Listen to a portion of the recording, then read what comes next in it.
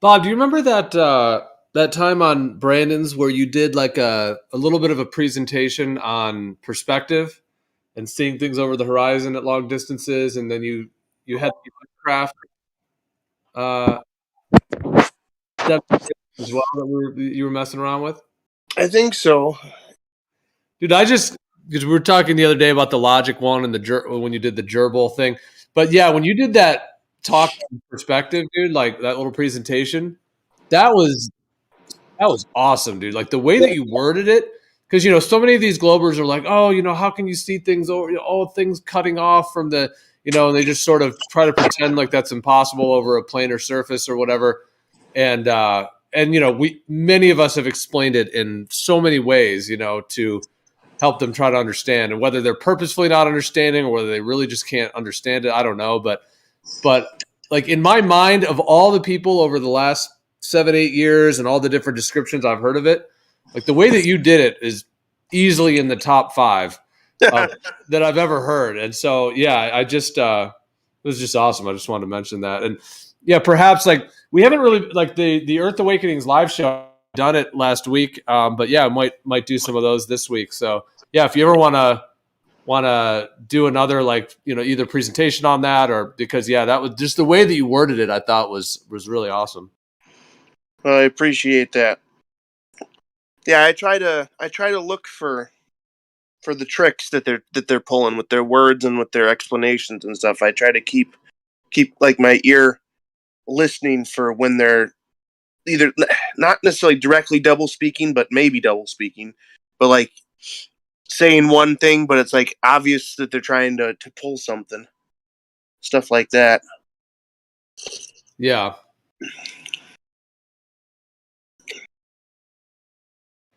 Yeah, I think I remember like the way you were describing it, how it's like there's a limited space for the visual information to be available, and that space, right, changes as everything is converging.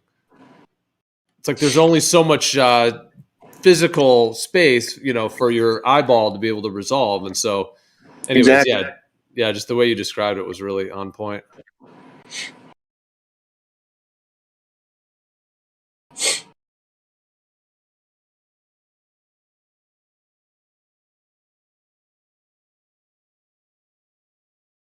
I don't know if you were listening the other night when Eggshells was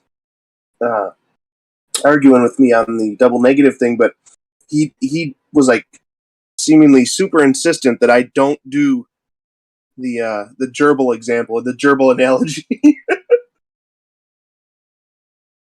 Oh, okay. He didn't like just that it's gerbils. No, like okay. So from the way he like said it and stuff, I get the impression that he didn't want me to use an analogy at all, because I think he might recognize how effective analogies are in explaining things. I think maybe he just doesn't like it when I use an analogy to make things easier to understand. It seems to me like that's what his problem is, but I don't think that he would admit that necessarily. But he was like, the way he said it, you could have taken it like, it seemed like because of the tone of his voice, it seems like someone could have taken it as like he has some sort of like phobia of gerbils or something, because if he didn't want me to use gerbils in my analogy or whatever. That's funny. Well, there is something a little bit eerie about a hairless gerbil, but Yeah. Oh well.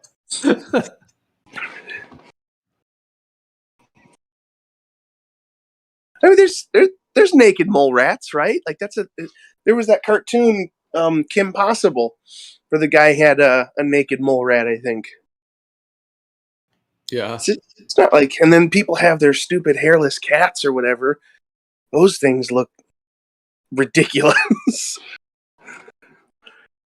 Yeah. Yeah, but I mean, that whole topic is a very interesting topic as well, just in terms of, just different claims and negatives versus positives. And I like your perspective too, how, when you mention how, if somebody wants to prove something to someone, then they're in that that game, but if that's not a precedent on the table, then you don't have to. Because I notice in these discussions and things, people will, just out of the blue, just demand, you have to give me evidence for that, or you have to back all this up. And it's such like a standard these days. And it almost ends up being like in some cases, what a bullying or aggressiveness, whatever it is, where it's like you're being hassled and harassed to do something out of the blue, but who said you had to do that? It's like, right. Unless that's actually set on the table to do that. And it's like, there's just these assumptions that people think that every time someone says something, they have to jump through all these hoops for the other person, even though perhaps the original person didn't even agree to that. And then it kind of works in their favor if they're implying that you have to give up their idea, to give that up and throw it out or whatever, that you somehow have to have a replacement set up and ready, and you can prove it before you're even allowed to dismiss their idea. I think there might be something kind of along that line that works in their favor, where it's like, oh, well, you don't think gravity exists? Okay, well, where's your totally fleshed out imaginary idea that you came up with to explain, why things go down and stuff? It's just like, no, that's not how this works. I don't accept gravity, and I'm not sure what it is. That's it. Right. And then they expect you to replace it, the entire thing. But you're replacing this mainstream model, this one that's had all kinds of financing and propaganda and all this stuff behind it. So it's like, yeah, exactly. They just expect that. And then whether or not they even have an open mind to even discuss it, either way, they're just holding you to a standard, you up against this whole mainstream thing, I believe. And that they feel like they have all kinds of backing for, because this scientist or Neil deGrasse or whoever. So yeah, it's kind of a strange scenario, but yeah, I mean, I guess it's understandable. They're trying to use the perceived weight of that paradigm to try to just trump you right off the bat, without, in some cases, without even really talking about the ideas of what actually could be. It's like, you have to replace my whole thing. And then and then no matter what you say, in some cases, they're just going to, knock it down anyways. So. Yeah. And then it's like, it seems like they might think that somehow points for them if you don't if you offer up an alternative, okay, just an idea of well, maybe the thing that you guys call gravity, maybe it's actually something like electromagnetism and buoyancy or whatever. Just if you don't have 16 different scientists and Nobel Prize winners and 11 different experiments and everything lined up, all you were trying to do is be maybe it's this, and they're basically demanding oh, where's the basically hundreds of years of research you have on that thing that you suggested only as an idea. Right. Yeah.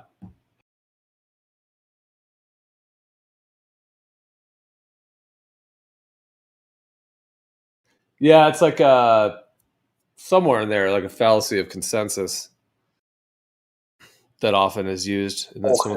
I would say that's all over the place. I mean, it's essentially one of the primary things, almost like a backbone of their big science stick, essentially, that they like to beat people to death with, or beat people into submission with, because they'll say that's how science works. Is the people do the experiment, but then they go to their peers and they do the publishing, and they get other people to do it. And so when all of the peers, or when most of the peers or whatever, they agree, well, then it's a thing. And then if you don't have that, well, then you're not doing science. You're not a scientist if you're not part of the whole peer review system and stuff. And so it's like that's a core part of their big stick to hit people with, is the majority rules or the consensus concept. Yep. Yeah, and just assuming that, quote unquote, people smarter than them figured it all out. And I don't know if they're pretending or not, but the idea that that they somehow they take, big ass science, okay, science and scientists, and they put them on a pedestal in this place where it's like, well, obviously they're not corrupt. Obviously these people doing these things, there's no way they could be doing something that's dishonest or deceitful. That's not how science works. They can't be them doing this. Like somehow all these guys, like, where in the world else do you find something that's completely like immune to human beings making decisions, essentially? Like, it just seems so weird that they have this. Oh, it's almost like, the science organization that they have set up on a pedestal. It's like they're above reproach. You don't get to question the science organization. Yeah, and a lot of that's just the programming we were brought up with, I suppose. Science is God kind of thing. And they get it all right, and they're all checking it against each other. I mean, I think there can be something to rigorous research or experimentation. I mean, that can be good. And if it was all done honestly with no corruption, then yeah, I mean, you could have a good system of rigorous study. But yeah, if human beings weren't human beings, then maybe we would be able to rely on that. yeah, if there was no corruption, or if it was, but just to assume that it's all, buttoned up. Like even last night when the paid national shield guy was saying, oh, if this was true, this guy would have won a Nobel Prize. It's like just this assumption that it all works like that. That it's just like every single new discovery just wins a Nobel Prize. Right? Or like the whole scientific community would look at that and be like, oh, yeah, I guess we all have to admit that we've been wrong for years and years, and basically just kind of wipe out everything that we've built on top of that idea. We're totally going to do all of that, even if it means our funding goes away or people lose jobs. We're definitely going to make this guy super popular and not try and quash what he's doing to save the rest of us. Sure. Right.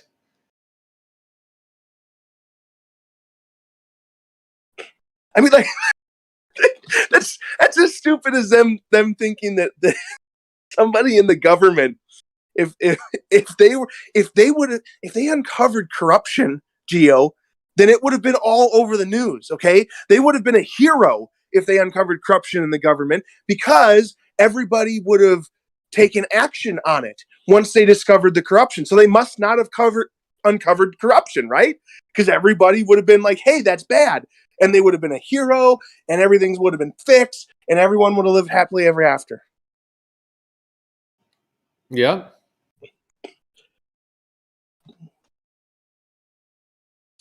I mean, not to call anyone naive, but yeah, that's just a very naive perspective, I think, in my viewpoint in terms of what's really going on. Like, yeah, or a purposefully blind perspective. Like, he might not be naive. It might just be that he's not allowing himself to engage down that, line of thinking or something. I don't know.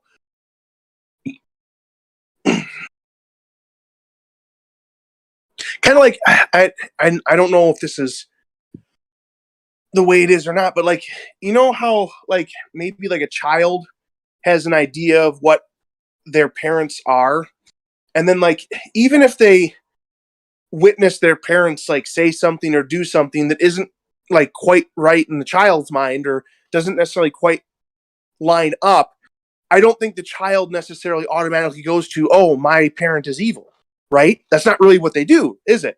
It's like maybe they either just ignore it, or they try to come up in their mind with an excuse for why mom or dad did that thing, or like there's other avenues other than just recognizing they shouldn't have done that was bad. There's other avenues in their brain they could take that like avoids that line of thinking, and so they might have this like this complex. And maybe it's from the teaching, like you were saying before, like the indoctrination type thing. Like maybe there's something that's instilled in them where it's like, science is mommy or daddy in this scenario, where it's like they do something wrong, or they possibly have done something wrong, but I'm not going to let my mind go that way. I'm going to go somewhere else.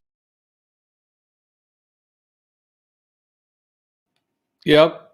Yeah, which can come from sort of like idealization, I think. I mean, I think that goes deeper into like psychology, whether, it's like a mode of protection, I think, in some case, to kind of idealize that our parents or our government or whoever just have our best interest in mind, and that everything's just, that you can trust them. Because I think, I mean, actually in humanity, I mean, I could even go into some philosophical ideas about how like trusting our elders in a way is how humanity is able to survive. Like, the knowledge and wisdom that's passed down through the ancestors, and so the knowledge can continue to the new generation and all of that. And so there's like almost like a survival component, how to, hunt for food, and how to keep a healthy environment, and the different plants and herbs in the environment and all that data stuff. storage. I mean, that's how the transfer of information would happen from one generation to the next, right? Without computers or books or whatever, like that would be the transfer of data, right? Or information. Exactly. Yeah. Yeah. So, I mean, to have that built-in trust means that, there's, and of course, if there's no corruption, then yeah, you're all good. But if there is, then that's, and in today's world, I mean, yeah, unfortunately, we're not living. Maybe when I was a child, I probably had more general trust and faith in a lot of things. But yeah, the reality is just that that's not the case in a lot of situations, especially when it comes to, when money's involved and agendas and propagandas and oof. I wonder if we could maybe establish a new fallacy, like the fallacy of innumerable eyes, like which just be like this idea that if this person was doing a thing, no one would allow it to. Everybody would watch them. Everyone would see it. Everyone would know about it. Everybody, the like, the government wants to do this thing, and you say, well, that could lead to this, and then someone makes the argument, well, nobody would let that happen. We won't let that happen. The people won't let that. So this fallacy of like innumerable eyes are watching, so the thing can't happen. Yeah, that's a good idea. I like that idea. Yeah, innumerable. Right, because there is that.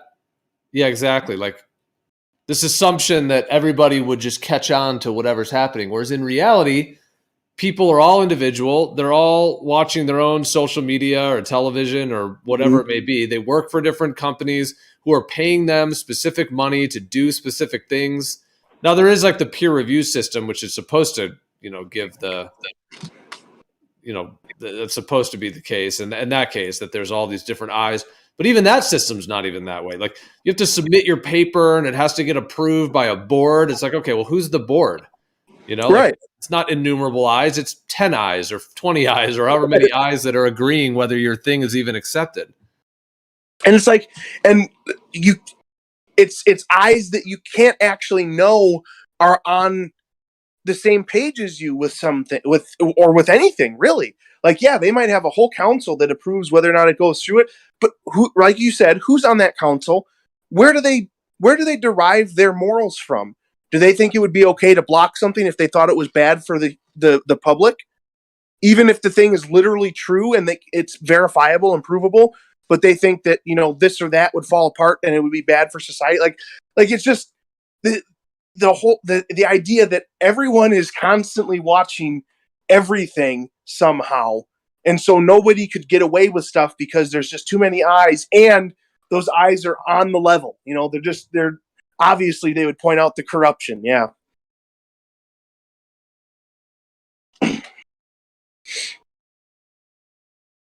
Yep. Yeah, I'm just trying to think like where that really is rooted in.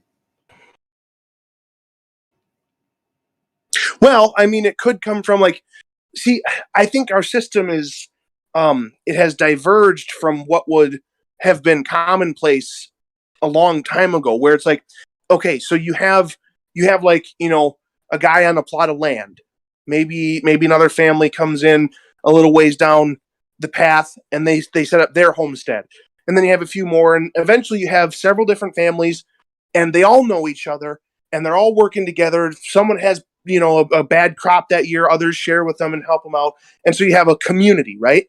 And so And like, if you have this small group of people that's your community and you all agree on the values that you uphold and things, well, you could have pretty much, everybody's parents are watching all of the kids. You know what I mean? So maybe you weren't watching your kid for a few seconds, but the other parents were out there and you knew that, and they're watching, and that you agree on the values. And so I think at a small enough scale, there basically could be all the eyes watching, like somebody's watching all the time, somebody. And it's somebody that you do know because they're right there and you see them basically every day and you've already talked to them and you all agree, here's what our values are. But now we have it diverged off of that to where it's like we have our community, and that's like what, our town or our city, which is like maybe extremely stretching the word community, right? Because we are not necessarily what that would have been. Like, I don't know the people that are even on either side of my house here. I don't know them, okay? And I don't necessarily have a great interest in getting, like, I think both sides here. I have, like, smokers living next to me, and I don't want to interact with them at all. Like, I don't like people that smoke. I think it's gross, and it bugs me, and I get coughing and stuff. So, like, I don't necessarily know them in the way that they would have back then. So even though it's called a community, is it really a community? But we don't have, like, I'm not watching everything in my town all the time. I'm not, and I don't trust the other people in my town, like in that description that I was giving. So it's like, I think there was a point where we might have had that. And now we don't necessarily have that. But then, but somehow the mindset is still there as if we have that. And then it's somehow transplanted onto also statewide and also nationwide at the federal level. Like, somehow, without having it even at the most basic community level, we've decided it's at all three levels when it's not even at one of them. Right. Yeah, absolutely. It kind of reminds me of like a tribal mentality that, all of the women are watching the children and everyone's got an eye on them. So everyone's safe and protected from, wild bears or whatever that might eat them, all the rest of it. So it's like, yeah, exactly. And there could be that, like a community, a tribe where you're all interconnected and there is a safety net, and there is, the elders and all of that. But right. Whereas in today's world, that same kind of sentiment or that same energy is sort of transferred into, oh, my school has it all, Right. figured out, and all of the teachers were told the right stuff, and then they're all the people that are telling them the knowledge. There's innumerable eyes on them that are all verifying every single bit of this information. So if it says in the textbook that there's a core of the earth and it's this size and it has this metals in it, this has been verified by multiple sources. But it's like, it hasn't, at the end of the day. But that's the assumption, is that now whoever made the textbooks, they all have innumerable eyes on them, and they're all telling the truth, and they're all making sure that everything has been verified by everyone else. Yeah, it is a fallacy. It's almost like it is a fallacy, but it's almost something more. It's almost like a very deep, chronic. It's like where the deception has crept in. Like, this is like the weak point of humanity, in a sense, as to how this has even been able to happen. It might be what their game is. Like, basically, if you look at what it seems like they've been moving towards with the destruction of, like, a man, stuff like that. And it's like, well, what is it that has essentially been replaced with is, well, it doesn't matter if you get married. It doesn't matter what relationships you have. Even if you end up, without a spouse and you have kids, don't worry. The government will take care of you. The government will always take care of you. You're always safe. Are you scared? Call the police. They'll take care of you. Like, it's like, maybe that's part of their game, is that they've slowly shifted things towards, instead of, look to your elders to find out what has worked in the past and what hasn't. Look to your parents for guidance on what they've experienced and what has worked and what hasn't. Instead of that, it's like shifted into this: ask your teacher, ask your librarian, ask your doctor, ask anybody that's part of the system, instead of asking the people that are part of what your actual community would be, grandparents, parents, uncles, cousins, people that, you know, you would actually be part of a community with. Don't ask them. Shift it to the system, and the system will take care of you.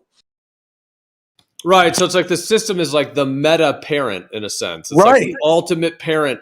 Like, because even as like we don't even really go to our like grandparents for knowledge. You know, I mean, some do in certain ways, but it's almost like in this society, it's sort of like, well, your grandparents might know something, but your doctor knows even better than them, or your government, you know, or your teacher or whatever know really the best. You know, has the most innumerable eyes that have verified whatever it may be. Like if you have a health problem, yeah, you might. I mean, you could go to your grandmother and ask her, but like even that would be considered. Yeah, but she's not a doctor. She doesn't have that, you know, qualification. Right. Rather than just like, you know, that she is a person that might have knowledge, rather than.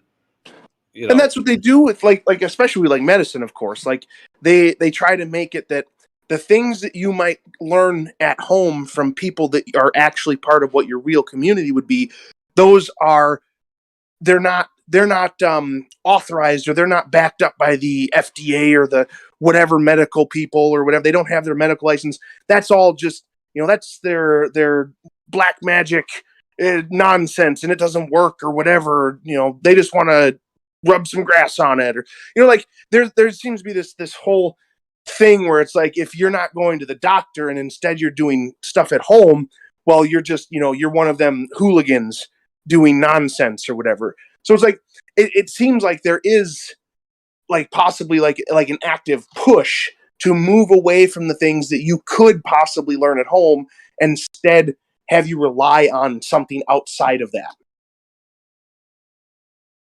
Exactly. Like, or that doing it either by yourself or within your own family system, like it's like the opposite of innumerable eyes. It's like if you have one eye, you know, 4 eyes or 6 eyes on it, that's a problem. You know, you should check with your doctor. You don't have the innumerable eyes. You need the innumerable eyes. You can't just do this yourself. You're not a doctor. You're not a whatever. So yeah, it's like completely reversed from the think for yourself, be who you are, you know, have a community, you know, into this like larger system of government is your caretaker. Yeah. Your guide, your Yoda. Maybe not your Yoda. Well, I've often thought in the past how there's like something deep within humanity, like this conversation kind of plays into this, where, like I was saying before, where, you know, we there is knowledge that's transferred through the community, through the ancestors and all of that. And there is a trust system involved. And when there's no corruption, that trust system can be very healthy and can keep the you know, the other humans in the community healthy and working together to have the best solution for everyone. And that's like a survival mechanism. And so it does seem like in this current day and age that survival mechanism has been completely twisted into this, like you said, this innumerable eye, this kind of big daddy government, whatever it is, that's going to have all the answers that are all cross-checked by everyone else. And right. I guess if there was no corruption and it was all honest, I mean, I guess as an idea, it maybe could work out. But I mean, it's just the opposite of that. And I think so many people have had to, you know, had like a hard awakening to that. And then a lot of people still are in that. They still think that if it's on Google, then it's true. Or if they say whatever about the earth, then it must be true because there's all these innumerable eyes. It's like, even with the curvature thing, it's like, oh, of course there's curvature. And it's like, really? Well, who's measured it? Oh, the scientists. Really? Find a scientist that measured curvature, you know, and they just think that the scientists they've all done it. They've all got it nailed out. And really, when it comes down to it, who has those measurements? Oh, NASA says they have satellites that took these measurements with whatever. It's, you know what I mean? It's like, oh, okay. So we don't really have thousands of eyes that are doing that. We have, you know, a government organization with devices in the sky that nobody else can verify. Right. Yeah. Like, yeah, I think there is something. There's something there where it's somewhere in the mind. We have this idea that if something was amiss, if something was astray, there's so many people that are always, you know, keeping track. It's just like, that's really That's not how it works. It's not there. Everybody, like you said, everyone's worried about doing their thing in their life, and possibly relying on everyone else just doing the exact same thing you're doing. If everybody is always thinking everyone else is always watching, well then nobody's watching, and like it makes like the perfect system for them to get these things done because everyone's relying on everyone, and nobody is fulfilling it for anyone to Right. watch. There's some statement like that. Yeah, I'm trying to think like everyone's got their eyes on everyone else, but then no one has their eyes on it's something like that. I forget what the I'm thinking of some like little statement like that where it's sort of like a duality where it's like everybody thinks that someone else has it handled, but then it's like nobody actually has it handled. They just all think Right. someone else does.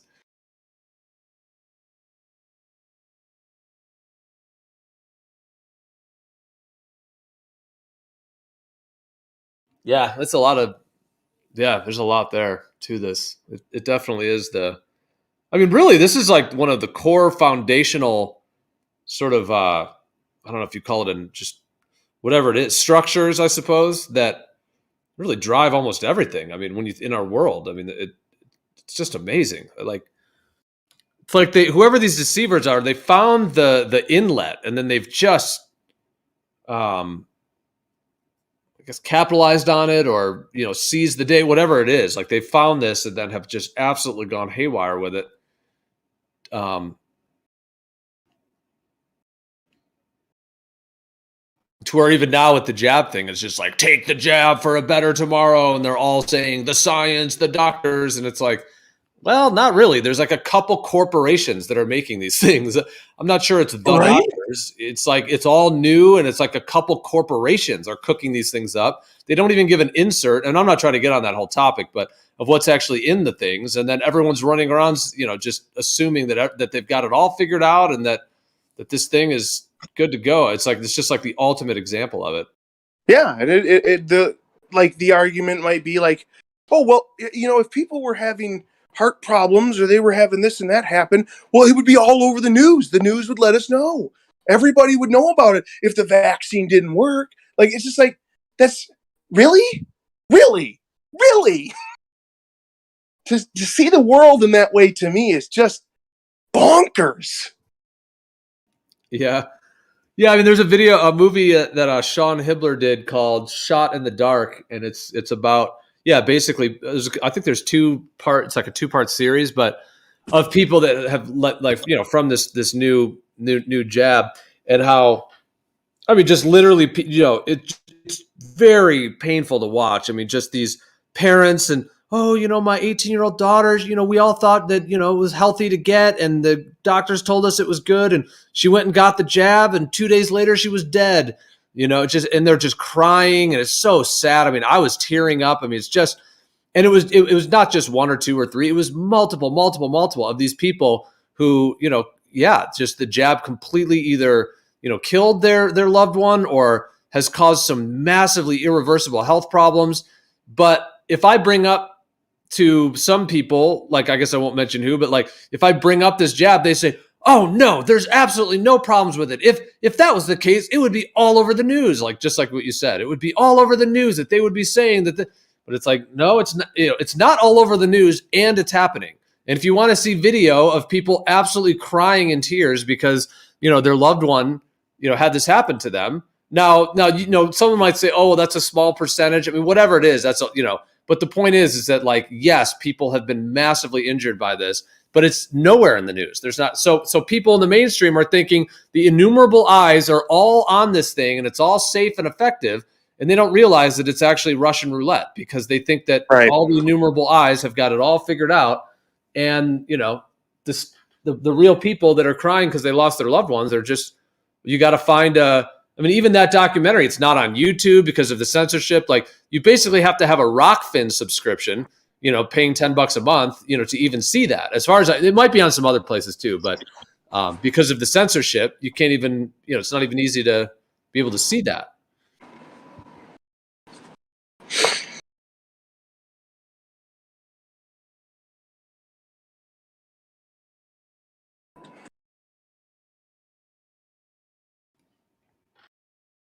And I mean, there's so many. I mean, there's so many realms in which this is the case. I mean, yeah, it's kind of. I think it's basically all over the place. I mean, it's just. I mean, not I to guess like total. Oh, go ahead. maybe it's possible it's some sort of a defense mechanism.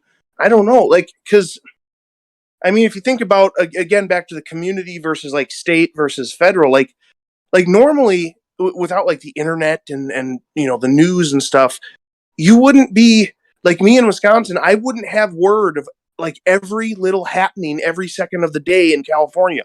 I wouldn't have that, and so like there could be like this defense mechanism kind of thing that it's like we can't possibly handle everything that's happening everywhere all the time.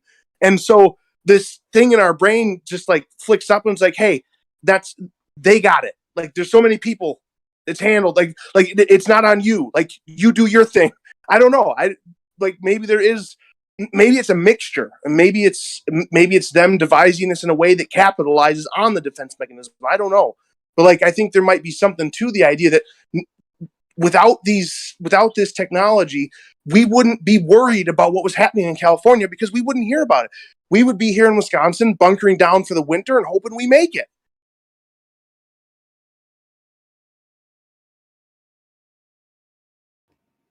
Yep, like the purposeful division of that. You mean?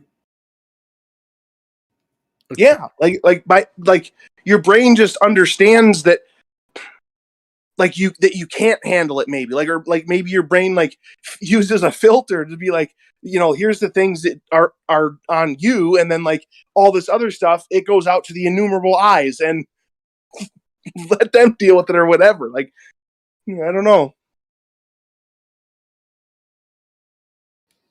Yep. Yeah, and I mean, this is just like it's a little bit of a different example, and I'm not trying to say we have to go totally into this topic, but like the idea of some of these, I mean, often they're referred to as psychedelics, although the word entheogen is a word I prefer. But basically like ayahuasca, peyote, mushrooms, even LSD, although LSD is somewhat synthetic, and so on. So, and just in psychology, they're like this idea where when you have depression or anxiety, they tell you, all the innumerable eyes have, will say it's just an imbalance in your brain and you're stuck with it for life. There's usually no cure, but they have a drug for you and you got to take this drug. And if that one doesn't work, you can switch to another one. And if that one doesn't work, switch to another one. So the general story is you have a brain imbalance, woe is you. And well, not woe is you, but you know what I mean? Like you just have to depend on this drug. There's no cure for it. And that's it. Whereas the research done with these entheogens, these psychedelics that I was mentioning, if they're done in a healthy environment and safe and so on, is that absolutely people can heal those things. They can get to the root of them, the depression, anxiety, phobias, all kinds of things, and permanently heal and resolve those things. Yeah. So it's just like an example of like, but in all of the mainstream psychology, that's nowhere to be seen. Like they're telling you it's incurable. So it's just an example of how when the innumerable eyes, and they're all telling you, oh no, this is how it is, and then your doctor and your whatever, all the people are telling you that, but it's just absolutely not the case. And of course, those things I mentioned, the peyote and so on, they're illegal. So the government has made those illegal, and they've told us that those are, Schedule 1, dangerous things or whatever, which is absolutely the opposite of the truth on every level. So if somebody's just going to go on the innumerable eyes, they're going to just have this kind of programming. Oh, that's bad for you, and that's just some poison. It's a bad drug, and it's illegal, and there's no cure for any of this stuff. And it's just not the case. And I mean, that's kind of amazing to think about all of psychology, the millions of dollars, all of the people that have all their degrees and all their research and whatever, and they're all completely just clueless about something that is really ancient. I mean, peyote's been around for who knows how many, since the dawn of time. I mean, thousands of years, and so on. So, I mean, it's just sort of another example of how the mainstream psychology system is so locked in. And if you're just an unknowing person, then you might just think, that's the case, but it's just not. Right. And like whenever they say, oh, it's incurable or, oh, there's nothing you can do, what they might actually be saying is there's no approved cure. There's no approved medication beyond this. There's no approved method of dealing with this beyond what we give you here. Not that it doesn't exist, but that there isn't one they're allowed to tell you about. Yeah, exactly. It's not one that's certified by the Best. system, basically. Exactly. And then it reaches into the other stuff. Like, okay, well, maybe there is an alternative. Why aren't they allowed to tell us about it? Well, because that alternative might not make as much money or any money. And then it goes back to, well, okay, but if there was a way to cure it, then everyone would know. The innumerable eyes would let us know that there's a way to cure it. Well, no, they wouldn't, because they wouldn't be allowed to. The people that are watching are not allowed to tell you about it because they might not be able to ever do medicine in the United States anymore, or whatever, Yep. Yeah, exactly.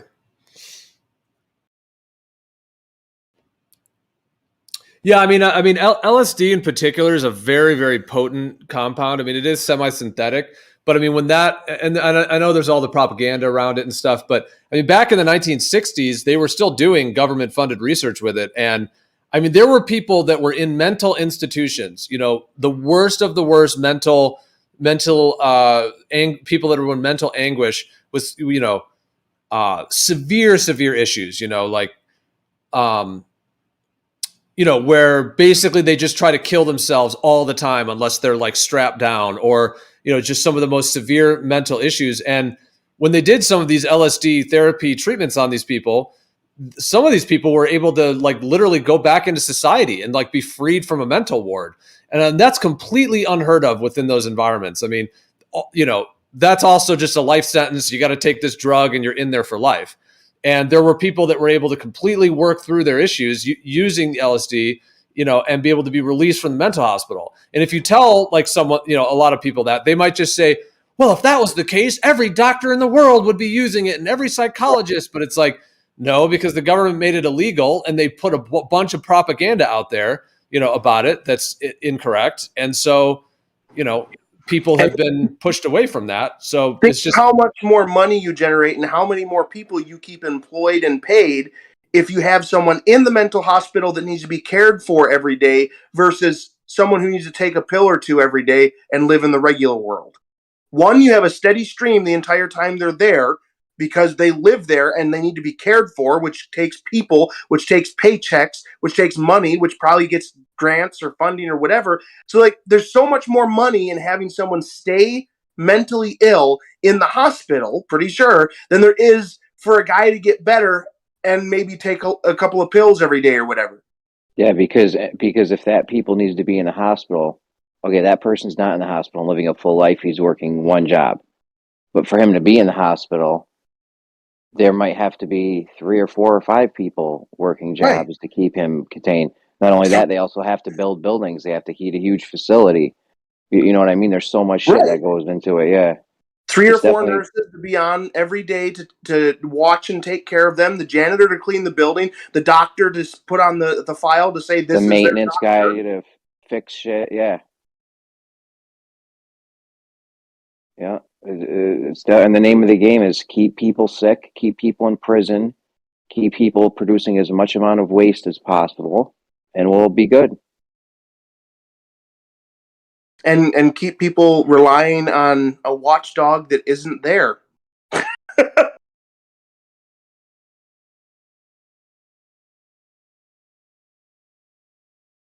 Well, Jeremy, we were talking about, like Bob was saying, like almost like a new fallacy. Like, well, maybe if you want to explain it, Bob, but it's a good one. I had thought of something. I was thinking maybe we could establish a new fallacy, like the fallacy of innumerable eyes, which is just like this thinking or this perspective that if something went wrong, well, we would all know about it because everybody's watching. Everyone would know. Everyone can see it, or there's enough people watching it that they would know about it and they would tell everyone. This idea that like kind of like what it's called. There's already a fallacy for it. It's called argument from silence. Like we would have noticed if it wasn't right or if something was wrong. Yeah, it's called an argument from silence fallacy. Well, this isn't really about just we would have noticed if it wasn't right. This is more about the person basically relying on everybody to be watching a thing so they don't have to watch it. So like, I mean, like, think about something that's false on Google, okay? And somebody is talking with you and you say that's not true, and they say, yeah, see here on Google it says it, and you say, well, that's not right.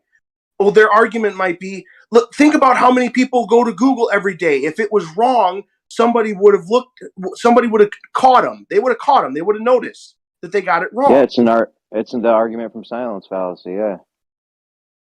So it's like, sure. Basically they're relying on, innumerable amounts of eyes watching everything so they don't have to pay attention to it, because if something is ever done sinister or deceitful or dishonest, somebody somewhere is going to catch it, because there's so many people always watching everything or whatever.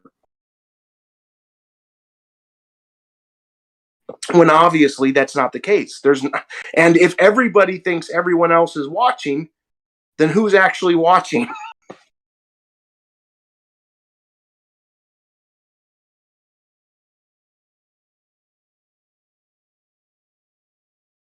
Yeah, might be nobody watching. That's why it's the argument from silence. Just because nobody's saying anything doesn't mean it's so. People, they use that in arguments all the time with us. I call it out sometimes. If I had to call every fallacy these guys used out, dude, we'd be arguing about fallacies nonstop, because they can't even talk without using one. The thing you're talking about is basically what Shill was doing last night, right? Saying if this paper meant what you thought it meant, then they would be Nobel Prize winners and the most popular people in the world or whatever. Yeah. Just because no one's sat up and spoke about it doesn't mean anything. So I think if you're using that as your argument, it's an argument from silence. Yeah, I think the thing you're describing is basically the opposite side of it, essentially, or on the other end of it. I think I'm describing something on one end, and you're actually describing something on the other end. Yours is more about, like, basically, if it, like Shill was saying, if this paper meant what you think it means, it would have been made known. Like, they would have been given their prizes and they would have been popular scientists. I think he even said something along the lines of, like, their names would be used along with Newton and what's his face or whatever. Like, I don't know what names he listed, but all these other people. Mine, and what I'm saying is kind of on the other end of that, of what you do in your own mind if you're thinking this way, under the impression that there's somebody else out there watching to make sure the bad thing doesn't happen. Even though what you're saying is, I'm not going to watch because they're all watching, but it doesn't really make sense, because if they're all thinking, I'm not going to watch because they're all watching, well, then nobody ends up actually watching, right?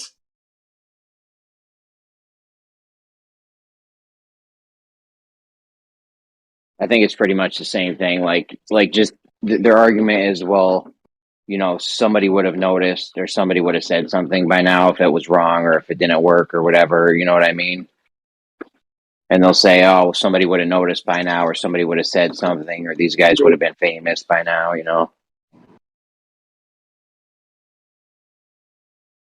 I hear what you're saying, though. Well, I think the argument from silence is linked into this for sure, because, like, it's, like, if like, it's a conclusion that's sort of just based on this idea that if there isn't historical data to show this, then it must not be true.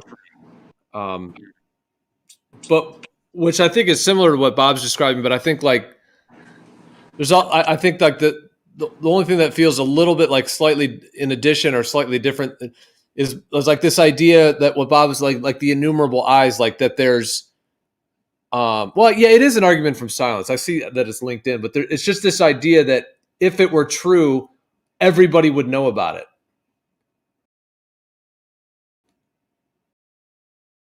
Like, is that the exact same as argument from silence, or is there a slight variation on that? Because it's like, it does seem a little different what Bob's trying to describe, but I mean, it feels like it's the same thing pretty much. Yeah, I think they're in the same category. The way you described it, the way I'm thinking about it, I think yours might be basically one end of it, and then mine's on the other side of it, coming from the other direction. So like Shill would say, if this was right, then everybody would know about it. Okay. Whereas what I'm saying is like, and that's an argument from silence, like you're saying. I think that the thing has already happened, and if it was this way, we would have known about it. And what I'm talking more about, like, it hasn't necessarily happened yet, and you're trusting that you don't need to worry about it happening, because if it ever does, someone else is already watching for it somewhere, or there's enough people already watching that it's like it's somehow taken care of when those eyes aren't necessarily there watching. I remember my first time I encountered this. I knew it was a fallacy, but I couldn't call it out. And then QE made a numpty clip on it, and Veach used something like, if they would have noticed if the globe model was in violation of the second law of thermodynamics with the gas pressure and the container thing. He's like, well, somebody would have known, somebody would have said something by now. And that was my first encounter with that whole thing. Yeah, so like maybe an analogy would be good. So like imagine if you're a parent out in the country and you just have like one neighbor, okay? And they're over in your yard, all right? So your side would be, the argument from silence is, like, let's say you're in the house and those two parents are outside and all the kids are outside. Yours, the kids and their kids are all outside. They're outside. You and your spouse are inside the house, okay? The argument from silence fallacy would be you and your spouse assuming nothing bad has happened because nobody has screamed yet, right? That would be an argument from silence fallacy, right? Yeah, I think so. Okay. That sounds good. And the thing that I'm talking about would be more like the neighbors are outside, all the kids are outside, your kids and their kids, and you and your spouse are in the house, and you're not worried about anything bad happening because you assume that those parents would make noise, and so you're not even starting the part where you worry. So yours is like basically on a different time or part of the timeline than mine. The thing I'm thinking of, mine is assuming that those parents care about your children or their children getting hurt, assuming that those parents are worried about bears to begin with, assuming that like basically making assumptions about what other people think and have for their moral system and stuff, just assuming that that's the case and that it somehow matches yours, so you don't even need to concern yourself with it. You see what I'm saying? Yeah, I hear you.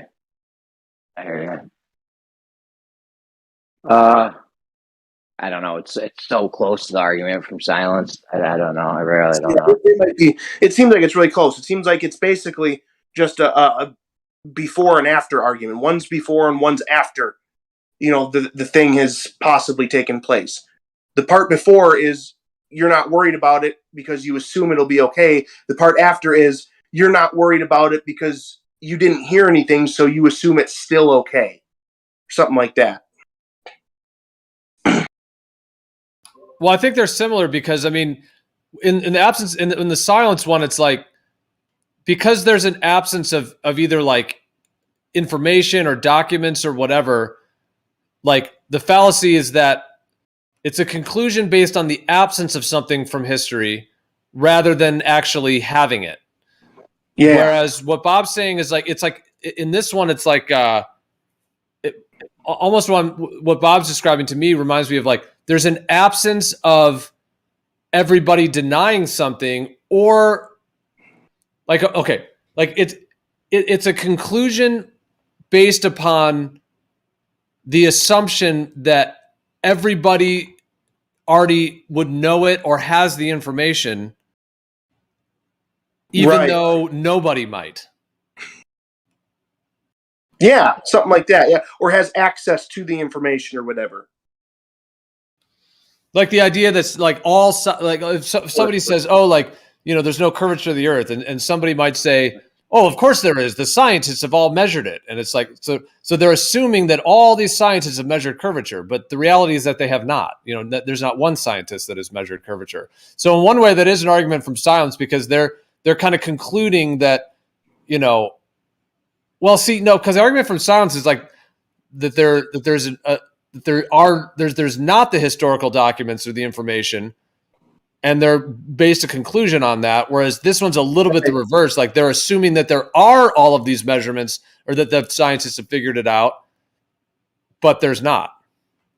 Like there's no scientists that have done it. So they're very similar, but I think there's a little bit of a slight difference in them.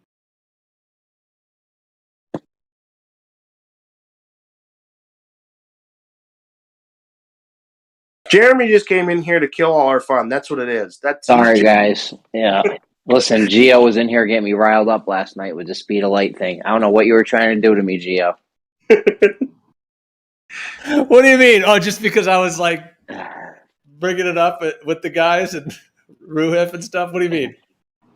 I don't know. You were like egging it on, the whole speed of light thing. That shit gets me fired up, bro. It's so... You could explain this to like a 10, 13-year-old, right? And they would get it instantly. Oh yeah, it's not constant. It's going different speeds. They might be purposely like not admitting that they understand what you're saying. It's seriously that, especially that one. He's got kind of a funny accent, and he like. I think he might be capable of understanding, and he might even already understand, but is trying to stay on the argument that you're not making and just keep fighting that thing. Yeah, like they want to say, oh, it's taking a different path, so it's taking longer. Okay, I'm fine with that. Great, I love that. Taking longer means not constant. Because if it was constant, it wouldn't take longer, it would take the same. You know what I'm saying? Yeah. And see, but even that argument from them would take, I think, at least one assumption, which is like, if it took a different path that wasn't a straight line, that means it automatically would have had to travel farther than one, because it's not a straight line, and it traveled, right? So like, even then, it's like you have to assume that like that what they're talking about there is somehow, and I don't know if they mention this or not, but they mention more than one measurement of distance? They do it over a meter. There was two different ones done. Right. Both 1 meter. The assumption would have to be that like they left out the distance, or they didn't need to state the distance because it was the same distance. Like, even if it diverges from the straight line path and goes farther, that would mean that their result would have to be, if it was going to be accurate, that it traveled more than 1 meter in that amount of time. But they don't say that, do they?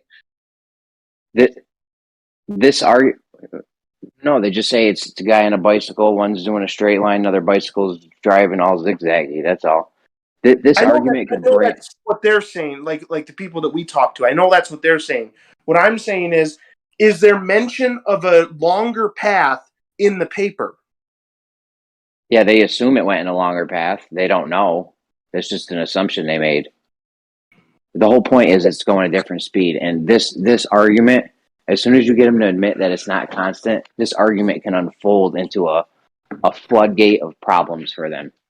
A floodgate. That's why they won't do it. And I'm not going anywhere until they admit it, because this is like the whole premise of everything to come. You have to acknowledge that it's not moving at a constant speed anymore, since it's taking different times for it to travel a meter. That's not constant, you know? Yeah. I get what you're saying. Dude, I might have been getting you riled up, but we pretty much had like multiple concessions in a row. Like Ruhif didn't know what to say and just like sort of flopped out. Like Bacon just like left the chat. Like he couldn't even handle it at all. Like multiple of these guys just like froze and disappeared. So, because yeah, I was kind of bringing it up because like, yeah, it's awesome just to see the contradictions in their own in their own system, and then to see what Theo happens. was bored and figured he would just kind of, make a circus real quick.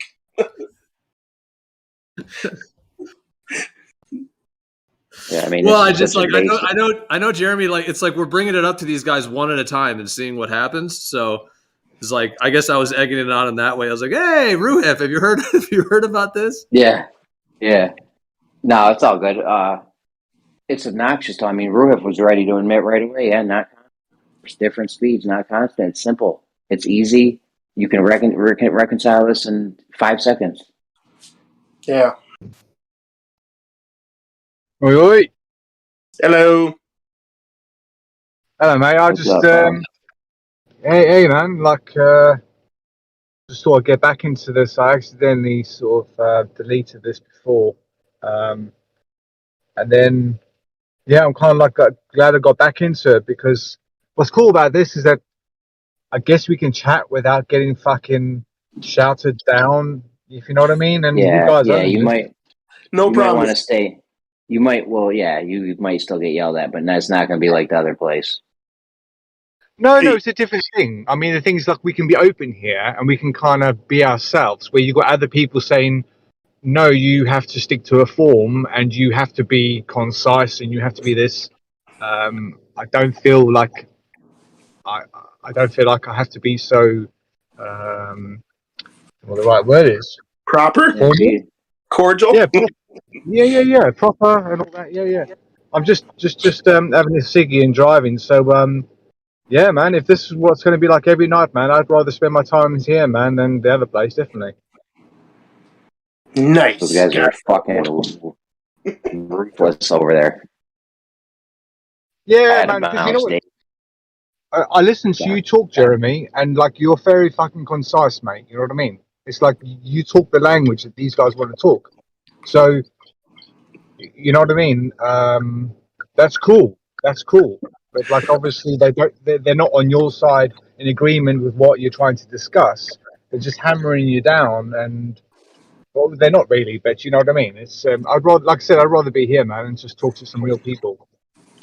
I like it when Jeremy is talking to someone and he never actually says the words "you are retarded," but the way he explains back their argument to them or whatever in this like tone of voice that he does, and just very plainly like exposes exactly how stupid what they're saying is. Like, you can get the implications, like, oh yeah, that's a really dumb thing for them to say. Tell me how.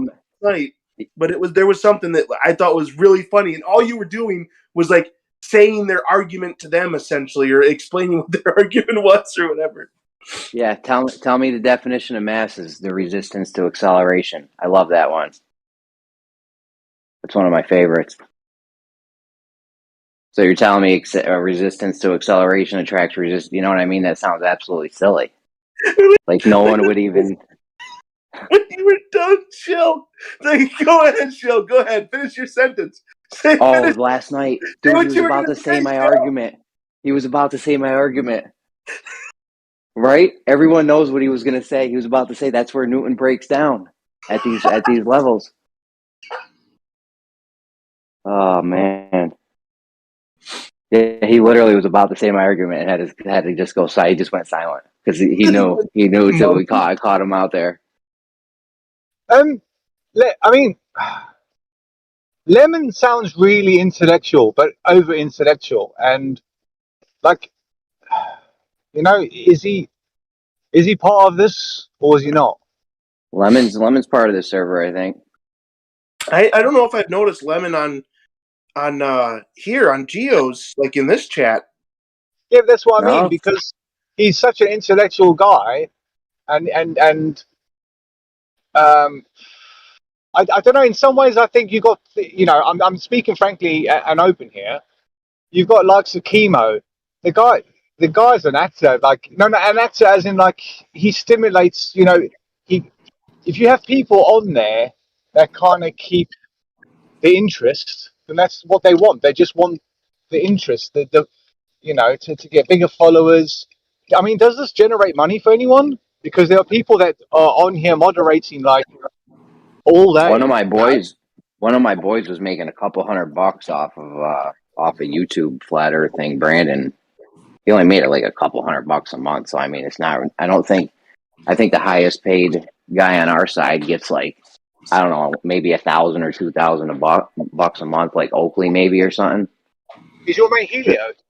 The other people make a lot of money though, like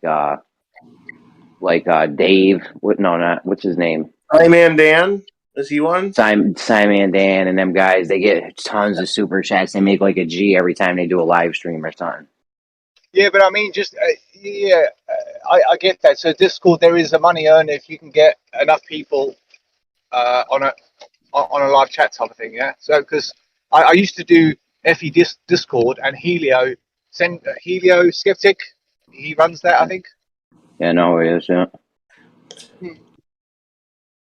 Yeah, Sorry. I don't think there's any particular system in place. Like if you get so many people in the chat that you get paid or anything. I don't think there's anything like that. Right. I think it comes from YouTube people like giving you money through the super chats or whatever, stuff like that. That's on there at least, say 10 hours a day. Like every time I pop in and I've got free time, I see Coco on there a lot.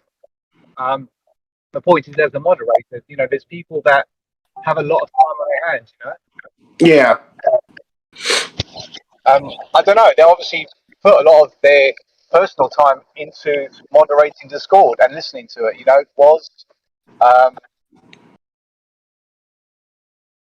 Well, I mean, like I don't know their lives. Like, I mean, they might be well off. If I had if I didn't have like a regular job to go to or what, like, I mean, and for a lot of the year I don't. Like, I'm a seasonal worker. I work during the tax season, and other than that, like, I mean, I have quite a bit of free time. Like, I might just be sitting on the iPad or have it pulled up on the computer, and I have my headset on. So they might actually be doing something other than moderating, but while they're kind of keeping an eye on things. I don't know. Yeah. I mean, that's the picture I get. That's the picture I get. Yeah, definitely. I just thought, like, these guys making a bit of money out of it because they do a good job. I mean, I think Moz is a really good moderator because he kind of just sets the tone and he doesn't shout at people. You don't get heavy arguments. The likes of people. There's certain characters that have got belting voices that just override the mic. Gio, was that recorded? What happened in there last night? I really had paid dead to rights, dude. That was hilarious. That's that shit you got to clip out, dude. You know what gets a lot of hits for Oakley. I don't know, but whenever Oakley posts something, like I ain't got time to watch a 3-hour Oakley show, but I do have time to watch like a 10 or 5 or 20-minute segment that he clips out from a show that has some like good content in it. So like, if you found those parts when we're talking and clip those out, they'd probably get like a lot of views on your. Jeremy just wants a list on Gio's channel. Jeremy's greatest hits playlist. Yeah, right. you dunking on Gio and whatnot. I reckon Gem Panda is Nathan Oakley because I've always suspected Nathan Oakley to be a moneymaker and a non-flat earther. Just like Mark Sargent is a moneymaker, but a lot of people would say that he just does it for the money type of thing. I mean, I'm not taking sides or anything like that. I'm a flat earther by heart. The guy's mannerisms are exactly the same as Nathan Oakley. It's even his belting when he raises his voice, he does it exactly the same way. And he's, I don't know, it's his personality, his voice, everything is exactly the same. And I'm like, but I like Gem Panda. I think he's cool, but I suspect he's the same person, man. I don't know why. I don't think so. It's close. I have noticed a few of the same mannerisms, but I don't think the same. They've been on live streams and shit together before, dude. I'm not saying you can't fake that or anything, but definitely. Yeah. I mean, the thing is, the descriptions. You're assuming we would know about it. See? No, I'm just kidding. Like, Gem, argument from silence. Don't start using that shit against me already. I just told you about that. Listen, no, because Oakley will be doing a live show and Gem will be like screaming at someone in his channel. Like, I don't know, dude. That's pretty. Yeah, It would be pretty hard to do. Like, that's Oakley and good, Gem will mate. be simultaneously screaming at someone. That's tough to set up. Yeah, I'll go for that, mate. That's good. Well, I'm not saying it's undoable, or like not doable or anything. It's definitely doable, but it'd be tricky. I don't know if it's trickier than just having Obama, Osama, and Will Smith be the same person, but tricky nonetheless. I have seen pictures of them matching up Bin Laden's face to Barack Obama's face, symmetrically being the same, and nose, eyes, everything, colour, skin. It was quite funny, actually. But that's something I saw. I'm pretty sure, you know, you can. Yo, I saw a TikTok of the Morgan Freeman, Jimi Hendrix last night. Right, who Riggs used to talk about that? Remember? Don't ring a bell. They did look really cool, similar. Or Morgan Freeman and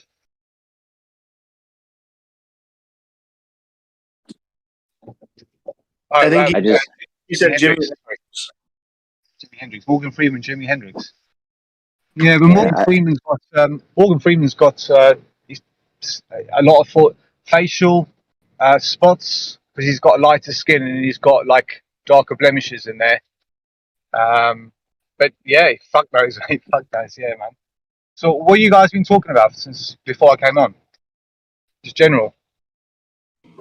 We were talking about a cool new thing, totally new that I came up with, and it's totally different from the thing Jeremy was talking about.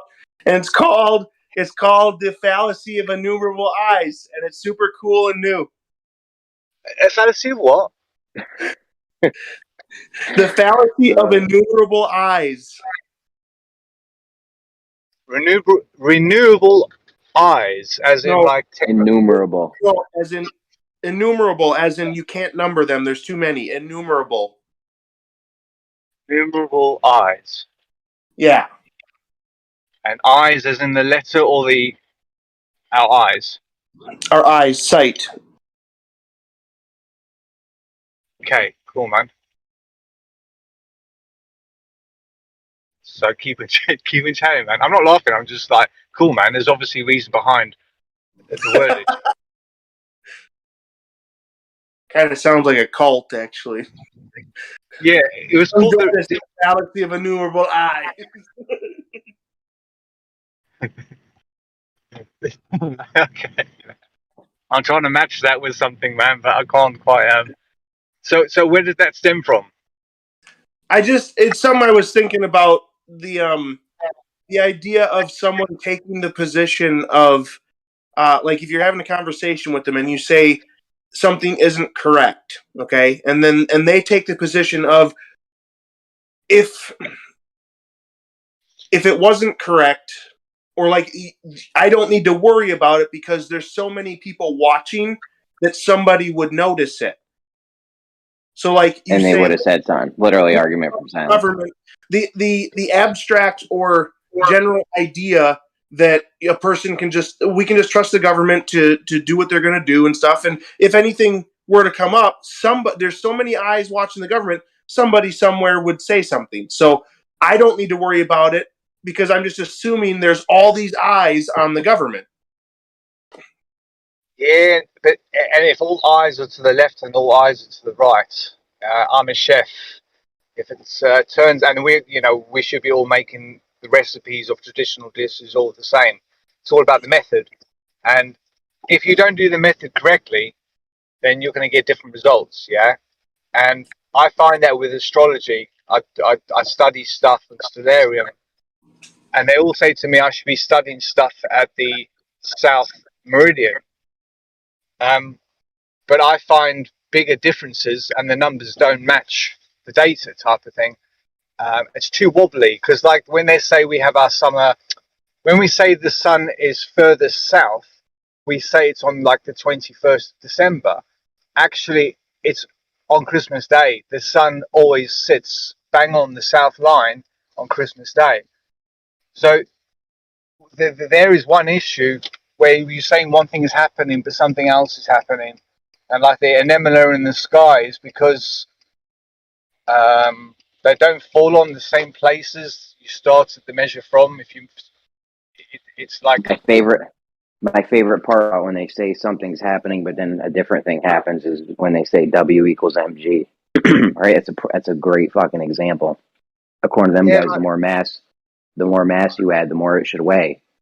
However, it doesn't, because sometimes the shit we add helium, we add a kilogram of helium to a balloon, and that shit goes up, and now it has no registration of weight. It's going up the total opposite direction. it's like if you get two bubbles, like bath bubbles, soap bubbles, whatever, and you put them together, they join together, but they don't occupy twice the amount of space, do they? Well, that's from the Cheerio effect. Are you familiar with the Cheerio effect? Cheerio. I've never heard the title. No. It took me 1 hour to try to remember that last time. I sat here and thought, I'm like, damn, why can't I remember what that effect was called? Yeah, if you just get a bowl of Cheerios. What's up? Cheerios. Yeah, you just get a bowl of Cheerios and pour some milk in it, put some Cheerios in it. They'll all clump up together due to the pressure, something with the pressure differential from the liquid to the air or something. It makes them all No, they hydrate. They hydrate, so the air that's in the cereal is excluded, and all that's left is the solid. So all it's done is release the air bubbles out of it and absorb the milk. So possibly at the start of the experiment, you might find that you've got a litre of liquid with all your Cheerios in there, whatever, and then by the end of it, you might find you have just a little bit less in total. But probably some microscopic amounts, you know what I mean? But I find like if you get two soap bubbles and they'll be floating to the floor at the same height, whatever, at the same speed, if you join them together, they'll fall about 4 times quicker. So is that something where, like I say, when you think you've got two bubbles and they're occupying two amounts of space, but when you combine them together, when they combine together, they overlap each other slightly, and they're not occupying two amounts of space anymore. They're occupying less. So the difference is that the pressure downwards would increase because the density or the relationship has changed. You've gone from. Does that make sense at all? I hear what you're saying.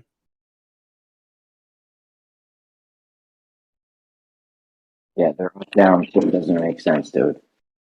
Yeah, it's one of the prime examples of they say something's happening, but it's actually not. If you get two steel balls, and and naturally, if they were to blend together, they wouldn't just touch at the sides and blend like the two bubbles. When the two bubbles touch each other, they naturally just push. One goes into the other, and then you kind of get like a. They're joining, but like the old maps. When the old maps are put together, the center of them always overlapped. Yeah, because they didn't put two circles together; they blended two circles together, thus eliminating surface area. Go slower. It should go slower because now you have a bigger bubble, right? But you don't have the bubble bigger. Yeah, but you had bigger. No, but you had two equal bubbles that went together. Didn't make two bubbles in total. It made 1.9 because when they blended together, they took up less surface area than two bubbles separated. So something's got to change. What you do. Tell me if I join two bubbles, it doesn't make the bubble bigger than the two bubbles were. It makes it better. It makes them. You could say it makes it bigger, but it's not twice as big. Right. Yeah, the volume. Okay. Yeah. So what you're saying is the two bubbles go together. Let's say they were both the size of one. When they go together, they don't equal size 2. They equal size like 1.9 or something. Yes, because you have to blend them together. Like I was trying to describe with them old circle maps.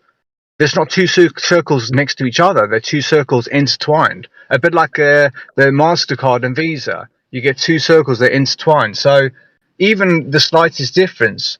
But what I noticed is that as soon as these bubbles touch each other, they're blended into one, and they fell quicker.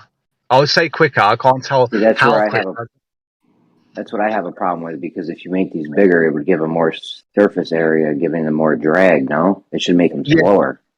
But they've got a lot more weight to the surface area.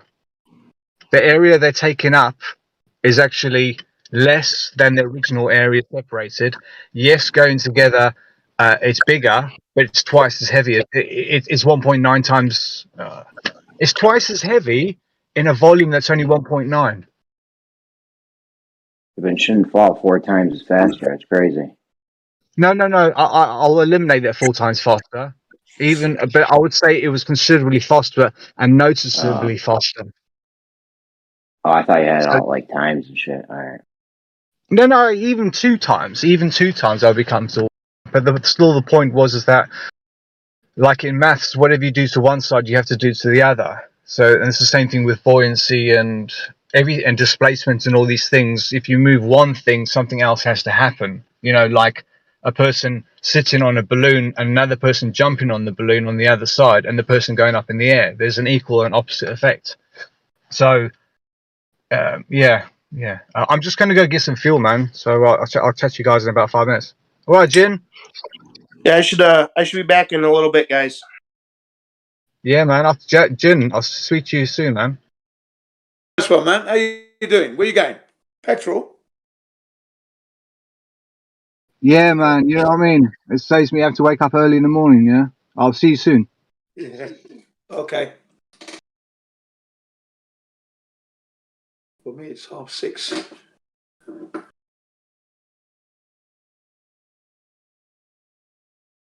What are you doing, guys and dolls? Everybody okay?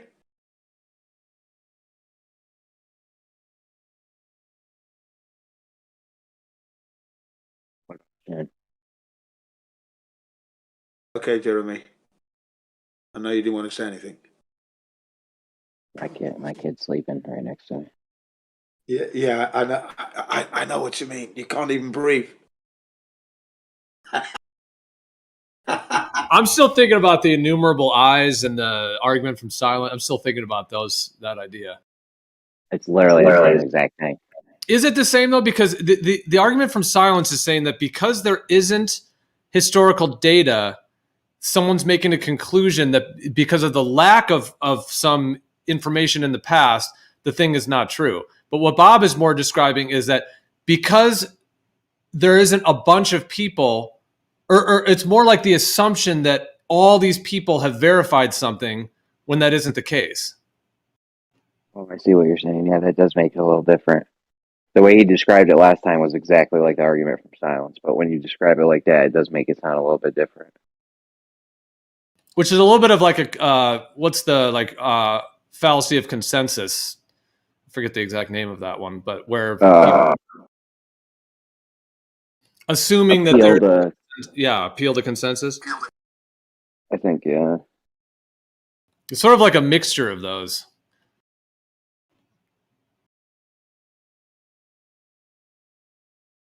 Appeal the what is it called now? I can't even remember. There's so many fuck fallacies.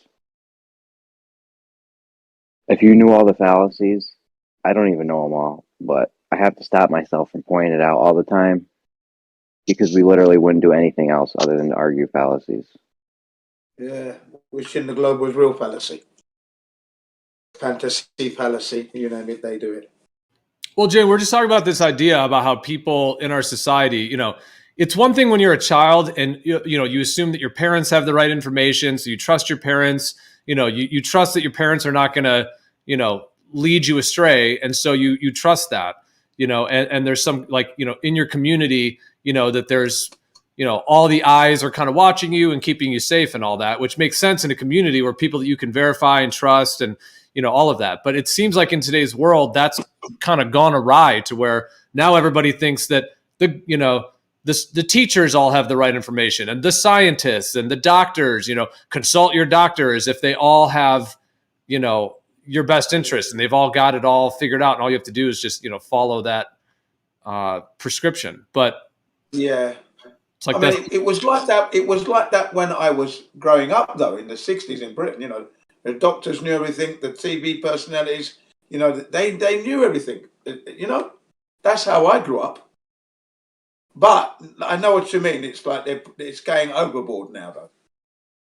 I get you. They're pushing it rather a lot now. You know, you can't trust your own judgment. That's what you're saying in a way. You can't know anything. You've got to rely on so many other people to survive. Trusting your own judgment is crazy, and it's wrong. You know, in the community, like you say, you know, here in Japan, it's like that. You know, you've got to always consider the other person all the time. You can't do things. You can't live your own life. Do you know what I mean? I know I'm probably slightly off what you meant, but you know, I mean that is also there. Here in Japan, it's like that. You've always got to consider the other person. Hey, Jin. Yeah. It's nice to hear you on the server, mate, because you're kind of more yourself and you don't feel like you're shouting over other people and trying to wait for your turn because there's so many people trying to get a word in. So it's just nice to hear you more natural sounding. Oh, thank you very much. Yeah, you know, when it's like this, it's fine. But, you know, when it's like hell in the other world, I'll give them hell. You know what I mean? We've got to get the word out. So I will shout through everything and blow them to smithereens with the truth. That's what you got to do. Yeah, it's probably nicer. It's probably nicer just to be in an audience that's listening. Yeah, I know what you mean. You know, it's nice to be having an amicable one. You know, where you don't have to bloody hammer and tongs it. You know, yeah. But you know, they're all douches with a capital bag, is what I call them. Yeah, I do find Smokey's, you know, concave and stuff like that. But he spends his time on there. Just I don't know, but he's you know, personalities as well. Kind of when personalities are similar, you might find more. Yeah, he's a nice guy.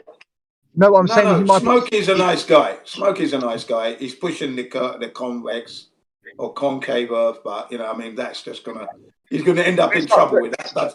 But he's very knowledgeable. He's quite intelligent, and I feel in the long run he's going to come to the flat Earth and realize that was a bit of a, you know, non-starter, really. You know, I mean, come on. Right. I'm not going to say any more than that. I'm just going to leave him to work that one out for himself. But as long as he hears me pushing that flat Earth truth right out there, you know, he'll come to his senses. Yeah. I was doing the math, and someone said to me, if we was in a concave Earth, would that reduce distances? I said to him, if you're in a concave Earth and you're 10 kilometers up cruising altitude, can you hear me okay? Yeah. And if you're at 10 kilometers altitude in a concave Earth, you would reduce 40,000 kilometers journey, 63 kilometers less.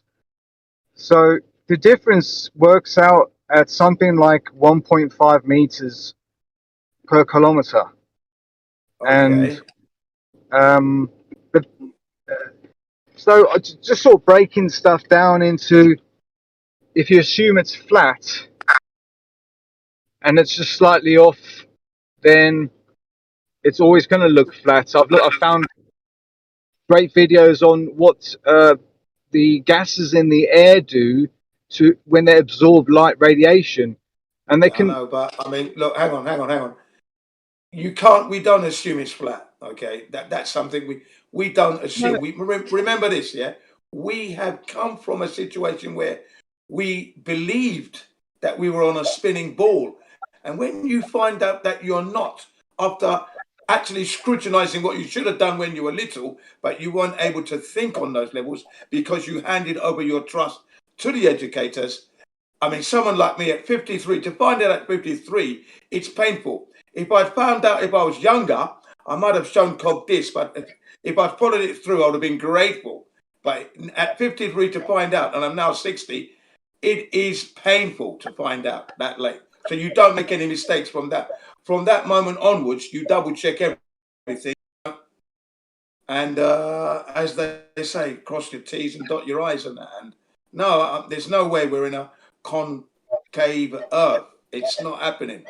No Yeah, way, I, Jose, on that. yeah.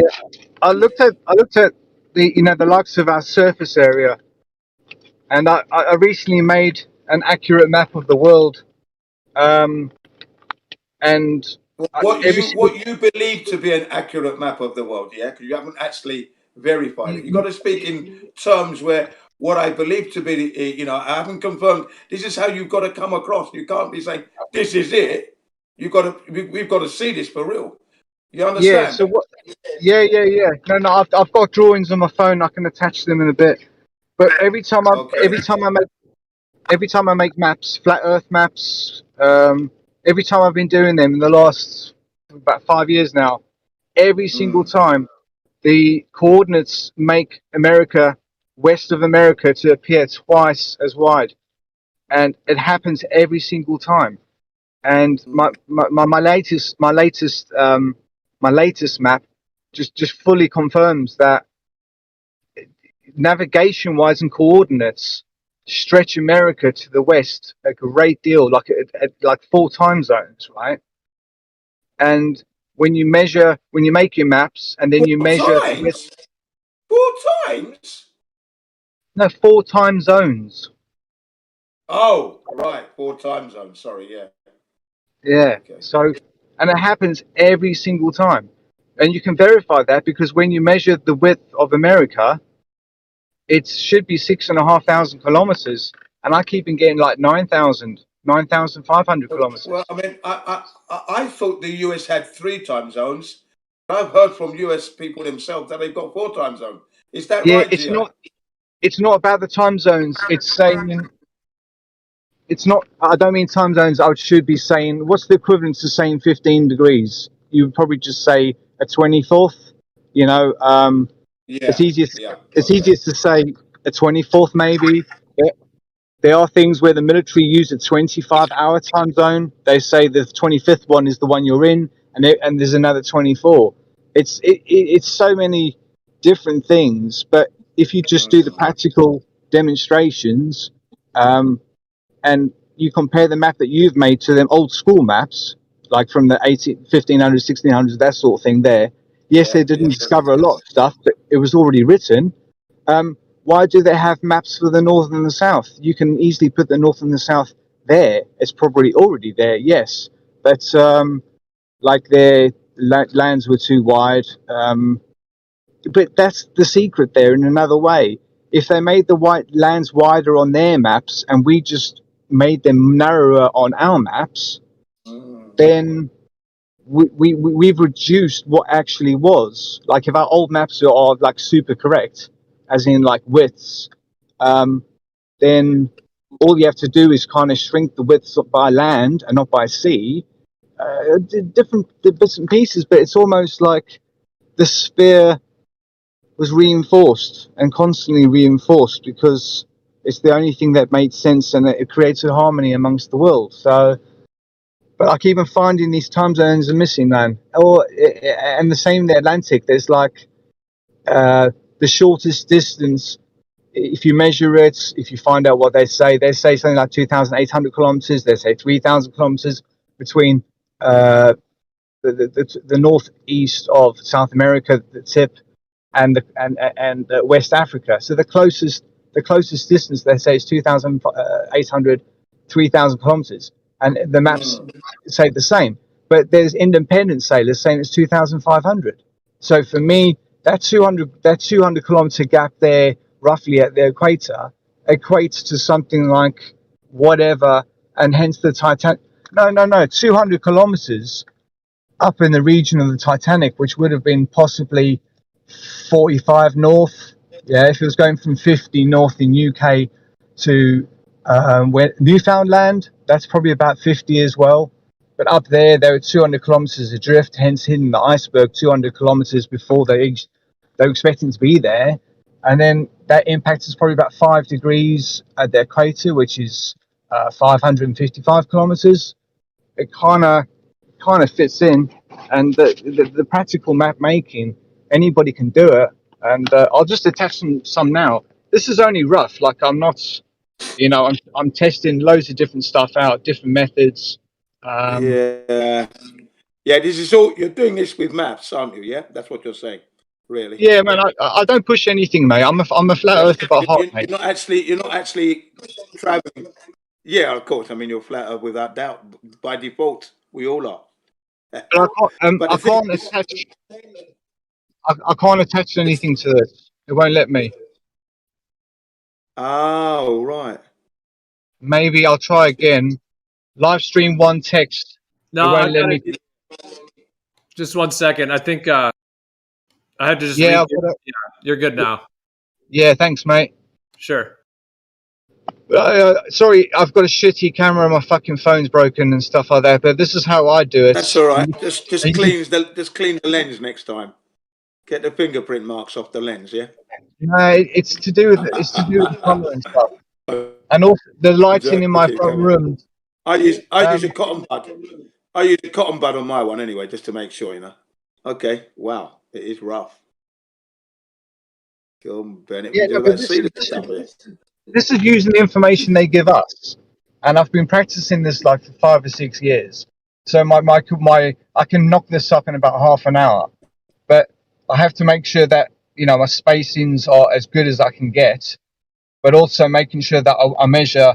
Like in this, if you look at this one picture of North America meets the east of Asia, and you can see the exaggerations of where America actually measurably is and where the coordinate system puts it. Can you guys see what I'm talking about? Yeah, which map is? I'm not sure which map because it's not very clear. Fuck, it's thin and it's blurry. This is just. Yeah, I'm But not I able can to see make it. anything. But I can see that. I can see it fine. I mean, there's not the best pictures, but I'm saying if you use. Yeah, which one are you referring to? Because we've got 4 you've sent. Yeah, you've sent 4. The third photo is the one I'm looking at. Okay, so I'm looking at the third one now. Then right. Okay. Yes. Sorry, they're sideways. Okay, that's a bit better. Yeah. Yeah. It's it's. I'm looking at South America area, right? And above it is America. Right. Okay. Okay. I mean, yeah, good representation. I mean, what can I say? You know, the only thing is you've got to go to the country now and measure it and confirm it. Yeah, but America. You see what I mean? Either by flight or by walking. Yes, I mean, how but else? if everybody verifies that America's 6,500 kilometers width from Alaska to Newfoundland, for example, Yeah. which they'll say the longest part. So that obviously you look at that and say, well, you'd be looking at Alaska to possibly Florida, that sort of area there. But still, it's a massive chunk extra, and it always comes up on every single map that I make, every single time. It's almost like that's where the declination is causing it, and it's being hidden on the west of America, so everyone else doesn't notice the declination because they've kind of got to force it somewhere, and the declination is there. This is part of it. This is part of it. It's almost like you could get. I don't know. It just comes up all the time, and Yeah, this is where if you had the money, you could go to. If you had the money and the time, you could go to confirm this because that's what you've got to. It's the only way you're going to know. You've got to go to where it's the deformation area and see what's going on. Why is it coming out like this? Do you see what I mean? so, yeah, the land measurement. I mean, you've done well. I mean, I can't say you've done shit. You've done well to actually produce what you produced. It would be lovely if you could go down there and confirm it because that's what you've got to do. You see? Yeah, yes, but I think that we could both agree that the land measurements are true enough, and it's everything else that is the issue. Yeah. I mean, look. I mean, we got the AE map. As far as I'm concerned, it's accurate, perfect as is. Is it 100% perfect? The only way I would know that is to actually, take each country, each continent, and walk the breadth or ride the breadth of it, and because that's the only way I can say for sure. But the flights work on it well. You see that Doesn't work on a globe at all, to be quite honest. Doesn't make sense. Well, when I say the globe, I mean the Mercator map or the Peterson's map. You know, definitely you cannot use that for navigating. You can't. You're definitely going to get lost. That's the thing. Did you ever hear about a movement called the Mechanic? It's like, you know, Mike and the Mechanics, you know, the group. Yeah. Yep. I remember the group. Yeah. So people that come from French Guiana, we know some old school folk, and he said, "Oh, I'm part of a lodge." He says it's not Masonic, it's Mechanic. Does that ring a bell to you? No, not at all. No, first time. It's Never heard basically it's like a Methodist version of Masonic. There's geometry involved. It's like there's two parties, and maybe like mechanics, the mechanism, the mythology, you know, Methodism. It's all the same thing. It's physical. And they were trying to not overthrow, but suggest that, you know, you guys didn't do a good job. You fucking, you cut your experiments short and stuff. And I mean, for me, I think that's our measure, our meter is, if they hide 10 degrees in the north, then it means that our meter is worth 105.5 centimeters. And that can easily hide 10% of the surface area of Earth. So you take 10% off a flat Earth map and you figure out where's that 10% missing. And you start looking, like I said, when you start making your own flat Earth maps yourself and not using a projection, which their AE map is, then you start to realize that magnetic declination stretches Australia, Africa, and South America. And that's why they appear bigger on the flat Earth map, because the declination is doing that. When you find out where the declination zones are and you erase them from the map and you push everything together, Australia becomes its normal size, South Africa becomes its normal size, and everything becomes its normal size. And the declination is making them appear bigger. That's the easiest way I can describe it. Yeah, It's made I see what you mean. Yeah. Okay. Well, again, that's something that we'd have to do really and measure it to see if it's the scale. I got the flat Earth map. My last flat Earth map I got it down to 33,000 kilometer equator. That is the best I could do, and that was legitimate as well. I like I said, I raised 33. Yeah. I don't know. Bit coincidental, that number. Yeah, exactly, mate. Exactly. And I started thinking, if the distance from like the North Pole to the equator was actually the magic 333 number, you know, the tree of life, the tray, you had 3,333.33 times 3.333 recurring, and you get 11,111. So then I'm thinking, oh, how would they hide? Is there hidden land up north? And then, behold, the first entry that comes up, man, is a whole fucking blog on it, saying that it just smells of corruption. When I think about man thousands and thousands of years ago, they weren't doing all this 33 Masonic nonsense. I don't believe. You know, people just getting on with their lives. Yeah, but if you know, smells of system, organization, imprisonment, slavery, control. That's all I get from that. And that's my skeptical, my spider sense is tingling, basically, if you allow me to say that. Oh, totally, man. I've always been about don't look in the obvious direction. Do, re, mi, so, fa, la, ti, do. It means do reverse of latitude or latter or latido. All kind of meaning the latter. So if you reverse everything that you know, it's you start. I reverse the declination. I reverse the latitudes. I reverse this. I reverse that. There's so many common things like Seamer's Waters, Yorkshire, which was the city that was the Sleepy Hollow that got drowned over. Its exact coordinates are like 53 north and fucking 2 east or something. And if you reverse that and say 53 south and 2 west, you find an island which belongs to Denmark. and it's covered in ice.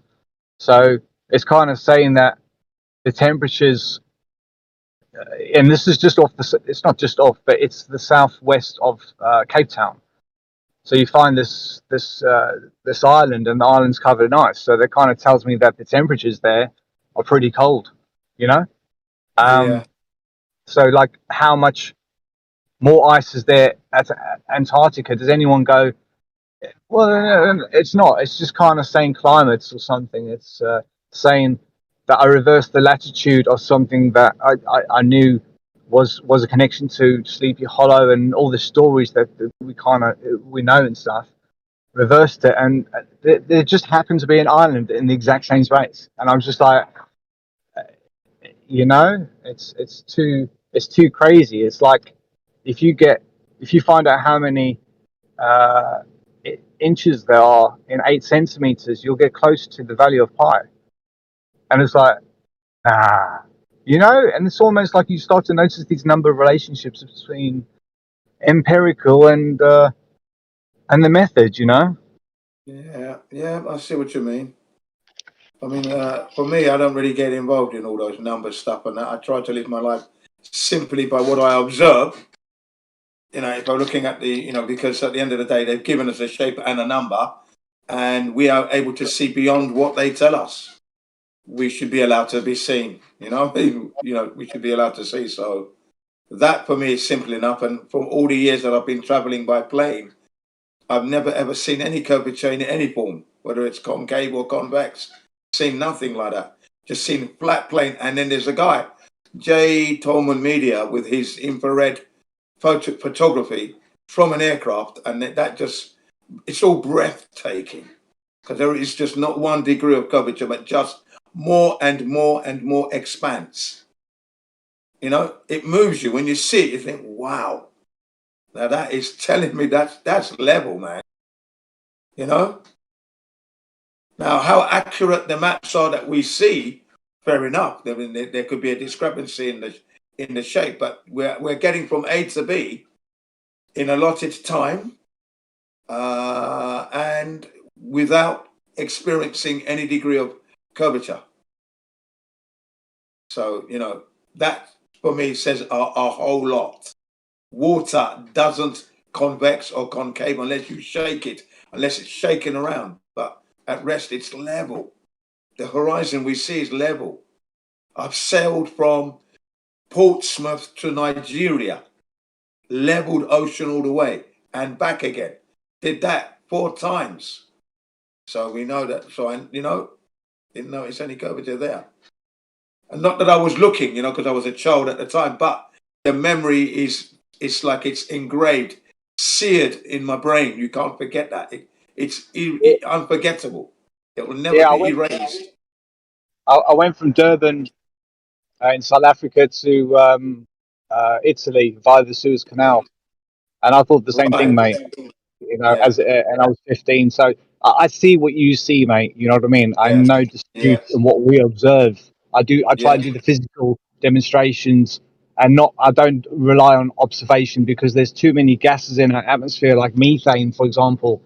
There's a lot of methane in our atmosphere, and it turns out that plants give off methane as well. There's a high volume of methane, and no one's Yeah, talking. but it's not going to refract and cause that much to make things look straight.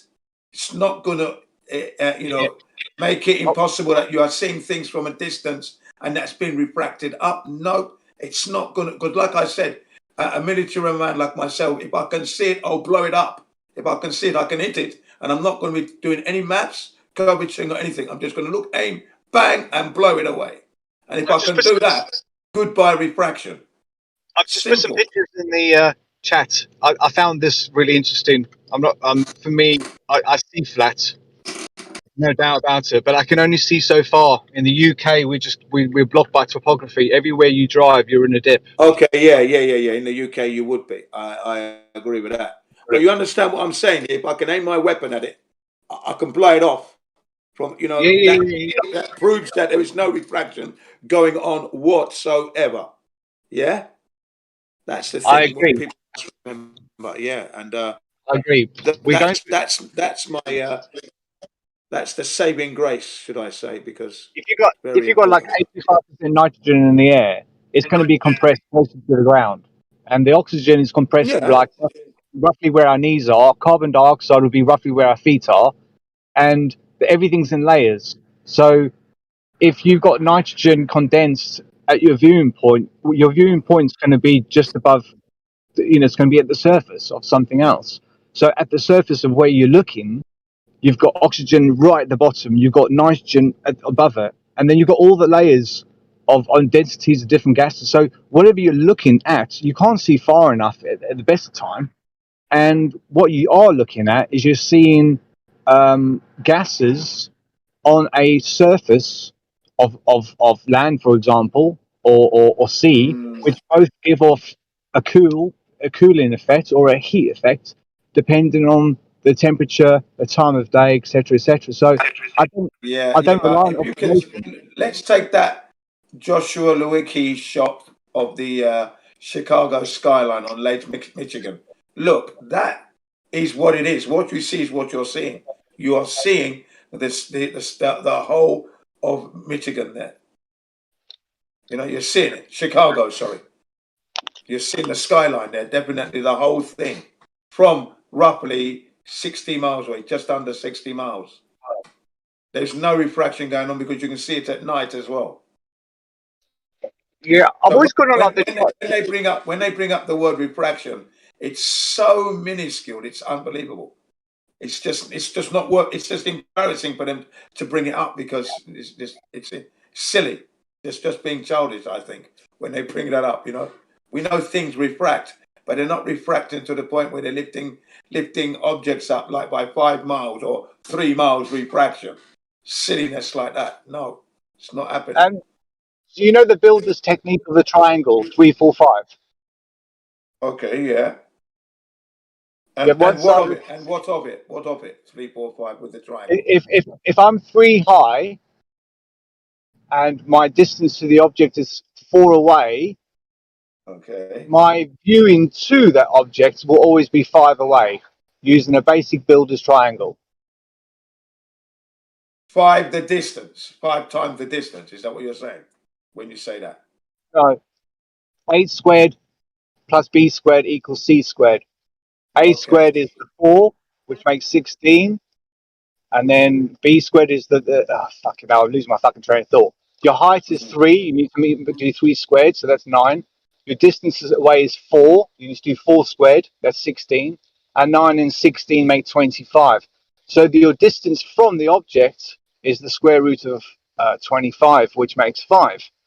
Yeah. So if I'm 3 kilometers up in a flat, in a triangle with flat sides scenario, only in a triangle, not observation, you would have 4 away from you.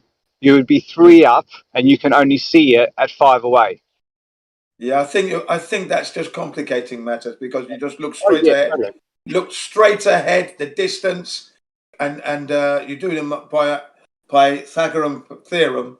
You should be able to judge what you can and cannot see regarding the curvature of the Earth. So it's simple. I don't, triangulating it, fair enough, but there's a simpler way. There's a simpler way. If the third side is getting longer, way more, then something else is changing. And I just use that basic analogy. Like I said, if I can use a weapon and knock it out, that it is what it is, yeah? Regardless. That's the thing about, I don't like war, of course, I'm an anti-war man, but I can use a weapon, and hit a target at given distances, and I'm not going to be counting for curvature. I'm not going to be doing that. I agree with that, yes. I've watched many videos of, there's a guy called the Oxwagon Diaries. He goes shooting in South Africa, like, baboons, fucking pigeons, a lot. Yeah, and unfortunately, he's a wanker for doing that, but okay. Yeah, remember this. It's pest control, because he's got, it's pest control. No human being has a right to do that. More so, they should really drug them. They should really, if they're a pest, you hit them with a drug and then you move them, because we're encroaching in their land. That's the one thing. If I saw him, I'll take that rifle butt and ram it in his mouth. Do you know what I mean? Because at the end of the day, no human being has the right to do that. You know, you got to nip these things in the bud. You know, if a baboon is being a bit of a pest, bearing in mind I'm encroaching in his environment, I do better to try and trap him gently and move him kindly to somewhere else rather than kill him. Okay, I agree. Yeah. I would shoot that guy in the arse, then shoot him in the foot, put him in a wheelchair. Then he won't be bothered about the monkey. Then you see what I mean? Let's do that to him. See how he likes that. Do you know what I mean? Yeah, but the point was is that he didn't account for anything. You know, so exactly. What a wanker! What's a wanker? Complete and utter. No, but he was catching these guys at 1 kilometer away. You know, he was catching them like. But the point was that yes, exactly like you said, he doesn't account for anything, and you know, you have the bullets, the barrel itself is spiraled, so it's grooved in a spiral fashion. So when the bullet comes out, it's accuracy of hitting target. That's to go through the elements. You know, the medium, because the medium will affect the trajectory. Yeah, but that's not because of curvature or Coriolis or anything like that. That is nature's law. That is nature's law. When you fire a projectile through the medium, it will affect your projectile. So you need to take that into consideration when you fire. So if the bullet is moving, if you hit your first shot and you're trying to hit a target and it's gone to the left, so then you move, you would aim slightly to the right to counter for that trajectory. It's nothing to do with Coriolis or anything like that. Right. And you know when they chat about Coriolis all the time. Yeah, the funny thing is that if the world, for example, was spinning in conjunction with the equator from left to right, then naturally the only effect that you can go linear to is that direction. So if you were to fire east, for example, then that doesn't make the posture slower. But the point is that it would only make a difference if you faced north or south and shot because of the Earth. Well, in fact, if you're flying east to west, you know, your target would be moving. If it was real, your target would be moving away from you slightly because of this, you know, the Earth spin. And if you're firing westwards, you would hit your target earlier. You know, exactly. Right. And it's only when you do north to west. Now, the only video, the U.S. Marine video that is on there, that's been on there since I've been seeing it from 2016. He only fires east to west. He doesn't fire north south. He doesn't. Because he knows he knows he's gonna hit the target and prove that it doesn't exist. You see what I mean? Yeah. So he didn't do north to south. He never did. And I said, what the hell is he proving with his east to west? Damn fool. Yeah, I think it's just it's a dead end, man. That conversation. Definitely, it's a dead end with that one for sure. Totally dead end. We didn't learn it in the army about Coriolis. It never came up once. Not only that, I nearly forgot my point now. Hang on a minute. What was I going to say? Like me. Yeah, Coriolis and bloody north, south, east. Yeah. No, this is it, man. This is it. North, south, east. Shooting north, south. Oh, yeah, that was it. No. It was the other thing, the fuck off pendulum. You know, the forecourt? I call it the fuck off pendulum because get out of my way with that shit. What a waste. What a bunch of fools. If they believe that. You know what? That's if they I've got an artificial lawn. If you hoover the artificial lawn with your Dyson, which has got bristles on the end, and you're there cordless, and it's a hot day, you'll get static shocks all the time. And I believe that, and when it's cold, it doesn't happen. So I believe that the sun has got something to do with static. And if static is moving, then the focal pendulum could be a result of that. Now, interestingly enough, No. Look, the focal pendulum is supposed to prove that the Earth is rotating under. What a lot of crap! That's just rubbish. It's all knocking down these dominoes. You know what I mean? You know, it's like if you had just a natural rotation, law of motion. That is nothing to do with the Earth spin. Yeah, if you had the focal pendulum and it was a spirit level of the same length and there was water in it, could you guarantee that if it was pivoted at the middle, could you guarantee that water is going to stay level? you're going to know that something's going to change, isn't it?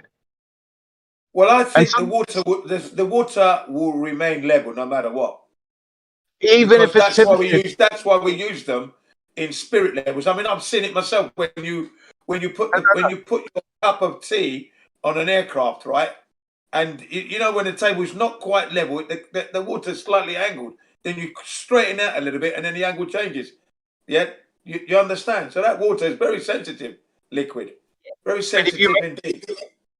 But if you made the spirit level bubble container the length of the focal pendulum from one end to the other, which would be what, 6 meters or whatever, 10 meters. Yeah. Oh yeah. And you made a massive spirit level bubble that's dead thin or whatever, and you kept it side to side like a water.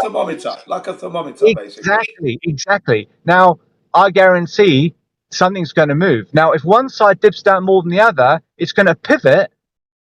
It's going to pivot the torsion, whatever is holding the torque in the middle. You know, the string or whatever like that. If the liquid is water, that it's going to remain level all the time whilst it's in motion. It's just that you're going to see a slight change in the angle within the glass. Okay, within the thermometer. Because the liquid is free flowing. You see. Yeah, but then what's going to happen is that the wave's going to wobble to one side, and then it's going to wobble to the other side. Right? Well, it's just going to be seesawing. Seesaw. That's all it's going to be. That's it. That's so how thin does your string have to be to keep that level? And even if it's two weights, which the focal pendulum does, maybe if we eliminate, you know, it's things like this. I just think it's a complete and utter waste of time. That contraption, just not going to prove. Earth is not spinning. That thing is it's a deliberate. If you can imagine, you're doing 100 meters and some cunt's trying to fucking chair in your way, so you've just fallen over. Do you understand? That's what that is. We know it's not. Listen, we know the Earth is not in motion, but they're throwing things like ball cube pendulum and fucking Coriolis to waylay you and slow you down. But Jin is not like that. They throw it in my way, and I'm already see it coming. I'm already jumping. I've got it in the roll, and I've carried on. That's me, mate. Yeah, but how about Cavendish? How about Cavendish experiments? Exactly. Cavendish is another one. Yeah, look. How about Cavendish it's not detecting mass attracting mass. It's not detecting. How about Cavendish experiment being the focal pendulum? It's exactly the same thing. Same shit. It's the same shit. It's another contraption. It's not detecting anything. So if the only way that it's like sticky. It's sticky tape and glue on your feet. You can't bloody move. They're there to slow you down. That's why I don't pay them any attention. And I call Cavendish, all right, no good cunt, scumbag, lying bastard, because he wouldn't look at you in the eye. You have to talk to the back of his fucking head. I'd fucking throw a coconut on his head, mate. Said, look at me when I talk to you, liar. Yeah, but maybe that's the medium doing that. As far as I'm concerned, it is not mass attracting mass. Earth was not made from a big bang, right? And then, bits of bloody material matter clumped together. And as they clumped together, the gravity got more and more, and then it started to pull. What a load of shit, honestly. And then we came from the water, from the fish, walking around and flopping around, and then we evolved into, come on, yeah? Listen, that's an insult to the creator, one, and an insult to yourself if you allow yourself to fall into that trap. And I did. I never believed in evolution, but I allowed myself to fall into the trap of the universe and everything else from what I learned from school. Until 2015, that fateful day, Boxing Day, man. And man, I was boxing myself in the head for being so stupid, literally banging my head up. Fuck. How did I miss all this? So, when you mentioned about the bullet and the medium. Yeah. If the medium is the ether that's moving, then if it's, then you get that effect that would just be making things move, not attached to the ground, because there is an ether moving through us. Thus giving you that sort of effect. of Yeah, something. but like I said, I don't feel this Earth moving at 1,036 miles per hour. I've been near the equator. I've been to Spain, LA. We've been everywhere, man. I've never noticed any change. I've come off the plane sure-footedly, not felt any dizziness or hello. I mean, I seem to be moving a little bit easier here in Spain. You know. But I'm saying exactly the same thing as you are. I'm saying we are stationary. Yeah. And our ether is moving, which would Okay. be Yeah. That would make sense. I'm the Because same that's the side as you, natural mate. order of things. If there is I'm the same there, side as you. That's why I come to this chat here, because we're all the same sided. We all yeah, agree on pretty much the same thing. So, yeah, you know, pretty much. We don't all agree. Some of us just don't raise hell about what y'all are saying that's wrong. Well, I no, know I one mean, thing. I know what I'm seeing is what I'm seeing. If I can hit it with a weapon, there's no curvature, no refraction, no Coriolis. All those things are just obstacles to stop you, to stop your knowledge, stop you moving forward. You know.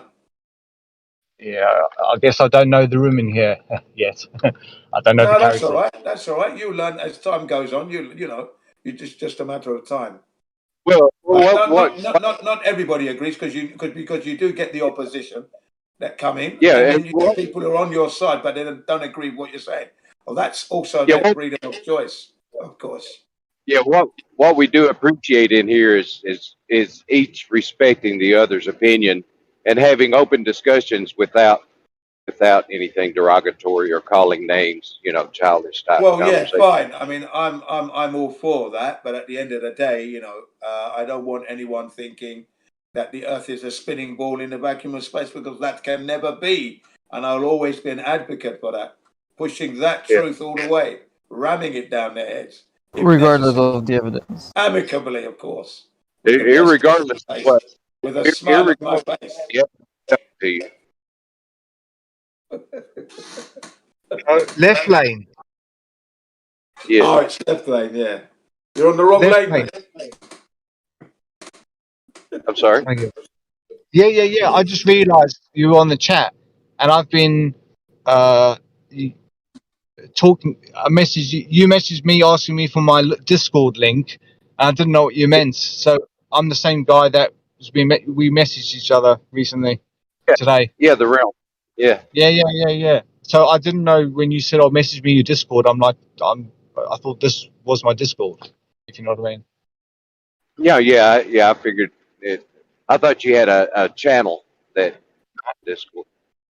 It was I had a YouTube. I've got a YouTube channel, but I've got some. I've got some stuff on there. It's really rustic and amateurish, but it's recorded. It's something. It's not amazing, That's what I But had. the flat Earth is amazing now. I'll tell you that much. Well, amazing. Fuck, is it amazing? Yeah. Yeah, I want to shoot, man, but I'll definitely be here same time tomorrow, man. Yeah, if I'm around, yeah, I will carry on. You know, fantastic. That means it's now coming up for what? Just gone 10:15 your time. Yeah. Yeah. Okay. Yeah. Did It's you always go to work today? Were you busy at the restaurant today? No, I only work Monday to Friday, like 8 till 2, man. Ah, you lucky sod. But weekends would have been, I thought, busy times, especially as No, no more lockdown and all that shit. Many I mouths see. to feed, no? I see the kids in the morning. I pick them up from school, and they're paying me fucking 40G plus fucking expenses, man, to cook up dinner for like 10 people. So I'm like, Yeah, sweet, man. you had a result there, man. You got a result. That's a chef's dream, that isn't it? Really. Yeah, but I don't tell too many people about it, man. You know what I mean? Well, yeah, get a lot of chefs pissed off. Yeah, man, easy. All right, I'll chat to you guys later, yeah? Yeah, Yeah, man. be careful. Yeah.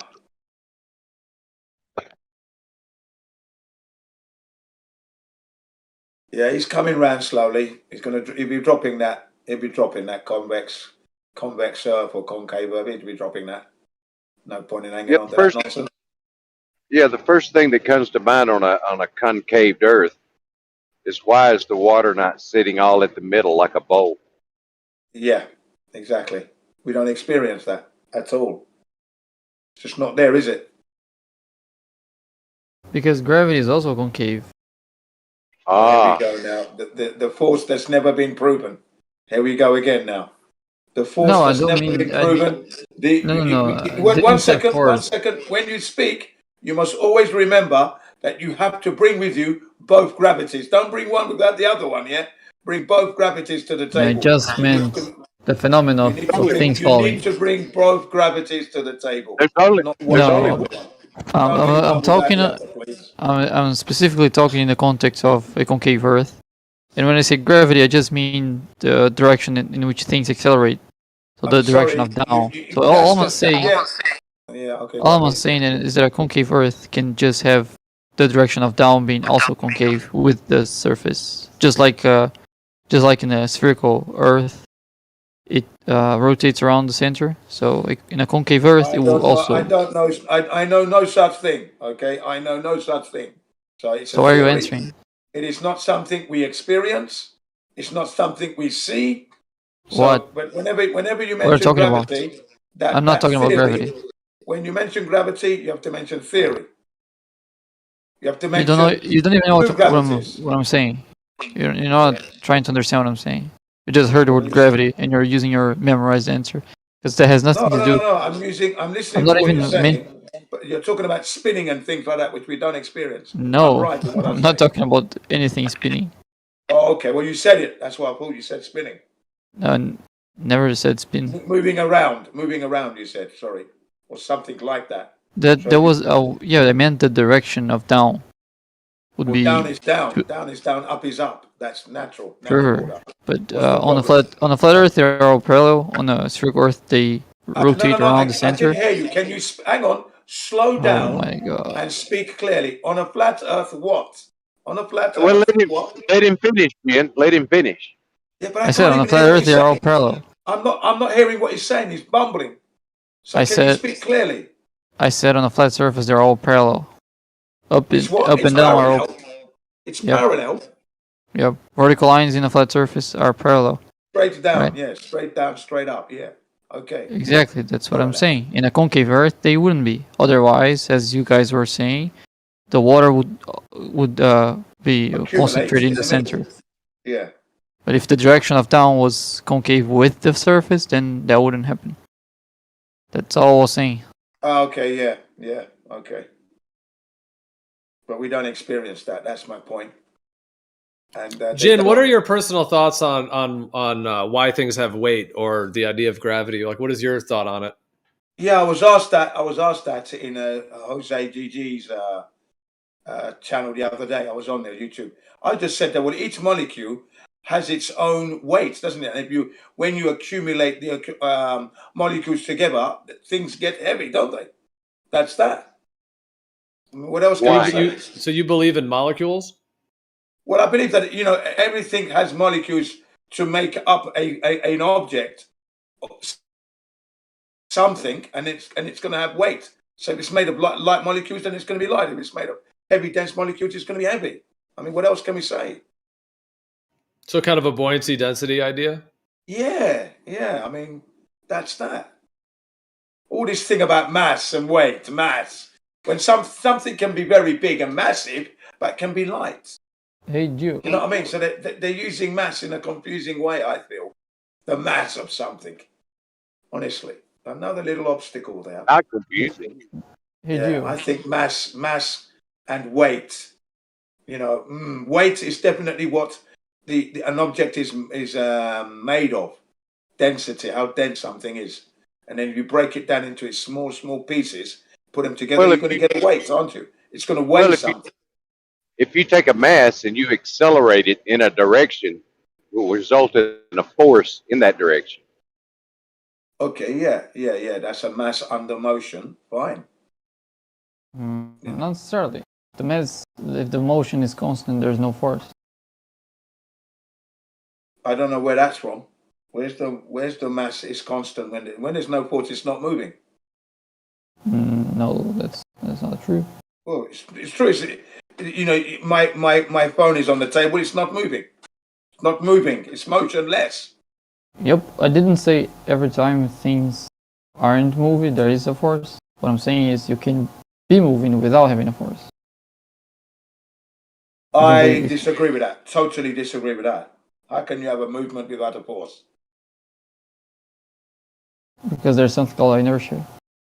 So No, put again, something how into does motion. that inertia requires a force to make it move? Sure. Okay, if everything is at rest, to make something start moving, you need to apply force. But as soon as you stop applying, force, the thing doesn't stop at the same time. It keeps moving for a while at least. No, not at all. Not at all. Not at all. Not at all. If I push something slowly and I stop, it stops when I stop moving. Of course, if you stop slowly, the friction is much bigger than the force of that's pulling. gone against what you just said straight away. It doesn't keep moving, does it now?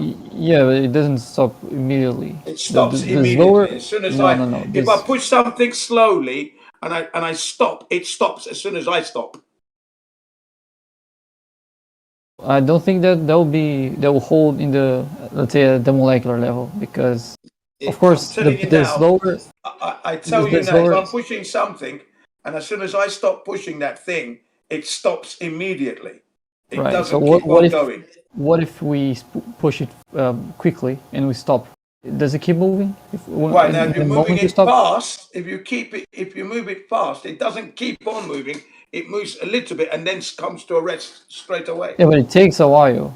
For example, it doesn't take a while. It would depend on the object, the environment. Okay, if I kick a ball, I'm only applying a force on the ball as long as I'm touching the ball. As soon as the ball is no longer touching my foot, I'm no longer applying a force to the ball. It will move, but it's going to be slowing down. It'll reach a max velocity I agree. according to the amount of power you put but in that it. Contradicts and what then you it said. slows down, and then it stops. That contradicts what you said. That everything's no, something. It doesn't. You just claimed every time. Contradict. You made the claim that every time something is moving, there's a force being applied to it. That's not true. No, I didn't say that. I said everything is at rest, and you said things can be moving without a force. I said that's impossible. That's what I said. When the ball is moving, there's no force there.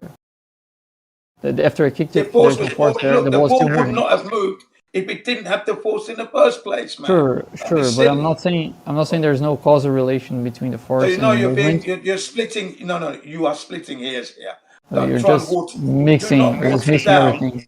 Please do not water down what I am saying, because that's what you're doing. You're trying to water down what I'm saying. I'm saying you're just mixing things different remain things. at rest. When you move them, you apply a force, and they come to a stop. If you move things slowly, they stop immediately. If you give them a larger force, of course, it's going to move. It's going to cover some distance, and you have to allow an answer. So if you don't finish what I'm saying, and then you can answer. Well, you never finish. You can answer. Please answer now. Yeah, when you give the example of something being pushed slowly, because what was the contention was not always that something is moving. There is a force being applied to it. Not that there wasn't, but not that there was, but there is not. While that thing is moving, you have that situation in which something is moving, and there's no force making it moves. This situation does happen, and that was your contention. And your example to refute that was pushing something slowly. Of course, if you push something slowly enough, the friction is bigger than the force you're applying, so the thing is not going to keep moving. It's going to stop you immediately. But that's not all the cases. Of course, you have many instances in which that doesn't happen, and that would prove the point that not every time that things are moving, there's a force being applied to it. Yeah, what I should have said when something's accelerating rather than moving. Right. Actually, I think I did said accelerated, and Jim answered by repeating you. But when he repeated what you said, he said moving instead of accelerating. That's why I said every time you're moving, there's a force. I don't like this. Eugene said this. Eugene said that. No, don't go. All right. Basically this. If you keep denying what you said, I said things stay motionless unless you apply a force to it. No one's disagreeing with that. And then you then said that things keep on moving.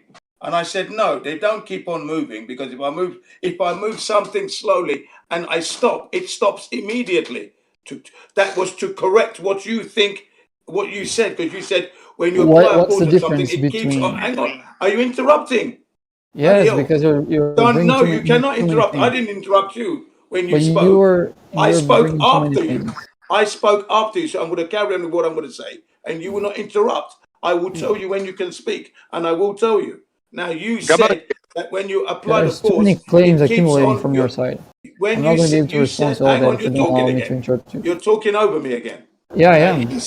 You said when you apply a force, it keeps on going. And I said, no, it doesn't. Because if you move things slowly, it stops immediately. And you didn't agree with me until then. And then you went on to say, well, what if you hit it hard? No, Well, then of I course it's said going to I move don't longer. agree in the So you're the molecular one level. that's being awkward. Look, you're the one that's being awkward here. I spoke correctly. I didn't speak wrong. I didn't misunderstand Yes, what you did when my you man said denied or that anything. things Okay. can be moving Okay. without a Okay. force Okay. being So applied to I it. stand with what I said.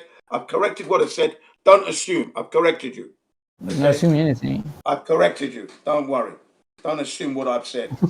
What did you correct about me? The fact that I said to you, where things move slowly, they stop immediately. They don't keep going. I said they don't stop immediately at the molecular level. Of course, if you're just measuring that with your eye, of course it's going to seem that they're immediately stopping. Stop immediately. As soon as you push it like that, Not you at the stop, it molecular stops. level, because Immediately. the movement, Immediately it stops. the movement of an object travels in that object in the speed of sound, right? Immediately. It does not carry on. Stops immediately. That's not what I'm saying. I'm not saying it's carried on. But that's what I'm saying. That's what I am saying. You're not listening. I'm saying to you, things, when you hit things, they don't just keep moving. It depends on the amount of force applied and the surface and the medium and everything else. Sorry, Yeah, I you don't can't be disagree with getting that. away with that. I don't disagree with that. You're not going to get away with that, not in this room. There what? Not in this What lifetime. am I not going to get away with? Well, because I'm going to correct you. That's No, why. what exactly am I not going to going to get away with? Trying to get away with the everything keeps moving when you hit it. Keeps on moving. No, not necessarily. Yeah, the example you're giving me has friction, so there's nothing countering it. Well, exactly. Which There is you not a are. problem. Not necessarily. And we don't live in a vacuum. I never said some things keep moving regardless of what you do. Just in case you was going to go there. I'm saying you live in a vacuum. Right. But anyway, you know what I mean. You got to be careful when you speak in that fashion. You got to speak correct. Because Newton's law is coming under fire, by the way. What exactly about Newton's law is being we flat refuted? earthers are bringing, scrutinizing Newton's law of motion properly now. Tell me one problem of Newton's law. What problem do you have? Oh, you're the one saying. Oh, okay, you don't have one. No, I have the problem of the keeping emotion in a vacuum, because we don't live in a vacuum and we can't prove that. Do you see what I mean? So that's unprovable, that's not wrong, right? Well, there's a problem, isn't it? It's a problem, isn't it? Why? Why would that be a problem? I mean, there would be a problem if there would. Regarding space, I'll tell you why. Space travel, for example. Actually, Newton doesn't mention, but Newton is not dependent. Motion, isn't it? Newtonian motion is not dependent on space travel. Space travel is dependent on Newtonian motion. You cannot refute Newtonian. That's what I'm saying, but I don't believe that law. If you refute space travel, that doesn't affect Newtonian motion. If you refute Newtonian motion, that would affect space travel, but not the other way around, because Newtonian motion has nothing to do. It's completely independent from space travel. Well, okay. It came way before it. Okay. The reason I said that is because I think they're using. In fact, I know they're using Newton's law of motion to support the space travel. That's what I'm saying. They're using that law of motion. Hang on a second. They're using that law to perpetuate that space travel is possible. That's what I'm saying, because I know space travel is not possible. So a body in motion in space cannot keep on going unless a force acts upon it. It cannot keep on going in the first place. How do you know that? No. What's your evidence for that? How do I know that? We don't live in a vacuum. It's not provable. No. You're saying there's a problem in Newtonian mechanics because things cannot keep going in a vacuum. And your evidence for that is that because it's wrong or because we don't live in a vacuum. It's not provable. It's not provable. We can't go there to prove it. It hasn't been demonstrated. Listen, it hasn't been demonstrated here on Earth in any vacuum chamber. Sure, listen to me first. Yeah. No. You're just talking over me all the time. But yeah, because your answer is off the point. Your answer is off the point. I'm not asking if there is evidence for this. You're saying that there's a problem. There's evidence against it. So I'm asking, what's the evidence against it? Saying there is no evidence. We haven't gone to space. We haven't gone to space. That's not evidence against Newtonian motion. It's definitely evidence against it. We haven't gone to space. And the fact that we haven't proven it, it hasn't been proven and demonstrated here on Earth. That doesn't refute Newtonian mechanics. The Newtonian mechanics doesn't rely on people going to space. It brings it into question. It brings it into question. You can say so, but that's not evidence against Newtonian mechanics. Most certainly so. It brings it into question. So you're not showing any issue with Newtonian mechanics. You're showing issue that on things that rely on Newtonian mechanics, which doesn't. My issue is with the Newton's law of motion. A body in motion keeps on going, especially in the vacuum of space. Question mark. We haven't been there to verify it, and we can't demonstrate it here on Earth. Yeah, that's one argument. Another argument to say that cannot. Thank you. Thank you very much. Your argument was that this My cannot argument happen. is correct. My argument is correct. Yeah, that never mind. Newton's third law of motion is questionable when it comes to the vacuum of space. That's exactly what I'm saying. Question mark. And we flat earthers are asking that question. Does that apply? How do we know? You know, because we don't think it does apply. We haven't been to space to know this. We can't verify what they're telling us. We know they never went to the moon. We know they're not on Mars. We know we don't have satellites up there. We know these things. We know these things. You know these things. I don't know these things. I know that we have been. If you don't know, then fine. Yeah, fine. But I know. I know they're lying about it, and I know that it's not possible. It's just not possible. Nature would never allow it. It totally violates nature's laws.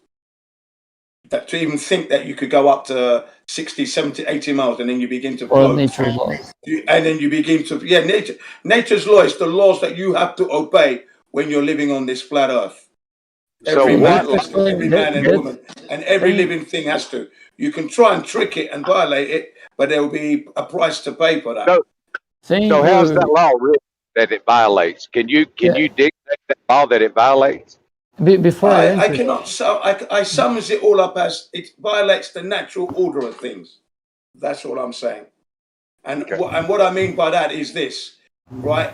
If you think you can go 60 to 100, 200 miles up, and you can begin to float, and you believe that, then I'm going to say, how can you believe something you haven't verified?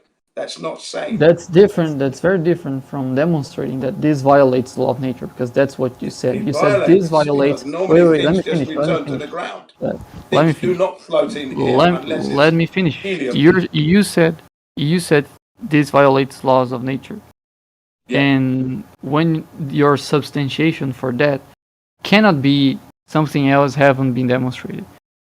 For you to demonstrate the laws of nature will have to be violated. You have to demonstrate what those laws are. Any other response is not going to substantiate your claim. It's going to substantiate my claim because we're being asked.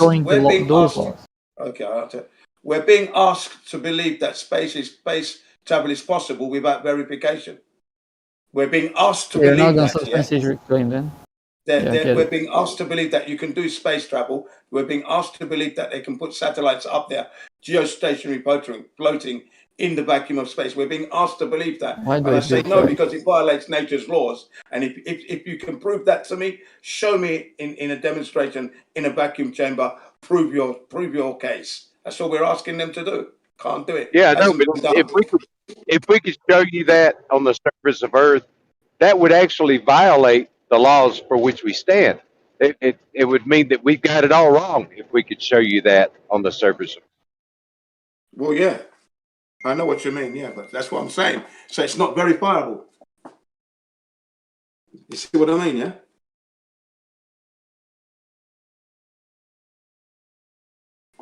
Yeah.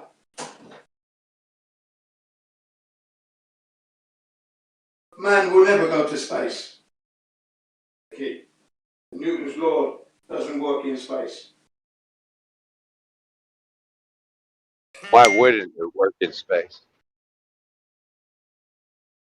Well, they're saying it does, don't they? When they mention space travel.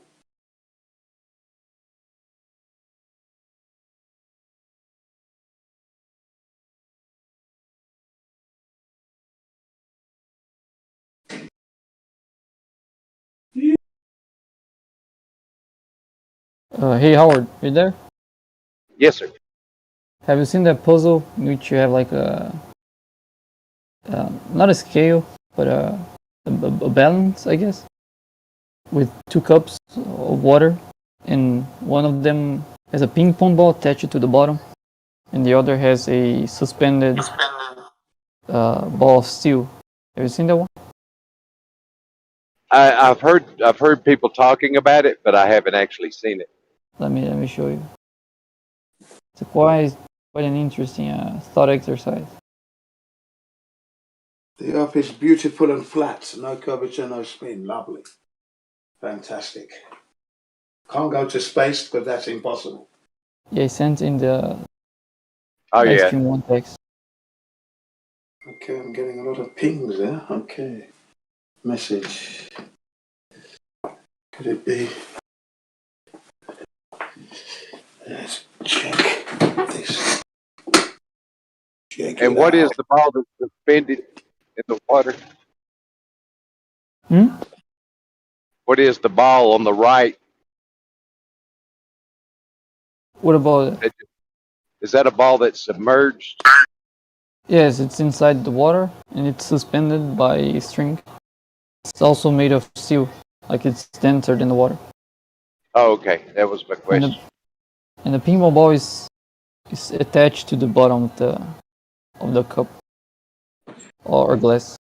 And the question is, is it going to stay in equilibrium? Is it going to tilt to the right or to the left? I think the right side would go down. Yep. And that would be due to the buoyant force of the object that's in it. Right. Yeah, one way you can think about it is replace the string by a fixed something rigid instead of a string, and replace the steel ball by a ping pong ball, because that shouldn't affect the result. Because water cannot hold you cannot make the steel ball move up because it's denser than the water. So if you replace that by a ping pong ball, and it's that arm would make the same job as gravity is doing there. So you have the exact same situation, the exact same area, so the exact same buoyant force. But then it becomes clear that that side is going to tilt down. Right. There's a similar puzzle, which is like you're in a boat floating on a lake, and you throw a rock that is on your boat, but you throw that inside of the lake. What does that do with the level of the lake? Does it go higher or lower? If you throw a rock into the lake. Yeah, but the rock was on the boat. So the rock is on the boat, and the lake is at some level, and then you throw the rock that was inside the boat inside of the lake. And what does that do with the level of the lake? It would raise it. I don't think so. I think it would lower it. Why would it lower it? You've lessened the mass of the boat. That kind of decrease. When you remove the rock from the boat goes up because there's less force. So it's going to displace less water, which is going to make the water go lower. But if you throw the rock inside of the lake, of course it's going to add volume to the lake. It's going to make it go up again. So Yeah. and then you might think, well, maybe in the end result, it's not going to change the level of the water. Well, it is if you play with the concepts a little bit differently. So, for example, try to think of the boat as a ping pong ball and a rock as like a steel ball, just like in that other puzzle. Yeah. So We got when the rock is on the boat, it's like the ping pong ball is floating on the water, and the steel ball is on top of the ping pong ball. And if you flip the order, if you put the steel ball below the ping pong ball and keep them attached to each other, now the steel ball is going to be below the ping pong ball, but the total volume and weight of those two combined objects is the same. So that's not going to affect the level of the water. But as soon as you disattach the steel ball from the ping pong ball is going to raise, and that's going to lower the level of the lake. Right. So I think that's analogous to the boat. So for example, if you put the rock with your hand in the water, I think that will keep the level the same. But as you release the rock, because it was inside of the water already, it's not going to make any difference. But your boat now is going to go a little bit up because you're no longer holding that rock. So that will make the level of the water drop. That's my conclusion. No matter what, the boat is going to be lighter no matter what. Even if the sea level rises or not, that boat is going to be lighter in the water. That's for sure. Sure, because there's no longer a rock on it. Right. Okay. So what are we proving anyway? What are we proving? It's just a thought experiment, thought exercise. Where's the time? Is it proving globe? No. It's flat Earth. Thank you. Doesn't sound unbiased at all.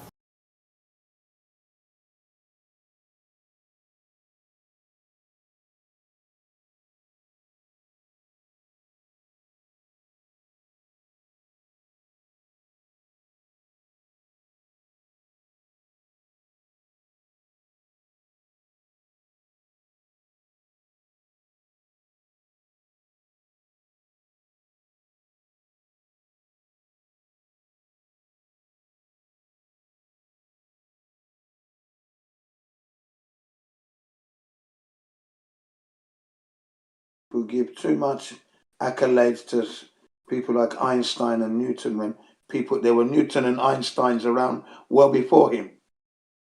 Years and years, hundreds of years before him, people knew what he knew through observation.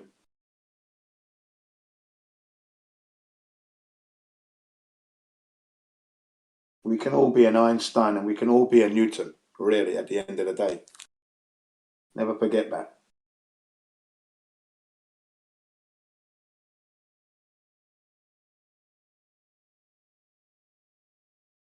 And they got it all wrong. From the moment they brought out that heliocentric model, they got it wrong.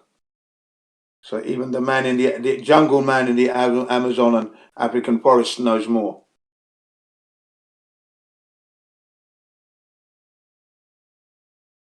It's the beauty.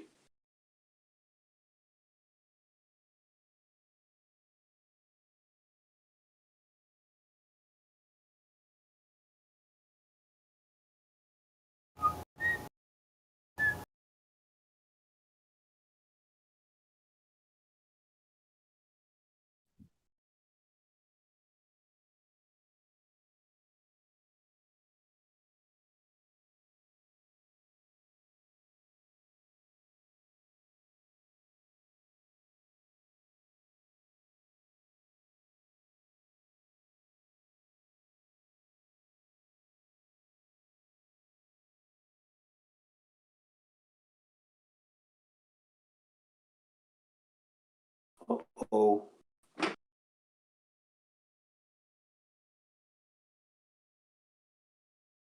Yeah, I think it's amazing that people think that fire can bring down a still building.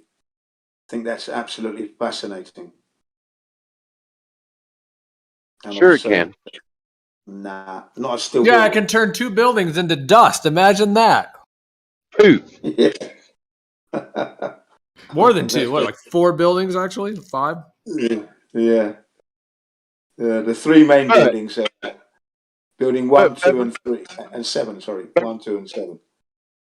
but realistically, though, if you had a massive steel structure that's under great tension and you heat the steel such that it loses its strength, and then you created a failure at some point 3/4 of the way up, you would cause possibly the top to come down and start a chain reaction, and it would just collapse.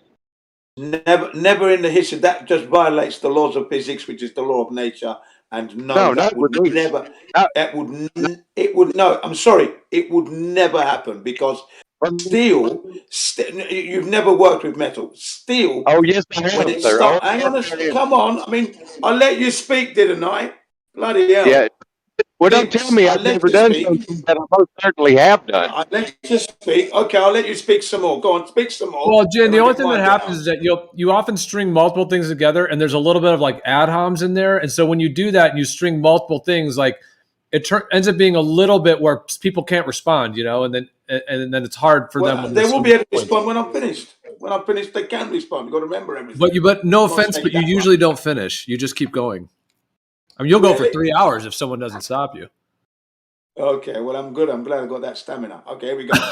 No, you do have stamina and passion. I'm not trying to knock you down. I'm just saying it's hard for people to have a conversation, I think, sometimes.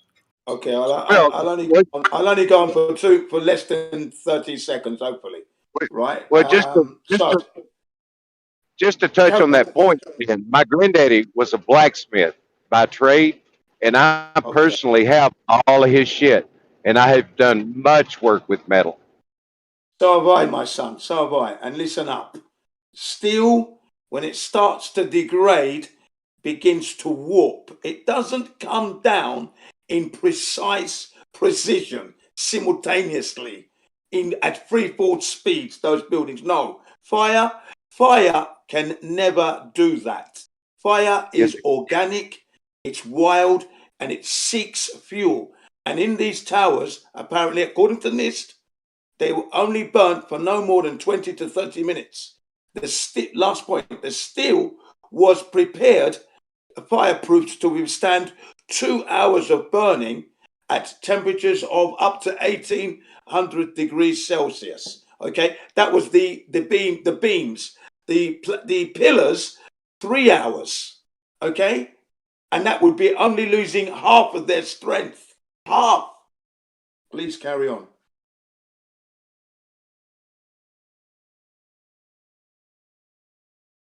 I yield to the very urgent man who wants to get his point across. Oh no, my urgent point was telling me that I had no experience with metal. That was my urgent point. I mean, that still stands, because if you believe that fire can bring down a skyscraper building, which has never happened in the history of skyscraper prior to 9/11 and after, okay, right now, and bring it down at free fall speeds, and we're talking about knocking out sound solid beams that didn't have any fire at all, yeah, and bring it down at free fall speeds. I mean, that's just crazy talk. Come on. Well, I could, but you could take a 1-inch steel rod, put it in a vise at like 45 degrees, and take a rosebud and heat it, and it'll fall over like a limp dick. 1-inch steel rod, yeah? You heat it up, okay? It's not going to fall down at free fall speed. It's going to bend and warp as it loses its strength, its structure, its integrity. It's not going to go snap, bang, hang on. Listen, I haven't finished. It's not going to go snap and down. It's not going to do that. Is it? What if there were it's not going to do that, is it? It's not going to do that, is it? What if there were a few million pounds on it?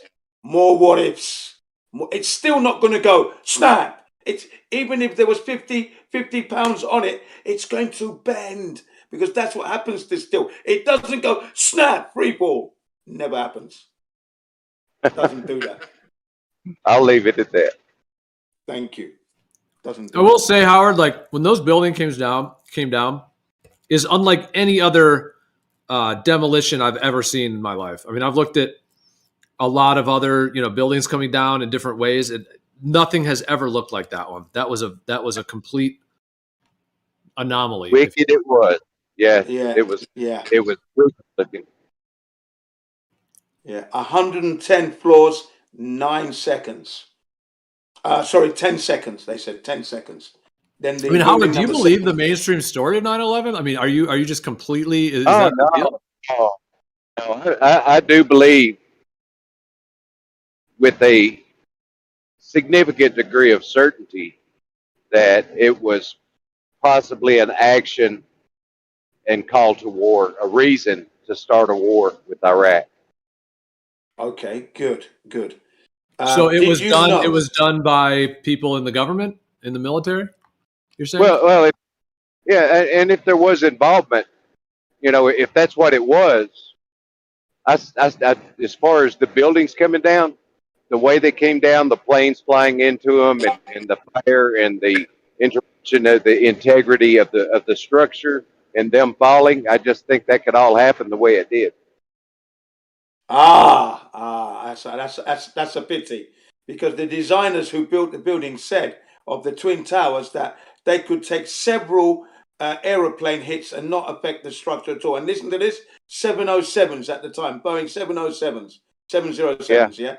And they likened they likened the impact of such a structure to the screen on your mosquito net, yeah? When you puncture it with a pencil, it doesn't render the rest of the screen useless. That was the structural integrity of those two Twin Towers, okay? That there was no way they would have collapsed if 10 planes but they didn't come down when the planes hit, though, did they? No, they didn't. No, they came down because of what's known as being pulled down, aka controlled demolition. Well, see, there's the catch in our stories. I think that they came down to the fire. Controlled demolition. Say it again. Echo it. Controlled demolition. Okay, words like squibs. It was like they were being brought to take down. People saw flash surrounding the building as the building was coming down. These are witnesses. So Howard, do you think airplanes even hit the buildings? Yes, I watched them. I from my TV, but yeah, I saw it. There's no doubt in my mind whatsoever that plane flew into that building. I remember seeing the plane. There was a newscast going on, and I saw the plane in the background, and I'm like, "There's another plane." And then the camera swung around, and sure enough, there it was, and it hit it. It was, Right. Man, it was freaky. Now, according to the experts, that orange plume you saw, that was like 90% of the fuel just blowing up there, gone. But what about all the people that actually were there and saw it happen? I mean, what about all those people? Oh yeah. I'm talking about those people. They heard pa pa pa pa pa pa as the building came down. Yeah, they saw flash surrounding the building. No, I mean the plane striking the building. Oh yeah. I know people. One woman said that's not an American Airlines plane. Wonder how she fucking knew that, but she said it. Yeah, and other people reported that it looked more like a Cessna, which would be more like a missile and like a smaller plane, not a huge commercial thing. And there's also a shitload of crisis actors thrown in there. I mean, if you start Googling it around, I don't believe all those testimonies you're going to find online. But I've seen some that do seem like authentic people that actually saw that second one, and they were saying it looked like a smaller airplane, which, like I said, could be a missile that would be painted up to look like a airline. Yeah, some of them said it looked like a grey. It had a blue logo on it, and it didn't have any windows, any passenger windows. They said. Yeah. One witness. I definitely think something hit the second building. I absolutely was not a commercial airline, but I do think there was a missile. Yeah, I reckon whatever hit the second building hit the first building, because at the end of the day, something did hit the Twin Towers of some kind, or plane or something. I don't think anything hit the first one. There's really good footage of that first kind of hole being, blown into it. And you can literally see like pyrotechnic explosives that are creating, it's like they're firing off one at a time to create the wings, like to create that hole. So I actually don't think anything hit the first one. I think that was just a planted. The second one, they would have to have something hit because some people would be watching it. But the first one, no one would have been watching, Well, I mean, I'm going to say something. Well, I don't know. There was a film footage, wasn't it, of the plane going into the first building, and someone said, "Oh there's my God, that one shit." footage. Yeah, the Bourdain brothers or something like that. They were filming a life in the a life and time of the New York firefighters, and then they managed to capture it. I don't know. It's fucking amazing, anyway. But definitely, they came down too soon as well. Only 56 minutes or so. The second building came down first. Got hit last, but it was the first to go down. And you hear the guy saying, "Here we are standing outside the South Tower now, and it's raining debris on us, and we got to move out of the way." Yeah, I think those guys were part of the PSYOP. You reckon, yeah? Yeah. Did I do a good rendition there? It sounded like it, didn't it? Yeah, because that was really funny the way he said it. We've got to get out of here. I thought, did he make it or what?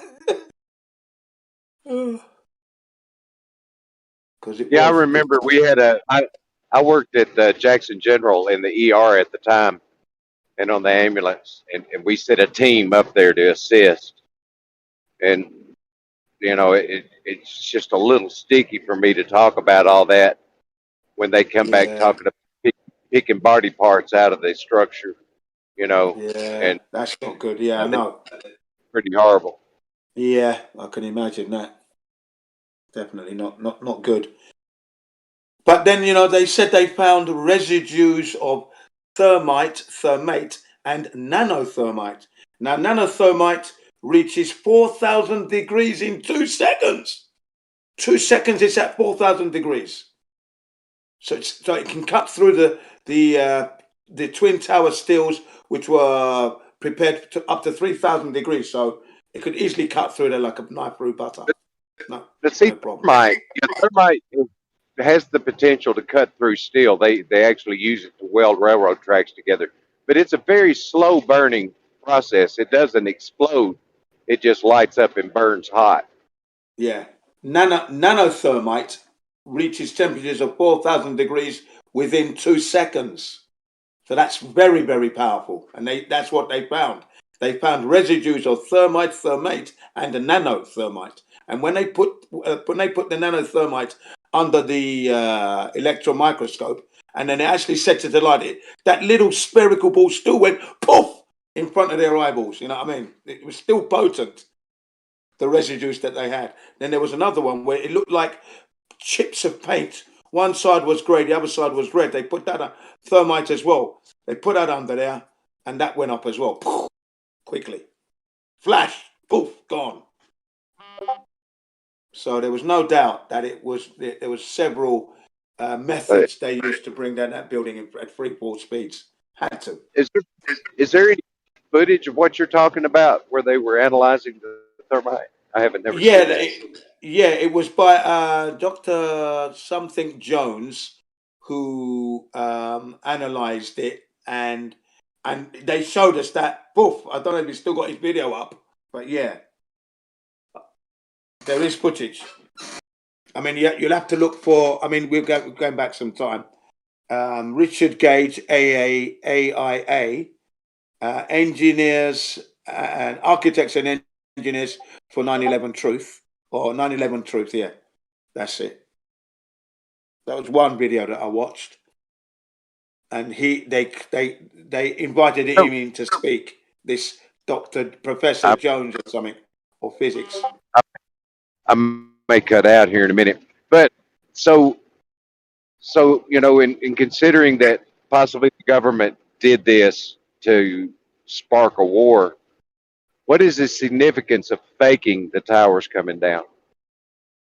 Well, the first thing is Well, the first thing is Larry Silverstein took out an insurance policy 6 weeks before the event for just in case an aeroplane.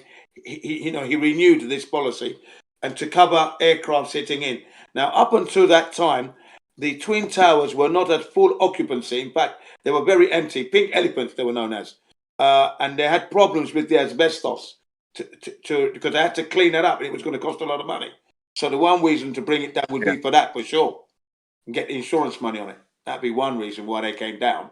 Then building number 7. So he took.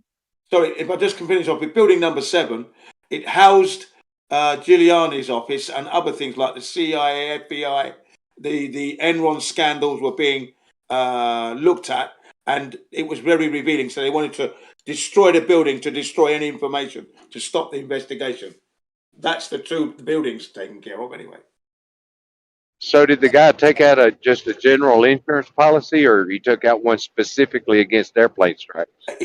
From what I heard from the documentaries that I've watched, specifically for aeroplanes hitting 6 weeks before the event. Seemed like it would be a waste of money unless you knew somebody was going to hit it, right? Yeah, that's the thing. Yeah, I'm thinking if I was the insurance company, I wouldn't pay out. But perhaps the insurance company was also involved, because I wouldn't pay out. I would not be paying out on that. There would be a serious investigation going on. They seem to always do these insurance scams along with these events. Now, I don't think that they need our money. It's not like, they need $1 million or anything. They print the money, but they need us to have as little of it as possible, and they need the inflation to be as high as possible. And I think my theory as to why they do these insurance scams along with these events is to kind of like sag the economy, to take a hit to the economy, because if one insurance company has to pay out that much, it's gonna make some effect. I mean, I'm not saying it's gonna just impact everybody instantly, but there is going to be a significant effect when there's that big of an insurance claim, because they did it with the Titanic as well. JP Morgan, who paid to have both, the Titanic built and the other 2 sister ships, and there's that whole theory that they actually switched, the Olympic and the Titanic. So actually the Titanic was the Olympic and they switched them, because the one that sunk was the older ship. And then they also, JP Morgan had a huge insurance policy on it. He also was supposed to be on that voyage when the Titanic sunk, and he canceled the morning of, just like people in 9/11 when they didn't show up to the building. So there's very strange similarities. It's like these guys it's like they run the same script, they've got the same it's formula. Their MO. It's in their MO, isn't it? Yeah. Yes. So they seem to like to do an insurance scam along with these things. And then there was the American Airlines stock put up options, where you're betting, that a stock's going to go down, and they went sky high, didn't they? Higher than usual. They said like 10 times, 11 times more than usual. People are buying put up stock options, they called it, where you're betting that a company's stock's going to plummet. Yeah, people made money. Foreknowledge. They had foreknowledge of what was going on. Even Giuliani. He was supposed to go to work that day, but he didn't. He wasn't in his office at building number 7, was he? In his bomb-proof office. Bomb-proof. That floor was bomb-proof, apparently. Giuliani's, at the cost of the American taxpayer. He had an office in building number 7. And everyone was asking him, why wasn't you at work on that day?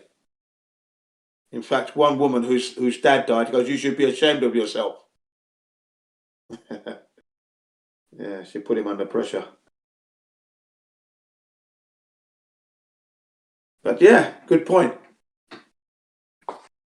So, it is mysterious, isn't it? That they didn't, that they came down so quickly. And then the question would be, how did the Islamic fundamentalists with box cutters get into the under infrastructure of the buildings to plant these devices? Guess who was head of security? Securicom, George Bush's brother and George Bush's cousin. There you go. I hear you all gasping. Oh my God, really? What? Oh no. Someone's choking on their cup of tea. Really? Yes, really. Yes.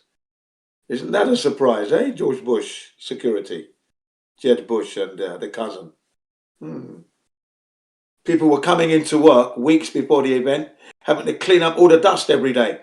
Near the air ducts and the air conditioning ducts, there was always like dust that they had to keep cleaning up. And they heard heavy equipment being moved on the floors above, they said. And they removed the sniffer dogs, by the way. The sniffer dogs that they had in the security, they removed them. Because they would have raised the alarm, wouldn't they?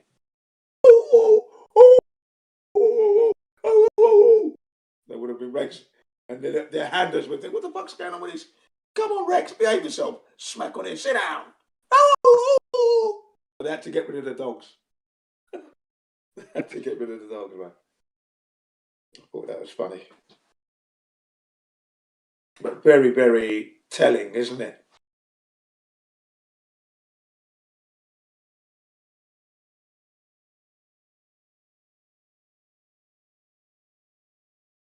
A psychological attack on the American citizens and the citizens of the world as well, because everybody liked the Twin Towers. They murdered the Twin Towers. So, Howard, if you think it's possible that 9/11 was some sort of a, an operation of some sort, it seems like you always have like you don't think the Earth could not be what they're telling us. But I mean, if they can pull something off like that, how could that rule out anything else that they could pull off, like any other types of deception? Well, just my observations without any science or anything else, we've talked about it before. What I see indicates a rotating planet, just observing the sun and the moon and the stars. A rotating sky? About things well, moving. Yeah, you could say, well, the stars are moving, but are the stars moving or are we moving? And then you compile 3 or 4 observations together, and it indicates that we're moving, and that's the way I see it. So, what are those things that indicate that we're moving rather than the sky moving to you? Well, watching the sun go across the sky, and then trying to imagine what it does when I can't see it, and I draw a circle, and we've talked about that, and the moon being the same way. And then you got the star trails with the 2 celestial poles at 180 degrees from one another. And then you got the eclipses. And all of that indicates to me a rotating planet, and the moon is orbiting, and we're orbiting the sun. So when the sun appears to be setting, we're actually moving backwards, yeah? Well, we're rotating. And moving backwards at the same time. I guess you could view it, if you're facing west, watching the sun, that from a point in space, you would be actually moving backwards in a way. Yeah. But how do you explain leveled flight wherever you go? Well, not following the curvature of the Earth whatsoever. How do you explain that? Well, the planes maintain an altitude based on atmospheric pressure and other things now, radar and different things. But the altimeters, they get to altitude, and you set it, autopilot, stay at 25,000 feet. And that 25,000 feet follows the curvature of the Earth. So the plane but we don't notice it. But we don't notice it at all. As far as we're concerned, hang on a second. As far as we're concerned, and I've done this. It's the flight is spirit level. It's a level flight. You're getting your in-flight meals. You're stretching your legs. You're getting your blankets. Everything. Yep, sure enough. Yeah, on a ball. Yeah. On a ball. A big ball. A planet, not a ball. How big, it doesn't matter how big that ball is. There's curvature there, but you don't notice a single curvature. For example, like I always say, you can leave England and go to New Zealand, 180 degrees, and you're not going to get 1 degree of curvature. Not 1 degree. I wouldn't expect to see the curvature around me. No.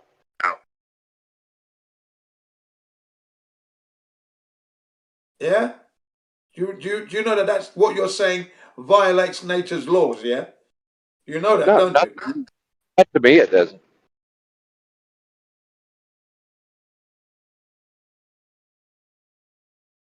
Well, I want to go back to the sun setting thing. You were saying that when the sun sets, it indicates that you're on a rotating planet, you said? Yeah, you know, we've talked about if you just point at the sun at sunrise and then you point all through the day till sunset, and where would you go with that line during the hours you can't see the sun? And with me, I have to be pointing at the ground at midnight and then come back around to the east where the sun comes up in a circle, you know. So you're saying that because it arcs over the sky, and if you were to take your finger and at sunset, and you were to do an arc, you know, like the declination and the arc of the sun, if you were to do that, you're saying that if you just kept that circle going, it would go under the earth, essentially? Yeah. That's what you're saying. Yeah. Okay. But you agree, but would you also agree that geometrically that over a planar surface with a massive sky and a massive extended planar surface and an object above it, that is what it would look like, right? It would come into your perspective and then out of your perspective and it would set and rise? No, I mean, honestly, and I've thought a lot about it. If we were on a flat earth and the sun were rotating overhead, and say I was facing south, since we're above the equator, then the sun's going to come over my head to a southern point. So I'm going to stand facing south, expecting to see the sun at noon above me, but a little south. I would expect it to come over my left shoulder at maybe 30 degrees north of east and swing around and be overhead just south of me, and then swing back out to my right and disappear at maybe some 30 degrees north of west. Yeah, that's is what I probably would what expect. happens. That's probably what happens because the sun, you know, even though from your location you said it looks like it's going down on the ground, but it's not. It's actually totally in the sky. It's just because it's moving away from your location that it appears that it's going down, but it's up in the sky. It's the law of perspective. That's not even what I'm saying. Well, one way you can recreate this, if you take like a pan of water, or take like a frying pan, fill it with water, and put soap in it, and get a bunch of little bubbles, like little dome bubbles on the top of it. And then if you take a light, like a little flashlight or something, and you circle it around the water above it, you'll see the little reflection of the flashlight will rise and set on each of those bubbles, even though you're circling it around above it. Yeah, that's right. Does that keep the angular size of the light the same? Because of the medium that the sun is in, there are times when the sun gets magnified as it moves away from you, and then there are other times when it gets smaller and smaller. That's because not what the medium is dynamic. Well, I didn't hear what you said, but I thought that's what you did say. No, I want to know if in the example that Gio was giving, if that would fix the angular size of the light. Whether the little reflection on the bubbles changes size, you're saying? Yeah, the angular. Yeah, in your example, what is analogous to the sun? What would be analogous to what we see in called the sun? Well, I'm not saying the sun is a flashlight, and I'm not even saying the sun is a physical thing. I was just using that geometrically to describe that a light source that's circling over little domes, if you want to call it that. And I mean, if each of our little perspective, our field of view, if you want to call that a little dome, meaning that we only see a small little patch of the sky, and if you have a massive light above it, that's exactly what it's going to look like. It's going to look like it's rising and setting, the declination. It's going to look like that arc in the sky, even though it is indeed above you. Can you post that somewhere? I can visualize it properly, I guess. Yeah, I was holding off answering. I couldn't visualize it. Yeah. But your question, though, ignores the fact that we have an atmosphere, which is what Jin was addressing. It doesn't matter if the point on a dome, so to speak, is going to stay the same size, because we all know that when the sun gets close to the horizon, it can look bigger at times, and at other times in different climates. No, it doesn't. So It usually it shrinks vertically. It doesn't. No, don't think it gets bigger. No. what do you mean nothing gets bigger? I don't think it gets bigger. I said. It obviously does. It what? It obviously does. Why? Why obviously it does? Have you? Okay, the only thing I can say is by experience. I can't show it to you right now, but I've clearly seen the sun close to the horizon as well as the moon looking ginormously bigger than they normally do. Yeah, but that's their angular size are not actually bigger. If you fix the zoom of the camera. I didn't argue that the angular size was bigger. Yeah, but that's not what what we I were argued. talking about. We were talking about the angular size. Yeah, but see, the thing is, guys, and this goes back to what Howard said. Like, Howard, I would expect you as well to produce an example of what you're talking about, because it seems to me that you say that you have an expectation of something to happen. So my question is this: if you haven't never had that happen, how can you have an expectation? So let's say you never go below the latitude that you are, and you always look and see the sun in the south or whatever. How is it, if that's all you ever see, how is it that you can say, well, on a flat Earth, I would expect it to see it to do this? Like, how would you even know that it was supposed to do that? The spatial reasoning. That means absolutely. I'm honest. To be honest with you, that means absolutely nothing to me. I have no idea what that means. Well, the argument is if we try to think that the Earth is flat and to match that to our observation, it's very hard to come up with something that would make them match our observation. We're not saying that they cannot match our observations, but it's very hard to map that into our observation. Yeah, but see, listen, guys, this is how easy, right? But and it is much easier to map heliocentrism to the observations. That's the point. Yeah, no way. It's this easy, guys. If the Earth were flat, the sun would do the same thing. That's how easy it is. What do you No, mean it's not. we do the same thing? Yeah, it is. What So would be the sun? Where would It's be a like different- to produce that observation? It's a different geometry set. It's not the same thing. It exactly is. All you're doing is Yeah. Go on, it Travis. is exact. Okay, listen. The thing that is exactly the same is the phenomenon. The same. The thing that is exactly the same is the observation. How you want to represent that mathematically, that's up to you. And if you want to make that your world, go ahead and do that. That's not mathematically. We just want to visualize What you're visualizing, what the sun you're is. visualizing, And that you hang on. when What try to you're do that visualizing- on a flat what surface, you're that gets pretty visualizing- hard. Yeah, what you're visualizing that you think is happening on a heliocentric model is actually happening on the flat Earth, and that's what you're observing. I never think that, but that's not arguing for any side here. That's just you claiming the Earth is flat and we see it as we expect to see in the heliocentric model. Exactly. Exactly.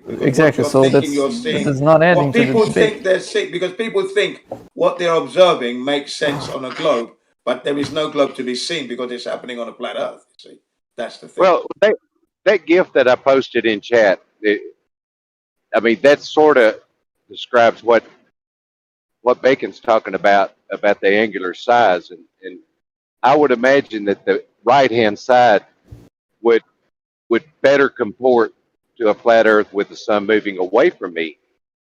But what I observe is the left-hand side, and so that that's a sticking point in the conversation.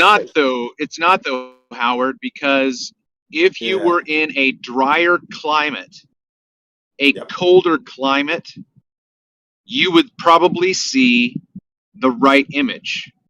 So in all of my observations on the Channel Islands, I've never seen the sun move away from me in a pristine angular fashion. Never, ever, never.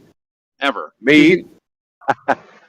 Okay, but listen, but listen, but I have seen people produce sunsets in Nevada or Utah where the climate is completely different, and it goes away and appears to be going away the way the right side of your.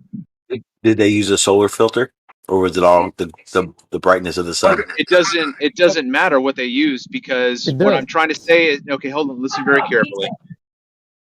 So if you, again, it's the contrast of what happens. So on the Pacific Ocean, the sun is very distorted, very very misshapen, and it goes down the way that we normally experience it. All I'm going to say is, I've seen videos of the sun going away in a way that's not the same in the Pacific, and the only thing that's different is the climate. Were they using a solar filter? It doesn't matter what they were using. It does matter. It No, matters. it Because doesn't. Listen, okay, guys, the subject listen. is specifically about angular size. So if you're saying, well, it's doing something different, right? But if you're not specifying what's different, then it might not even be relevant. I just told you how it's different. I just told you how it's different. It apparently is different. What? But that's why I asked you in size the videos that you saw. Look, was they using a solar filter? It's not. It Okay, matters. look. It's not my video. It's hearsay, Didn't right? say I it can't. was. I'm just But you outlining saw this the for any- video. Okay, I'm just So outlining we're this. asking you. Shut Okay, up, Sean. Was Shut there up. glare? Stop interrupting me, Sean. Asking normal questions. I don't know why you're No, freaking out. no, Sean, you are interrupting me. This is why I am not going to have a conversation with you. Okay. Well, it was just simple questions. No, you are interrupting. Those are not simple questions. You're being an asshole. Okay, so I'm not Howard. actually. I was just asking a simple question. I wasn't being an asshole. No. Don't play this bullshit sociopathic game. You were not just asking simple questions. You were Yes, I interrupting. was. You were interrupting my explanation again. All right, let's just reset. Let's reset. Get back to. Just try not to interrupt, and let's start again. Yeah. My point, Howard. My point, Howard, is simply this. You can find observations of the sun not showing you normally what we see on and over the ocean. If it's in a drier, colder climate, you will see the sun just fade away into the distance. Yeah, well, we're referring to the angular size. So do you observe the sun getting smaller as it approaches the horizon, or getting bigger as it rises from the horizon? Yes. Can you post that? No, I can't. That's what I was just trying to explain to you. I'm talking to you about things that I've seen in the past. I've tried to look them up again. I have not found them with ease any longer. I have no idea why. Travis, is that you? What's going on, Adam Meakin? Hey guys, evening. Hey, how you doing? Good evening, Adam. How you doing, man? Yes, Jin. How you doing, bro? Yeah, doing well, man. Doing well. And you? Yeah, all good, all good. I've just been enjoying listening, but on that point, you listen to me on Flat Earth Debate. I give a citation this week with regards to the sextant work. Let me just turn my heater off. Sorry. And in it attacks Kepler in terms of presupposition with regards to the circular elliptical nature of some of the stuff based on angular change. And the criticism with regards to sextant movement is that word refraction, which, you know, some flat earthers want to deal with, some don't. This refraction, I think old school David Weiss stuff relates to it, but this is like mid-1700s data that's relating specifically to the size of the sun as it moves throughout the sky and how the apparent angle away from 0 or 90, however we want to view it, how it will change the apparent position, not only in one location, but how it has effects within different longitudes and latitudes specifically. But this fact is demonstrated. It's a concern in celestial navigation in the past, and it's a recognized fact that, and this is the point that I raised, that part of the, like I say, mid-1700s criticism of celestial navigation is we're doing one thing with the sun and we're interpreting it one way and we're making exceptions for the other. Kepler, in terms of the celestial bodies, interprets this in a different way, which invokes a elliptical orbit, and that elliptical orbit is based around, I think, what you guys were talking about, which is this changing an apparent size. It's, I think, from I say what I've been reading recently, and what in terms of taking celestial measurements below 20 degrees, refraction, and I don't think flat earthers disagree with this, refraction is a real thing, and it will pervert all of our supposed measurements. I'm done rambling there, guys. Excuse, that was a long one. But I think I support the point, Trav. Yeah, there isn't a fixed. The size of the sun, put simply, the size of the sun in the sky really got nothing to do with any distance. However it renders to us in its different ways has got nothing to do with its distance from us. That appears to be congruent within both flat and heliocentric viewpoints. Yeah, I'm done. Definitely done now. Yeah, I would say that because it's so far away, that's why we don't notice any angular size as it moves across the sky. That's what I'm saying. We do massively. There are big changes, and these have to be accounted for. If you're going to use the sun to navigate, okay, and sometimes you have to take the sun and take two positions. It's the only way during the day. It's the only object luminary you've got to work from. You're going to have to take the sun. Now, over the ages, the people have noticed that if you were make that assumption that we're talking about, that it's the same wherever it is, you will make errors that will make differential changes. There are differences based on exactly, and this is the point, the old almanacs and the old nautical, they're not talking about dealing with curvature, they're talking about dealing with the amount of atmosphere plane having to look through, the amount of refraction, to the point that they make the statement that you're looking at something at your zenith, there's no variation. Understand that you're looking straight up, straight through the thing, therefore there is no angular change based on relative densities of the different layers, because you're looking straight through it. So they're all the same thing, and even if they do change, refraction dictates it'll be a straight line. But the other stuff from 0 to 90 dictates a layer of a refractive effect. Simple fact that we are looking through a lens called, don't shout on me for using this word, atmosphere. Yeah, but if we're looking through the atmosphere at any object, particularly a celestial object, we have its full effects. Now the effects of that are very dependent on the angle, and that's true in both models. Yeah, but it's the angle from the horizon. When we're correcting for refraction, for example, when you're doing celestial navigation, you never correct for the position of the celestial body from to left or to the right. You only correct it from to upper and lower position.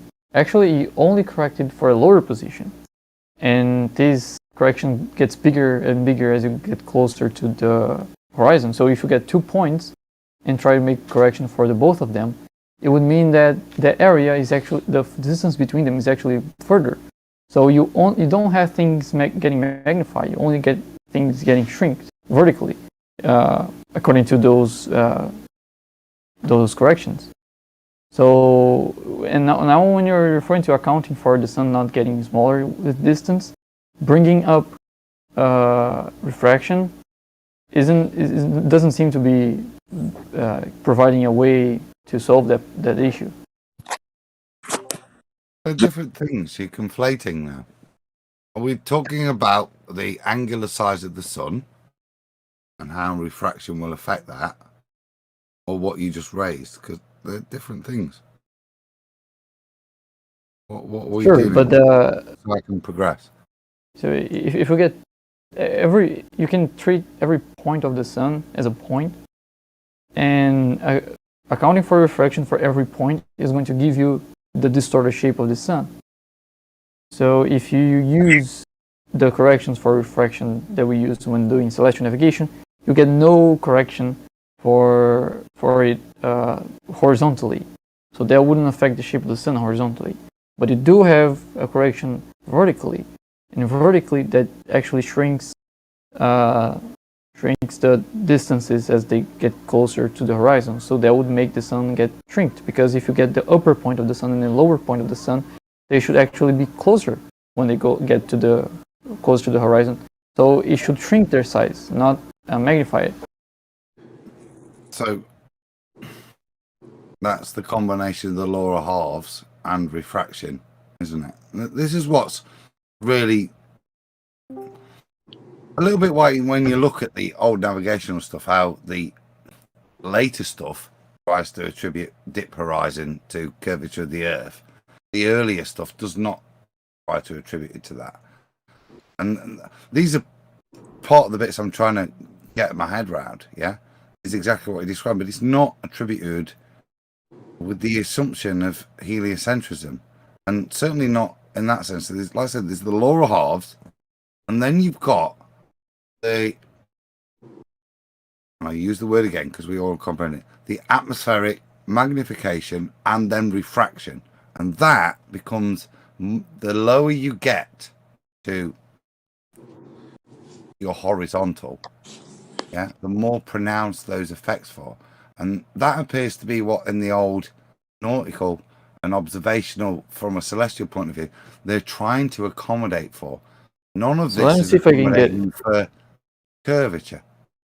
Let me see if I get it. So you're separating refraction from atmosphere magnification, as if they're two different things, right?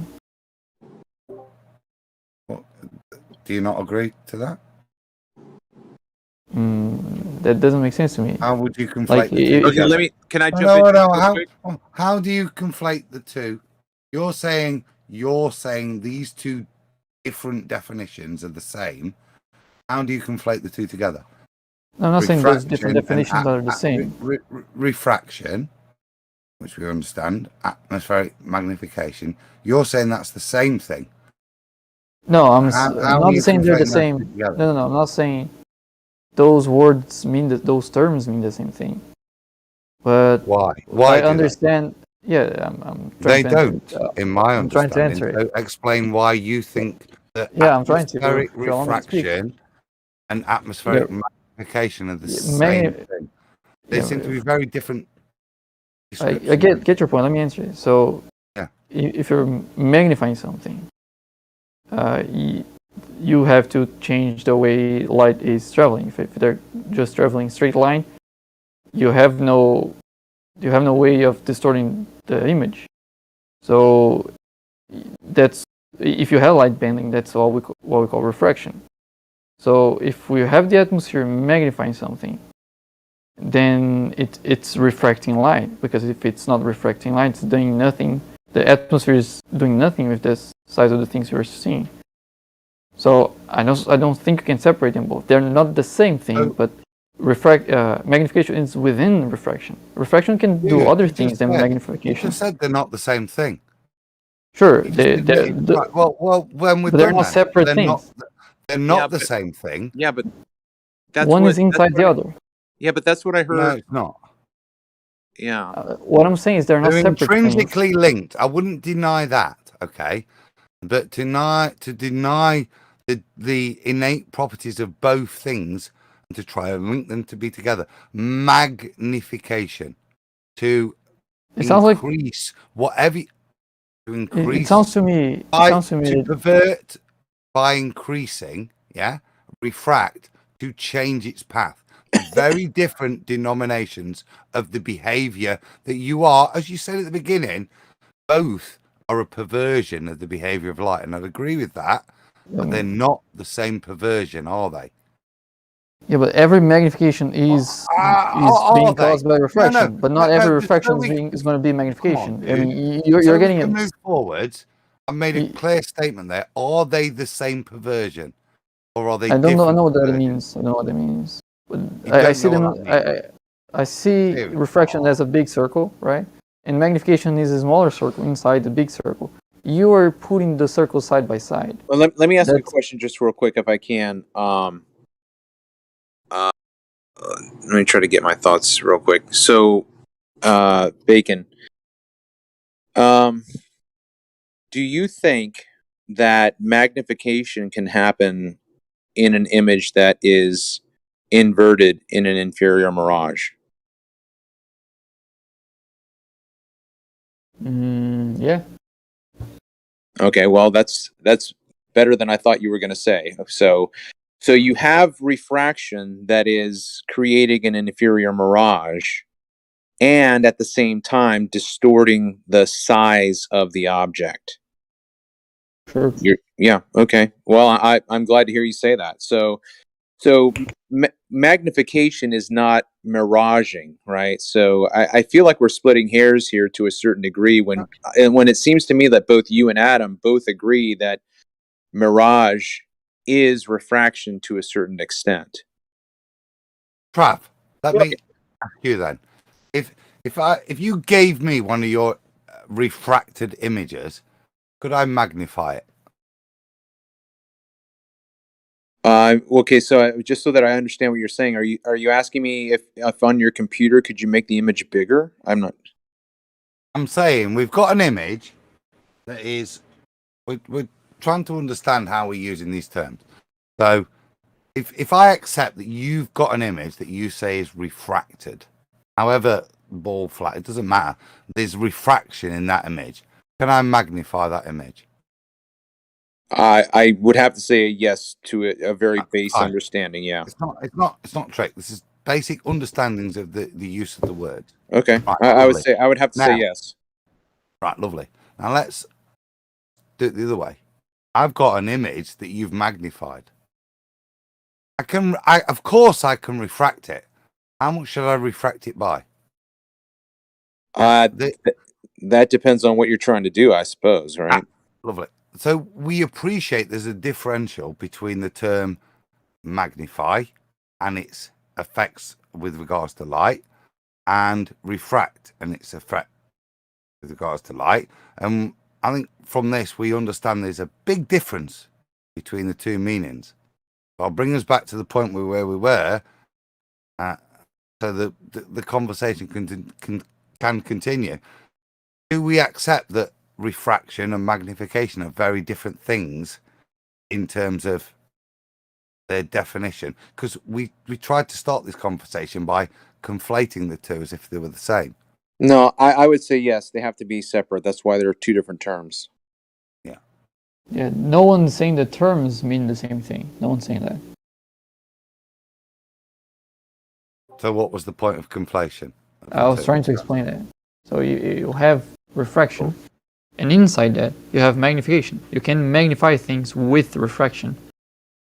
It doesn't mean that you can have magnification. For example, if you're talking about the atmosphere magnifying something, that is refraction. It doesn't mean that refraction can only magnify things. Refraction can do many things. One of them is magnify things. So it's weird that you say like there are two separate phenomena. One is refraction and the other is magnification. No, magnification would also be refraction. A very specific type.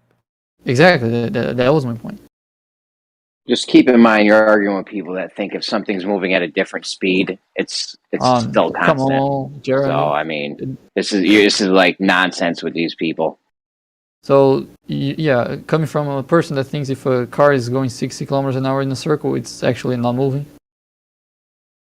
I'm not aware of anybody's preconception. I thought we were just discussing the points of refraction, magnification, and why we shouldn't conflate the two terms. Why we should be able to differentiate between the two meanings. Yeah, well, one is a bigger circle. Two precise meanings. Yeah, one is a circle, the other is a smaller circle inside a bigger circle. They're not separate circles. That was the contention. When did we discuss circles? When? No. How have we got I'm circles? not talking about literal circles. Definition I'm talking about of how many either. things they encompass. Well, if we're going to discuss circles, we shouldn't be discussing one's a circle in the inside the other as if we have some hidden knowledge about other people. So what?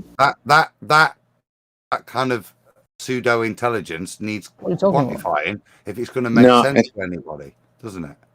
I think, Adam, if I can say, he doesn't mean circle that way. He just means arena or category. You know, he's trying to associate these two ideas together. I mean, I hear what both of you were saying, and somehow both of you aren't hearing each other very clearly, in my opinion. But that's just me. Oh, come on, Travis, give me some, mate. Give me some, Travis. Tell me off. Let me know. No, I don't. You don't need told. You don't need told off. It's just I don't know how to make it. All right, enlighten me then, bro. Because I've got no shame in learning. So explain. Genuinely, no. My points of contention were points of definition. Look, I have look. I have heard how you have differentiated yourself, and I understand what you're saying. I also have heard how Bacon has differentiated himself, and I understand what he is saying. However, when the two of you on your side listen to each other, there's a lost in translation that I don't think I can clarify. That's what I'm gonna weasel out that way. Is Bacon listen carefully? Yeah. Evening, dude. Is it Bacon or listener? Anyway, well, then explain to me, because I've not got. I don't know. I've not got a point of argument. I'm confused as to why we are, I said at the beginning, conflating terms, which appear to be very different in their description, hence why we use different words. Why do those things mean the same? And then we've got to circles. Now, if circles is a way of describing the behavior of light, like I said, can we expand on that? So now I've got a Bacon. It's supposed to explain what the concept encompasses. I'm not sure if that's the word. Explain it. I'm not challenging it. I'm saying if that's a concept when you invoke circles, yeah. Can I draw it's either pseudo-intellectual or requires explanation. Yeah, like. And that's all I'm asking for explanation then. Why is he saying pseudo-intellectual? What does that mean? As in, I've just made a load of shit up that you should understand because I'm clever and all for you guys. This is what you do in the medical arenas, yeah?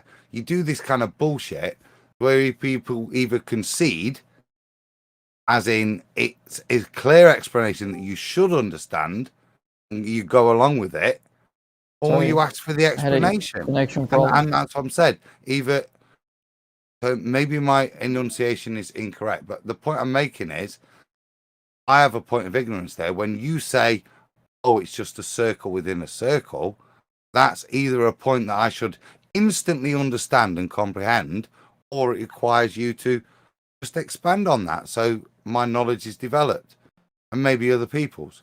Unless I'm the only one in the dark when we say it's a circle within a circle, when we're talking about refraction and magnification. Right, can you look at the live stream? No, I was actually responding, and I was hoping you'd respond to the point that I was just challenged on by somebody else. Sure. I thought you would understand, but if you... And I conceded I didn't. Yeah, so and then you said I should provide an explanation. That's what I'm doing right now. So can you join the stream so I can... How do I do that? You go to the... Click your live. What? There we go. Give me a second. I've got a current bun. What? A current bond, a big circle with dots in it. And Yeah, so you're right every in point, refraction. Yeah, cool. yeah, this circle represents refraction, and the points represent instances of refraction, right? So every point here is an instance of refraction. No, that makes no sense to me. All I'm seeing is a current bun. Is what? So I'm seeing a big circle with dots in it, and you say all those dots represent refraction. Yeah, because this is a group.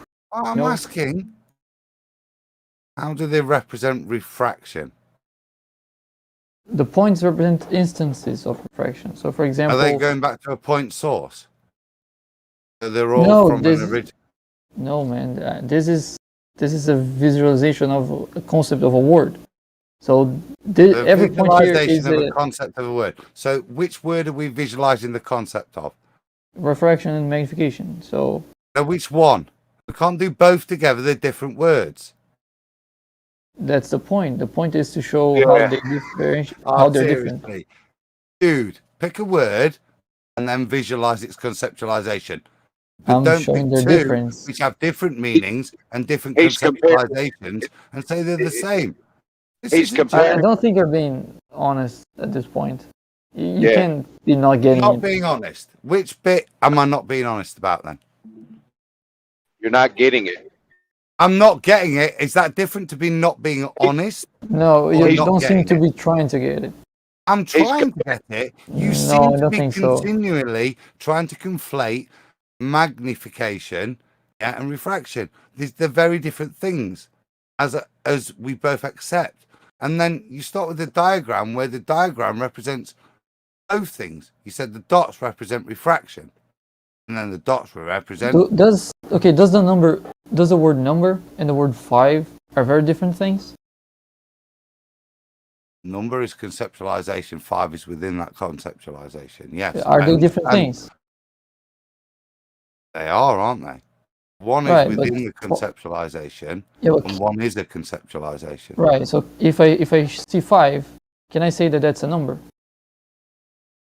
Within the conceptualization. Can I say that 5 is a number? Conceptualization.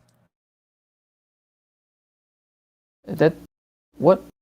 Within or without, within the conceptualization or outside of the conceptualization of numeracy? I have no idea what you're asking. I know, because you're clearly struggling. It's not me that's struggling, is it now? I think as we got to the basic conceptualization of numbers, it's not me. I'm asking if 5 is a number. You can't answer yes or no.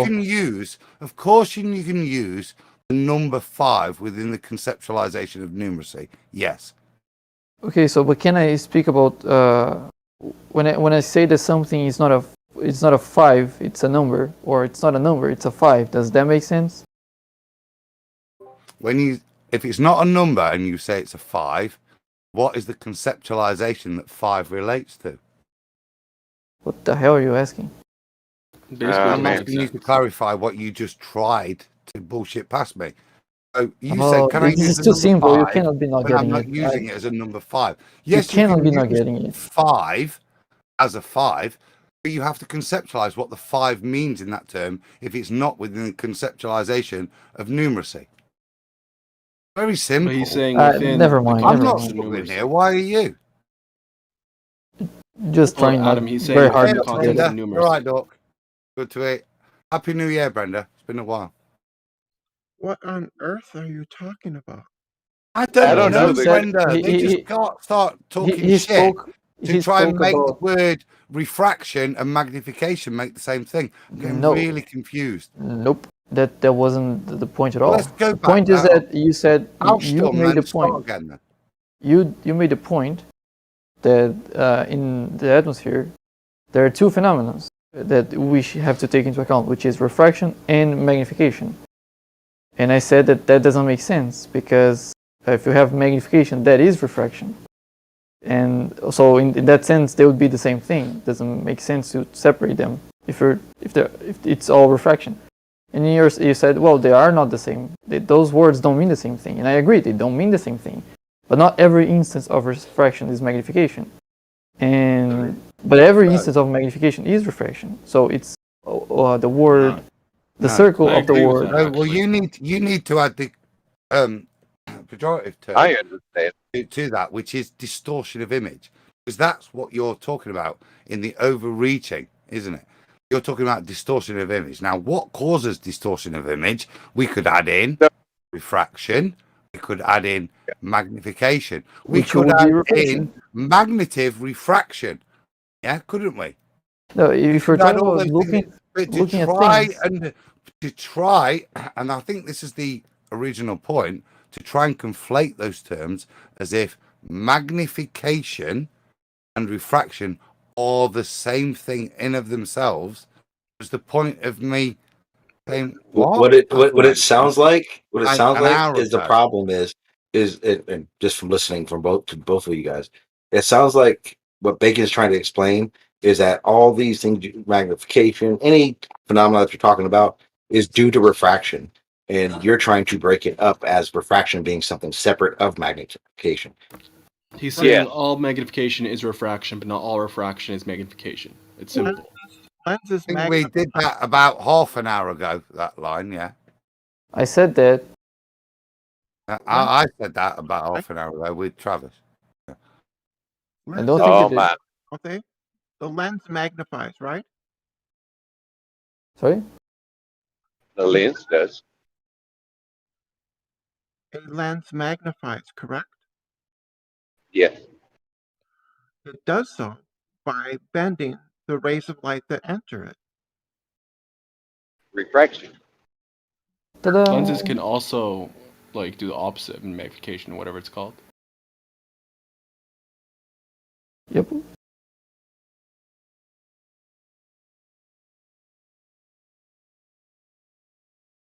That's right.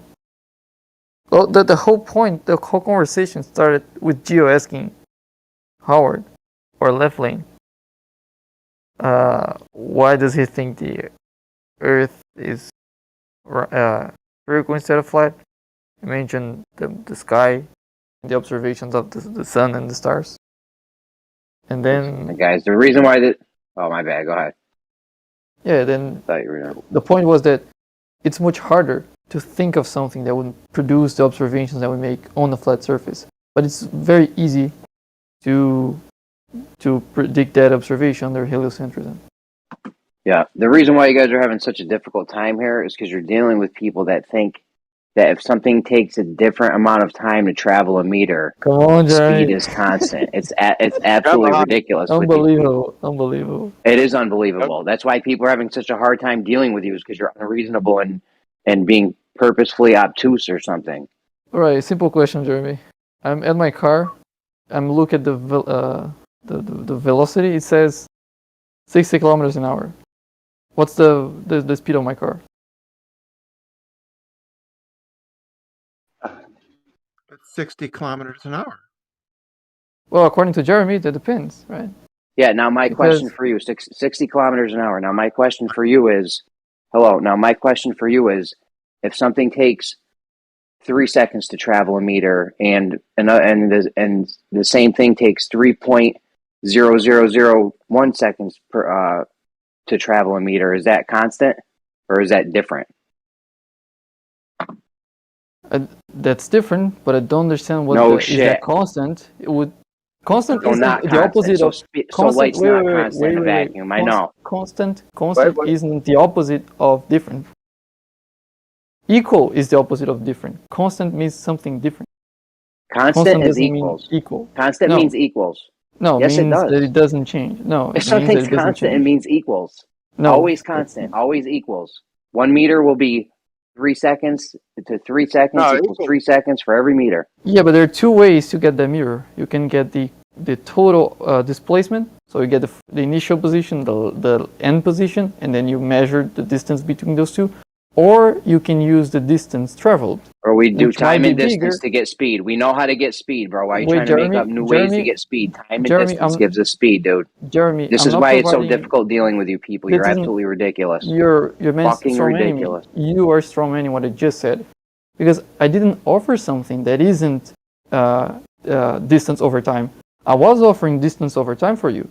The only difference between what you offered and what I'm offering is how am I getting the distance.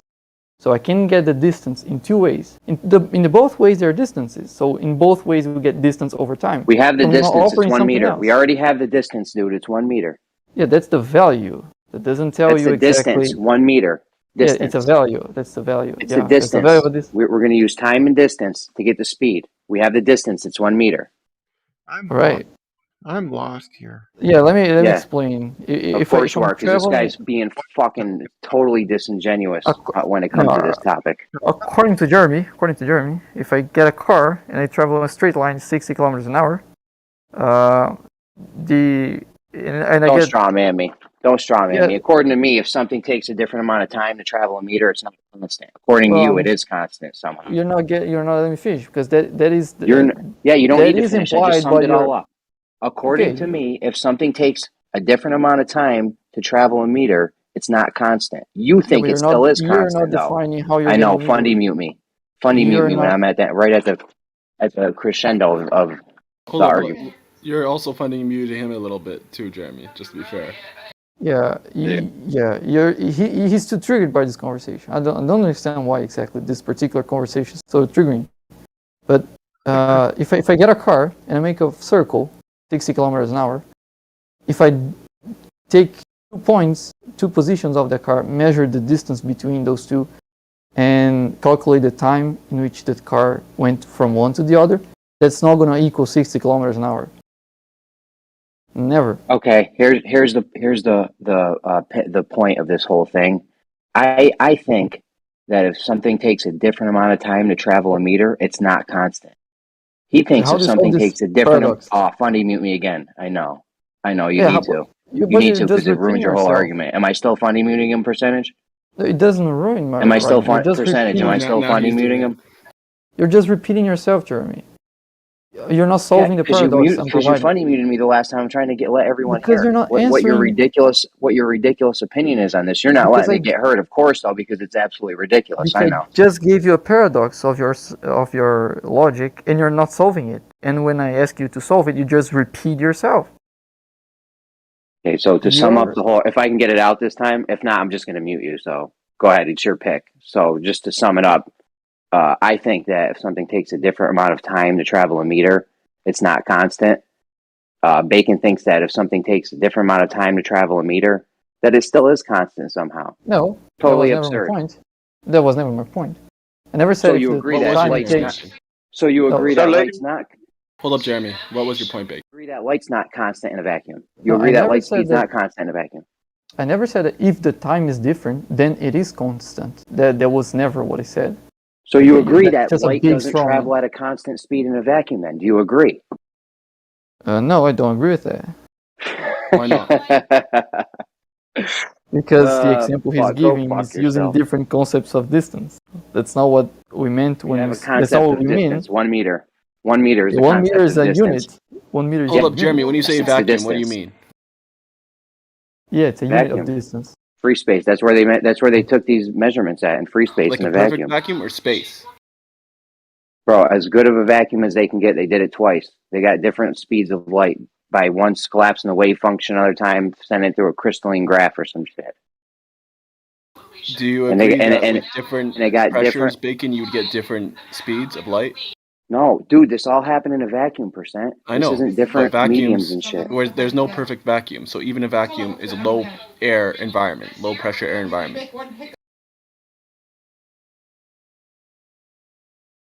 Well, I answered your questions, Jeremy. I still want you to answer mine, because you never did. I'm in a car, traveling in circles, and I'm looking to the speed that it's giving me, and I'm constantly reading 60 kilometers an hour. If I'm riding in circles, is my speed constant? If it's constantly says 60 miles an hour, sure, but now that's not the point. The point is, hold on, my turn to respond, right? Or you're going to funny mute me again. So go on. My point is that we have the distance, which is 1 meter. We have the time. We have the time that's different. So we know the speeds are different, right? Yeah, but according to you, then the car shouldn't be at 60 kilometers an hour, and you just agreed it is. So okay, so which of those we have the different. So we have the difference. We have the 1 meter, same distance. We have the time, which is different, so we know the speeds are different. If the speeds are different, that means it's not constant. But you said it's constant. No, I'm saying it's not constant. No, but in the car, you said the car is in a constant speed. Fuck your car, dude. We're talking about how long it takes light to travel over a meter. Yeah, but I'm trying to show the problem with your reasoning. Yeah, you're not willing to listen to yourself. You're being ridiculous. Go fuck yourself. I'm making as clear as I can the problem with your reasoning, and you're refusing to see it. Just refusing to see it. Jeremy, guys, I spent, I don't know, an inordinate amount of time with this gentleman struggling with the definitions of words, and it appears they're playing games. Constant. They're playing games with us, Adam. Yeah. Adam, they're playing games with us, dude. It's all they've got, though, isn't it? It's actually quite uplifting to hear. I'm showing you how you define simply doesn't work. Magnification, yeah, refraction, and now after they moved on from that, what are you stuck on? You know, Jeremy just contradicted himself. The point. When I pointed it out, his answer was "fuck you." That was his answer. I didn't contradict myself. Actually, yes, you did, because you said the car was constant. You didn't, Bacon. Right after the car.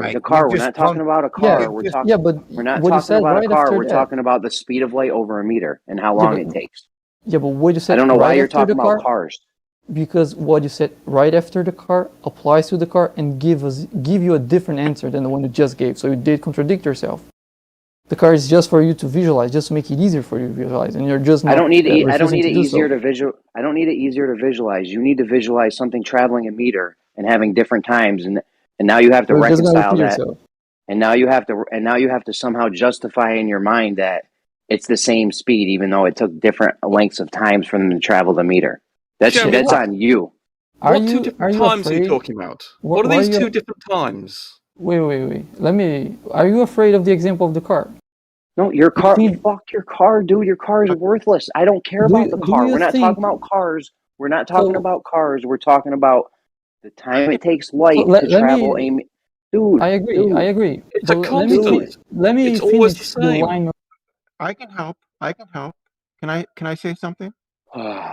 What are they debating? It's absolutely impossible to work out what either point those two, Bacon or Jeremy, are making. I'm trying to, If you allow me to go through the line of thought, and when we get to the end of it, if you think that's completely irrelevant, you can point it out. But I would like at least that you try to follow it. I'm not following your car example. There's no need to follow the car. There's no need to follow the car example. We have light traveling a meter taking different times. No, it doesn't take different times. Why are you saying that? Rumpy, just give me a sec, because I've got to go to bed, and it's been a while, so I just wanted to wish the Rumpus Happy New Year, and come and join us on the debate. Oh no, you're banned, aren't you, because you're a liar. But you wanker! I'm not a liar at all. Where'd you get that from? You're a wanker, aren't you, Adam? You just lied then. You just lied then, didn't you? You just lied then, didn't you? You just lied. You just lied then, didn't you, you wanker? You just lied then. You just lied then. You just lied, didn't you, Adam? You just lied, didn't you, Adam? Well done. You just lied. You just lied, didn't you, Adam? You lied. You're a liar. You're a compulsive liar, aren't you, wanker? You lie all the time. Because you made that. I've never lied. You're going to accuse me of saying I've always said the refraction affects everything you see, and the wanker Nathan denied refraction even existed. Nathan denied refraction ever existed and called it a hologram, a hyena. And now that I've forced him to accept the refraction exists, he's now had to backtrack and try and ban people who told him the refraction caused everything to be refracted, and he can't cope with it. So the only thing he can do now is to deny what happened, deny the fact that he ever denied that refraction occurred, deny the fact that he ever just call it a hologram, hyena, something or other, and then wankers like you come along because you've got no argument. You say you make rash accusations, obnoxious little accusations, not backed up by anything because you're just a little crony of Nathan. You're an obnoxious little toad. You're an obnoxious little toad, Adam. Obnoxious little lying toad. And you just lied just now. You ought to go and ask Nathan whether or not he ever agreed the refraction exists. Go and ask him. Go and ask him if he denied refraction existed, Nathan, Adam. Go and do that. Go and ask him if he denied refraction was a thing, and he'll do that. He'll deny that he called it a hologram. What the hell is going on here? Wanker. Silence. Anyway, I'd like to know what Jeremy.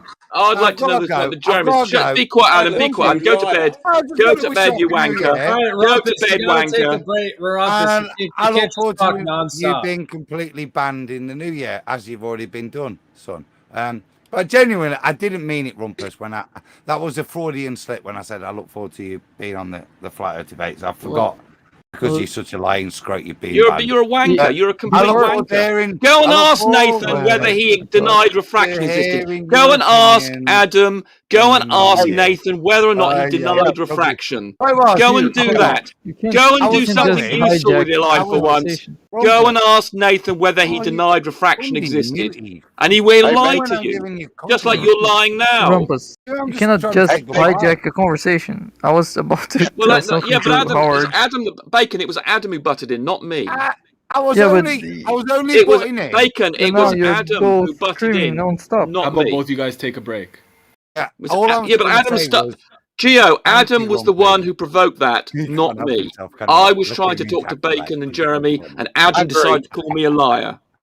Out of nowhere. But he's a lying wanker. He's a lying wanker, and he doesn't understand that Nathan denied refraction existed, and he's going to ignore that. And he goes thrashing around accusing people of being liars when he just lied just now. And he started this off. Be that as it may. Gio, he started this. Gio, he started this. So he started this. You still. Well, but you should take action against him. Gio, take action against the person. Gio, no, he started it. He initiated this. Why don't we start by just take a break from talking for 30 seconds? Why don't we start? Well, you're going to let him get away with initiating that obnoxious remark. Take a break. I want to go, Rumpus. He initiated it, Gio. He started it. You surely can see that. He's a lying wanker. I admitted it was a faux So he's a lying wanker. So Gio, don't let him get away with it. I admitted. I want to talk to Bacon and Jeremy. I don't want to talk to the lying wanker Adam. Okay, well, both of you guys are going to take a break. Bacon and Jeremy. Adam's the one who interfered with the discussion, not me. I can't believe I can't. I want to go back to the discussion. Adam wanted to disrupt it. So Bacon has the floor. Bacon has the floor. Come on, Bacon. All right, thank you. So the example was if you have a car making a circle. Let's make a meter per second to make it simpler. So you have a car that is running on a circle at 1 meter per second. If you take a meter that the car traveled in that circumference and divide by the time it took, it's going to equal 1. But if you take 2 random points of the circumference and measure the distance between those points and then get the time it took from the car to get from the first to the second, that's not going to equal 1. That's actually going to give you a smaller value. So that's the whole thing. If you say that this, because when I asked it if the speed of the car was constant, the answer I got was yes. But I just provided a way to measure distance over time that doesn't equal 1. So it is constant and it's not constant at the same time, according to this reasoning. What? Yeah, I can draw if you want to. Do you agree with that? Personally, do you agree with that? You're fine with that? I don't understand. So if we have something traveling 1 meter, if we have something traveling 1 meter and it takes 1 second, and then another thing travels 1 meter and it takes 1.1 seconds, would you consider that a constant speed? Bacon. The way you're posing it, no. Bacon. No, of course not. Mm-hmm. What do you mean the way I'm posing it? That's how we figure because speed, you can distance over time. Because there's a little bit of ambiguity there. There's no ambiguity. It's very specific. Yep. I have a distance. I have a time. I have a distance and time. We can figure out speed with that, right? Very specific, dude. You are so full of fucking shit. I'm done with you. I'm done. Again? So, I mean, the distance is ambiguous because you're not You're not. No, the distance is very specific. It's 1 meter. No, that's the Very value of the specific distance. Sure, the value is not ambiguous. The ambiguity is, 1 meter is the value of the distance. Distance is 1 an meter attribute. is the distance. The distance is Sure. 1 meter. That's how far we're seeing how long it takes for this thing to travel a meter. It's supposed to be Sure. constant. We're getting different times. That means it's not constant. So that means the car. This is the biggest. So according to that, intellectually dishonest piece of. Jeremy, according to what you just said, the card would be constant and not constant because you agreed that the car, if the car is going. Dude, this is not a car. This is not a car. Forget the analogy. It doesn't matter. It's the same thing. It's the same situation. We're only talking about. No, it's not. I'm talking about a photon. You're talking about a car, not the same. No, you're talking about distance and time. You said if it takes. Yeah, that's the same how we amount figure of out time, speed, distance, and time. Yeah, regardless of being a photon or not, right? All right, Bacon. What is the challenge here? Do you agree that article in the experiment that they did, that they measured a different time for the photon to travel a meter? Do you agree or disagree with that? Yeah, they did. I think they did go at a different time. Okay, so if they got a different time, then that means that light is not constant. Do you agree or disagree? I disagree. Okay, how could something travel from one point to another at a different time and still be constant? That means it's fundamentally not constant.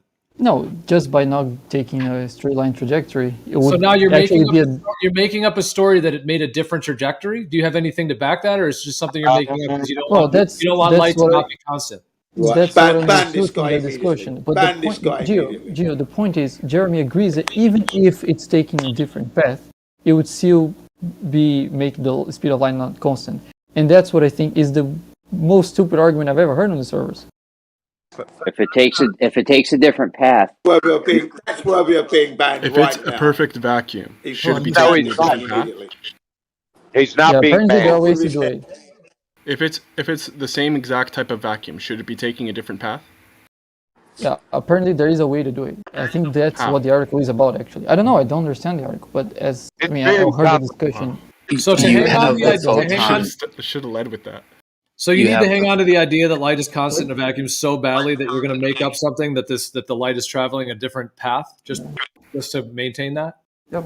He's going to argue it, even though he doesn't understand it. He's going to prefers. No, but I'm not arguing about the article. I'm arguing about just the pure argument of if it's a meter in a second, then it's a constant speed.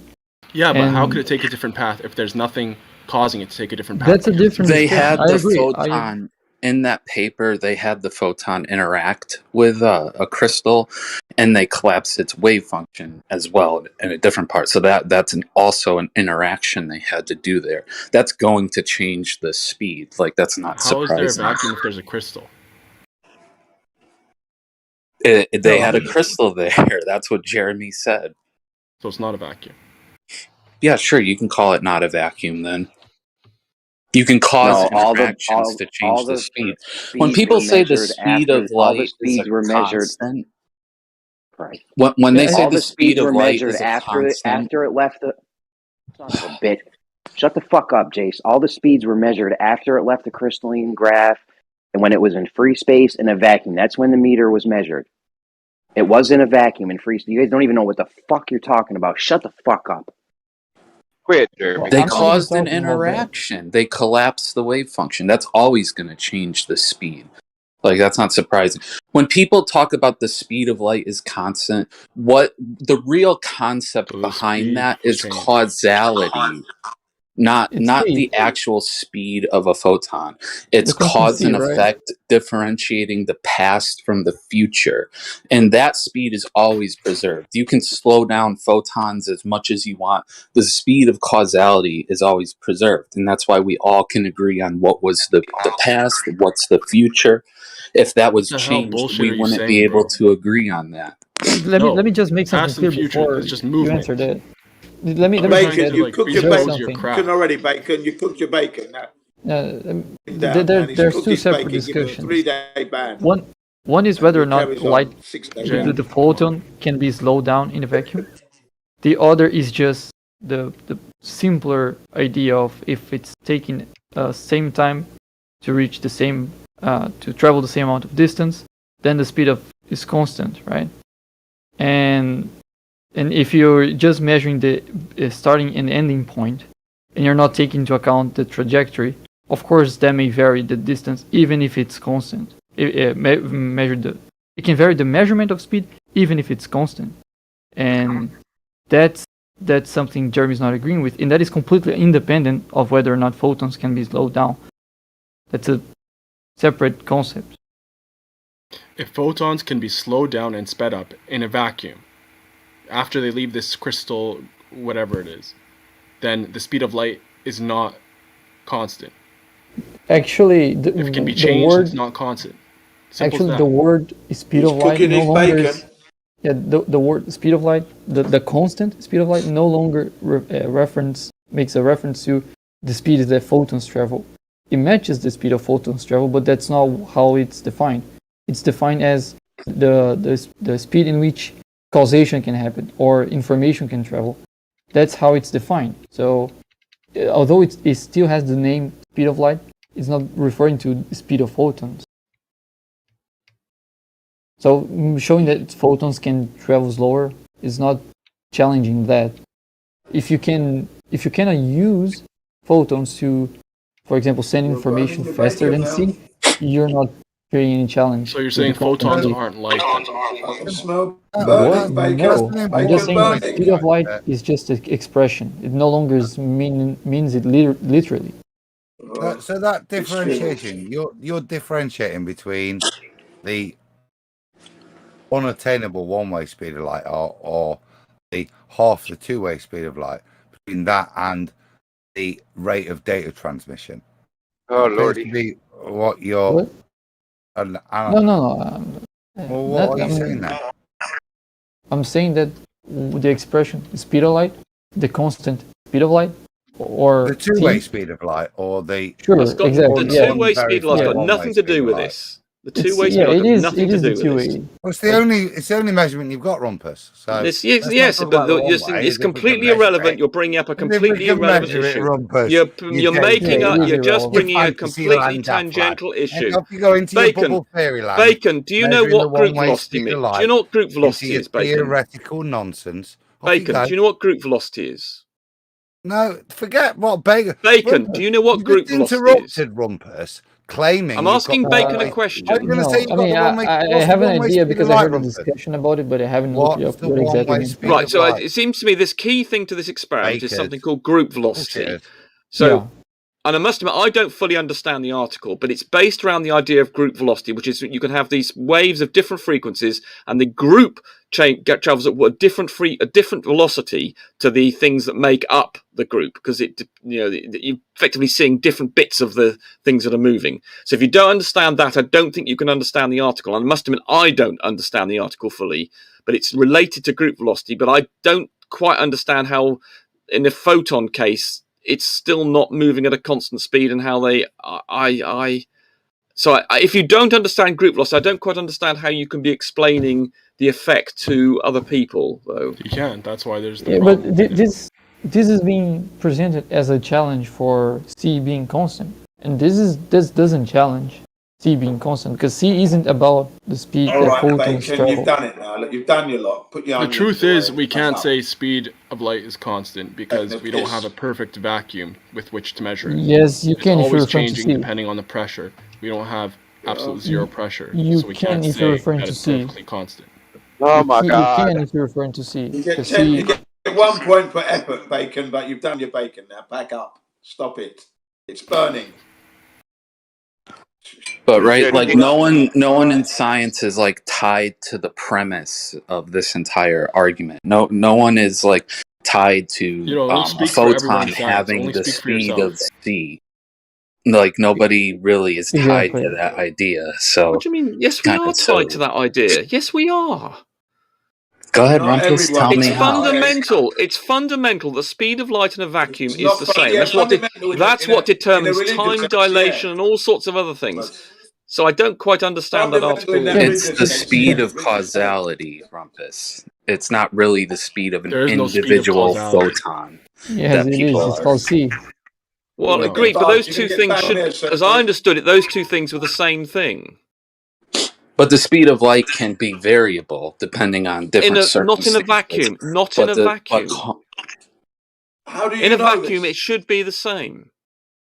Because it's How fundamental. do you know this?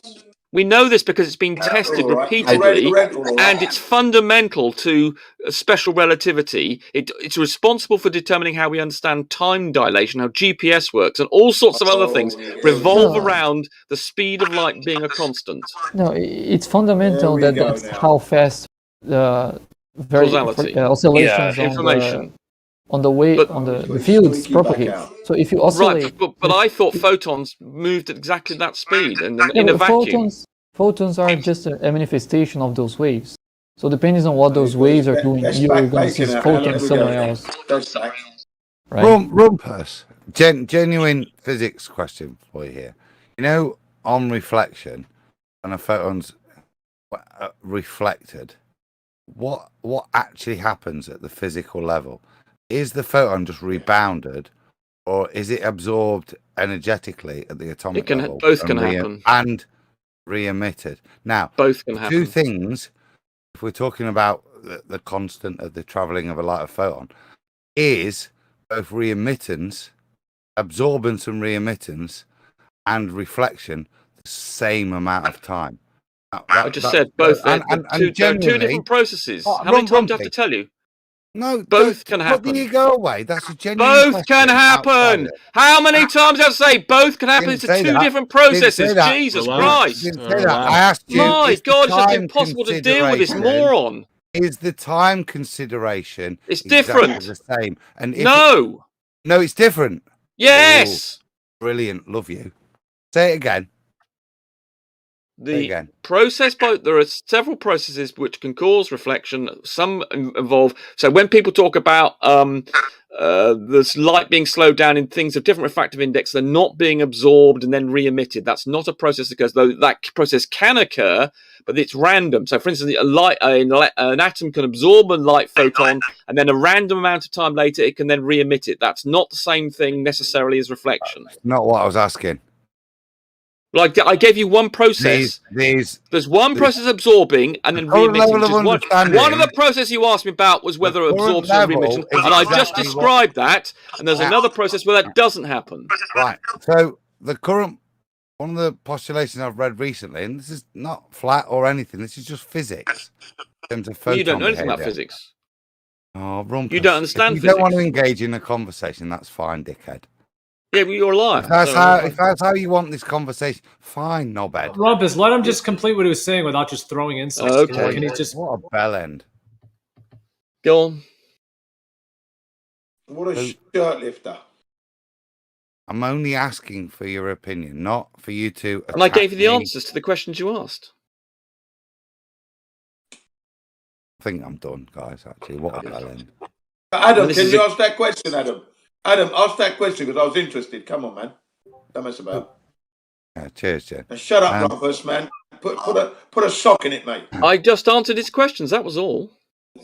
Okay, we didn't answer them correctly. Now, I said there were two mechanisms by which things are reflected, and apparently that was too confusing. I understood that, and I understood that before I read this paper. Now, which wasn't the point of the question, which clearly you don't understand. It's beyond your level. So I understand whatever it is you understand. I understand it more. Clearly beyond your level. One second, Adam. What's your question? Repeat your question, please. I've already demonstrated. Yeah, what is the question? You've demonstrated you're a moron in every regard. All right, hold on. Can we go back to what Adam was saying before Rumpus just randomly started attacking him? Adam, please repeat your question. Rumpus, please repeat your answer. Well, I thought he asked me what the mechanism was reflection occurred, and I told him there were two different mechanisms. Now, apparently, he now says that he was aware of these two mechanisms. So I don't understand what the question is then. Yeah, exactly. So that's why I'm having. You haven't heard the question. I think that's why. My initial question did postulate the two mechanisms already. So it doesn't need you to then explain the two mechanisms that I postulated in the question for you to claim. You've enlightened me in some way. What was the question, though? He asked a question. Oh, well, let's just get that. Let's just get that. He won't point. repeat. This is what he's like. He won't engage properly. Geo keeps asking him to repeat the question. He won't. He's got a book because he knows he's done. He won't repeat the question despite being asked several times by Geo. He doesn't cooperate. He's incapable of engaging. You don't have to narrate. We're coming back to this. Please repeat the question. I'll progress. Once he won't. This is what this guy's like. Rumpus, come on. But he's lost. He knows he's done. You see, he won't do it. Hold on, Rumpus. Just don't speak I'll for wait. 45 seconds. Just let him completely speak, okay? All right. Okay, go ahead, Adam. So for me to progress, I now need the Rumpus to admit that within my initial question, the two mechanisms. No, because we don't know what your initial question is, so you have to repeat it. You all heard it if you were here. No, I didn't hear it. Left Lane didn't hear it. A number of us you're didn't not hear relevant. Then you're not relevant. So, okay. He wants to know what the question is so he can understand the conversation, you twat. Go on, Rumpus. Keep putting in. You're not cooperating with him. He's made a simple request to you to repeat your question, and because you're a wanker, you won't do it. It was a simple request on Geo's part. I don't disagree with Rumpus at this point. You're just being a wanker. He asked you a civil thing, which is to repeat your question, and you just won't do it. And percentage guy interrupts. I've not even made the point that I was asked to you see, make. he just won't. This is what he's like. Adam. This is why you can't engage with him. You're a bunch of jokers. That you think No, this you're is just waffling around. Why don't you just ask the question? So are we at the point that within the initial question that Rumpus has challenged the two mechanisms I actually highlighted within the initial question? Rumpus, do you recognize? No, you didn't highlight two mechanisms. You asked me what the question you asked me initially was how do things reflect? And then I described to you two mechanisms. Dementia-ridden fool. That's what you are. You're just a wanker. You really are, aren't you? You're the wanker. I think he was Rumpus. He won't. You won't. A simple request was made of you to repeat the question, and you won't do it, even though the request was very reasonable. Just to clear up a few issues, you were asked to repeat the question, and you refused to. What happens to the initial question, Rumpus? It's been reflected back. So you just won't do it, will you?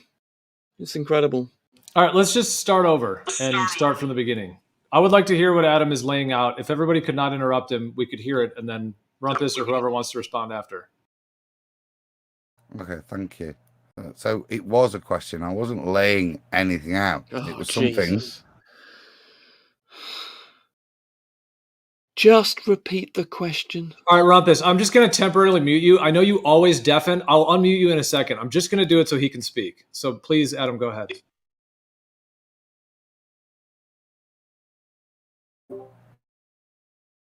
It was, as I said, just a question. It was something that I'd been reading in kind of some geeky papers with regards to just reflection of photons, what's happening. And there's a postulation that whilst we've always assumed it's just a rebound effect, that can't actually occur at the quantum level. And that always the energy has to be absorbed and then re-emitted. And that process will have a time component to it. And we should maybe consider that. That was it. That was all. There was no claim. It was just a reflection of current physicist claims and how that current claim maybe should be considered when we're talking about the two-way speed of light. Okay. You see, that bore no relation to his initial question. And you can tell just by the way he's speaking, he doesn't understand this subject at all. And he doesn't even understand how to work out the angle of an aeroplane going around the planet. He can't do basic geometry. And he thinks you need a flat plane to use a sextant. This guy has not even a basic understanding of geometry. That's not really true. What he just said was in relation to the original thing he said. And for some reason, you decided not to respond. You were responding to it originally. Now you're not responding to it. You're just going off. Yeah, and I repeat what I said. I repeat the answers I gave before. There are two mechanisms for reflection. One where it does bounce off, and the other one I said was when it was absorbed and then re-emitted. And then he asked me if there's a time delay in that, and I said there was. I don't know whether he was trying to... go back to the original point that the quantum physicist is saying that those two mechanisms aren't reality. At that point of those two Aren't mechanisms reality. are that we think we've got these two mechanisms, but in reality, it always has to be entropy or energy exchange. Sorry, excuse the entropy. Energy exchange playing out. So whenever we hit that surface, there has to be an energy exchange. Now, we might have thought of it as just a rebound effect, but what these much more educated than me, and certainly more than you, Rumpus, people are You don't saying, understand the subject at all. I described the exact mechanism you've described, you've articulated. I hadn't finished, Rumpus. I realised I'd put. We don't have time for you to finish because you only don't understand the subject. You waffle and waffle and waffle. I'll tell you what, guys, what a joker. You are a moron. Everyone who's done any sort of physics understands what you were trying to say, but you don't understand it. You think it's novel. The rest of us are fully familiar with the description you were giving. It's not novel what you were describing. Or people who've done a physics degree know this intimately. You seem to be shocked by it. Any sharing of knowledge. You're completely unaware of this. You are ignorant of science. You're a science denier. Admittedly, you can't even do basic geometry. You don't understand how sextant works. You don't understand how an aeroplane has to dip. You can't do basic physics. You claim that you claim that PV is equal to nRT is how you determine the kinetic energy of a gas. You don't know anything about anything as far as I can see. Okay, well, the way Rumpus tries to prove that I don't know anything by stating things I know. It's quite funny. No, you don't. Well, you think you might know them, but you don't because you make errors. You've got anti-knowledge. The things you think you know, you don't know. You little You've got negative knowledge as far as I can see. Can you try to address something? Ego complex, lab tech. Go and watch. We address it straight and make progress in the conversation. We're just running in circles. Yeah, indeed. Let's get back onto the subject. What says Rumpus is I used to tell him to go and wash my Pyrex for me. This is where he's at. We know where Rumpus's academic status is. He's a Pyrex. You've demonstrated you can't even describe science at all. You are incapable. So down. You don't understand. Just the way you speak, we can all see that you don't understand science. And we can see that you don't understand geometry. The fact that you don't understand how a sextant works. There are so many things that you get wrong. You've got anti-knowledge. You know where you sit. You've got a negative IQ. You've got negative knowledge because the things you get wrong are more than the things you know. It's extreme. You guys need to wrap this up. Anyway, yeah. Do you have anything of substance? I know you constantly want to attack people's character. Do you have anything of substance to respond, of actual information, not attacking? Well, I did describe. Well, I very quickly answered Adam's question. Said there were two mechanisms for reflection, and he seemed to then think that was it was. The point I postulated in the question, Rumpus. No, you didn't. No, you didn't. No, your initial question was just how does reflection occur, and then I described the two mechanisms, and then you latched onto them. Go and watch some Pyrex. You were just latching on to what I said. I don't know whether you were trying to catch that. And you seem to claim that these scientists were saying something novel. The mechanism you described is the well-known mechanism of absorbing electrons, and then they get into promoting electrons into a level through a photon exchange, and then they're descending randomly, and then ejecting the same amount of energy. I mean, you're describing basic physics you should understand when you're 16. You seem to. I mean, you're discovering things that most people understood when they were 16. Intellectual bullshit coming out your mouth right now, isn't it? So you don't. You see, the fact that you think that, the fact you think I'm talking rubbish means again you don't understand basic science. You don't understand basic geometry. Anyway, getting back to Bacon's point. I think Bacon, if you're going to start talking about this mechanism, you've got to understand what a group velocity is, and I don't think without that you can really do it. But I don't understand that paper. Rumpus, I wasn't even talking about the paper. Academic hierarchy, you don't understand this question. You don't even understand basic geometry, Adam. You don't understand entropy. You don't understand PV is equal to nRT. You don't understand the universal look. Your level you don't understand. You can't do basic maths. You've demonstrated time and time again. You can't do absolutely basic maths. shocking. You can't Yeah. do basic geometry. Yeah. The You're a way dinner you lady. formulate You're a sentences dinner regarding lady at science, university, you Rumpus. waffle around. You Listen to don't you. have a grip on the concepts. You I can't gave do you any the maths. question. You don't understand Both physics. were I don't think you even postulated, understand both mechanisms pharmacology Yo, properly. you guys in both the need to question. take a break. It was Okay. beyond Anyway, your I'd like to talk to comprehension. Bacon. Thin ice. I mean, It was Gio, I'm trying beyond to talk your to Bacon, At but this point, Adam's I'd rather determined. listen to Johnny and I'd like to PJ. talk to Bacon, and Adam's the one who's just disrupting this completely. Well, Rumpus, you're on thin ice now. Now, can you please hurry up and substantiate this globe that you haven't been able to do for the last hour and a half? Can you, Yeah. please? We weren't In talking the about the interest of globe, all were us we? listeners, can you now please bring together this, how you know the Earth is a spinning ball in the vacuum of space? All Well, right. I could If do you that, can but do I that, mean, you won't be but getting that back. wasn't the Because if you subject was can't, being I'm gonna discussed. I boot mean, you out. Bacon and Jeremy were discussing the speed of light. But if you want to change the subject, I'm happy to. Bacon burnt his frying pan. Yeah, let's so change the forget he's subject. out of it now. Get on with If you it. don't I mind, think Rumpus. I think we got to the point that I made last night in talking about this experiment with light, that it's over our heads and we really can't make any determinations of it based Or on it's our just knowledge. bullshit. No, I don't. It's over me. We read it, and I'm having trouble following it. Yeah, it's complicated, Leflin. I agree with you. I don't fully understand what's going on. I know it's something to do with group velocity, but I thought that was. And then people like Bacon are saying that the speed of. I think someone else in here in the chat was saying Jace. I think JC711 was Rumpus, can you pointing out. define group velocity? Right. Well, if you have a number of right, see, I'm trying to answer Gio. I'm trying to respond to Gio here. You've not answered. I'm trying to respond to Exactly what Gio Leflin here. was saying. I'm trying to respond to Gio, do we Gio. sound that similar? Gio, you going to let him do this or what? Am I going to No, respond to because you? you constantly Rumpus. That's why Can I, I'm Gio, you going to let me respond, or are you going to stop For a Adam second, from let him answer the question. disrupting? So what's group velocity? Right. If you have a number of waves of different frequencies, you see, right? If you see, Adam, I mean, please, for a second. Okay. If you have a number of waves interacting with one another of different frequencies, and you can get a sort of wave like a sine wave, or it doesn't look quite like a sine wave, but it looks a little bit like a sine wave, and that will move at a velocity that's not the same as the component waves that actually create it. So you can get, and that's the group velocity. It's not moving these actually waves as propagated from the same source. Yeah. They're just the interference of waves of different frequencies. So the waves of different frequencies which are moving at one velocity create another wave of a different velocity. But all the waves that are making up, that are causing this other wave, move at one velocity, and this other thing that are, like a wave in the water or something.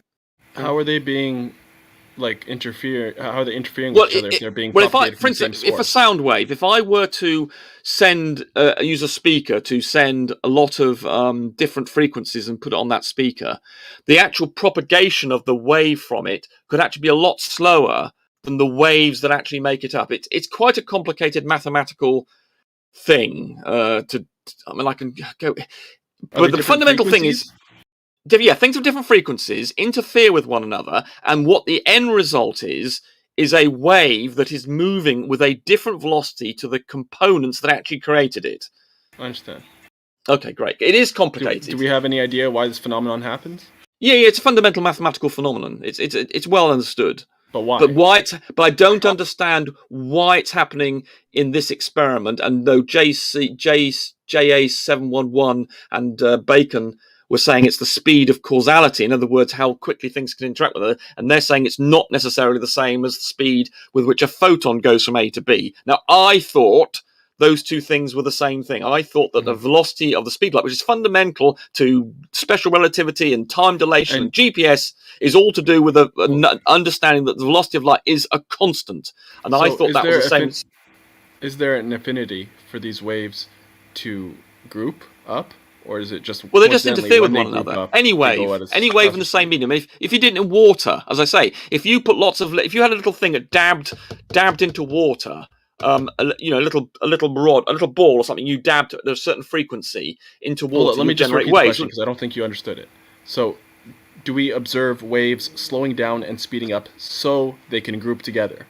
Is there infinity for them to synchronize? Well, I mean, it's clear, from the way you're asking a question, you don't understand any I mean, presumably you've never done anything to do with wave mechanics or anything, because that's the way you're speaking sounds like done. That's what I was trying to explain it to you. If you imagine a ball dabbing into some water, it will generate waves. If I then do that one frequency and I have another ball next to it generating waves at a different frequency, then the waves that you will see on the surface of the water, although the two waves that generated them move at one velocity, the group velocity, which is where they interfere with one another in the medium, will actually progress at a different, slower velocity because of the way they interfere with one another. Yeah, I understand that. But so the waves, the original waves, don't change in speed at all.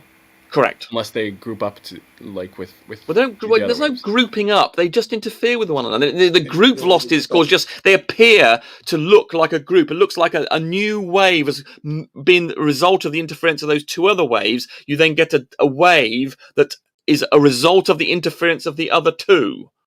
So they'll continue That's not grouping on up their courses, though. Sorry, again? Afterwards. So after they interfere with each other, they continue on being their own waves. Yes, that's right. The individual waves carry on at their own velocity, and maintain their velocity, but the what you perceive, say the hump in the medium, moves at a different velocity to those other little waves. They combine together with interference, and then you get a bigger wave. Let's suppose you had 5 of these things going at different frequencies. You would get a bigger wave that's the result that would not move at the same velocity as the component waves. So you could still detect those little the individual waves if some distance away, and they would take the same time. They go the same correct velocity, but the hump that you would perhaps see, which would move along, would not be moving with the same velocity as those component waves. It's a moderately complicated thing to describe and to explain and to mathematically do, and it's fundamentally part of quantum mechanics. That's why there's this wave quantum indeterminacy about momentum and position. The Heisenberg's uncertainty principle is a function of the group velocity. The fact that if we can define the frequency of a wave, that the Schrodinger wave function, or we can define what the movement moves of the group velocity. When an object moves, it's where the probability waves, the group velocity of the combination of the wave functions come together, and that's the velocity of you, me, and other particles, is actually a group velocity, and not the velocity of the component waves which are many, many frequencies. Better. It's very complicated.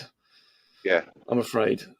And I don't fully understand that paper. So I admit to it. I don't understand. And I thought the speed of causality and the speed of a photon was the same thing, but Bacon's saying it isn't, and so is JA711. So that confuses me.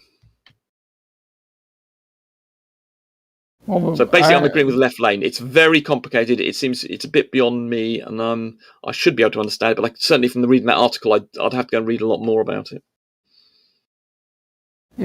What I would say is fundamental is the constant C, and that if you produce oscillations in the field, that oscillation is going to travel at that speed. And of course, photons are oscillation in an electromagnetic field, so that would mean that they are the same thing. Well, of course, we don't really understand what a photon is. It's more complicated than that, exactly. Because we've got a particle that's also got a wave associated with it, and actually, I don't think we fully understand how that actually happens. How we have this, although we have this wave-particle duality, everything's got a wave. Electrons, but we are fundamentally wave, but we have a very short wavelength. Electrons have a bigger wavelength, so they behave more like waves. And photons, I don't think it's fully understood how they operate with this wave and being a particle. This is a bit where Richard Feynman said, if you think you understand quantum mechanics, you don't understand quantum mechanics. And I think we don't fully understand how I agree. A photon. But I would just say the speed of the photon, whether or not it matches C, is not the fundament for relativity. The fundamental for relativity is C, regardless of. Okay, that's what I thought it did.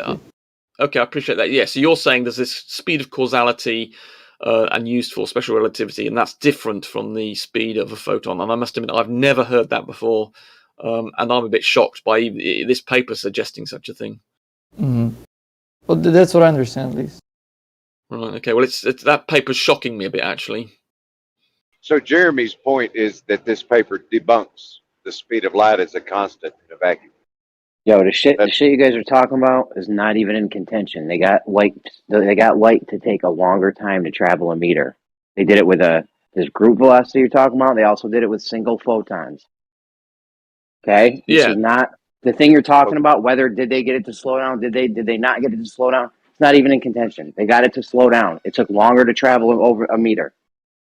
Yeah, that's confusing me. Yes, I must admit that's totally confused me. It would, because you have this very strict paradigm where light needs to travel at a constant speed in a vacuum, and now you realize that that's not happening anymore. Yes, I know. It's very difficult for you. Well, it's something to do with group velocity and something to do with those individual photons and them somehow interfering with. I think it's going to end up being an interference problem. I think that's what it's going to resolve to be. They don't explain it well. I mean, that's just that Nova article that you've cited is not a scientific article. It's just some journo trying to understand it, and I suspect they've misunderstood the explanation. Basically, I suspect it's going to be down to group velocity. The one quote we got from the guy in that paper was group velocity, and that's a result of interference. So I think these photons are interfering with one another in some way, and therefore giving this different velocity. But as I say, I don't understand the article. I'll have to go and find the scientific one, which is the actual scientific article on which that article we're reading is based. But my Bacon, issue is. Bacon, you make it sound as though you were aware of this before. Is this correct, or you've just come to this conclusion as a result of this article? I heard people debating about this article some days ago. Right, so this is just so prior to the knowledge of this article, would you also agree that the speed of light and the speed of causality was the same thing? Would you have done? If I'd asked you 3 days ago. No, I would make this same distinction. This same distinction I was like the constant C is I think I understand it from PBS a couple of months ago. That is the speed of causality or the speed in which information can travel. It's not defined. It's still called the speed of light, but it's not defined as the speed that photons travel. So even though PBS they match. So you're saying there's a video that PBS have done on this? Not exactly about this article. It was before this article. It's just right before this paper, but speed. describing the difference between the speed of light and the speed of causality. Yeah, I'm not sure if the whole video is about this distinction, but they made this distinction at some point. Okay. Well, I'll go and track that down. Okay, that's okay. I'm confused at the moment, anyway. But my issue with Jeremy's argument is that even agreeing that the photons might be actually taking a longer path, it would still make the speed of light not constant, and that's what I think it's. That's it. That doesn't even depend on this article. Sorry, can you say that again, please, Bacon? Sorry. Sure. So, at some point in that discussion, it was said that the photons aren't actually going straight. Because of those interactions, they're actually taking a longer path. And Jeremy's response was that it doesn't matter if it's taking longer to travel a meter, then the speed isn't constant. And I think that's just a flawed way to think about speed. As the example I sent on the Livestream text demonstrates. So you're saying you think that the photons are not going in a straight line? Is that correct? No, but maybe. I'm not sure what to interpret about this article, but people said it, and the answer from Jeremy was that doesn't matter. And my answer is, if that's true, then that does matter. Yeah, if it does, yes. If it were true, then obviously, if it decided to go a long way around to do a meter, then yes. Hey, listen to me. Listen to me. You guys have said for years that light travels at a constant speed in a vacuum. That means every meter light travels inside of a vacuum, it needs to be going X. If it goes plus or minus X through a vacuum, that's no longer constant, right, Rumpus? If it took a different route and didn't go in a straight line, if then it's plus or minus X, ooh, you son of a listen, bitch. if it took a longer route, then it hasn't changed its speed, has it? If I decide to take two different routes to the same point, I could take this time could be longer than the other, but I could still be going at the same speed. Hey, listen to me. If light travels at a constant, shut the fuck up. Exactly. Can I ask my question and get it answered, or are you guys just going to obfuscate it all day? If light travels at a constant speed in a vacuum, that means it would have to travel at X for every meter that it goes. What if it doesn't go in a straight line? X minus.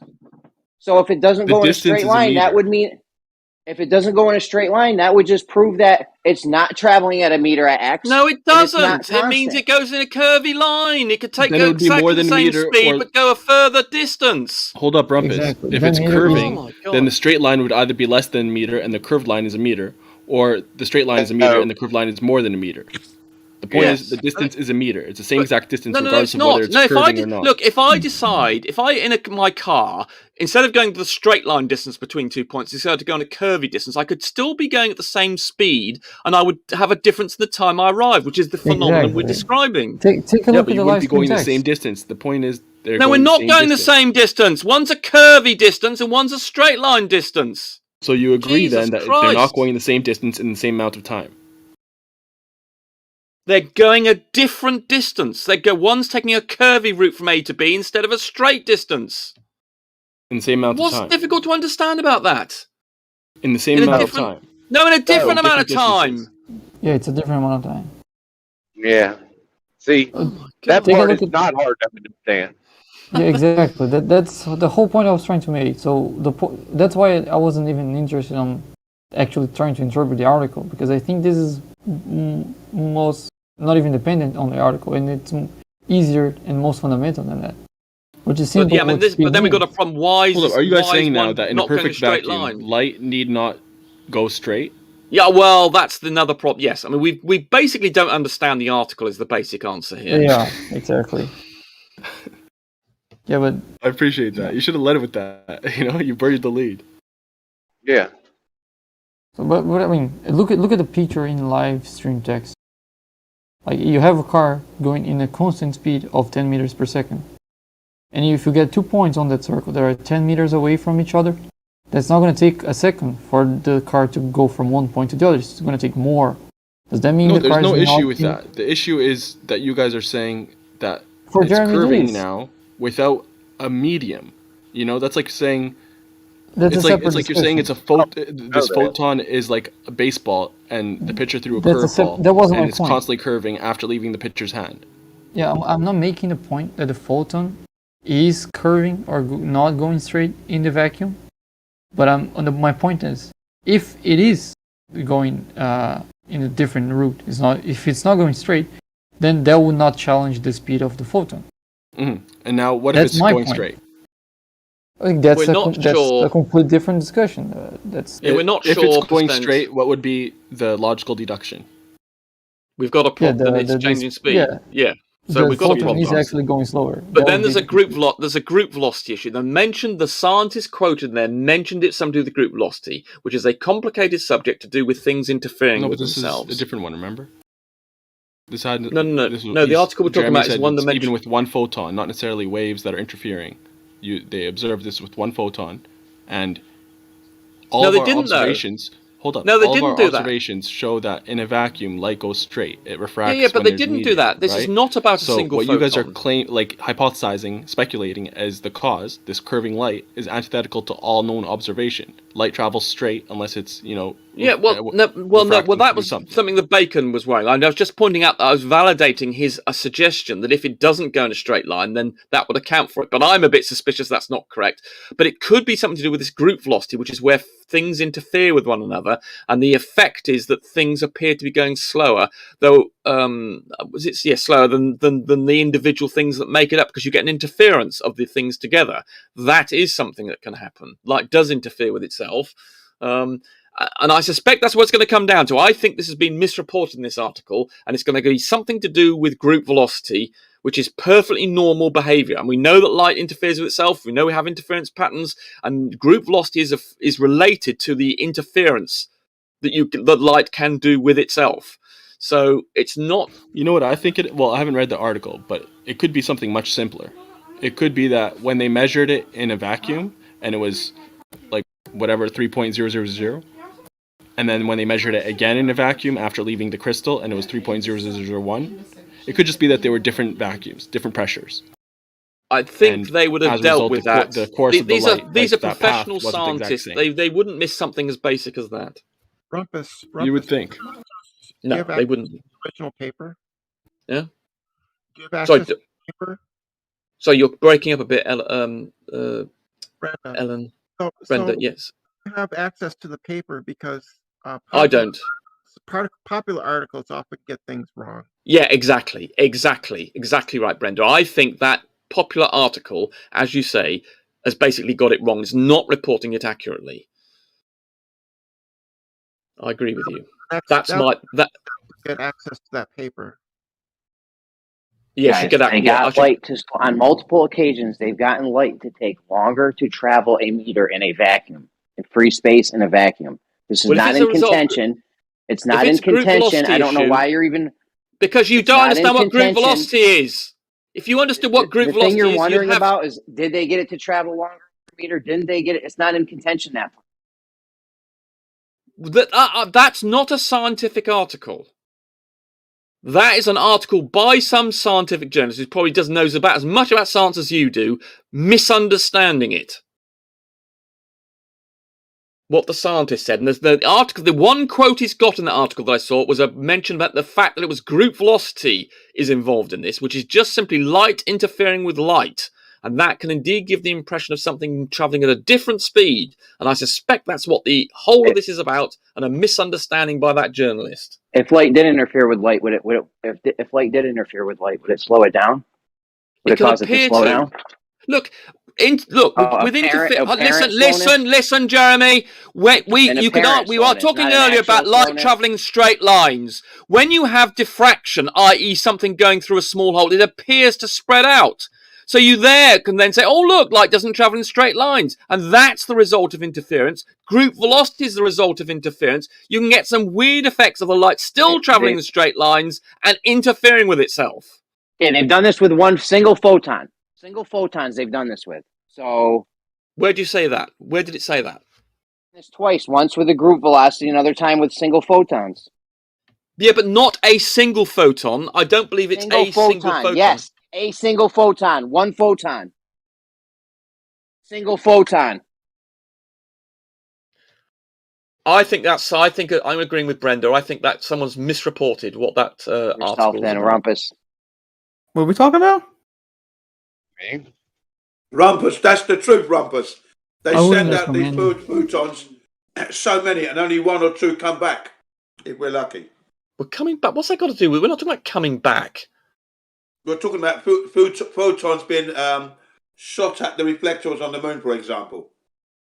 No, we weren't talking about things being reflected off the moon. Yeah, I mean, that's what they said. They said that they send things to the moon. Right? Yeah, but not in this article. Maybe why have you changed the subject? Why have you just introduced a completely new subject? No. You're talking about photons. That's what I'm talking about, photons. Yes, I know. So you then talk about some completely different experiment with the photons. Apparently they send photons to the moon. But that's a completely different subject to the one we're discussing. Yeah, but it was a single photon that Jesus Christ. No. It's a single photon that returns from a group photon. When something detects a photon, a light-sensitive sensor, you can make it pick up individual photons. That's not relevant to that article. I agree with Brenda. That's my line as well. I think someone's misunderstood a scientific article and has misrepresented what the hell's going on. And somewhere in there's a group velocity issue, and that can indeed give the impression of things slowing down, even though the components have not slowed down at all. But Jeremy's now adamant this is a single photon issue. So it could be comparing a single photon. The slowed down case could be the one where you've got a stream of photons interfering with one another, in which case you would get the group velocity effects. Well, the thing is that if I read the article, I won't understand it because it'll be at a level that's way above me. Yeah, it's over all your guys' heads. Go find somebody whose fucking pay grade level this is on and bring them to me. I would like to do that. I would like to ask somebody that. Yeah. Your microphone's terrible, Brenda. I'm sorry. And tell me how something traveling at a different speed over a meter is a constant speed still, you disingenuous Oh, Jesus, you've had it explained to you. Bacon was just suggesting that there was some, I don't know where he got this from, that the light was being scattered and therefore took a non-straight path. And if that happens, then yes, it can remain the same speed, but then arrive at the other position later. What's difficult about that, Jeremy? For Christ's sake, you're being really dim here. But yes, the article as it stands seems a bit odd that if we've got the speed of causality and information versus the speed of a photon, I thought those were identical things.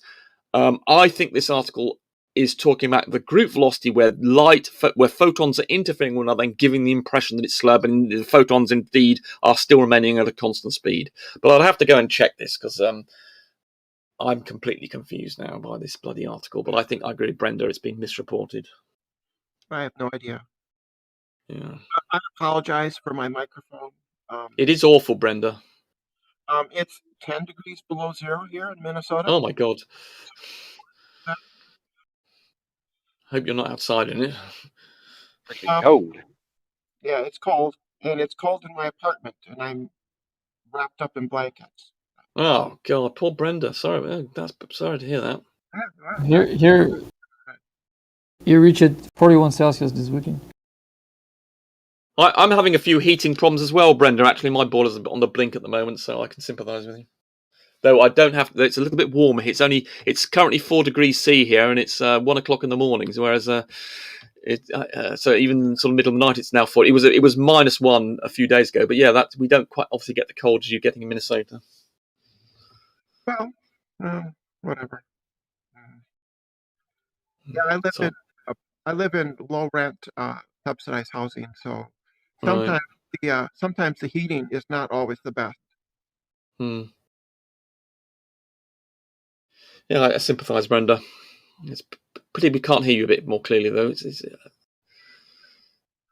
Do yourself a hot water bottle at least? Huh?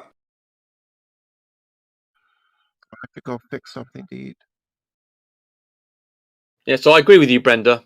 Yeah, I think your point is the valid one. I think this article is not accurately representing what was said in the scientific article. So I think you're absolutely right.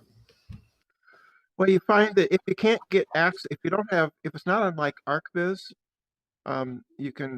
there's other ways to find it. Well, Sci-Hub, I mean, I go and look on Sci-Hub, and but unfortunately, as of a few days ago, I haven't been able to get onto it. It seems all the access points seem to have gone away.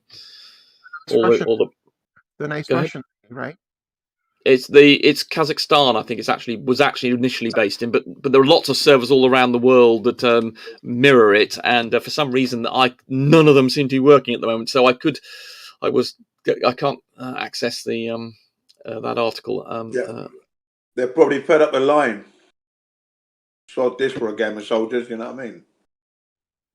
You have no understanding of anything to do with science or reality, Jin, I'm afraid. You don't even know what you think. You don't even know what do you even know what diffraction is? Do you even know what interference is? You don't understand any of these concepts, do you? I understand. I understand. No, you don't. You understand, yeah. Diffraction. Okay, explain to me what diffraction is then. Explain to me what diffraction is. Well, I'll do my best. Diffraction is where something it's being diffracted, and it's not going straight. To do with signals, yeah? Great. That was great. Yes. The sleeping pills work according to their dormitive powers. Yeah, you can't just say that diffraction is when something's diffracted, I'm afraid, Jim. That doesn't work as an explanation. Perfect explanation, if you ask me. It means it's not going straight, is it? The signals. If it's to do with signals, yeah. It's not really to do with well, no, it's not to do with signals, really. Frequency, signal frequency. Well, the how things are diffracted are affected by frequency. That's correct. But you can't just throw in the word frequency and expect that to be an explanation. It's an explanation. No, it's not. You can't just use the word frequency like saying it happens, most things in quantum mechanics and light are to do with frequency. So you can't just throw in the word frequency and then say that's I've explained it. No, you can't. Well, if you think that's a sufficient explanation, then that means again you're just demonstrating you know nothing about science. You've just got this idea you can just throw in a couple of words like Nathan Oakley or quantum eraser. Just throw in a couple of words, and then that's an explanation. That's your wishful thinking. That's your wishful thinking on your part. And no, I understand science, and you don't, and neither does QE or Nathan. Right. And there's this that you clearly think that if you just pick up a couple of keywords and throw them out there, that constitutes an explanation and understanding. No, it doesn't. It's a vacuum of space, isn't it? Yeah. Yes, it's not a ball; it's a sphere. But it is that it's a spinning sphere in the vacuum space. Yes. It's an oblate. It's an oblate Correct. sphere, to be exact. Correct. And you haven't been able to prove that, actually. So I yes, know we I'm have. right, but it's not We've right. got pictures. You're wrong to believe it. So We've got pictures. that- You can just look at things disappearing over the horizon. CGI pictures are not reality, mate. CGI pictures do not a reality make, sir. I'm sorry, they are totally Well, they're not unacceptable in reality. Well, they're not CGI. Yes, they are. No, they're not. Present it here now, please. Well, we've got the Blue Marble is the Present it classic here one. now, please. That was taken in 1972. No, that We was didn't a have painting in CGI. the end. That was bullshit. That was a bullshit shot. So you're right. So all the evidence you're just going to dismiss. All the pictures we've got, you're just going to say no. Well, okay. That means you just reject reality. You're just a science denier then. All the evidence that science, you're just basically denying all the body of human knowledge we've acquired over the last few centuries. You're just going to say no. Most up-to-date shot, please. Your most up-to-date. Please. Well, I thought I'd give you one. Well, you can go and look at the Himawari for a start. That will give you that. That is an up-to-date. It's being streamed live. Do not exist in space. Just give me your latest. Well, there you shot, are. Please. Well, you're just denying reality. They do. You can see these things in space. You can see the ISS yourself. And you can see that it's above the atmosphere. You can see that it's moving at 17,000 miles an hour. All you need to do is present the shot. Stop screaming. Present the shot. That would shut everybody up. They would shut right, me you up. want me to present you with a video of the ISS in space? Well, I could. But you deny evidence and reason and science. I can show you a video of the ISS, and you'll just say it's fake. You'll deny reality. Show me. Show me. So you want to see? Right, hold on. So you want to see a video of the ISS in space? Is that correct? To see a real photograph that you said you had millions of, please. Yeah. Well, okay. It's, Astronomy Live regularly does video. Can I finish my sentence? Astronomy Live is an amateur, and he regularly produces videos of the ISS in space. Show me. So you want me to show you Astronomy Live's videos? Show me. Okay. Right. I've got to go and get Astronomy Live's videos. Show me your real pictures. Show me those real pictures you've got. Real. Hello. Who's talking to me? I think JC found a video of PBS that I was referring to. Oh, right. Oh, the speed of light's not about light. Thank you, Jace. Yes, he was the one who's mentioned. Okay. Hey, Rumpus. Right. Okay. Thank you, JA711. Rumpus, I posted a link to Nils Berglund. You seen that? No, I can't see that. Where have you posted that? Was that above the? Oh, right. Yeah. Diffraction of wave on a grating. Right. Oh, yeah. Well, he's got dozens and dozens of simulations like that, like simulations of photons and right. they're all mathematical. They're programmed. He writes out the program. So I think some of his simulations are really interesting. Oh, thank you. Okay, I'll have a look at those. Thank you, Brenda. He has like simulations of a photon going through double splits and stuff.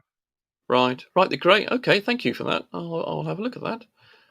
Right, so Jin wants to see some video of Astronomy Live showing the ISS. Okay. I want to see the real photograph that you said you had. Real photographs, yeah. You said you had real photographs, loads and loads. I said to you, not Astronomy Live specialises in the Himawari, and I'm saying, show me. You're not showing me any photographs at this point. Right, so if I show you the Himawari photographs, if I show you the Himawari footage, you're going to be happy with that? Will that keep you shut? I know that. I know that one. It's totally CGI. It's clear. It's obvious. No, it's not. No, Don't it's clearly show me that one. No, it's clearly true because it matches the weather that we have on the ground. It shows you the images that are made up of the ground. No, it's not obvious. You're just a reality denier. You just reject. You just reject reality. You just simply say no. You've no basis for this, Jin, other than your bias, your prejudice. You have nothing. That is proof that the Himawari is out there. But I can't prove it to anybody who denies evidence. Of course you can't, because you're a bloody liar. No, you just deny. There's no evidence that I can provide to you. You just say that everybody's lying to you. You're lucky it's not my server. You would have been banned as soon as I heard your name. But you're just a reality denier. There is no evidence. There is nothing I can present to you that you're not just going to say that's a story, that's a lie. I'm going to reject it. No, we do. We do have everything. I've got the. No, you don't. Sir. We've got pictures being posted at this very moment by Kev, showing you pictures of the ISS against the moon. You come here and flaunting your shitty knowledge of science. What grounds have you got?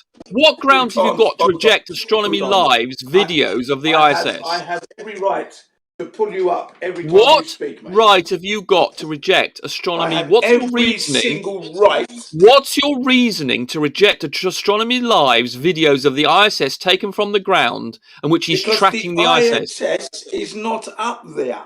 That's why. You can see it yourself, you moron. No, I cannot. Yes, see it you can. No way. No, you cannot. Well, okay, you haven't looked for it. Any normal person I have looked. can see the ISS. My question to you is, what is it you see? What do you actually see? You see. What do you see? If you use listen. If you use a zoom lens, you can actually see the structure of the ISS like Astronomy Live does. So you've seen it, yeah? You've seen it with your own eyeballs. Yes, I have. Falling around the globe that you haven't proven yet to anybody. I have proven it. You must listen to this. With the restriction that you can't prove anything in the real world. Provided any proof of an oblique sphere. Yes, I have. Right, we have pictures that have been verified. You can just look at things disappearing over the horizon to know that there's a curve there. Yes. You can look at the Polaris and know that if you move 69 miles north to south, it will change by 1 degree. And the only shape that can cause that to happen is a sphere. A flat Earth would not do that. So therefore, and the sunset, the fact we have a sunset cannot happen on a flat Earth. So there I've just listed 4 things that demonstrate we're on a sphere. That is exactly where it's happening. The sun does not set; it remains in the sky, and it's no, it doesn't. So let me get this right. You're the only person in the entire world who doesn't see a sunset. Then is that right? Everybody else sees it go below the horizon, and you're the only person who doesn't witness this phenomenon. Unbelievable. I witnessed this phenomenon. You're a reality denier, aren't you? My perspective, it does not set. It goes dark. Well, you're the only person who's not seen a sunset, I suspect. There might be some people live in a box who haven't seen it, but normal people have seen the sun go over the horizon, and we have lots of footage of it doing so, and that cannot happen on a flat Earth. I have seen the sun move away from my location. People call it a sunset, but it doesn't actually set, folks. The sun yes, it does. Have you not seen pictures of the sun going below the horizon? I do let you speak when you're speaking, but then you're going to have to listen to me now. Now, as I was saying, folks, the sun moves away from my perspective, so it would appear to be disappearing from me, and I can no longer see it. If it did that, it gets smaller. It doesn't do that. Hang on, are you going to interrupt me again? Fucking hell. Now, as I raise my position, my altitude, I can see the sun again, okay? So it's there. Basically, it's moving, going to another part of the world. And if it did so, it'd have to get smaller, wouldn't it? That's an optical illusion. You would think it's going. It would have to get smaller, wouldn't it, Jin? It does get smaller at times. No, it doesn't. We can show you footage after footage after footage of the sun remaining the same angular size throughout the day. That would be the same CGI video that he's talking about over. You could do it. Jin, okay. Jin, you go, you do this. You get a solar filter on a camera and take pictures of the sun, and you will find that it does not change its angular size. I'll be using an infrared lens with that as well. And no, you need a solar filter. You need a solar filter on it. Solar filter, exactly. And it does change in size. And then no, it doesn't. You'll be the only person to observe that. Everybody who's ever observed the sun with a solar filter can see that it does not change size. You are making stuff up.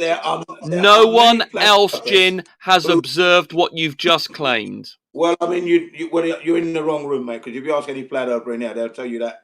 Well, they're either lying or they're basing their story. They have not done that themselves. Anybody who has personally looked at the sun through a solar filter during the period of a day will see that it does not change angular size, and you could confirm this. you would be the liar with the Himawari satellite being out. So in you're now space. changing the subject again. And notice how you've just changed the subject. We were talking about the size of the sun, and now you've changed it to the Himawari. Let's stick to the size of the sun. Jin, stop being deceitful. Stick to the subject we were on there, Yes, the I'm size of the sticking to sun, and you the could lack of personally check and the this, lack Jin. of evidence. You could When personally you check finish- this yourself, and that would then show when to you you it have cannot finished- possibly be a No, you flat guys Earth. got to stop. Do you guys realize that you're literally talking over each other Yeah, the but whole the time? guy refuses Hello, to. He will not Rumpus, engage I'm trying in to gain sensible control of the conversation. room. Rumpus, I'm Rumpus, just trying. Jin. I'm letting you speak, Rumpus. Now it's Jin. my turn now. Yeah, but it's Jin, can you hear when you're talking? Jin, can you hear when other people are talking? Yes, I can. Yes, I can clearly. I've Jeff, got so two why ears. are you just continuously talking over, while Rumpus is talking? No one can hear either one of you guys. Now the whole chat's room. Now, hang on. I let him speak, yeah, and then I stopped. Let him speak. No, you didn't. You talked all over him the whole time. Now, Jeremy, you're lying now, Jeremy. Now, don't be a cunt and start lying, yeah? Rumpus was Okay? talking. You were Why don't talking you the rewind whole it? way through him the whole time, Jen. Yes, because he was talking through me. That's why. If you go back and rewind, you will notice that I paused and let him speak, and then I continued to speak, and he continued to talk through me. Why don't you You did rewind and that check once. it? You once let me have a sentence. Please, guys. That's all I'm trying you to didn't say. stop One at a from that time. once onwards completely. Okay, Shut up, one at a Jeremy, you're time, cunt guys, anyway. please. Fuck off. Shut up, Jeremy. You're a cunt anyway. Fuck off. What the fuck, Jen? We just one at a time, guys. That's all. There you go, Jeremy. That's how they treat. How Jin treats the mods, and I get told off. Then he does that. I'm the one that's getting told off here, and I didn't do anything wrong. I was just trying to. Yes, you did, Jin. You are. I'm just trying to tell you guys one at a time. Are you Please, going to let's allow me move the to speak? I would say conversation forward. you overtalk more than Have you finished what you anybody got to else say? that I have known on any server. You are the worst I am person, the and I mean, champion at this I stuff. can't Have think you- of I- anybody else. You see, I doing am it now. I can't think of anybody else who's worse than you. I really can't. Please, one at a I am time, the guys. champion All at right, this stuff. Jen, Have you go ahead. finished? Rumpus, you're Have next. you finished? Right. Right. Right. So my point was that Jin. No, I said Jin, go ahead. Rumpus, Oh, sorry. Okay. Sorry. Shut up, Rumpus. You hear that? Shut up. Right, my turn. Shut the fuck up now. Let me do it. As I was saying, folks, this man has presented no evidence of curvature ever since I've known this man. He tells me about pictures. They're all CGI. Not one photograph, not one video. And this is a joke. It's unacceptable. It's fraudulent. It's worthy of prisoning. He should be in prison. I yield to the right disrespectful gentleman. Go ahead. This guy is a reality denier. There is no evidence you can present to him. He would simply not say that's a lie or that's not, that science person is not telling the truth. And even though he could go out tomorrow and he could get himself a solar filter for his camera and he could observe the sun and he would see that what he's just claimed, which is based on nothing more than prejudice, is untrue and that the sun does retain its angular size throughout the day. And he will not go and test this himself with a solar filter because I think deep down he knows he'll suddenly find that he's completely wrong and that his prejudice is based on nothing more than his wishful thinking, presumably some strange religious belief or something like that, that's causing him to deny reality. Finished. Right. Now, I can hear you screaming in the chat room there, and I know what you're saying. I know what you mean. Yeah, you're asking at the top of their voices, where is the curvature, Rumpus? They're asking. How dare you accuse me of not being You're going to ignore the sunset issue, are you? And a science denier. Now, where is this curvature? That's what they're asking. That's what they're asking from you. That's what I've been asking. You can go and look at a distant object. You gonna let me answer? We can go, he says. Yeah, you let me answer. You can let me answer. You just need to look at the sun setting and you can see the sun being cut off by the horizon, and that can only happen on a spherical Earth. It cannot happen on a flat Earth, and we know the sun doesn't get smaller, and you could check this yourself, but you won't do that, will you? Because you know deep down you're wrong. I've already done that, my man. That's why No, I you say haven't. to you that Okay, the sun okay, you've already done. Hold on. changes That's very sizes. important. You claim to so the you've done it medium. with a solar filter. So with a solar filter on a camera, you have checked the size of the angular size of the sun throughout the day. Have you? No, not throughout the You day. haven't No. done that. Okay, there we go. So even though I made it very clear that I asked you whether or not you'd done it with a solar filter, and you said yes, you've now gone back on that and contradicted No, yourself. Well done. I misspoke there. I misspoke. Okay. What I'm saying is that I have observed the sun remaining at the same size, yes, and I've also observed the sun changing sizes. Right, you have no evidence for that. That's something you've just made up. I have my experience for that, and there are videos. We're not that interested in do your exist. experience. We're interested in photography. But there are videos that do exist if you care to. No, look there for aren't. them. Not without a solar filter on there. Not. I'm sorry, They've all got exhibiting glare. You will see that, and the main. But Jin, point you could of go this and test this yourself. Hang on Jin, a second now. Who's talking to you? Is it me or you? Who is it? Jin, a quick one. Jin, you could get a camera and you could test this yourself, and you could come back to us with your evidence, and we could have a look at it and see and then you could demonstrate to me that you're right or not. Okay, slow one. Now, as I was saying, there are many videos out there that you can actually go and look. Name one. And find. Right? I can't name the videos. Well, link to one. Link one. Those kind of videos. Link to one. Link to one if there are many. You need to look for them yourself. No, you're the advocate of this position. You provide the evidence. I'm not going to go searching for your argument. It's not for me to make up your argument. It's for you to present your argument. You haven't provided me with anything, so you can provide yourself. You can provide that yourself if you're cared to look for the truth. It's up to you to present your argument. It's not up to me to present your argument. Because you would claim, if I went and found evidence, you would say, Rumpus, you've not got the right one or something like that. So we have to rely on you presenting your evidence and then me criticising it. But I tell you what, but Jin, if you go and do it yourself, I'll accept, Jill, I'll accept what you find. If you get a camera with a solar filter, I'll accept the results that you get. There are many. Now, anyway, look up. Why won't you do it, Jin? Hang on. Go to deep inside the rabbit hole and you will see loads. He's got loads up. Dave Wise. That's all he does, record the stuff. Not with a solar filter. Deep inside with a solar filter as well. Go check it out. Now, anyway, listen to this. I have looked high and low across the flat earth for curvature. I haven't found any. Well, in which case you haven't seen the sunset. Sorry, 6 years. 6 years. Well, in which case you haven't seen a sunset then. Or you haven't seen mountains that have been cut off by the sea. You need to go to places like, I don't know where you live. Do you live anywhere near Lake Michigan? No, I do not live anywhere near. Well, okay, would you mind telling me whereabouts in the... I'm talking to you from Japan. Okay, then. So all you need to do is to find... The rising sun, yeah? Right. Yeah, you need look at the... So A, go and look at a sunset. That would invalidate the flat earth for you. There's number one. Number two, all you need is a long stretch of water to a mountain. So if you're anywhere near Mount Fuji, if you can get sufficiently far, which I think you can do, and then look at it over a body of water... Times, mate. Great. In which case, then, you'll see that when you're a distance away, that the horizon cuts it off. That can only happen on a spherical Earth. On a flat Earth, you'll be able to see the base of the mountain. Unfortunately, whilst I'm doing that, I'm looking at a completely leveled, flat expanse without any curvature. In which case, then how do you account for the fact that you've been missing bits of the bottom of Mount Fuji? We're not missing the bits of any Mount Fuji. You are. Looking at the whole we can thing. show.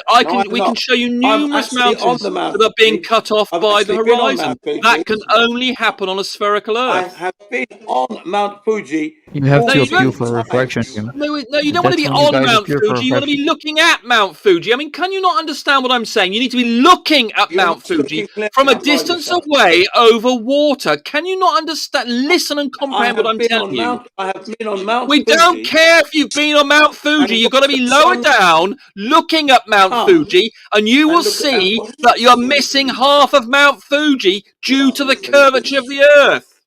Well, when you finish, I have actually been on Mount Fuji. We don't care about that. That doesn't help you. You need to be looking at Mount Fuji. Are you going to interrupt? Because I'll let you say what you've got to say. Yeah, because I keep on telling you need to be looking at Mount Fuji, and you keep on saying you're on Mount Fuji. What has that got to do with my point? Don't interrupt what I've got to say. I don't interrupt you. Well, it's irrelevant. Thank you. Thank you. Do not interrupt. I have been on Mount Fuji, looking at the sun coming towards me, and all I see is a leveled plain as far as the eye can see. And that's what you would see on a spherical Earth from Mount Fuji. You need to be looking at something a long distance away that you can be cut off by the horizon. Okay, right. I'll let you finish. You finished? So, Jin, all you need to do is get a camera with a solar filter and then take a picture of the sun and then bring it back to us, and then we could have a look at it. Okay. Have you finished now? You're going to do that? Last drop? Would you like to do that? Have you finished? I haven't finished what I'm saying first. Well, would you like to do that, though? I come first, actually. So let me address my point I was finishing off. Okay? Not 1 degree of curvature will you see from that height. Not 1 degree. You wouldn't expect to. Are you interrupting? If you used an auto level, you would. You're interrupting. Yeah, I'm just saying you said you haven't seen it, but have you used an auto level? Don't utter a word. Have you used an auto level on Mount Fuji, and then you would see the curvature? Rumpus, you're being a mug now. Behave yourself. Let me finish what I got to say. As I was saying to you, folks. But you wouldn't expect to see any curvature on the spherical Earth either. What does that You would not expect to see any curvature if you didn't have an auto level if you're on the top of Mount Fuji. Why do you think that's relevant? If you're going to get the same experience, the right district. You need an auto level, Jin. You need an auto level to see that the horizon drops. You know, look at the desperate energy this man is displaying now. Because you're frustrating me by making non-points. The experience you have on Mount Fuji is the same experience you have on a spherical Earth and on a flat Earth. Except for the horizon would be dropped in the spherical Earth case, which it is. Right, anyway, moderator. Right, anyway, now look. Anyway, I'm going to go to bed. This is ridiculous. You're frightened of getting a bloody camera with a solar filter, aren't you? Give up, you Barclays banker. Get out of here. Get a camera with a solar filter, then get back to us. You're frightened to do that, aren't you, Jin? You're frightened. You're frightened to do that, aren't you, Jin? You won't do it, will you? He comes in here. Come on, Jin, you won't do it, will you? You know what science is? You're deflecting, aren't you? You see, Jin, you're deflecting. You could resolve this yourself, but you won't do it. Because you know deep down you're wrong. Clearly, flush. You know you're wrong, don't you, Jin? You won't do it. You won't get a camera with a solar filter. That is your science. Why don't you do that, Jin? Flush down the toilet. That's all your science. Why don't you do that, Jin? Get a camera with a solar filter and get back to us with your shots. Yes. Why don't you come back with some curvature when you're ready? Yeah, that would be nice. I can show you blue marble. With my blue tea marble. And scones. Blue marble. The CGI. Yes, sir. What, 1972? Yeah, 1972 had CGI. Himawari, please. Himawari, if you're going to pronounce it, which means sunflower, and it's not up there. So shut up about that now. You can see it. Finished? Blue marble. Are you going to bring some evidence? Yeah, blue marble. That's the images that was made. So you're just going to deny it? So there's no evidence. Who works for NASA, and he tells us it's Photoshop, CGI, but it has to be. Can you show us any? It has to be, he says. Can you show us any refraction in the blue marble? Yeah. Why should you see any refraction in the blue marble? Why wouldn't you see any refraction? We see refraction because there's a vacuum between you and the Earth. There's nothing to refract. When there's a vacuum between us and celestial bodies, but we still see that. Slow. No one buys this argument. Like it's so dumb. No, it's not. Yeah, it is. You don't even tell us what we should see. You just say there should be refraction. What should we see? Like, how much warping? You know, like have you done the math? You haven't even done the math. You're just assuming. You should see some sort of. I'm telling you the truth, man. You've got nothing. Tell us what we should see, Dyslow. Otherwise, I mean, you're just talking out your ass. You should see some sort of compressing, looming, refraction, obscurity, something indicating what light does, but we don't see any indication. No, that's if you're in the medium. If you're outside it, you wouldn't see those effects. Oh my god. Sure thing, bud. Jesus. It's your model. It's your crazy model. No wonder you're putting your hair out. You got light entering and exiting through a medium, right? And also, when you're terrestrial and you make celestial observations from here on the surface, do we see any refraction within the celestial bodies, being that there's a vacuum, like you said, in between us and the object in perception? Well, we see refraction when we're on the ground on the Earth of objects. So, for instance, the sun when it's set, which apparently Jin has never seen, when it goes below the horizon, which apparently he's never seen either, then the refraction means that actually it has already descended below the horizon. But if you're outside the body and looking down, the effects of refraction, there aren't any, because you're looking at the surface of the Earth yourself. The light between you and the surface of the atmosphere is not refracted. Right, but when you're looking at the atmosphere. There's only vacuum or very little air between you. When you're looking at the Earth in its entirety from the images provided within your blue marble, we should see light entering and exiting, right, at these angles, and we don't see any of that. We don't see any of the medium, being it the atmosphere or the water below or the land, indicating any sort of hot spots or obscurities or compressions or refractions or looming. Hot spots are caused by bodies of water. Nothing. Yeah, well, you have none of it. There's nothing indicating light doing what light should be doing within your image. It is. It behaves exactly as it should. It does not. Not at all. It behaves exactly. You know, in order for you to claim that, Die Slow, I almost called you Jeremy. You kind of have to, know what you're, about this, like light. Like you gotta have to understand the understanding of light from mainstream, Arma. I think you need to go back to the drawing board for step one before you try to criticize anyone else. No, because a lot of us already believe that it looks fine. You're the one that's saying it doesn't look fine. The enemy of knowing, yeah. The point I'm trying to get at is, if you actually understand light, then fine. But I mean, it's not like you actually have like a true knowledge. I mean, this is just like supposedly it's basic because it has to be. Okay, it's talking about that because it has to be. I was talking about that. Whatever your name is. About. What's your name? It's just Jen. Jen CBO1, the one and only. Loudest flat upper you'll ever meet. Boy, what's up? What's up? Don't push it. Don't go there. Don't go there. Oh, that's pretty. Okay, that's not okay. Know your place and know it well. Well, anyway, I don't know. It's a stupid argument. Exactly. It's a stupid model. That's why. Yeah, stupid picture too. It's for children. Yeah. It's for children. Your feelings don't dictate reality, bud. Just because you believe something doesn't make it so. Same for you. Just because you believe that the light should be doing this doesn't mean it's so. All right. Chances are you're actually wrong about the light. You keep making a mistake. We don't carry beliefs when it comes to the planet Earth. We bring knowledge. We bring knowledge, not beliefs. Beliefs are for babies who are looking to believe something. No, right? I don't know what you're talking about. Anyway, okay, let's debate about something. All right.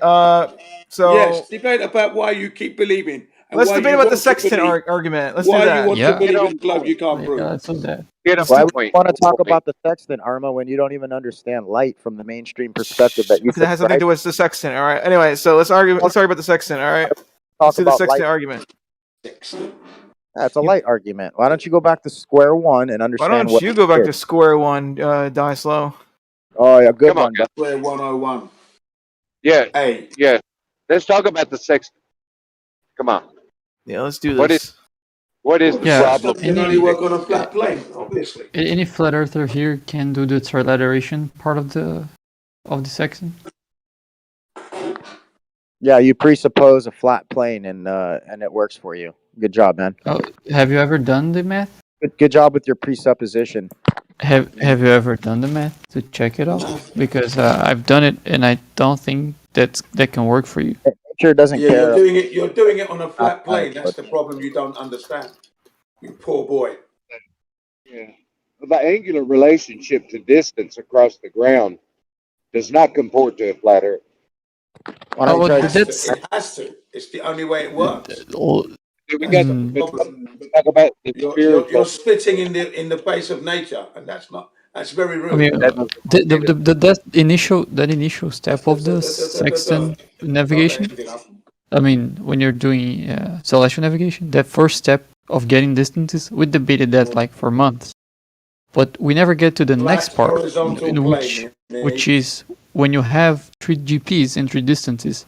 How do you work out your position from those GPs and distances? Do any of you guys know how to do that? You're going to need to do some maths, of course, for that. Mm-hmm. And know your time and position.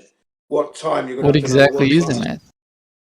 Yeah, you can need to know what time as well, and then you got to use some logs. Yeah, the time is needed to get the GP. No, the time is needed to get the GPs. That's right. Everything is happening on a flat plane is what you don't realise. Okay? That's what you don't realise. Show me the trilateration then. Show me the trilateration being done on a flat surface then. Like, it's all been done on a flat Earth, pal. Definitely, without fail. All done on a flat surface. No. Yep. Can you all show of me it, any bud. calculation get that for shit getting out the of here. GP? All of it, bud. You Fuck don't out add- of here. Don't add radiance into your mathematics. It's all based on Y'all are just making claims. I mean, what's up? Why couldn't we do the trilateration on a flat surface? which are all singular vectors. There's no radiant involved. You guys are presupposing, and you're using a reification of your presupposed to have your cake and eat it too. It doesn't work that way, bud. Yeah, let's do one thing, Dicelo. I'm going to provide you 3 stars, their angles of altitude, and the time of the measurement, and you tell me where I am. What about that? I'll tell you one thing, man. Mathematics does not govern Mother Nature, dude. And Mother Nature. I'll take that as I don't know then. Hold on. I'll take that as I don't have no idea how to do that then. Well, can we? Yes, that's correct. You have no idea. Well, can we at least argue just the idea that I don't want to argue. sextant doesn't work on a globe? Because I feel like that's the stupidest thing I've ever heard. I want to argue that. Just I don't think we care about your feelings. There's good competition. Your voice is the stupidest thing. Well, my feelings are not. It doesn't matter. It works on a globe, all right? You can use a sextant on a globe, and it checks out just fine. I've done the math. It works. All right. So this is about feelings. Word for If ever there's a voice that carries no power, and you know it's lying, it's yours. I'll tell you that now. So no feelings involved, Dicelo. All right. No feelings involved. And the science you subscribe to, and we're gonna take your word for it. Yeah, sure thing, bud. I mean, I don't understand the science. There's theory behind how to like use the sextant on a globe. Like I understand the theory behind it. All right. Like we talking about Dicelo. All right. The audacity of the little upstart. The audacity of the little upstart. Honestly. Oh shit. I don't know. Okay. Anyway, let's seriously argue about this. Come on, for real. Okay, so I'm just kind of shit talking right now for no reason, but for real, let's talk about let's talk about how the sextant works on the ball Earth, right? Because you guys seriously don't think it works on it. Come on, talk about it then. Let's talk about it. Come on. All right. So let's talk about it. You know, QE was like, you know, you need a. Let's talk about it. You need a curvy adjacent, but that's bullshit. All right. You don't need that curvy adjacent. All right, and I can show you guys that you don't. But yeah, you don't need it though. You can use an octant instead of a sextant. This man is wishy-washy. Get on with it, man. Get on with it. Well, okay. I guess the short of it is, all right. Exactly. You know, if you. I haven't got anything, folks. Okay, so okay, well, you know, okay. So the short of it is, you know, on the ball model. I brought a pencil to a gun. Quit under talking everybody, Jen. Come on. I brought a pencil to a gunfight. Sorry about that, folks. Anyway, you done? All right. Anyway, so here's the theory behind, you know, how the sextant would work on a ball. All right. My understanding anyway. So, you know, our model says that the stars are effectively, all right, like visually anyway, visually infinitely far away. That's visually anyway, obviously, because they aren't obviously, but you know, there's so little parallax that, you know, they're effectively infinite. All right, infinitely far away. So, with that being said, right, when traveling the surface of the ball Earth, right, how do I word this? But like, how do you indeed? Okay. So anyway, when you travel the ball Earth, right?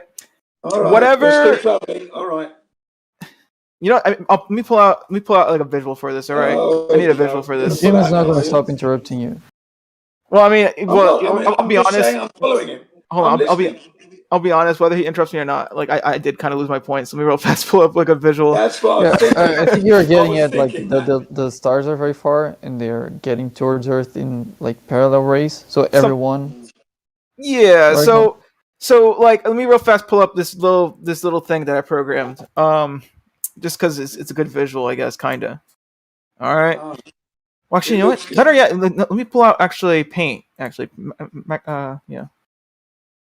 Do paint. Check this shit out. All right. So check it out. Check it out. So let's say we have the ball Earth right here. All right. Bam. Bam. All right. So we have the ball Earth right here. All right. Now the thing is, all right. Let's say for example, let's do Polaris. Obviously above, right? Polaris is going to be like that, right? It's just going to be upwards, okay? Because Polaris is so far away, right? That it's there's no parallax and shit, right? We could see Polaris from here, right? Being like that, bam.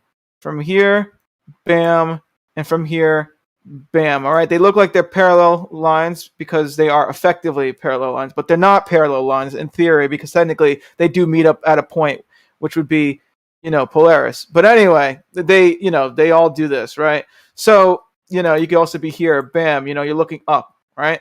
So anyway, if you think about that, right? Then we can say, okay, let's say this is the 90 degrees at the North Pole. This is the 0 degrees at the equator.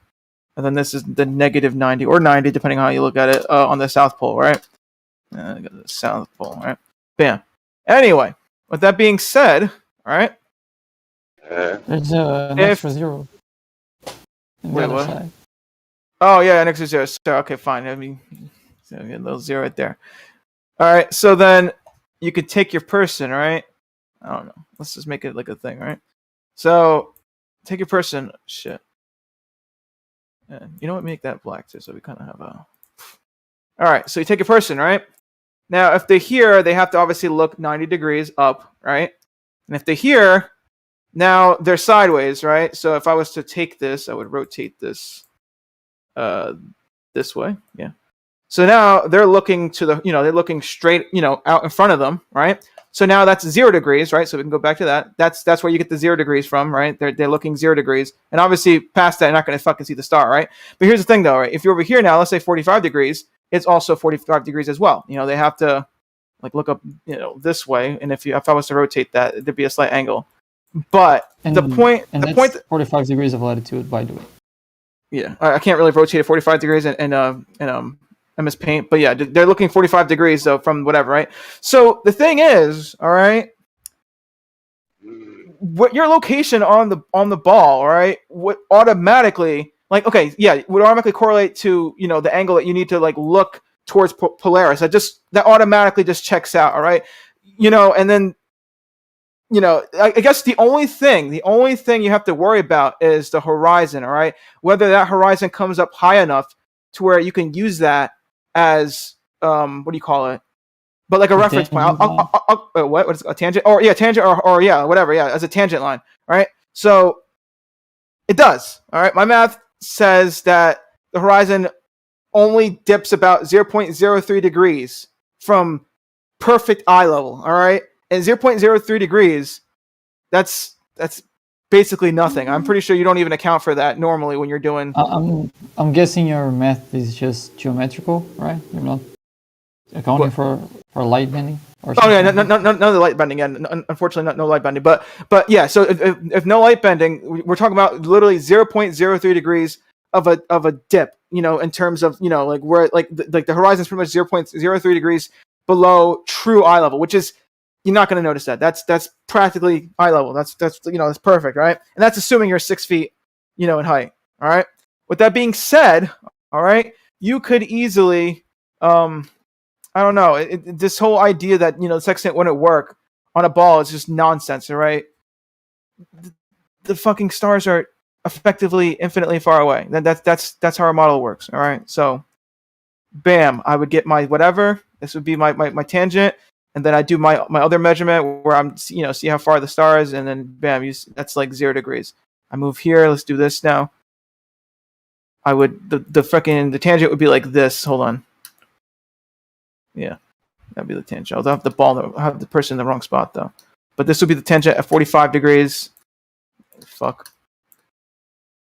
Like right there, and then we move the person right there. So because that's how I know it's 45 degrees. All right. The stars aren't effectively infinitely far away on your model. No, they are effectively. Yeah, No, the no, difference between that's effectively what I'm and saying. is. Effectively, That's it what I'm means that saying. Effectively, they aren't, because in your model, light has to travel, and one of the effects of them being infinitely far away is that the light would never actually get to us because it would have to travel an infinite distance. So effectively, they aren't Effectively, infinitely far away. in the you're context using of sextant measurements, not in the context of every single aspect of it. yeah, of course. So Effectively, because the 1,000 kilometers or between 1 and 5,000 kilometers difference between the two observers, those lines to the star are virtually parallel. They are so close to parallel. That's why we treat them as effectively infinite distance. The imprecision that you would get. They're not the effectively infinite. Effectively, for the purpose of this diagram, they are infinite distance away.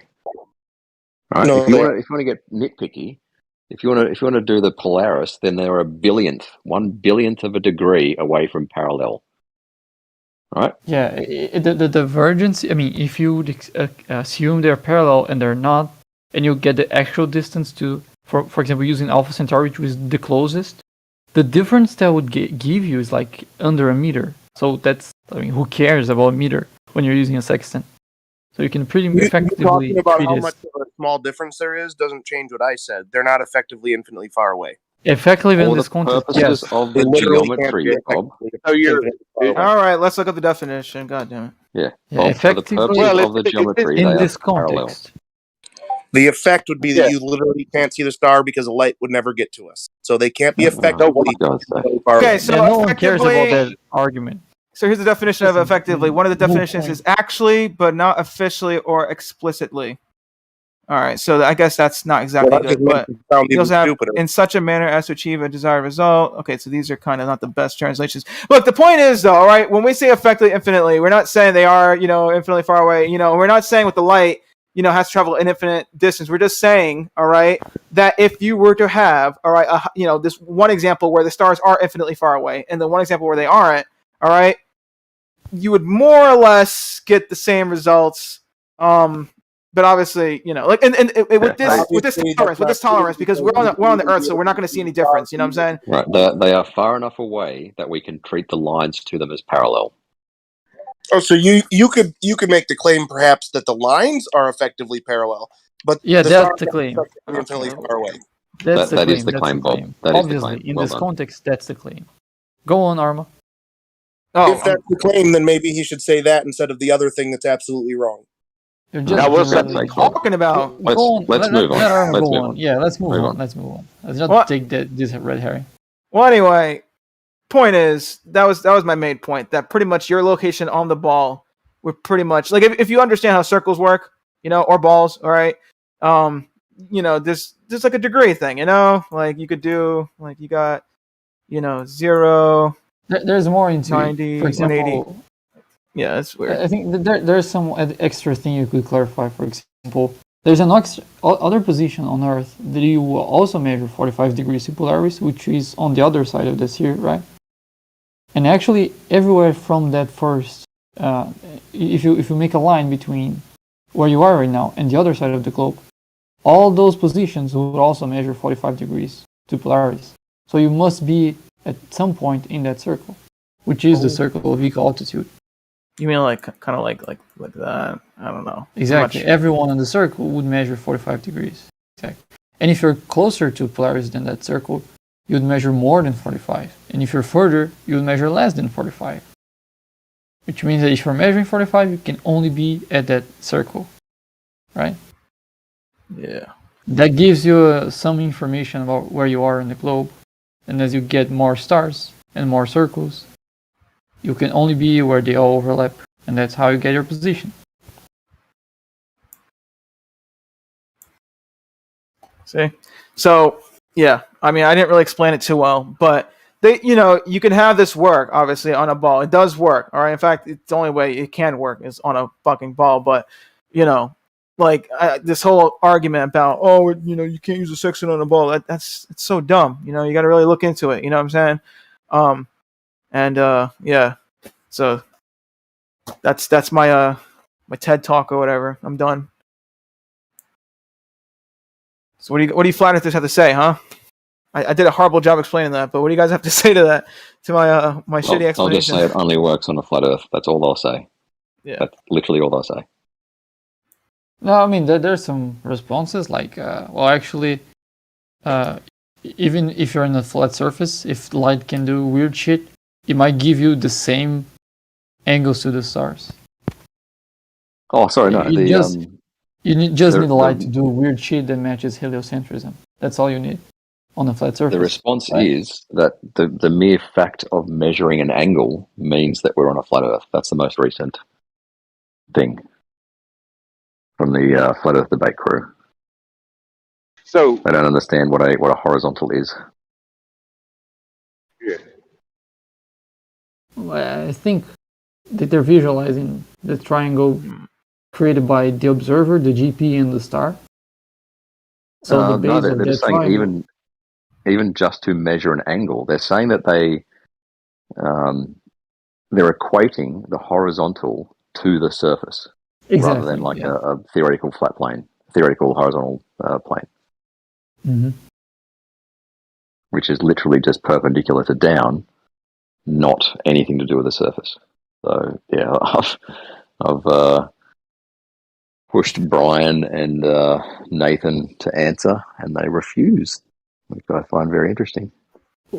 What I think should be insisted on is like, all right, this next step, this is first step when like we get the distance to the stars and their GPs. What do we do with that?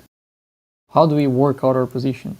And the math to that, your position from that information, it's pretty much spherical geometry. So Not to get from the GP to a certain number of miles away, yeah. I mean, to find out your position, like how do you get the exact coordinate that matches those distance to those GPs? And that's pretty much spherical geometry calculation. Yep. Yeah, just the 69 miles per degree. How do you get from the GP to your location? Requires spherical geometry, latitude, longitude. That's why they won't answer. Like it's pretty pathetic, transparently pathetic.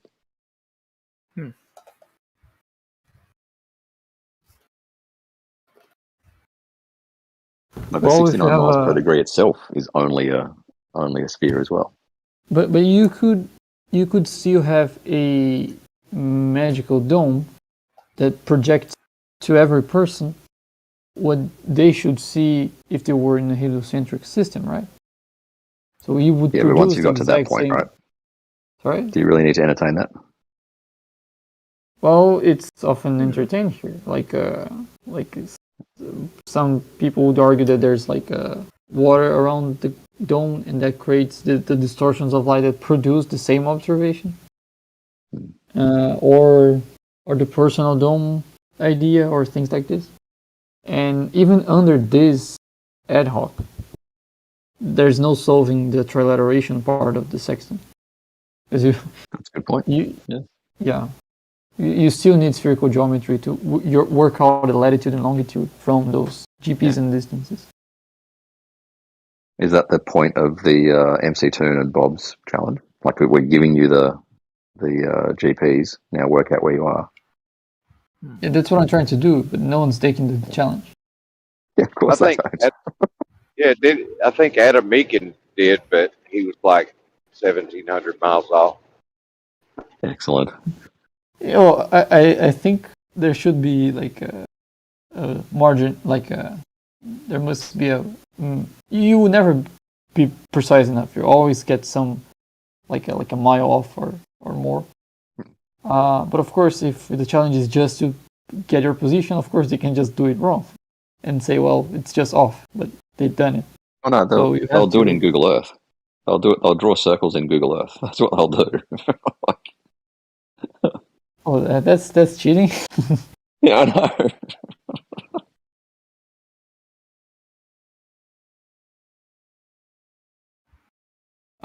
I did. But the math I did wasn't like I used Euclidean geometry because I'm very bad at spherical geometry.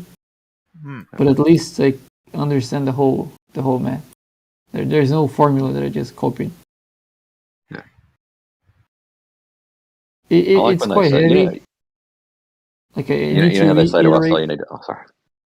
Chopping each other off. Yeah, I was just gonna say like it takes me some like 40 iterations to get a decent, precise result, but it still works. Go on. Yeah, when they say you're going to need R for that, it's like that they say it in the wrong way. It's like you're going to need R. You're going to need R to do celestial navigation. And I'm like, fucking damn straight you do. Like it works. Therefore, you need R.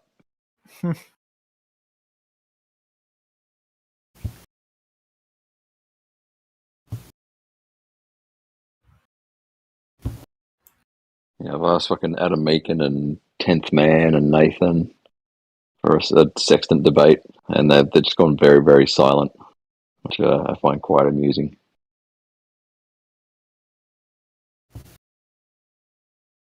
Thanks, Chad.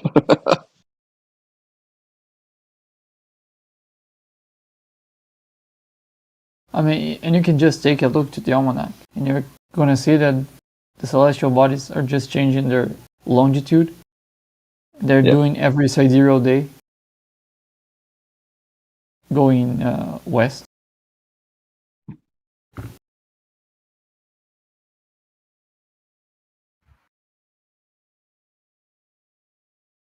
So you can just like get their celestial coordinates in one point of the year, and that can work through the whole year. You don't even need the almanac if you can just get how many sidereal days passed and get the remaining of a whole day and divide that by sidereal date. That's going to give you a 0 to 1 rotation of the star around the Earth.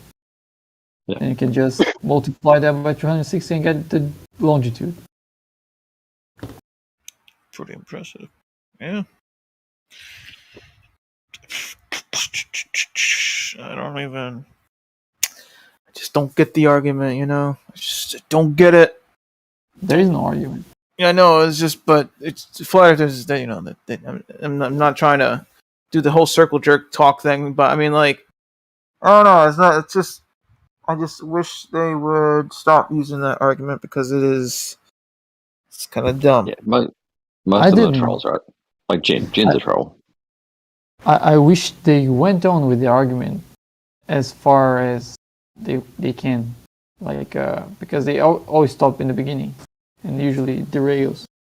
But I wanted to see how they would go if they try to get to the end part of it. Like how would they argue when we're now debating the trilateration? Because I never saw anyone debating the trilateration.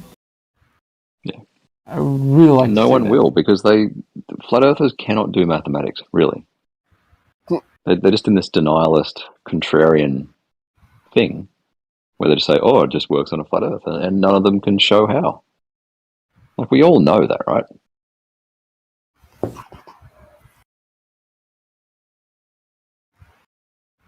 Well, some of them do know math. Like, at least, for example, like Brian was trying. Brian did try. Yeah. Brian Leakey, you mean? Yeah. Brian did try. But I think he said he would draw circles on the Mercator to do the trilateration. Draw circles on what? The Mercator projection. Yeah, okay. I'd love to see that. Yeah, I mean the circles on the Mercator projection are not circles. They're like weird shapes. Yeah. But also, it's a fucking Pac-Man map, isn't it? Like to go from Australia to the United States, you got to go Pac-Man. Yeah, and if the GPs of the star are like not exactly in the equator, the center of that circle that is actually an ellipse will not even be in the GP. Like I don't know. I have no idea how he. Sorry. The center of the ellipse won't even be at the GP. No, because not in the Mercator. Because, for example, if just picture like let me send you an example. I have an example right here. Can you check the live stream text? Oh wow! Oh wow! I have okay. GPs and yeah. That's from the web. Shifted towards the equator. From the Okay, that makes a web difference. page I wrote. Yeah. That's pretty cool. Yeah, thanks. because they're being more and more stretched as you get close to the poles. Yeah. Yeah. Interesting. Yeah. And in the Gale Peters, they look like triangles. Nice.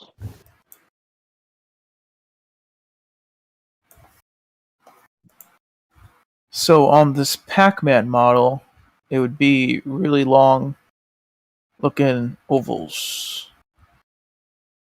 Because distortion. No. For example, if the star, like in the map that Bacon just posted, right? If I'm in Australia, but the GP of one of the stars is in Los Angeles, right? Which way do I go? I can't just fucking Pac-Man across to the other side. No, yeah, that's true. I've got to go west. Yeah.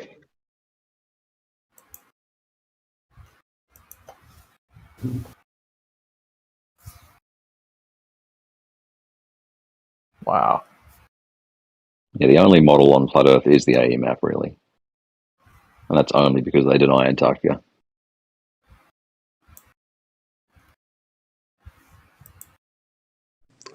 Deny Antarctica.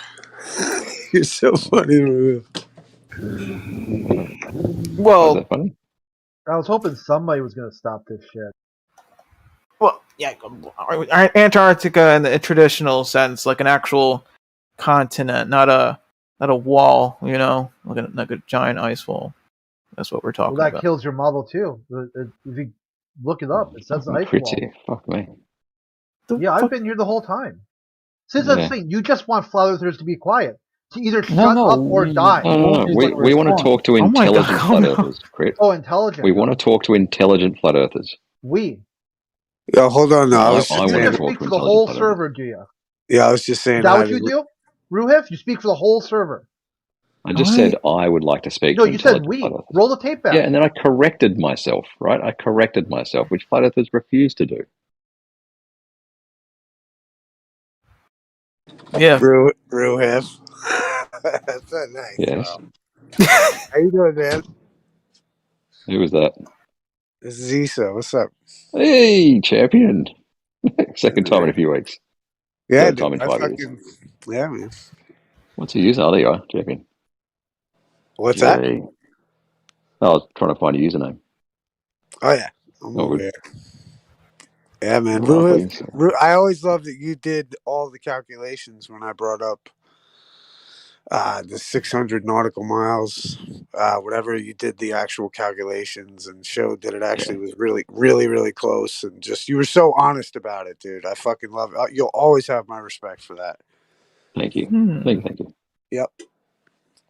I mean, we have different conclusions on the matter, but you know, you did all that so dope, and you were like dead on. Granted, like I said, different conclusions, but you did it really well. That was cool.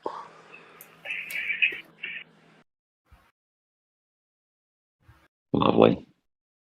So, Crit, I corrected myself.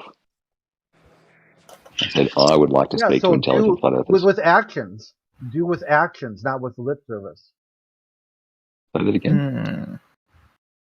I don't want flat earthers to be quiet. I want them to engage on the discussions, not to rail them or not strawman. Substantively engage. Exactly. Like really try to engage on the arguments. What are your thoughts? Whoops, hang on. I was gonna say, what are your thoughts on dark polarity? I have literally no idea what that is. It's the modern explanation for the two polar points in the sky. Hang on, Schrodinger's cat has died. The YouTuber Schrodinger's cat. Oh, yeah, man. Okay. Yeah. I feel bad. I feel laughing. Schrodinger's cat. I was going to watch the video back soon. I thought you were talking about like, because I was thinking the cat, like, because you know it's either dead or alive. I was thinking that, like, oh, it's official, it's dead, but like, never mind. Okay, that's a bummer. But that concept though is funny though. Like the cat is just it's found to be dead. You know, like instead of Dead or Alive. Okay, whatever. Anyway, yeah. There used to be this cringe atheist I watched on YouTube where he pretended like his cat was running the YouTube channel.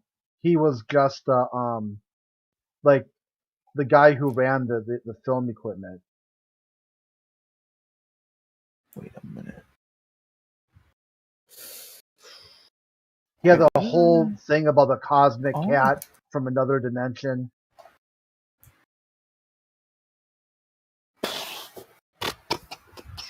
Never heard of it. Never heard of it. And then this dude Devon Tracy doxed him, and then it was just kind of hilarious after that. There was like the civil war that happened for a little while.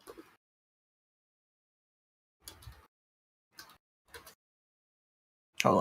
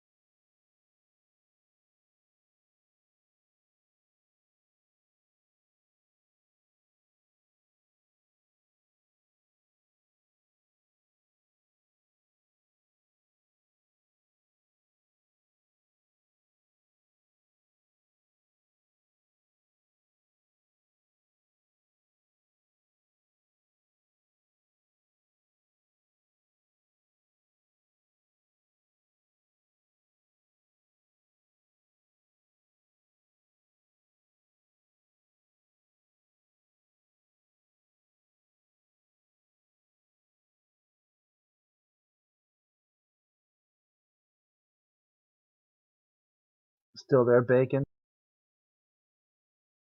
Yep.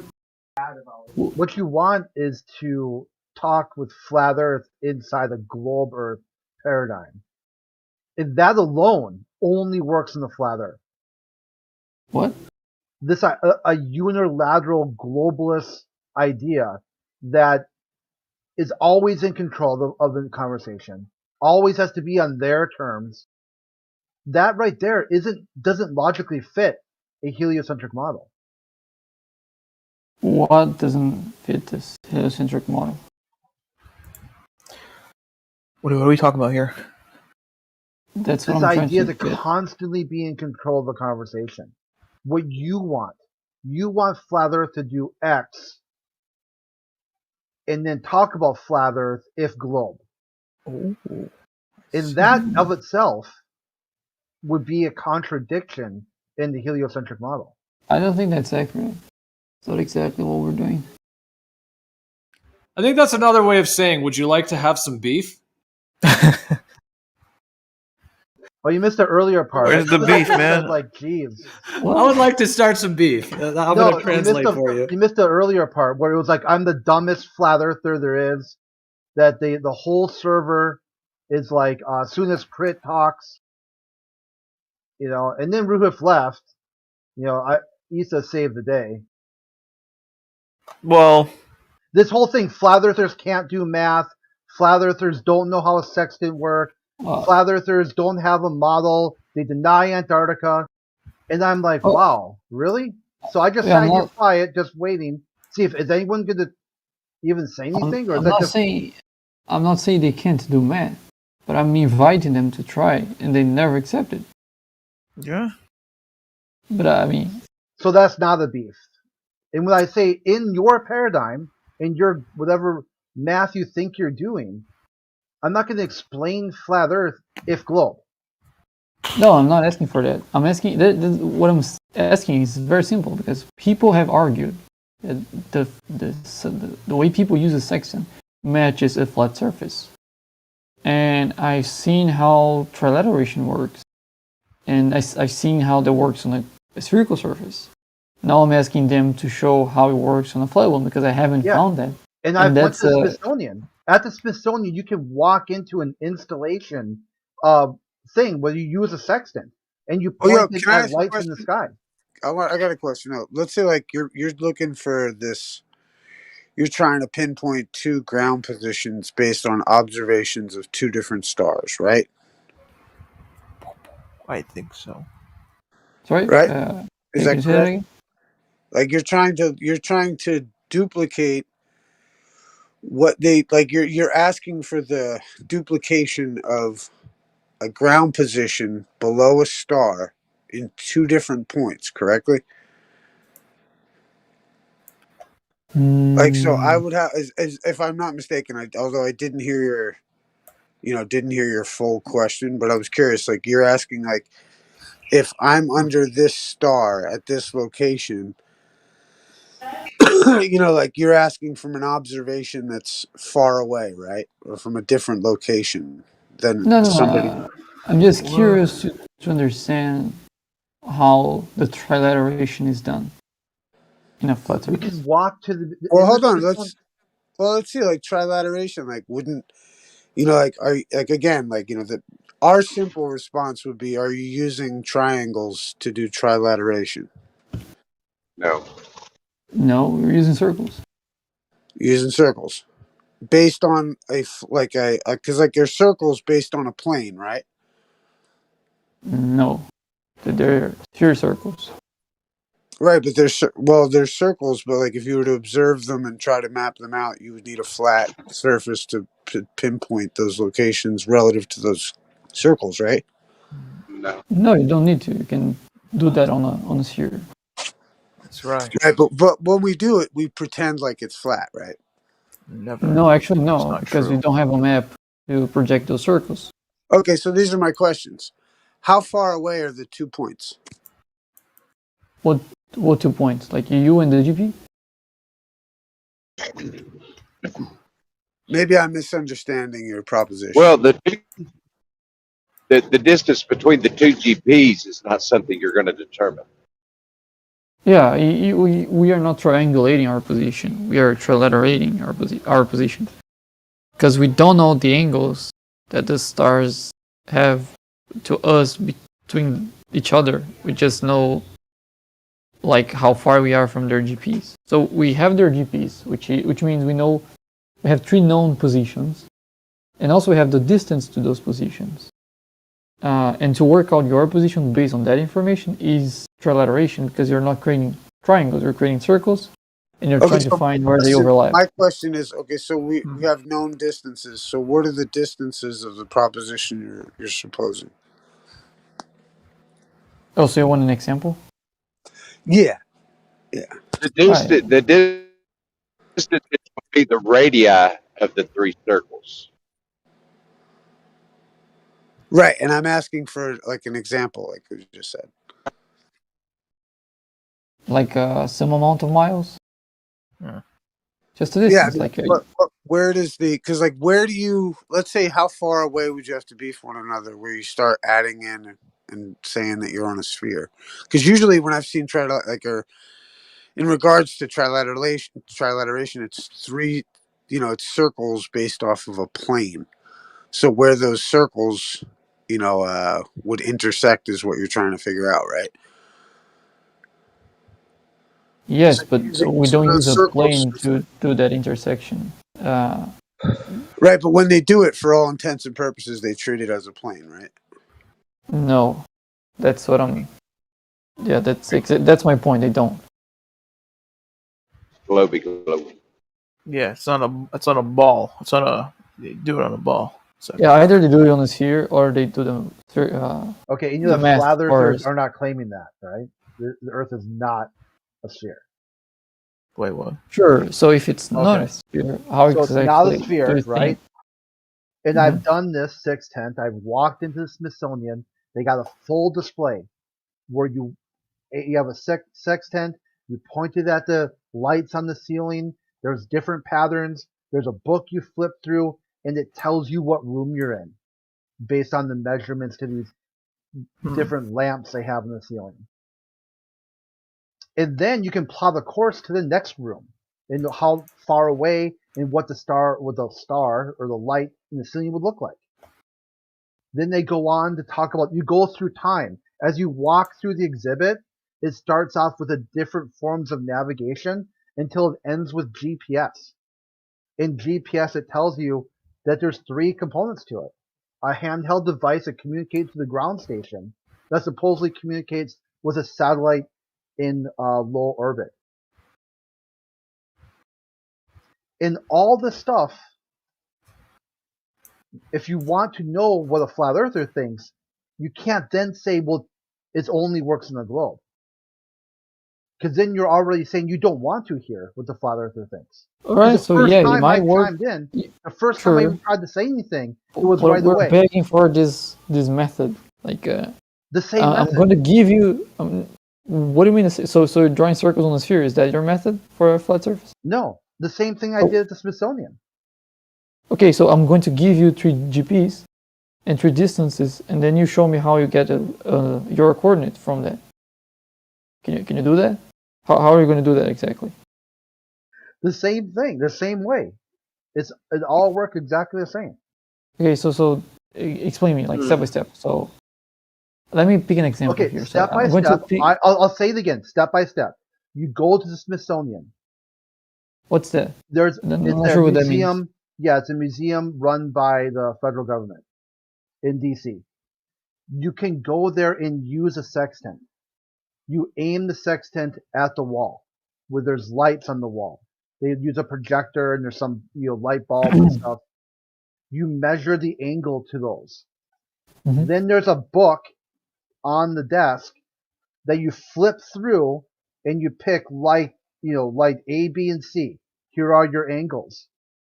Then it says this is what part of the display you're in. Well, also, I Sure, just want but to. so you're not doing anything. You're just Can I including that clarify and seeing the something? result.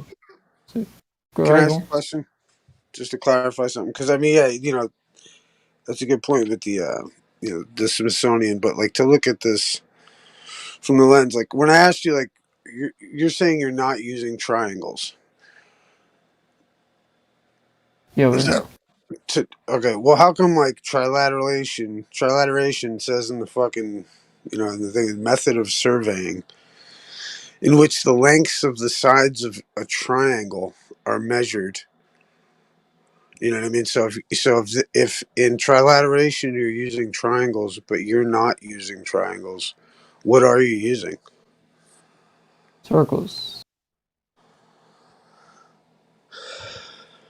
Okay. Well, in the I'm just Circles saying, of equal altitude. I mean, I get it, but I just feel like that's a disingenuous answer.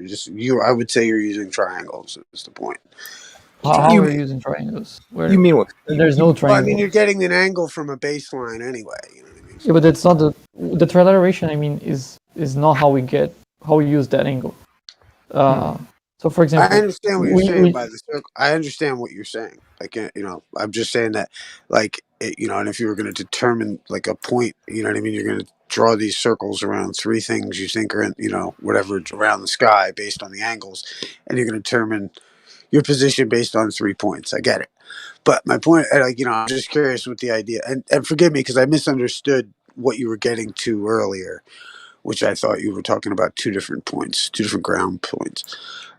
Yeah, here it works fine. The LORAN system did the same thing. You see, Yeah, these circles. It tells you what your ping would be from these stations, and whatever your distance is from these different radio stations. Well, so this is a picture I took.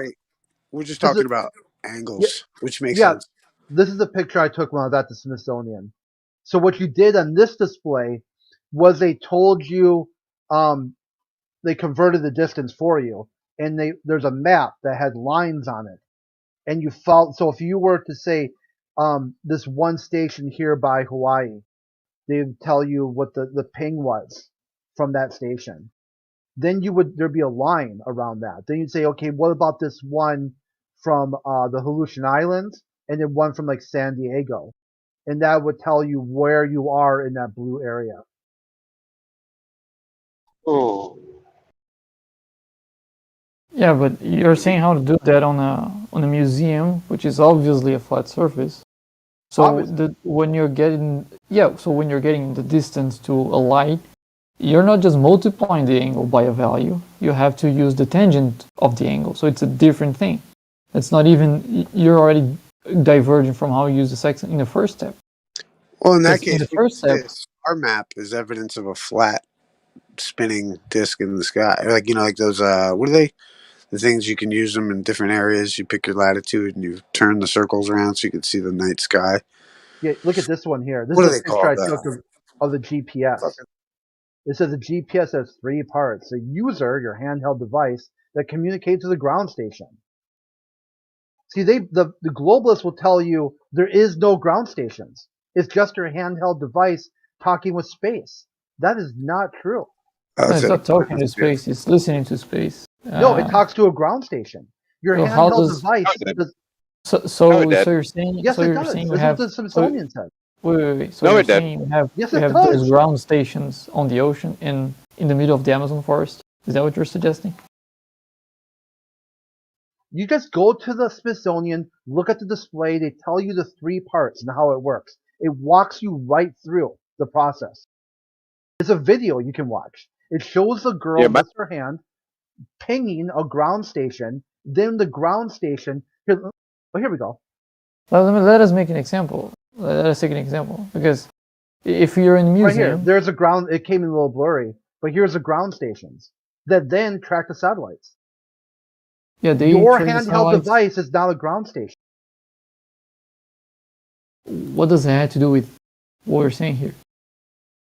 Your handheld device is not talking to anything in the air. No, it's just listening to. It's talking to Mine these is- ground stations. No, it's Mine not, is because it works everywhere, even where you don't have ground station close enough. Okay, to so have a signal. Smithsonian's completely wrong. You walk into the Smithsonian, they No, tell I'm you pretty sure your misinterpreting handheld that. device. Step 1, the user. Step 2, ground stations. Step 3, satellites. And the Smithsonian's just wrong. You should go there. If No, you you're can just get them, misinterpreting. I'm pretty sure if just you can misinterpreting get the them, explanation. yeah, or if you something. can get them to change their display, I'll believe you. Until then, no, thank you. This is just 3 things that are involved. There's no because the ground station could be helping the satellites get their correct positions. It has Yeah, nothing you just to do said with there was no ground station. Wait. No, I didn't. No. There's no ground station communicating to my phone when I'm getting GPS signals. I'm just getting information from the satellites. No, and from what the you're ground station. what you're showing that's not what that picture is saying at all. First of Yeah, all, it's the a picture whole isn't video. explaining Why? anything. Sure, send me the video. I doubt it's going You to tell can you go that. there yourself. Oh, so there's no YouTube link. I just have to take it from your word, because I'm Yeah, pretty like sure you're you want me to misinterpreting the take it for explanation. your word. So if you're right there, So, then say, wait, we're not going to take each other's word for Yeah, it. but my then word set is that going as to the match. baseline. My word is We're going to getting a- match every single piece of explanation of how GPS works, and the only place that seems to match yours is that place that only you can verify. Yeah, so go and we're there. getting away from the original conversation. Yeah, of course. Yeah, thank you for pointing that out, Howard. So Yes. Which you're is not what is it, you Leslie? just- The Earth is not flat? Is that the original conversation? No, it's how you trilaterate on the. Yeah, how this you is Because your even- I'm paying really close attention because this is the part that I don't get about how it's done. I'll be right back.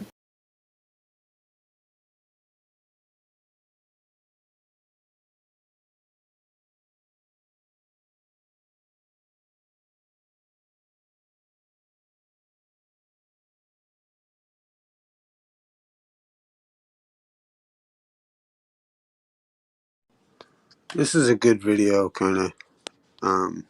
Here's another source, some of the ground stations segment of so your handheld device that communicates with one of these 16 ground stations.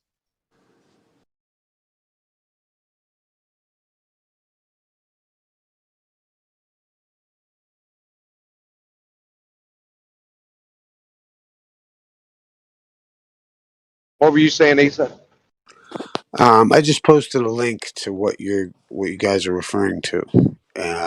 It's like a real basic navigation explanation. But if you notice, like, they use triangles, to locate. Like, he goes through and walks through how you're using circles on a plane. Granted, he's a baller, and he mentions that theoretically, the Earth's a ball, but we treat it as flat because that's what navigators do. So anyone who's trying to imply, from what I've gathered, from anyone it's all theoretics. In the actual practical application of things, you're treating the Earth as flat, and anyone who's doing these things, on a localized level without like GPS, whatever, you know what I mean, using the sextant, etc., is treating the Earth as flat in order to successfully do what it's designed to do. That dude got smashed on his video, by the way, so. Yeah, That for looked class nuts. well, and how sad is that? You can't even make a fucking video without these anti-flat earthers rising up on somebody. No, because he got it wrong. How did he get it wrong?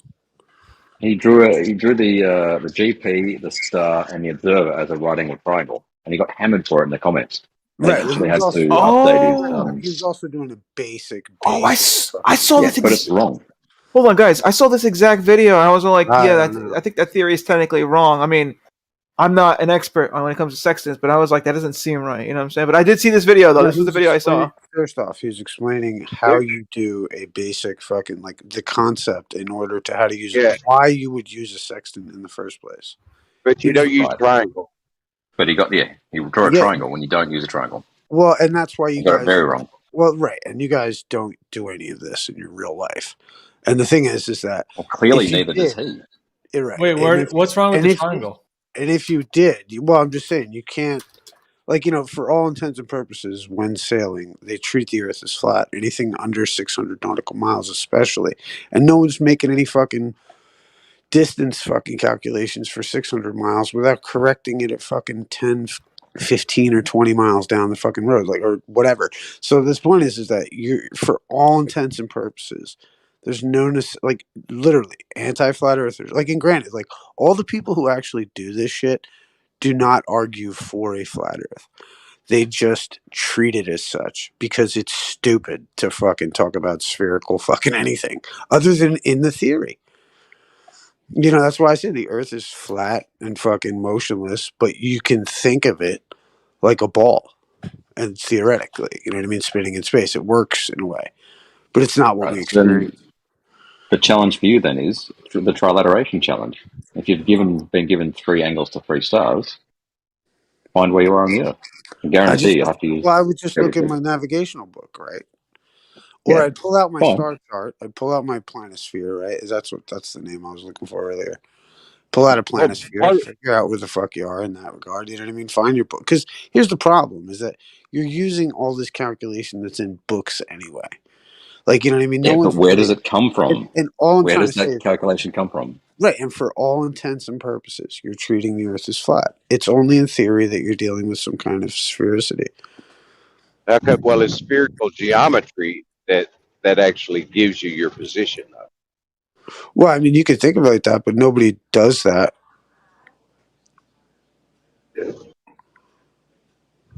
Nobody does. That's my point. That's the challenge. The point is that what you're claiming is that the computer programs do this. No, you do it. Well, I'm just trying to point out that, I mean, if I do it, I'm going to do it with the same calculations that probably you guys would try to do it without the fucking unnecessary, without the unnecessary, without counting in the sphericity because it's not necessary. Because ultimately, you have to. Otherwise, you won't get the right answer. Where in the mathematics does it deal with that? To work out a distance, right, from a GP to your location, you have to use spherical trigonometry. Where? And then they throw that Haversine formula in there too. That's another little trick that they do. Yeah. This is the challenge. A bunch of formulas that essentially add the radius and then subtract it. But you just don't need it. Go and try it, Gio. Go and try it. That's the challenge. Yeah, you guys you add the radius within the dip correction calculation, and then you remove it to get the actual angle. And you use an astronomical horizon, which is an actual planar horizon. That's what you use. That's what you guys call it. So you make a plane, and then you add radius into the dip angle, add it, and then you remove it to get the actual angle from the plane.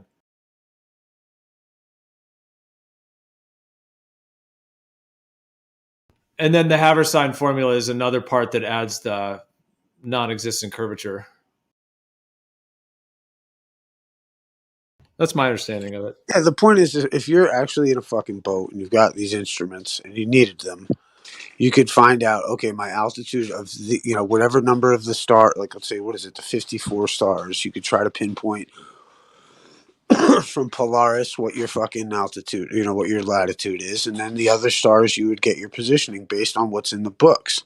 Like, not on your calculator. You're not sitting there doing fucking, pulling out a fucking, protractor trying to be like, whoa, let me draw out the fucking shape of the earth and it's got to be a ball. Fucking, you know what I mean? Like, it's just like you're looking in a book and you're seeing where it is, And if you need it, that's your reference point, The thing is, if it were a flat surface, you would use simple trigonometry to triangulate your location rather than trilaterate, right? Is that right? Well, no, that's wrong because you would actually use trilateration based on the idea, like, I mean, that's what you're doing when you're fucking pulling out your book to say, like, okay, this star's at this latitude or this altitude, this star's at this altitude, and in this direction, and therefore, based on the positions of those stars and the trilateration that was done by the mathematics, that with the mathematicians before you that wrote the book, you're calculating fucking where you're at by trilateration. And what mathematics did they use, Issa? What What's up? maths did they use? What I'd maths say did they use? well, the thing is, if they used a baseline for their trigonometry, then they used a level plane. No. To trilaterate, This is you where, must like, use spherical geometry. it's like, this is where it gets to the point where it's like, if I was like, I like peanut butter and jelly sandwiches, you'd be like, no, you don't. Nuh-uh. No, You can't what like peanut baseline? butter and jelly What sandwiches. base? Like, look, dude, this is just what it is. What baseline are you talking about? Like, I mean, if a triangle has 3 straight lines. Yeah. Okay, so there's no fucking curvatures. That's it. That does. You're basing it. compute. Like, if you and I, let's say like this, you and I were at a fucking football field and we were in different ends of the end zone, and fucking we look and then we know that we've named all the lampposts. You know what I mean? Like, oh, that's lamppost A. That's lamppost over. By the fucking location of, if I look to the north and lamppost whatever is here, and this is over here, then I must be at the 20 fucking yard line. Well, you down there have a different thing that says you're at the 20 yard line over there. So Hey, that would if we be like, gave you three angles, you're still on a sorry, if we flat gave you field. 3 GPs, if we gave you 3 GPs Add another and 3 light on the distances, football field, dude. Add another light on the oh, football field, dude. That's all it is. It's fine. just about But the if we gave angle you of where that fucking thing is. And you've drawn if we circles. gave you 3 GPs and 3 distances or 3 angles, could you figure out where you are without using a book? Because the books aren't magic, right? Fair They enough. didn't fucking come from the You know, sky. I mean, I probably could, based off of well, I mean, even then, I'd have to fucking memorize the location of this fucking stars, like in the air. You know what I mean? Just need a map. I'm just saying, like, We've given you the GPs. right. Well, I mean, okay. Yeah, sure. Like, what's the reference off of those? Like, the point is you've given me 3 GPs, but the point is like, what's my, like, I mean, I don't know. Maybe I'm putting it right actually on Earth as opposed to thinking of a math problem you're trying to put before me. But like, it would, depending on if the stars were my, what you're giving me these locations on, then based on If their I give you 3, let's ignore stars for a second, right? I'm going to give you 3 ground locations and 3 distances from them. How are you going to find where you are by trilateration? Well, if I were to draw if I could find out my known distances or what? Mm-hmm. You got known distances. So known distances from 3 points. How will you find where you are? Distance to one of the cities or whatever, and I were to draw a circle. Yeah, I mean, I'm sure I could do it. Yeah, I think. So this is the point. I would like this to explain. Yeah, I would like this to explain because I want to know. But would it give it away? Or? You will need to do spherical trigonometry. Yeah. That's the point of the challenge. Hey, whoa. Hey, puppy.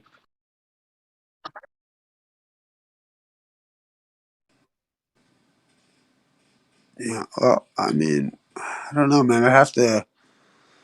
No, you I would won't. have to look into it Kids more. do Only this because, Marco Polo game. It's the same well, no, thing. only because of no.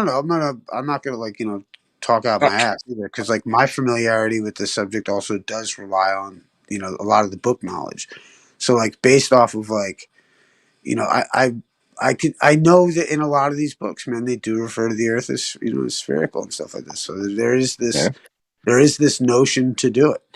You know what I mean? I don't know whether, to be quite frank, if I were to sit down and do that math, if it would be essential to do.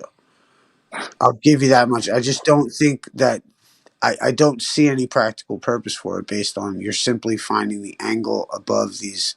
Like, I mean, if I'm using, forgive me, if I'm using like a light in the sky as as a location, and I'm measuring what I'm doing based off of that light in the sky and presupposing that it's above a position, right? That's the idea, right? Yeah, I mean, my understanding is that, I mean, the ancient way of making maps is essentially as you travel around the Earth, you can get the angles to the stars and then draw a circle. You keep creating circle of equal altitude. You actually draw it on a flat sheet of paper. And once you draw, like you find a GP, you put it on your paper, draw a circle. You find another GP, draw a circle, put it on your page. So you end up with all these GPs that you've actually created yourself. The problem is And also then and then you just link that to physical locations on the Earth, and then you can actually create a map. right, and that's the issue is that you're using. I get what you're trying to do in the sense of like trying to say that that point on the Earth like that point on the Earth is irrelevant to the person who's using the. Like, I'm not irrelevant, but like it's not observable. It's not. It's just like a guideline to that location. You know what I mean? Also, so it's different to ask from. Like I mean, not that it denies like what I mean. Like maybe it necessitates fucking sphericity or spherical trigonometry at some point, but I don't think so. I don't really think so. Like, have you done what's the difference of the calculation with spherical trigonometry with this math problem versus without? How far off is it? That depends on the what will be your flat Earth map. Okay, so let's do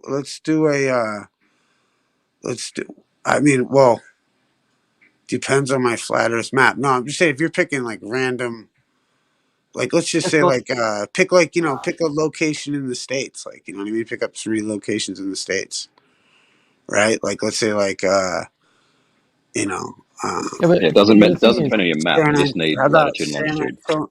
Okay, so yeah. yes, I want to know. So If you you do the want to do on math. a flat Show me the surface, difference. Hold on. Show me the difference of where the spherical trigonometry comes into play versus where if you don't do the trigonometry. yeah, we need a map to Because do that. the distances in the Okay, so hemispheres are come vastly back to me and distorted. show me that, dude. That'd be great. I'm not going to show you anything. So you've got to do this for yourself. No, I'm just saying because I don't. Well, I mean, I don't. I got One, you, I don't Eagle. need.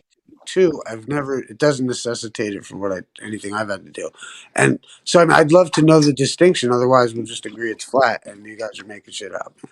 Oh, you want distinctions between How a about flat that? surface and a Just come spherical back and surface? show me the difference, because just like Yeah, Ruhif did a let whole me give an video. example. Let me Ruhif give did an a whole example. video.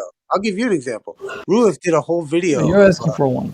Okay, yes, carry on then. Are you right? I was asking for one. So where's the example? Right, I'm not sure if it exactly fits what you're asking for, but if you get 4 points, for example, that are equally distant to That's each right. I other. finished. Yeah. Wait. Yeah, knock it off. Actually, hold on. Rohit, I think you're hot micing. Yeah, sorry. No See, problem. I think you're like appropriating the actual ground position to the idea of how you're using the stars to get there. You know what I mean? Right. I don't know why I feel like there's an issue here, but maybe I'll figure it out. Maybe it's with me.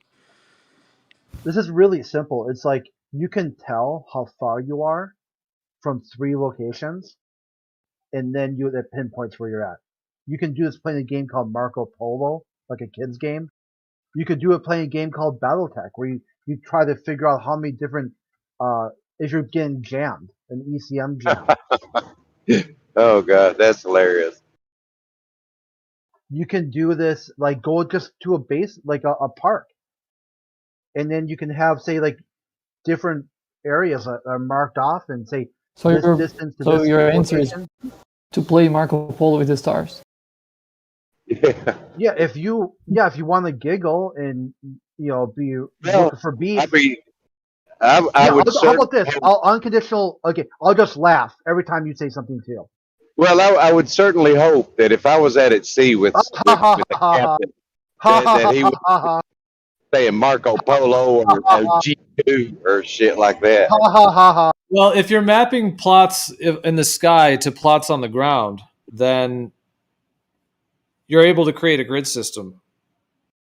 And that's at the end of the day what we're talking about. On a globe Earth model, the idea would be that these stars that are all the way out there in your outer space thing, the vacuum, are all, even though they're light years away and they're moving at all these speeds, but nonetheless, I guess it can be treated as just a huge stationary vacuum where all the stars are out there and they're all pointing to some part on the Earth. But then you guys assume that light is parallel, so there's all those things. But nonetheless, that's what you're claiming. And then on a planar Earth type idea where you have the star field above and then the ground underneath, you're basically mapping the upper to the lower. So it's more of like a battery system, like just the ceiling to the ground directly. And what I think the difference will be shown is in the actual circles of equal altitude, because a planar surface would mean that all those circles of equal altitude are all on a plane, and the grid system would match that above because all those circles would be planar. On a globe model, the circle of equal altitude all have to be at different angles going out to the star from the globe. So you would have a bunch of different angles, circle of equal altitude. So you can't fit a bunch of circles on a plane in the same way that you would on a sphere. And that's where the differences will show between which if someone were to do very, very well done, like independent measurements, sextant measurements of the whole Earth, we will be able to actually see that difference and see what the surface is from that. I didn't get your point. Like, Is that the circles are the same on a flat Earth versus the globe, right?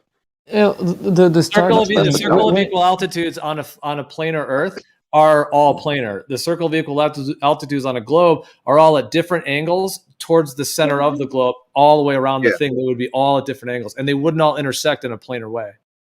But they do intersect, and that's how we navigate, right? Exactly, but they do intersect. And where I think they intersect in a way that's ad hoc because you guys have to add all these calculations to make it work on your model, whereas all we have to do is just use the actual triangles, the way that the XYZ axis of reality is built. You actually don't need to add any calculations, because if you do the calculations and if you don't, instead of doing the calculations, you just draw circles on the globe, they're going to overlap in the exact same position. So you don't need to do the calculations. You could just draw circles on a sphere. That will give you the exact same result. Flat Earthers just make assertions. Just go, oh, it just works on a fucking flat Earth. Show us that it does. Because it does. Those calculations that you're saying we have to do to make work are exactly exact description on how you would make circles on a sphere. They're completely analogous to each other. Show us that it works, Gio, by completing the challenge.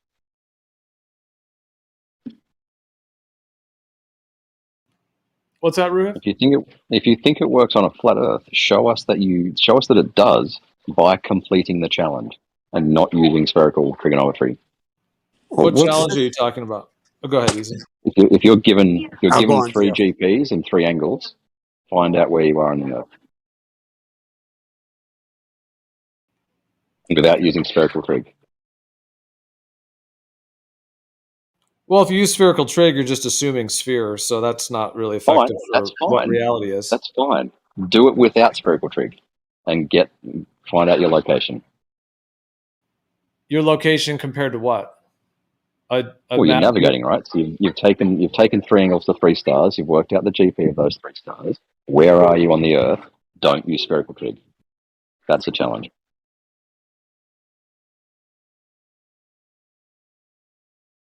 How are you going when you say where are you on the Earth, is that on a WGS84 Earth? Where it can be on a physical location on the Earth. Your physical you can location. use any map you want. Right, and then you're going to compare that to a WGS84 map? No, just where are you on the Earth? Yeah, we just want to know how you're talking about distances. Well, now you're getting into actually mapping. I mean, okay, so Yes. Drew, if the distances you were given, you agree that you personally have not verified them, right? Correct. Yep. Okay, so you are trusting that somebody else got those distances correct. Well, when I'm able to find out where I am, I know that those distances are correct. Yeah, because they weren't designed for robots Self-validating. specifically. They're generic. Any person can use it, and every time someone uses it, it works. It means it works everywhere. Yeah, it's validating itself. Right. Well, until you guys actually do this, you can't make the claim that it works on a flat Earth. Well, what I was going to say before is the way that you're approaching it, I wouldn't approach it that way. I would say that the ideal way to do it, and in my opinion, the ancient original way of doing it would be to go out and actually take all your own measurements. You don't even need a sextant. You can just use like a bowl, like you could take like a clay bowl, or even like a thing like a coconut will work. You just drill holes in it so you can use it. So once you do that, you just plot the GPs yourself, and you plot you measure the angles yourself. And then as you do that, you're creating your circle of equal altitude. You can report what the physical location is. So you're actually just mapping the actual Earth to the sky without depending on anyone else's calculations or models or maps or ideas or GPSs or anything. You're actually mapping the Earth yourself, almost like Minesweeper. You know how like in that game Minesweeper, you keep clicking it in that same way. As you keep building the map, you can actually build the accurate system. And that's how you can build those maps directly. So I would do that rather than going off assumed digits or numbers or angles that you're giving. Right. Do you accept that we are clever enough as a species to measure if a star is perfectly above us? And we can predict when and whether a star will be perfectly above us, right? That's a given. Regardless of the model, we're happy just to accept the almanac as is. We've given you the GPs and we've given you the angles. Where are you on a flat Earth? According to the almanac, every celestial body is going to keep their longitude. Only thing is, I mean, except for the planets and the sun, of course, but the stars are going to keep their longitude, and they're only changing their. I mean, the opposite. They're going to keep their latitude, and they're only changing their longitude. So they're following longitude lines. So everyone in those longitudes can confirm whether or not there's a star right above their head in the correct time. The latitude. Yeah, right. Yeah. Sorry?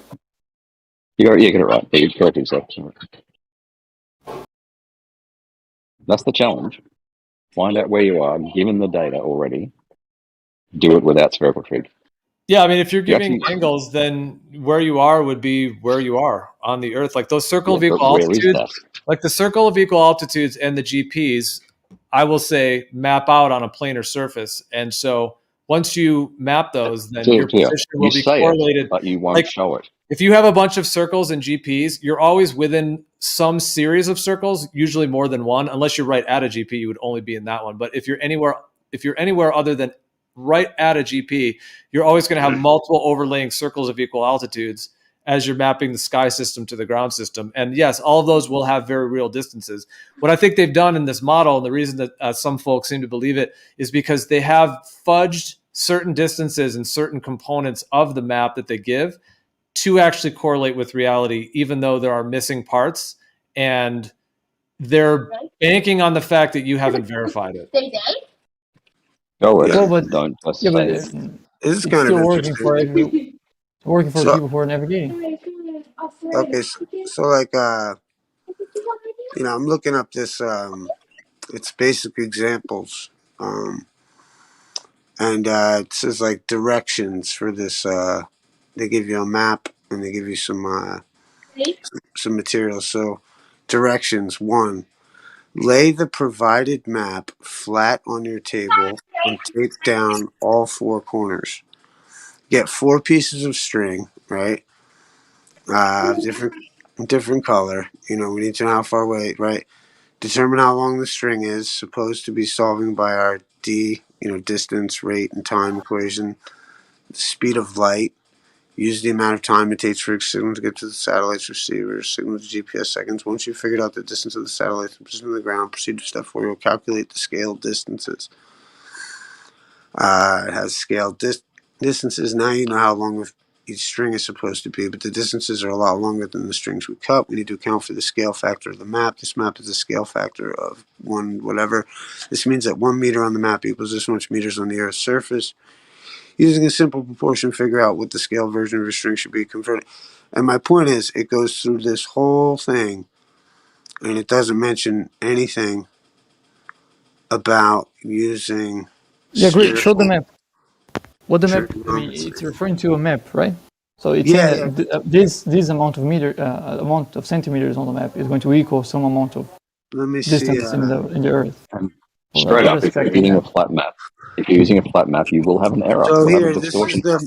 so this is the map that they gave me.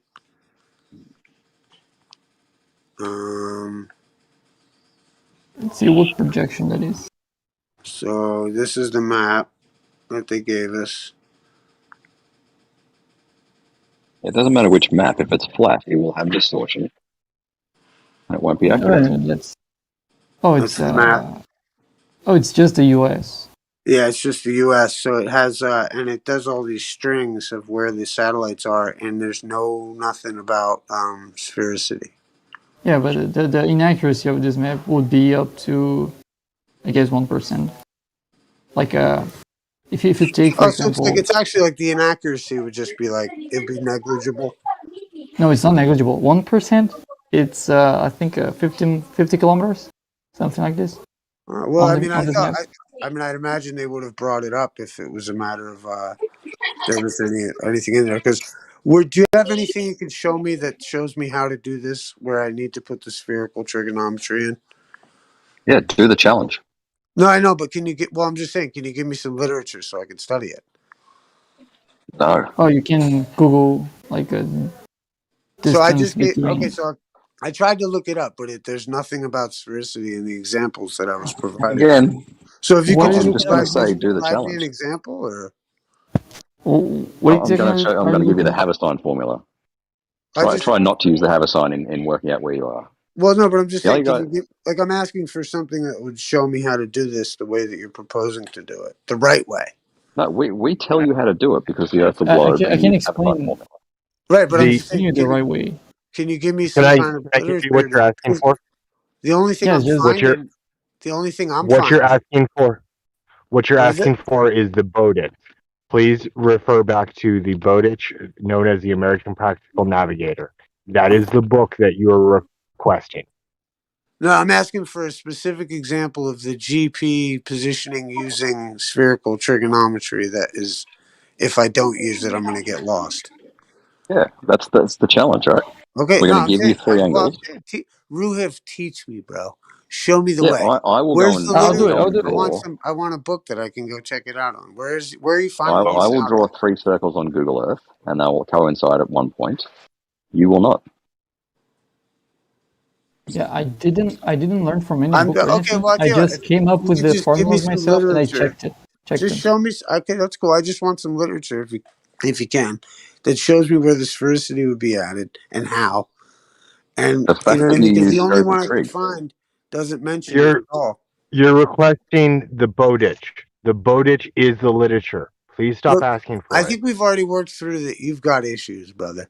So we're not going to. You and I don't have to. Calculations. You and I don't have to go at it. So it's all calculations based upon approximation. What do you call that's what you're asking for. But my point is, I'm just looking for those. That thing, and maybe you're right. Maybe it isn't Bowditch, and if you can, just give me a citation. I'd love it. I'd love to go look it up. I don't think you'll get anywhere unless you actually do it and realize it doesn't work on a flat Earth. What I'm trying to say, Ruhiv, is give me the thing that shows me where I add the spherical trigonometry in. And Ruhiv, I think just a moment ago you were confirming that you haven't validated any distances. So you're requesting that something validates distances. Meanwhile, you've never validated a distance yourself at all. So what's up? The fact that it works, Gio. Fact that it works. You haven't validated that. You haven't validated what anything works, even works. What works? I want the paper. Where's the paper? Navigation works. What works? What are you even talking about? You don't even have any reference or citation. You're going to give us something more than just rhetoric. Fine. If I go and later this afternoon and get 3 GPs, right? 3 actual observations. If I grab them out of Stellarium, right? I will then go into Google Earth and draw circles of equal altitude, and they will coincide at one point. I have to use spherical trig to get those circles of equal altitude. That Dude, validates the distance. there's so many layers of assumptions in there. Like now you're bringing in Stellarium. Like, so, but what I'm saying is that you're putting out a contest to people, or a challenge as you call it. But just wanting to confirm, have you done this yourself? Yes, I've done that. Yeah. Okay, you've gone on the internet to Google Stellarium, a couple softwares, and it all plugged in and it worked, and you're saying that it's working. Yep. Is that what you're doing? Yeah. Yep. Okay. All right. Well, what we're talking about, is what the Earth actually is. We're talking about what the Earth is, not. So you're challenging someone to go do a calculation of what the Earth is. Meanwhile, you're using a bunch of calculated things you haven't verified to say that yours does work. And like I said 15 minutes ago, do you trust us as a species to know that if a star is overhead, we can measure it overhead? Do you trust the GPs that the do you trust GPS.gov or whatever this fucking is? Because they don't mention nothing about spherical trigonometry, dude. Okay. But do you accept that we're clever enough to measure the angles to stars and be able to predict it? I'm just saying, trilateration doesn't have anything to do with spherical trigonometry, bro. Yes, it does. The fact that you will not get the right location if you try it. Just show me where. I want the thing. No, this is up to you. I can show you later when I'm not watching the kids in the pool. That I can draw go into Google Earth and show me. No, I don't give a fuck about that. I'm saying where the fuck I can draw circles of equal altitude on Google Earth, showing that it uses the Haversine formula. Second. I'll take a citation from Bowditch with trilateration if it can be given or provided. I'll take anything. I can do the challenge. I'll take anything. I can do the challenge. I can take real life measurements to stars. No. In real life, you're figure just out where I am. measuring the angle of 3 locations, and Yes. And do we trust the GPs of those stars? Looking at a book, do we trust that people can actually measure something overhead? So those GPs are accurate. Do we accept that those GPs are accurate? I don't know. Being that we know so much now, of course you don't. Well, dark polarity kind of ruins everything in that regard. Yeah, sure. Well, that is an important. It's a important component if the GPs are true or not. And yeah, once you bring in dark polarity, it's game over. All right. So I can know what set you're up looking at. a telescope. I can set up a telescope and align it, and I can tell it to go to a star. And guess what it'll do? It'll go to the star based upon the information that it's programmed to adhere to, which has been delivered by people that have apparently verified such information, and the Earth is a ball and such. But have you verified that information that you've been given to use, that you're using? Or are you just using the information that you've been... Yeah, of course it works. It's been made to work, man. Of course That's all that I care about. Okay, go and make it work on a flat Earth. That's the challenge. Well, hold on. You have to program your latitude and your longitude anyway, and then it just systematically goes into a fucking operation, right? It doesn't just like all of a sudden wake up like some robot like, oh, I know where I am based on trilateration. Or it kind of does that. It does a plate solve. You point it at a couple of stars and it works out where you are. These days, you just get the Google app, what's it called, Star Map or whatever, where you just point your phone at the sky and it tells you it all. Well, yeah, you can. Yeah, like I said, my telescope, I just pointed at 3 stars and then it figures out where I am. Well, but Ruhif, I mean, here's the thing that one of us brought up as well is that you're using multiple assumptions and calculation systems that you have not verified. So what's on trial here is Geo. You keep talking. Hold on. Let me finish what I was saying. I don't care. It works. It works, right? It works. Right. And so before you interrupted me, what I was going to say is what's on trial here is that reality or not? So you saying that there's computer systems and a whole bunch of stuff you haven't verified and quote unquote it works.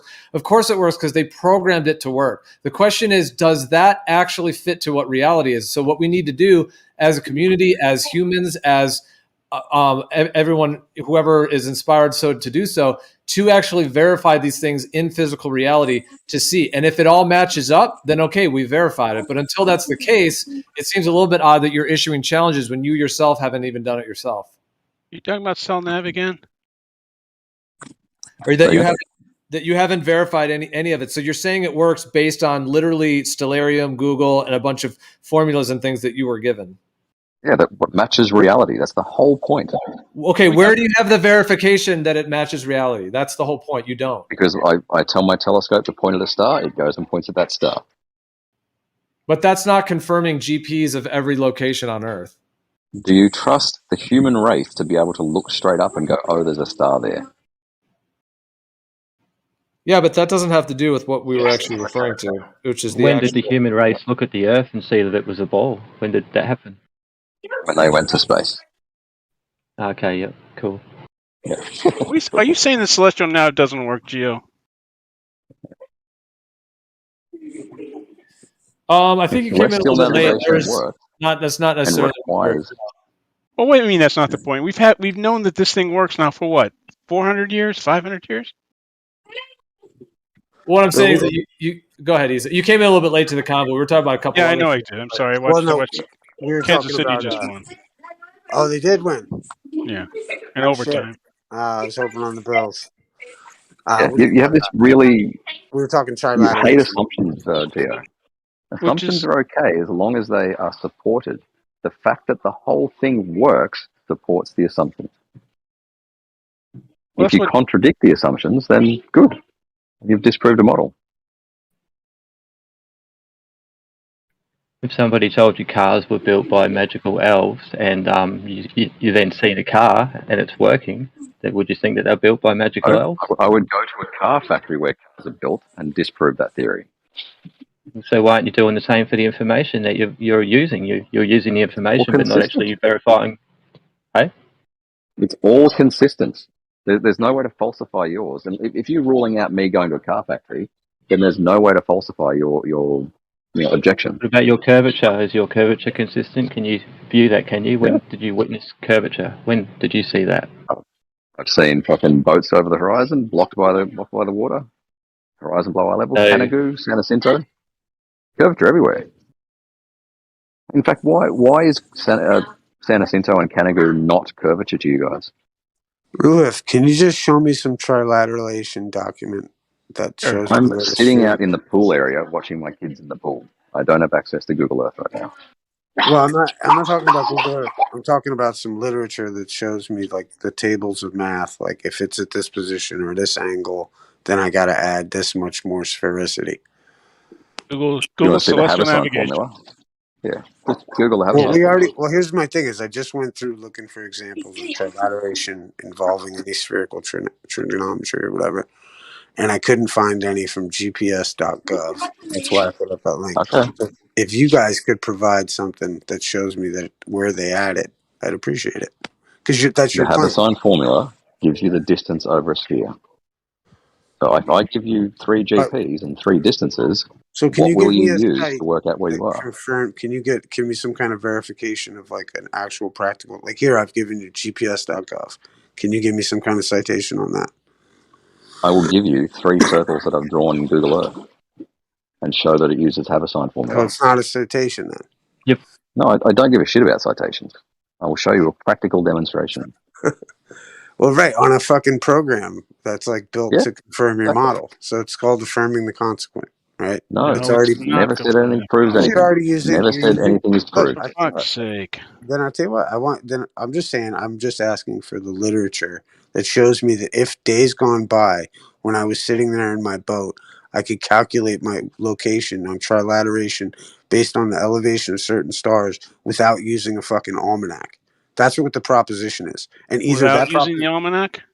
Yes, that was the proposition. I'm being told. Why would you not use the almanac? Damn fucking right.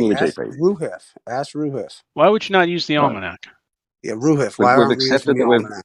given the GPs. GPs are given. We're not using the almanac as it was explained earlier because we're going to do the basics of this trigonometry. Well, you can generate the almanac if you want. It would take a lot No, of no, work. no. I'm not. Well, no, that's what I was saying. But the point, and that's why I was saying that because we have the almanac, nobody's doing this stupid spherical trigonometry. So the point because is it's not easy. Get your That's where, distance. and I was saying like this is that where is the citation of how to do the not easy work? Where is it, bro? Yeah, Habersign formula. I want the citation. That's how you get your distance. Shows me where they It's plug in it in. Narnia land. Okay, show me an official source. Like I've shown you something from You believe official sources, Ether. Can you show me something? Since when do you believe using official this sources? program? Can you show me something? If I gave you an official source that gives you the shape of the Earth, what will you do? I'm not asking for that. I'm asking trilateration. No, and I'm asking. Yeah, I understand, and I'm giving you the formula to do it. Okay, so hook me up with the formula where they show it that they use it in Haversine formula. In trilateration. That's how you do it on a sphere. It gives you a distance on a sphere. Do they use right angle lines in their navigation? No. If it's so well they don't. understood, just give me one citation for me. I know They you use don't. Haversine formula. I do. So where's the the Haversine citation? formula? Please provide The the Haversine citation. formula. The Haversine formula gives you distances on a sphere. Okay, now reference that formula in some kind of official thing that shows me about trilateration. Google it, Lisa. Google it. Yeah, can you show where they reference so you literal?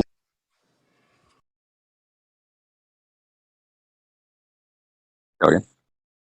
Yeah, I think it's a fair request, Ruhif, because it's actually at the foundation of like the entire thing that you originally had brought up, this sort of challenge, as you were calling it, this idea of the trilateration, triangulation on a planar Earth versus the spherical model that you're talking about. So, I mean, it is fair to ask for that because that's actually the foundational tenets of what you're even requesting and the way that you are assuming that you're getting it, again, even though you haven't validated or verified it. But that is at the core of it. So you have nothing to offer that reflects any of that? Do we all accept that the angle to the star, and then you apply 69 miles per degree? Do we accept we get that? Is that acceptable to everyone? So that's a hard no, Ruhif. No. So you don't have. Sure, that'll be in the you don't have navigator. anything for us. It's all right. You can admit you don't have anything for us. All right, I'm curious to know why you reject that. Google. If using right angle lines, I'll accept it. If we do it with like sex or something, that's not a right angle. You want to generate yourself. Generate the nautical almanac. I want. We've accepted the GPs. Tables that you're referring to. Well, then get a book on celestial navigation and look at it. I have one. You're making a moot point, and I want to show you how stupid the point is. That's all. What's the point? ESA is rejecting the 69 miles per degree. Try to work himself through this bullshit. That's why. why. Are you rejecting the 69 miles per degree? Why are you rejecting your Lord and spherical Savior? Right? What the fuck, dude? Come on, give me a fucking citation, bro. Denying reality now, Lisa. And pay attention to the language that they use. Why are you rejecting? Right? Pay attention to the language. I'm going step by step. ESA, do you accept or reject 69 miles per degree from the GP? I don't. I accept it. That's 59. 59 miles. If there's going to be a reference in regards to a flat plane and looking at something above the horizon during the degree, I may have traveled. 69. I don't even know whether that's a yes or no. I may have traveled 69 miles, and the star may have moved up or down on my horizon, and it still doesn't mean that it's a ball. Okay, so you accept 69 miles per degree. I'll accept 69 miles. Okay, cool. So you're 10. You see the star at 80 degrees, so you're 690 miles away. I just want to say we've accepted the GP. Yes, but you don't accept citations. So I'm sitting here on my phone. I'm not going to do your dirty work for you. I'm too late in my day. But I just want a citation at some point, please. Yeah, for where you reject citations. For you. Hey, Issa, I posted a citation of the Haversine formula for you. You want to look at it? Thank you. Dope, thanks. Yeah. No, we're getting step by step. You accept that if we measure a star at 80 degrees, we are therefore 690 miles from the GP. Right? Yo, Kool-Aid, where are you posting at, brother? Okay, got it. Forgive me, guys. Wait, dude, what was that one that someone just deleted it? I was looking at that because I didn't open it yet. Can you repost that or what? Because that one, actually, I was just going to say that graphic shows the difference. Like one of them is planar circles and the other one is like a made up bunch of spheres on a sphere. It just shows the two models right there. That's why they have to use the real one to get the real information. Yeah, it shows why you need 4 satellites, doesn't it? Then they map it within their spoofed fake system. I didn't post anything. What'd you want? Did you want a copy of the Bowditch, which is the literature you're asking for? No. Forgive me, man. It was actually, I think, Andy who posted the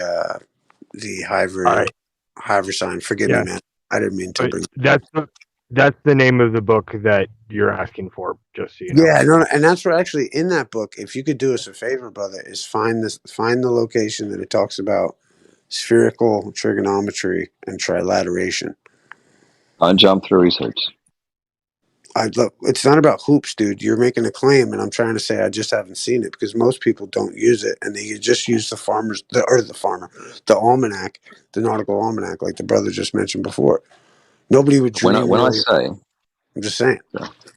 Yeah, but when I I just say want a citation 69 of miles how per you're degree, doing that math and where. That's all. Right. I'll check out the but when That's interesting. when I say 69 miles per degree, do you accept or reject? If you reject it, I'm going to say go away and sort it out yourself, right? Until you come back and realize that that's the ratio. Well, that's not what I'm If you saying. accept it, I'm just if you saying that. accept it, we can move forward.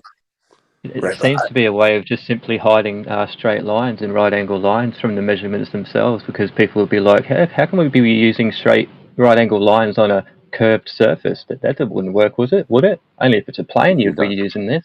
But yeah, they've got to hide those lines and turn it into something else that they can just deter the information. Yeah, it would work doesn't work because on the ratio doesn't work. You just want the angle from your vertical to get the distance. Correct. You don't need to be on a flat surface to have a vertical line. A spherical surface will also give you a vertical line, and that's all you need. Yes, they will, but those lines won't be parallel to one another. Those lines will intersect, won't they? But the lines we use in real world don't intersect. They are parallel to one another. You can create a water level line anywhere you want at any elevation. They're all parallel to one another. That's a different always. discussion. That's a different discussion.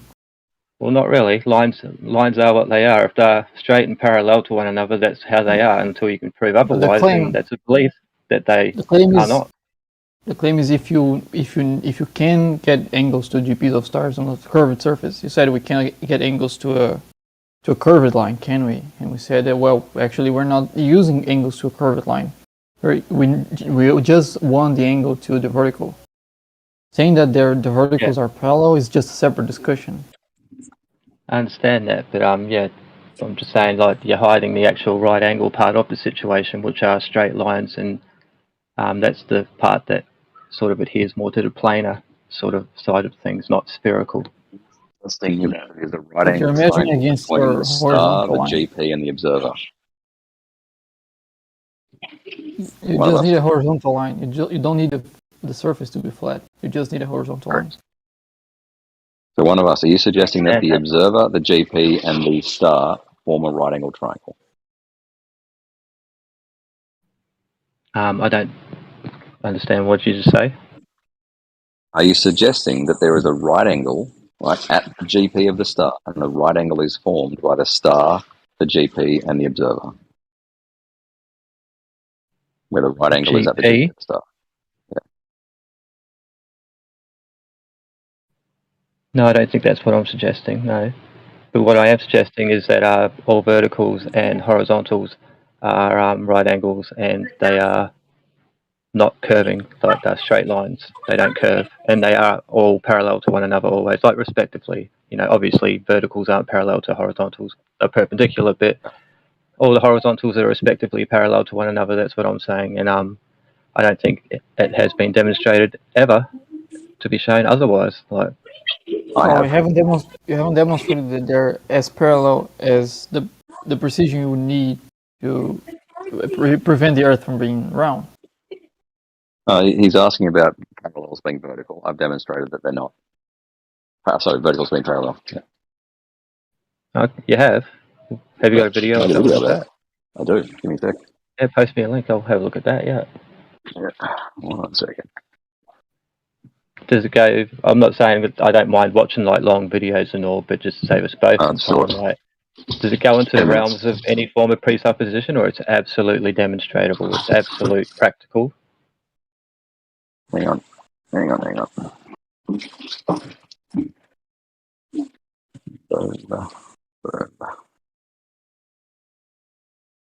Drum roll, please. I think Ruhif is about to get a citation or something.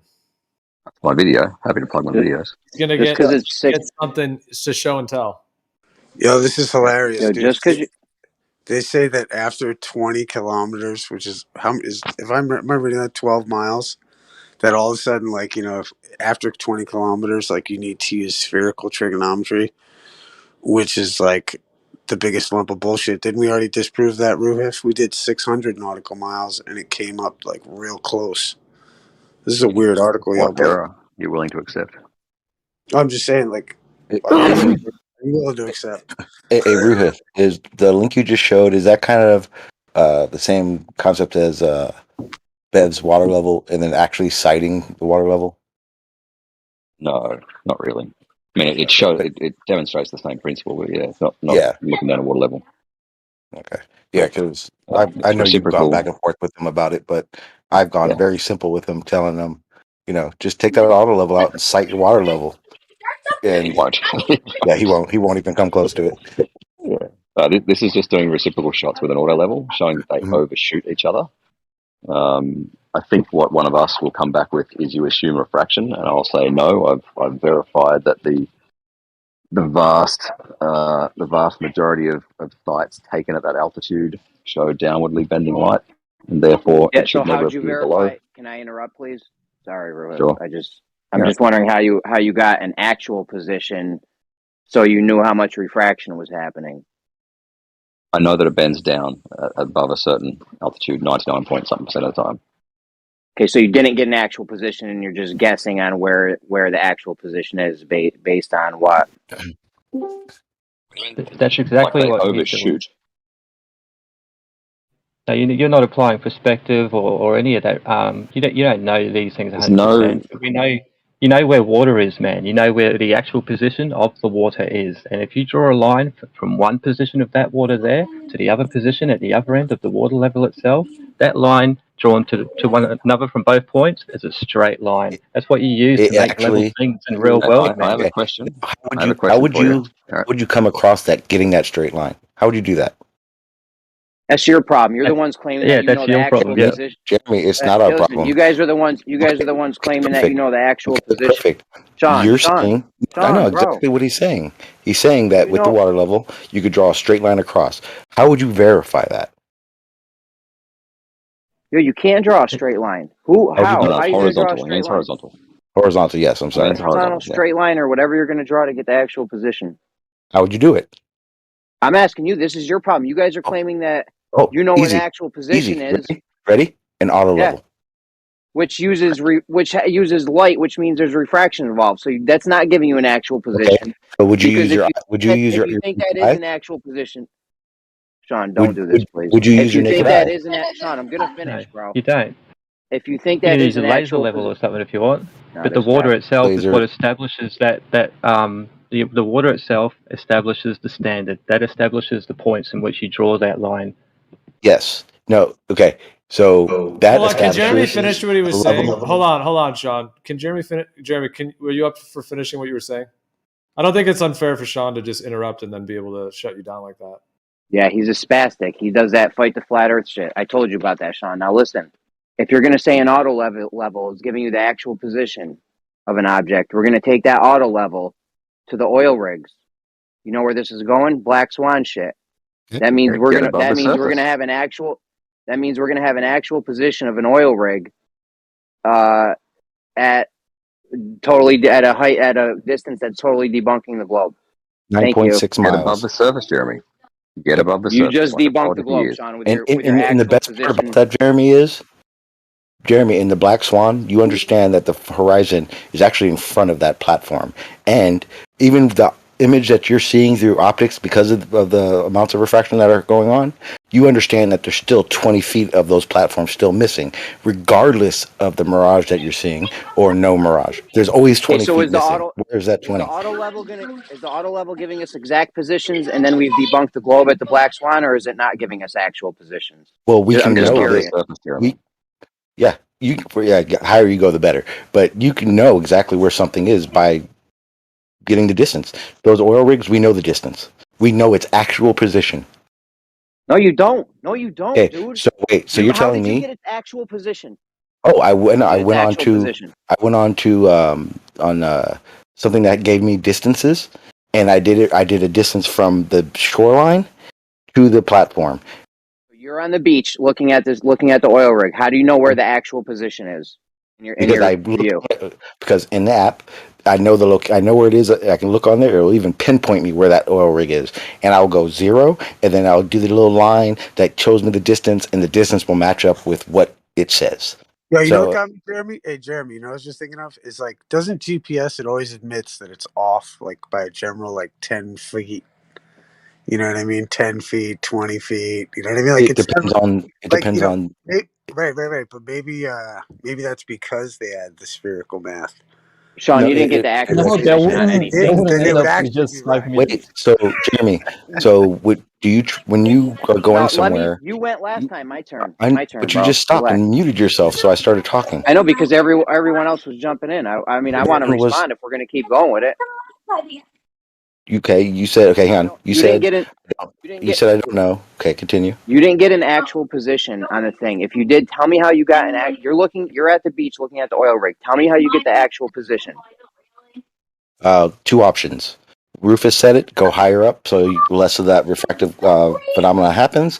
Or I can go on any app and show my distance from myself to that platform. Even if you go up higher, the optical phenomena is still happening. You're still you're just guessing. You're just guessing. I'm not guessing. Whatever, Sean. Not a guess, Jeremy. I can't get loud right now. People are going to sleep and hearing shit. Fuck you guys. Okay. Well, it's not a guess. I'm sorry. I mean, you're going to talk over me all. It is a guess. You don't have the actual position. It's not. You're just Yes. guessing. I've You're got guessing. the weather data. Jeremy. Even I've Alberta. got the weather data. It's What's not. that It's based not on? guessing. Is that based on anything Because you don't have, demonstrable, or is that more calculations? you're using optics. You think you're using optics to get an actual position, and the did you not optics hear is me? the thing in question. This is circular reasoning. Did you not hear me, Jeremy? When I said I use an app that tells me the distance to that platform, that's not optics. Okay, distance doesn't tell you how high it should be in your eyesight. If it's a flat Earth, it's obviously going to appear somewhere vastly different than. Sean, stop. Dude, I can't talk to you, dude. I'm Okay, getting then how loud do and shit. People are sleeping at my I house. can't get? You're an asshole, dude. I don't know what else to say. Things, and You're then you still jumped talking in. through me right now. Well, hold on, dude. I'm just going to temporarily mute Sean so you can finish. Sean, I'll unmute you in a second, but just so Jeremy can speak. Go ahead, Jeremy. Yeah, so getting the distance does not tell you when you're standing there looking at the oil rig and it's moving up and down throughout the day or the week or the month or whatever. Just knowing the distance doesn't tell you where it should actually be positioned in your view. Because if it's a flat Earth, it's obviously going to be positioned very differently than if it's a globe Earth. Or it's going to be positioned differently depending on what the light's doing in between it. So you don't have an actual position. All you can do is do it optically, which is the thing in question. It's circular reasoning. And that's that. Okay, maybe you guys can let me have more than 3 words. You got a hot mic, Ruhith. So, me doing the app and knowing the distance to it is knowing this position. You can, yes, I can completely understand throughout the day there are optical phenomena that happen because of the conditions and how refraction works. And because we understand those things, we take down the data. That data is very important, Jeremy. That data, whether it be the air temperature, water temperature, distance, time of day, all these things are used to take into account to figure out its position and why we see the things we see optically. Now, like I was saying, regardless of knowing the position of it, throughout this day, whenever if it's perfect conditions, which we never have, all the way to, I mean, things are bouncing and mirroring. The reality of it is, Jeremy, that the only amount of that platform that you can see on a clear day is all you're still going to see on these refracted days. The days that the black swan's a perfect example. It looks higher than it appears. The problem is 20 feet of it is still missing. No matter what, there's something blocking that. Okay, so you have no way to get an actual position. Whatever's blocking it is an apparent. Okay, so we have an apparent position of the thing getting blocked, being blocked by another thing that has an apparent position. It makes no sense. You don't have an actual position. The only way you can get one is doing it optically, and that's the thing in question. We could have magnetic fields bending light. We'd already know that happens. We could have magnification happening. That's something. Those fields would be That's detected. something that they claim. That's something that they claim happens also. So magnetic fields that bend light have to be extremely strong. Yeah, again, as strong as I don't know a planet's magnetic field, maybe. First, Jeremy, That's very weak. You may want to Our have planet ignored is magnetic very field. weak. Jeremy, you may want to have ignored Yes. that I said it, but I made it very clear that compiling the data is very important in these observations. And when you sit there and tell me that it's not this way or is this way, and then I ask you, okay, what data did you compile to come to the conclusion that what we're saying about the globe Earth is wrong? I bet you won't tell me anything. It's just the atmosphere acting as a lens. That's what's doing all the blocking. Okay, no. Well, how does a lens block something? It does. It distorts, it changes it. Okay, it distorts, it changes it. It can have even small obstructive quality, but at the same time, there's you'd have to explain those distances that are missing. The best example of like how perspective or like, blocking and shit like that would work is line your eyes up to a table, take a quarter, put it at your face, and have somebody walk it all the way down the other end of the table. And it'll get to a certain point where you won't be able to see the bottom, and it'll eventually disappear. And it'll look like it's not there. That's a great example of the optical effects. Now, I mean, there's nothing else to say, Sean. No, there isn't, but there's a lot to say. Is that from Australia? When you do it that way, that's it right yeah, there. there is, because when you do it, Isa, when you do it that way, how have you established that you're actually on the line of that table? Because I'm sorry, a lot of those videos that you see. Sean, there's this great story from Islam, right? Where the Prophet Moses, right? He told his people, he said, I want you to slaughter us a calf. And the people said, okay. And they said, well, what kind of calf? Should it be a male or a female? And he said, okay. He said, make it a male calf. And they said, well, should it be young? Should it be old? And he said, well, make it a medium, age calf. And he said, well, should it be black? Should it be white? Should it be tan? Should it be dark? And he said, just, basically, the people were so worried about how the calf was supposed to look that they never even gave up the sacrifice, right? The point is that they weren't just getting it. And what I'm saying is, like, that's it. Like with the penny or the quarter going along the table. That's it. Like, you don't have to, be like, was my eye at the correct angle? Was my da-da-da? It Take a matters. look at it and take a look at it, and it'll explain it to you. Yeah, I've seen it. I've seen it many of times, and many of times it wasn't correctly done. And as far as I'm concerned, those things do matter, especially if you're talking about doing it over the actual surface of the Earth. Okay, then please give me some hard data on how the fuck I would use this stupid Haversine thing regarding trilateration, please. I couldn't off the top of my head right now. Right on, because it don't exist. But that has nothing to do with your table example that we were talking about just now. Well, the point is, it's just about how arguing beyond the point about the table thing. That's your explanation. So how flat Earth would explain No, these but see, I wasn't arguing past the point of the table thing. You went past it. I was talking literally about that example you gave, and You said you you argued didn't past know it. how the horizon would block the bottom of something. I did not say that. Am I mistaken then? Yeah, I said I didn't know. You asked me about the Haverson thing. I said I don't know anything about it. I couldn't do it off the top of my head, but I did not say that about the table. Because I'm witty and literally just adventurous in my conversations. But the point is what I'm saying is that because we're if you just do the quarter over the fucking table, that explains why something from the bottom up would disappear really fucking well. Anything Not if you do it incorrectly. If you do it incorrectly, it doesn't. If you do it incorrectly, it does nothing for you. Well, again, either side. I'm just like this. Anything outside of looking at it that way is almost neuroses. Really? Yeah. So if I was standing up and I didn't go anywhere near the level of the table, am I going to see something obstruct? What you're doing? Yeah. It's like I want to grab you by.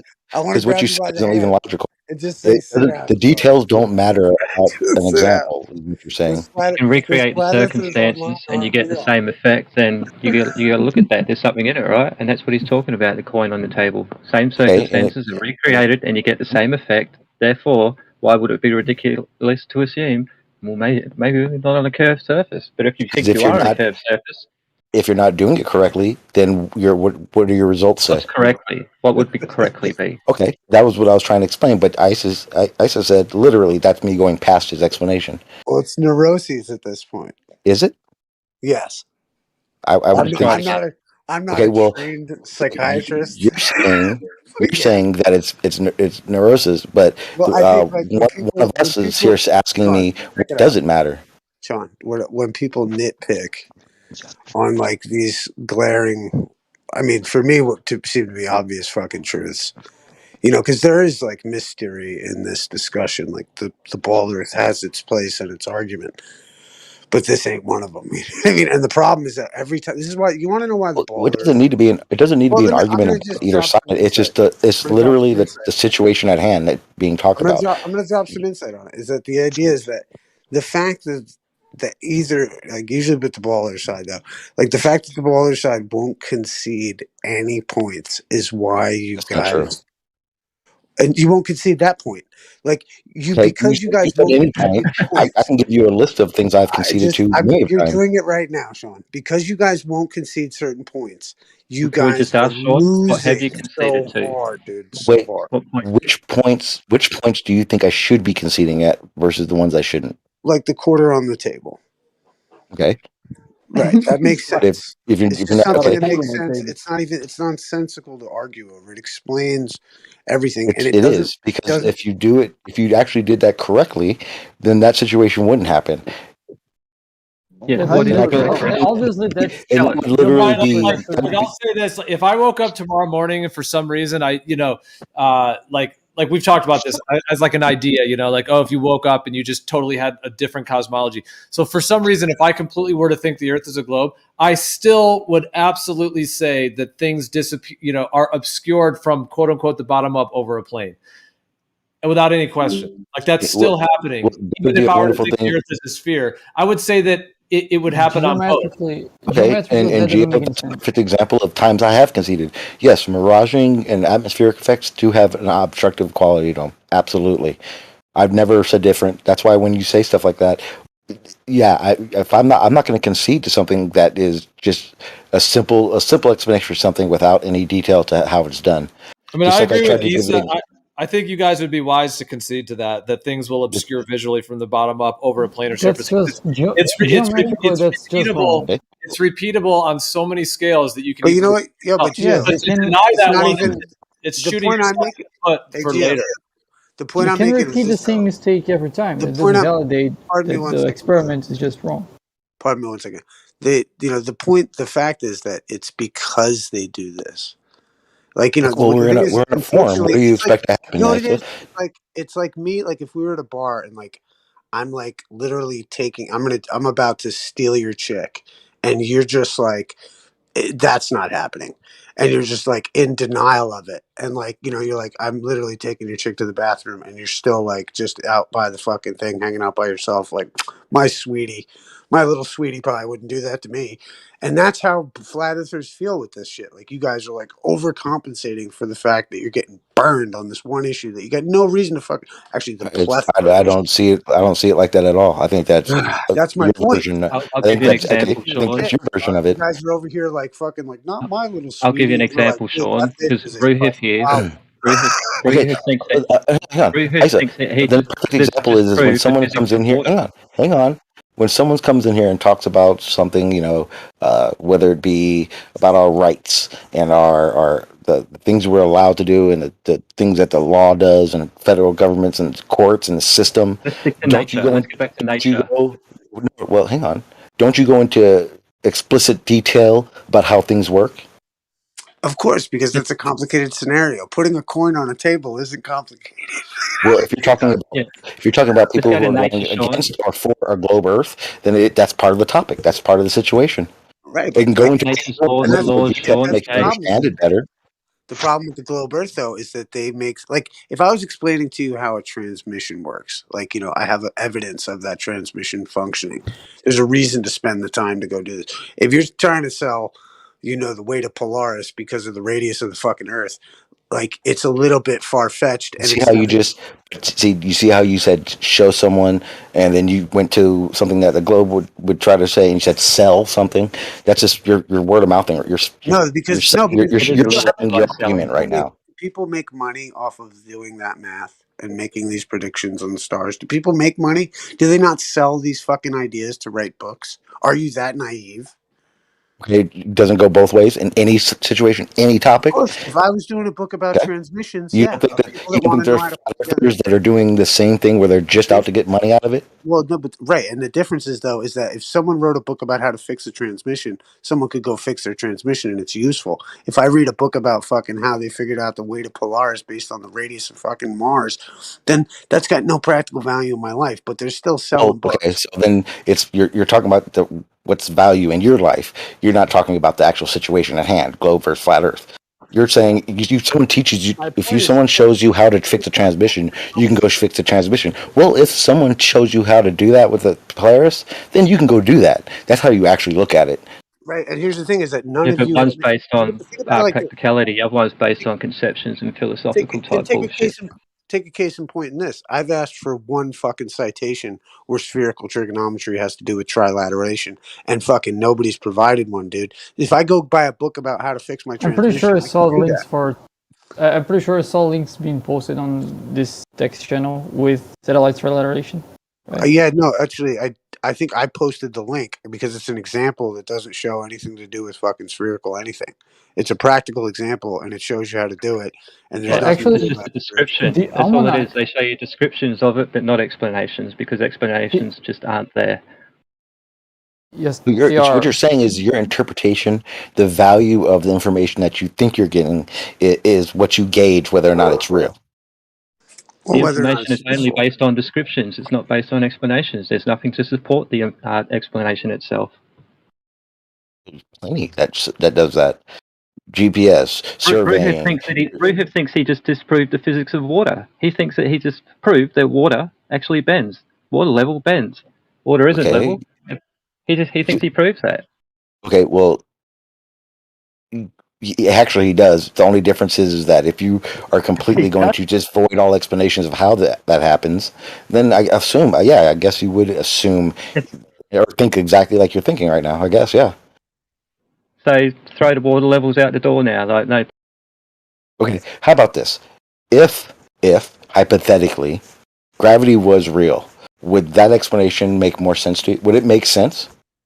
If we were on a spinning ball, it would, yeah. If we're on a sphere and gravity was real, that explanation of water bending would make sense, wouldn't it? Oh, of course it would, yeah. Okay, But now we're trying to live in the real world now, aren't we? In that, you've already thrown out gravity, but you don't actually have a way of throwing out gravity. You've thrown out the sphere, but you don't actually have any data that would actually show how you've shown it to not be true. It's based on water's level, therefore it can't be a globe. That's exactly what your argument is. No, that's not just what it's based on. It's based on the accumulation of a lot of information, actually. But for example, if you have one contradiction in the model itself, then you have to address that contradiction. You can't just dismiss it or make up something to. Agree. I think he might be hinting to the replacement theory. Is that what you're hinting at, Sean? That because we don't have a theory to replace the original theory, therefore we cannot make a claim? No, I didn't say that. You just it's literally assuming without a theory. Yeah. Why would you say about gas pressure without a container? Would you say that's a valid argument, or would you go straight to gravity? Well, if you're talking about atmospheric versus gas, then there is a difference. And in that, I would tell you that, again, what we're talking about when we're talking about atmosphere is not what is a container, it's what contains it. And again, that would be gravity. Okay, yeah. But you would say these things without any care at all to actually think, well, should I have some form of a physical demonstration, something that I can show to scale to actually support my claim, or do I just say these things? You can. There are plenty of demonstrations that show a lot of these things. What demonstrations? How can you demonstrate that? Okay. Give me an example of something you would want demonstrated. Gas pressure without a container. What's that gas? I forget the name of the gas. There's a gas you see all over YouTube. A guy doesn't have a lid on it. If you want to get really into it, the worldwide one is atmospheric. Every atmosphere the atmosphere is a perfect example of it. What conditions is he using that in? We have a pressure gradient. He's using that in. It's a container. Yeah, you got okay. Show me a gradient without pressure then. Show me a gradient without pressure. The atmosphere, which is contained by gravity. Doesn't atmosphere in itself kind of indicate like affirmative consequence, because you're kind of given the the thing that's being questioned, which is the sphericity of this place. Okay. No, your guys' assertion is you cannot have gas pressure without a container. Give me an example of something that is not We're just contained. saying there's nothing that shows that you can have gas pressure without a container. That's all, and it hasn't been shown. You're using the thing in question. You cannot use the thing that is being questioned itself and say we've got gas Okay, pressure. and then my question is, give me an example of anything that is not contained. Anything that is not contained. Sorry, come again. Give You want me an to actually example. give you an example of something that is uncontained pressure? Uncontained. Give me an example. Why could I do that? I'm the one saying that you can't do that. It's never been shown that you can do that. I'm asking you. So if I use the atmosphere, right, you're going to say it's contained, right? Where are we then? I'm saying that because every other instance or circumstance that we try and demonstrate or recreate this particular thing, you have to have it contained in every single time. So therefore, I'm using the atmosphere as an example that's not. Let me ask something. I'm using an example as the atmosphere is not. That's an assumption. Just like water level. We're saying that when you use water level to establish lines, they are going to be horizontal and straight and level all the time. You're not getting my point. You say beyond a certain point, they actually curve. Let me ask You're something. not getting my point, right? What other example could I possibly use apart from the atmosphere? That's my question. Give me an example of something, anything that is not I don't think you contained could use according to anything. you. I think you should take notice of that fact that you can't use anything. You're asking a You dishonest should think question that's a then. bit. How is that dishonest? It's actually more dishonest to say. You're claiming that the atmosphere is already contained. So you cannot provide any example. Because every other circumstance or instance that we apply this particular information in real world demonstrations, it has to be contained. Therefore, why would we assume that the atmosphere itself is uncontained, especially? We don't assume that. Because it has a pressure gradient. Yes, and what's being explained to you is that there is something that contains it. It's just the fact that without reference or any actual reasoning behind it, you've just decided gravity isn't real. So that makes this whole contained argument pointless to you. But the reality of it is that you asked for a scale example, the atmosphere. The atmosphere is contained. It doesn't need a container. It just needs to be able to be contained, and gravity does so. So I understand that as a reason. I'm saying that could be a valid reason, sure. But I'm saying, can you provide any demonstration to show that that is possible? Go outside. In your model one, is there containment of some sort to create this pressure in your model? Gravity. No. Sure. I'm not going to gravity. I'm asking about one which is of a flat plane. Is there containment above in your mind, right, of some sort of containment? Is it like a firmament, for want of a better word? I would have to say some sort, but I try not to go into realms that I just don't know, right? So, but the question is, there's no evidence of a firmament of sort, is there? It's just an idea. It's just an idea. It's like they're eating the cow, right? If you're eating like the steak, then you know it comes from the cow, right? It doesn't come from a chicken or something, right? Unless you can verify that that's possible, yeah? Dude, there are people that have eaten horses thinking it was beef. Look. No. That's not the point, Sean. We're talking about the meat itself. I know. I'm just fucking around.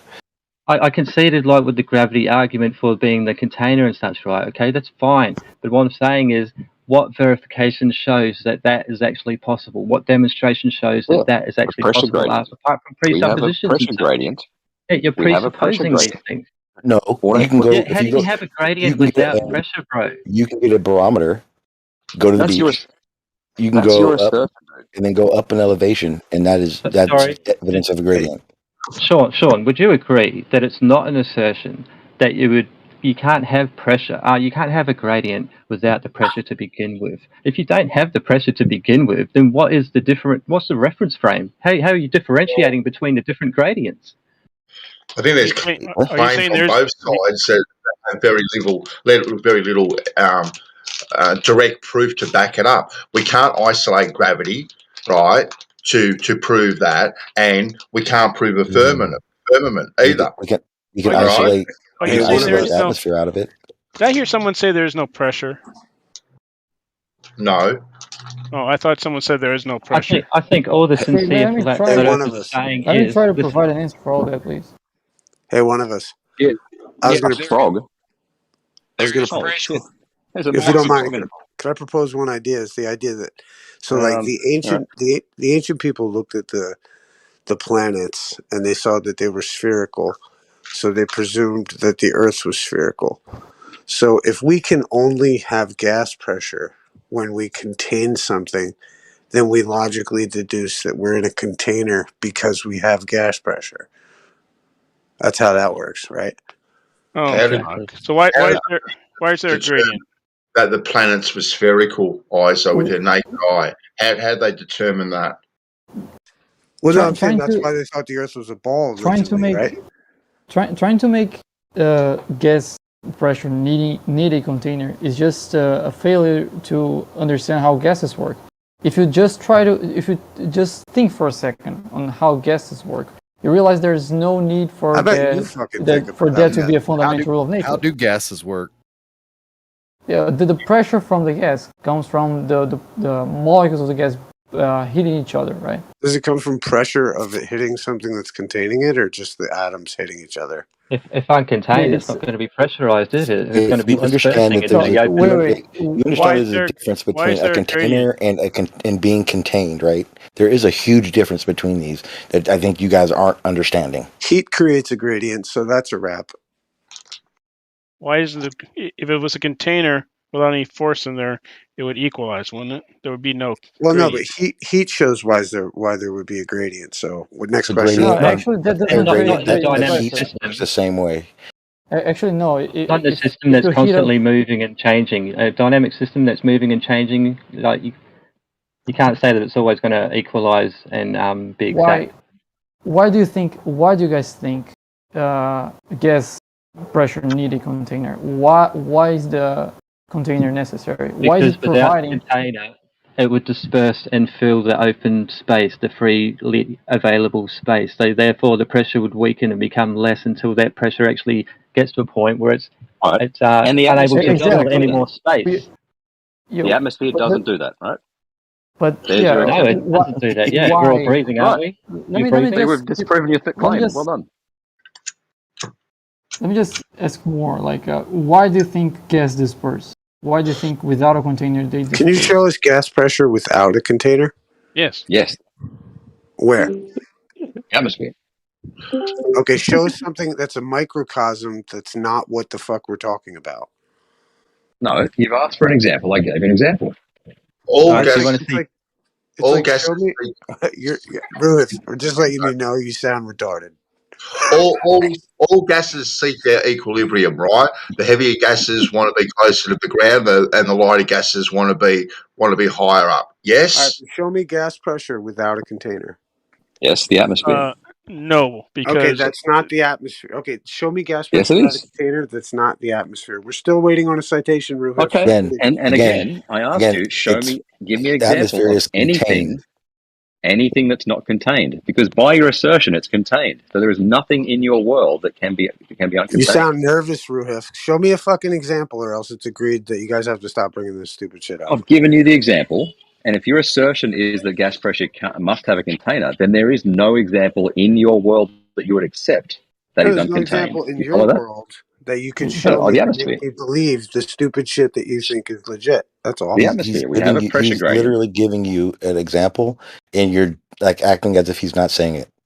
I want a microcosm of gas pressure without a container that's not the I've atmosphere. given you the example. But if you just ignore my example then. You want the smaller scale. Wait. If you want a smaller admit scale, you he's can't do it and twisting. shut the fuck up about it. He's twisting the proportions of the forces. So the reason, at least the reason why the globe model has a atmosphere without a container, is because we have gravity, right? Which is a force. Gravity's a force now, is it? Really? Gravity's a force. Fuck It off. doesn't fucking matter. Oh my god, man. you It guys doesn't are all fucking matter. retarded. Gravity's a doesn't fucking force. matter. Stop That's it, QE. Stop it, QE. Yeah. It's even better. A better example. Here's a better example of how you guys just decide gravity isn't a thing. Because when someone tells you it's a force, No, and we're then you talking go on about your gas pressure without when a you go, No, then you go, I agree with gravity being a thing. I think it is a thing. It's a word that can be used to explain a thing. A thing is as in down. Things go down, right? The effect Well, is down. gravity. That's what I call gravity. Yes. I don't call gravity anything else. Gravity means weight. Gravitation is what you're going to talk about. Yeah, wait. So because of gravity, you have a tendency for the gas Gravitation. molecules to accelerate Gravitation. downwards. Can you let me finish the sentence? Yep. So acceleration. I'll go with that. All right. So they have this tendency of accelerating downwards, but they also have forces that repel each other, which is the electromagnetic force. So they bump into each other. They hit each other. What prevents them? What creates this collision is the electromagnetic force. So you have the electromagnetic force making the gas molecules pull each other while gravity is pulling them downwards, right? So what is the contention with gravity? Is it that things fall down, or is it that mass attract mass? Wait. If you want a smaller scale, gravity was way weaker than electromagnetism. So by making the scale smaller, you're making electromagnetism proportionally way bigger than gravity. So it cannot work on a smaller scale by the simple understanding of those forces.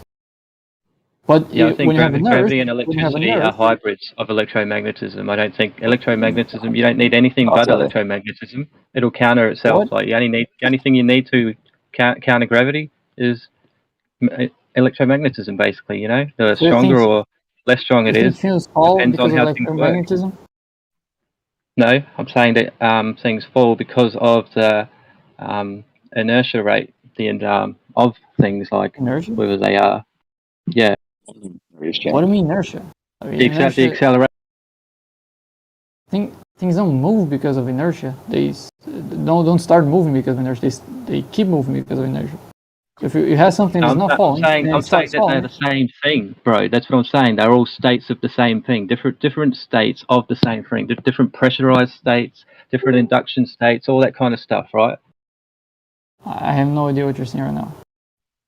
I'm saying electromagnetism itself is the sole cause of these things, the creator of these things. Electromagnetism is dielectricity and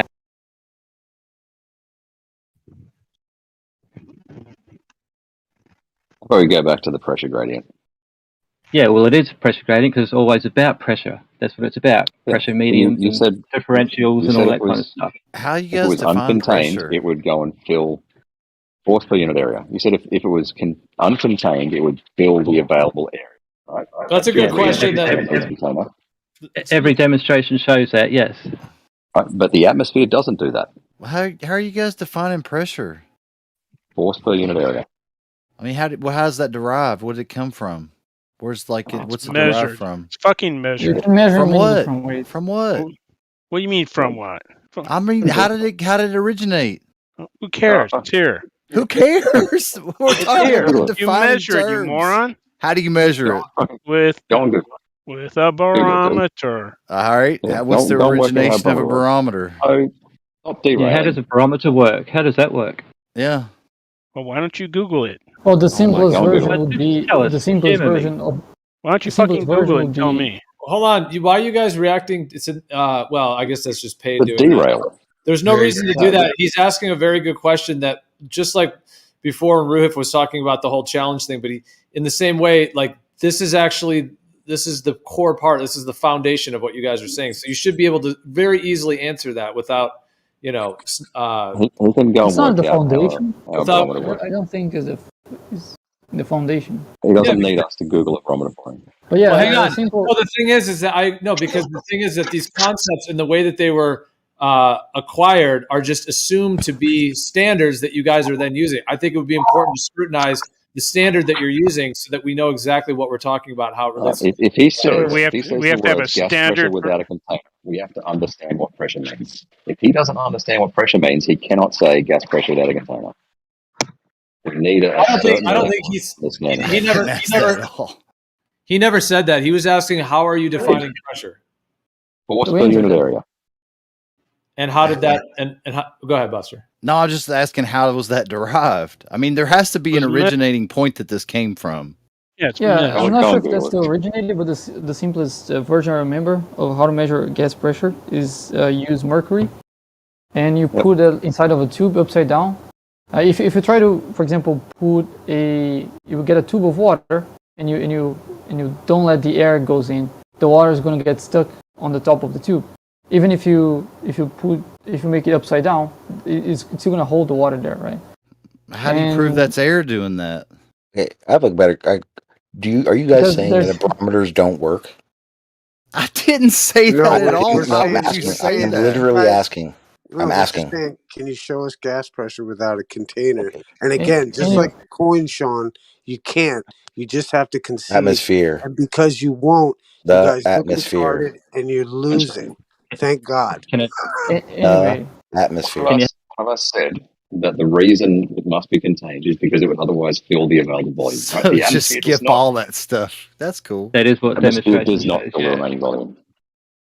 What available volume? Okay, well, since you know a You barometer talk about- works you talk about and how a that barometer space. works isn't really necessary in the discussion. Besides to avoid from the point No, that we know without a it works. container. We're looking for something without a container. And if Atmosphere. you can't provide one, Where's the container? Atmosphere, which is no, contained. okay, that's not the thing we're talking about. Where's okay? the container, We please? want a microcosm of it. No, I've given you the example. It is the atmosphere. That's not a microcosm, though. I know you guys are I retarded. don't care. Try to look up the I words don't we're care. using here. But, like, a microcosm is actually not the thing that we're talking Yeah, about. We need a it small sounds little like then, example Issa, of it. that you would have a microcosm of pouring water on a ball and go, oh, it doesn't stick to my fucking soccer ball outside my cell, right? Yeah, Ruth, that sounds something like you've done. But the point is Sounds that... like something that you guys have done because you have. Dell's done it. Well, no, we don't waste our time with silly It's a stuff like you guys. microcosm of water sticking to a You know what I ball. mean? We accept the plain, simple truths of things and don't. Yeah. And I tell you what we do. We concede where it's necessary. So we No, look. I've never heard a flat earther concede about anything.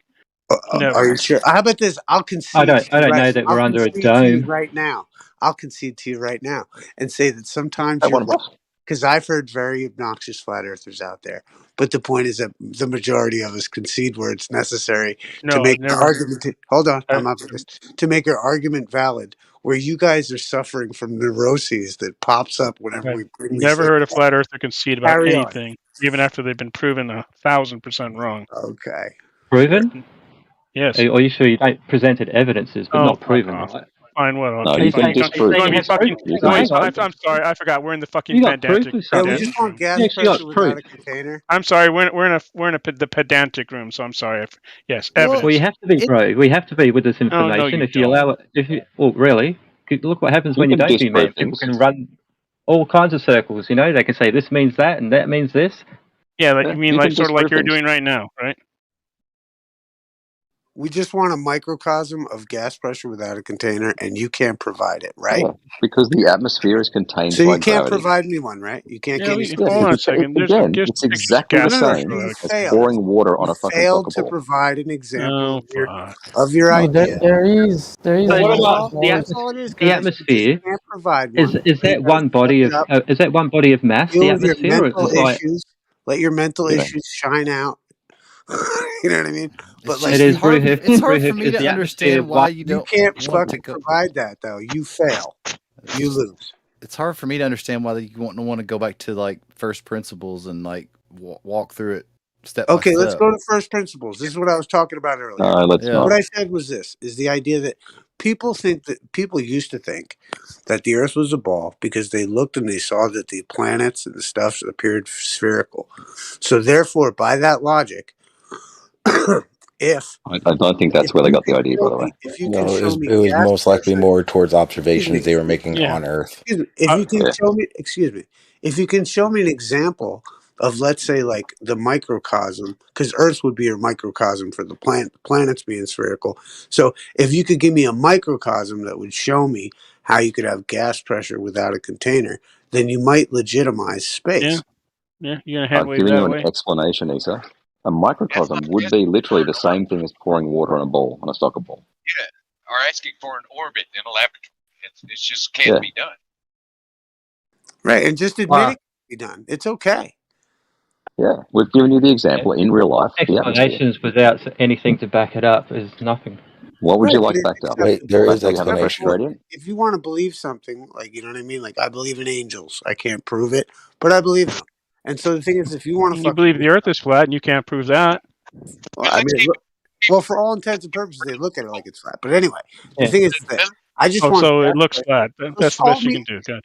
You can't prove it's a ball shield, so shut up.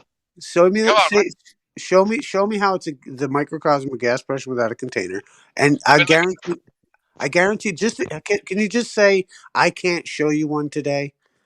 But look, I Asa, can't show you a microcosm Yes. of water sticking to a spinning ball. Okay, you can't show me that either, right? So Right. that's another one you can't show me. So let's go down the list. Right. Or Let's go down balls the list. orbiting, Show or me- balls orbiting balls, curvature, Yeah, well, actually, we movement can't. of Earth. Yeah, show me the Actually, microcosm. we can't show that. We can't show balls orbiting balls. Things All you need- floating around all balls you need, like all you need trash is a cans. small. All you need is a very small telescope and look at Jupiter. Balls attracting balls. No. Balls Tinfoil attracting trash balls, cans floating around shit. sticks and balls. how is it that we can be at one elevation, and I can open a bottle of water, and I go up to a higher elevation, say 5,000 feet, and that bottle would be under pressure. You know, it is because I've changed atmospheric pressure. Right. I mean, there's a I think difference we in accept pressure there's a change. gradient, right? There's a difference in pressure change when you go We live in underwater. a dynamic system. That's all. Yeah. That's It's based on the water. It's based on the water. and I like to talk about water, the atmosphere. You know, water has got a surface and interfaces with the atmosphere. That's the very top of the water. So the atmosphere, like the planet, is submerged in a sea of atmosphere, just like water. And water has a gradient too, Gio. Yeah. We're going back to the, Well, the atmosphere is correlated. One The of us. atmosphere, like Buster was saying, the atmosphere is directly correlated with the water because of sea level and the cavitation that occurs and that's how they come up with the unit of atmosphere is through that distance. It just pains me to realize, like, to think that nobody wants to know like how air pressure was originated, like where it came from. It wasn't mercury. It was. I wasn't saying that. No one said that's how it originated. I don't think it's relevant anyway. So you were asking how a barometer worked when he said that. Yeah, I said I don't know how it that's not- originated. I said specifically I don't know. You can go to the live stream and check it. I said I don't know how it originated, but the simplest version I remember is using mercury. That's exactly what I said. Yeah, okay, that's fine. Fair enough. I'm just saying that before that it was water. The water, Sure. a Yeah, 10 meter. Exactly. With water, you need vertical 10 tube meters. of water. Yeah, with water you need 10 meters. So if you increase the downward force, I mean, if you want that same downward force but with something smaller, you need denser liquid. So that's why mercury is more. That's fine. It's a smaller scale. It's just scaled down because the mercury's denser. That's fair enough. I'm Exactly, just saying, but exactly. the origination of Oh, the concept barometer is the was- same. Yeah, It's not the well, same. That's not that It's relevant. different, but it's no, just the a scaled concept down is version. the same. Yeah, but the concept is the same. That's what I'm saying. Well, it's similar, but what I'm saying is it originated. The origination from it came from a 10-meter tube of water. Sure. So what? Does that change go back to how one it of us works and, or how it's described or how we describe why it happens? Does that change any of that? Well, I'm just asking, like, you guys are using this term atmosphere and everybody's using it. Like, everybody in the thing's using it. I mean, like, the origination of measuring air pressure was a barometer, which ended up was water.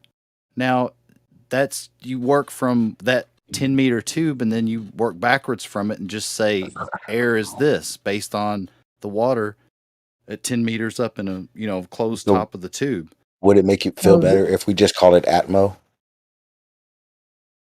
Yeah, it would make me feel better. Just air. The Atmo, but it's everything we're describing. It's gradient, how it's measured, gravity, all that. It's still real.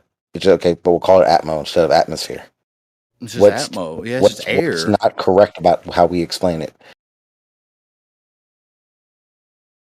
How else would you measure air pressure without that origination of a barometer? Okay, that's fine. But what about how we're explaining it is wrong? I'm just trying to get back to first principles to get to work up to where you're talking about. Because, like, when you start throwing around the term atmosphere, that implies a sphere. Okay, but we've already So established that's that a that's an if. we're going to call it an atmo. Okay, so how does the atmo and how it's described, its gradient, and what forms that gradient, all these things, how are what we explain it, how's what we're explaining wrong? You're getting the cart before the horse when you start talking about gradients. I was going back to first principles, asking how do you derive measuring air pressure? Okay, but we luckily we're in 2022. We all kind of understand how it works. We know a barometer does work. I know a barometer works. Do you know a barometer works? Well, the pressure itself is due to the volume of air above you. That's where the pressure comes from. Is it? Yeah. Yep. How else would you show that without the origination of the barometer with the water 10 meters high? That's just the origination of the measuring device. Yeah. How else would you do it without that? Good question. Well, are you suggesting, Buster, that it's possible that mercury actually functions differently than water? No. The whole mercury. The whole mercury. Wait. How the whole mercury thing was just. I was kind of conceding that mercury is a denser liquid on a scaled down version of water, but the origination of it was water in a 10-meter tube in a reservoir. But it was backward engineered to say air pressure causes that. Now, how else would you measure air pressure without that first? I gotcha. Yeah. That it's actually a correlation of the distance to the water, and they're isolating it and trying to create like a secondary structure that they can build off in terms of is that what am I getting that kind of what you're saying, or? The origination of air pressure, how else would you measure air pressure without that origination of that original water barometer? So you're saying, how do they do it before that? How else would you do it? Well, just look up other types of barometers. No. You'll get your answer. You have to go back to the origination of how something came about. So if you're going to say air pressure, it came from. Now you're asking how to do in another way. So why is that relevant? And why can't you just look up? Yeah, how I know what a barometer is. I've actually done it myself. I took a tube of water 10 meters up, watched the water cavitate. Using other method. Now you're asking for other method. Do you know other method that can measure atmospheric pressure? What did you said cavitate? We don't. So look up. The water when you take a tube of water up 10 meters, the water cavitates, and then the level of the water goes to 10 meters. What do you mean cavitate? It effervesces. It boils. It basically boils without heat. Like it's not. Why? Yeah, because it's a vacuum. Is well, it? That's where they get a vacuum. Because that's where the measurement of one standard atmospheric unit comes from. Is that? Sure, but how do you derive a sphere from a tube of water? No one's doing that. You don't get a sphere from the tube of water. Well, then why do you call it atmosphere? Well, that's what because we knew it was spherical. Because we knew it was a sphere long before they. Because they knew it was a sphere before the. Like. Yeah, we knew it was a sphere when we named it. Doesn't mean they've known it's a sphere since the Greeks. For fuck's sake. Hey, look, carry on with your atmosphere. Go ahead. So your point wasn't that our gradient, the way we explained a gradient and gravity and all that, is wrong. You were just saying that you should have a problem with the sphere part of the name. No, I think Buster's getting to a really good point because there is a manipulation in here in their system. Like I'll read this. Well, yeah, this is from the Wikipedia page for standard atmosphere for unit. I'll just read this real quick. The standard atmosphere was originally defined as the pressure exerted by 760 millimeters of mercury at 0 degrees Celsius and standard gravity, Gn equals 9.80665 meters per second squared. So they're using a particular reading of mercury and standard gravity. So they're adding the gravity in there to create their atmospheric model, which is correlated with their model of gravity and the globe, which is separate from the actual reading, is what Buster's referring to, of the 10 meters, the actual way the pressure works as its correlation to sea level. So what you just read was how they derived that using mercury. Yeah, right, but it's called sea level. It's called sea level for a reason, because it's actually level within the level system. No, it's called sea level because you guys are conflating level and flat again. No. The reason why you have the acceleration of gravity there is because it's not fixed through the whole surface. So if you're somewhere else, you might get a different gravitational acceleration. So if you do the exact same setup of Mercury, it's not going to give you the same reading, because the Mercury might be heavier or lighter. So that's why you have an acceleration of gravity there, just to be more universal. It has nothing to do with Earth being a sphere. It's not assuming sphere, it's just saying that if you have this acceleration, that's how you get one atmosphere. So if you're in a different gravitational acceleration, you have to use more or less Mercury. That's all. I don't think it sounds like a manipulation to explain anything. If anything, I would have to. How else is it measured? You understand. Obviously, you understand how it was made. Okay, why does this reaction happen? Why does that happen? Well, that's a great question. Who are you asking? Anybody. Well, typically Buster or Geo, but anyone can answer that question. The reality of that is it's probably going to be the explanation that's able to be given. I don't knows or. Okay, well let me break it down. Bacon earlier said the air pressure is the gas molecules bouncing off of each other. Is that fair enough, Bacon? Yep. Okay. Well, then we got the measurement of it is a barometer. It's a tube. So how would you get sphere from a tube? That's not. And we're then not. gas molecules bouncing off each other. Okay, but you're talking about this the sphere part of an atmosphere name. We're talking about something else now. Now we're talking about what actually causes this effect, this phenomena that we're looking at. We don't care about the name. Forget the name. We already decided it's called Atmo from now on. But what makes this happen? I mean, there's an explanation for it. But if you guys are saying gravity isn't real, if you guys are saying that how we're explaining that there's a gradient isn't correct, do things fall? They fall. Yes. Now your word you use for that they fall, or if I hang a plumb bob, it goes down. It establishes vertical. Okay. Due to gravity. Gravity is what makes that tool work. You can call it whatever name you want. Well, let's call it gravity. Would you say gravity establishes vertical if you hang a plumb bob? Yes, due to gravity. Okay. Okay, so all the effects that we do observe and test and experiment with, you understand is correct. You just don't like the name.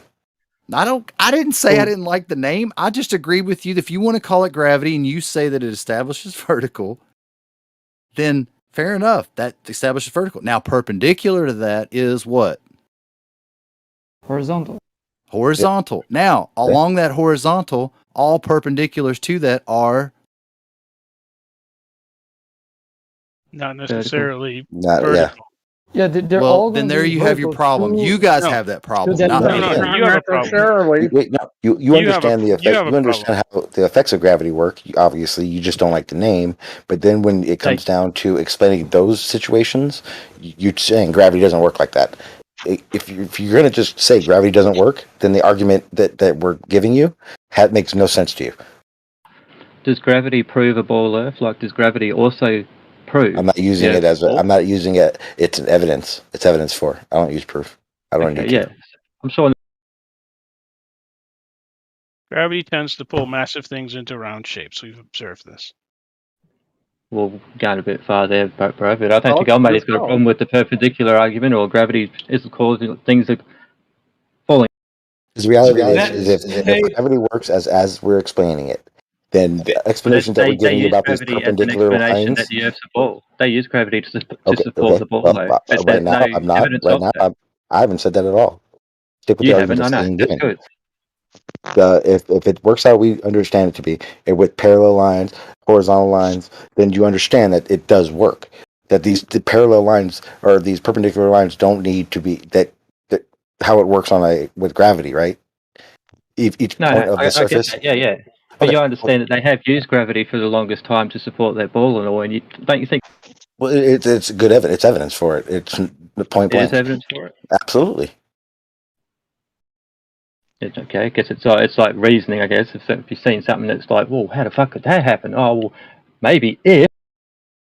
Well, then there's also ways of showing this examples and going through detail to understand how that works that way. It's not just they say it's gravity, so it must be gravity. There are definite ways that if you want to understand it better, you can go into it and understand it better. What real world examples can you provide that support it? Gravity? Yeah. Things fall. Things fall at a consistent rate.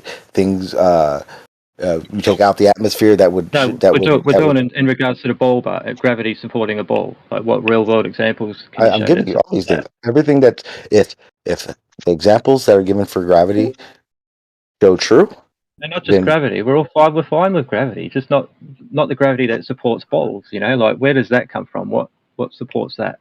Okay, we'll give a good example. The center mass attracts mass.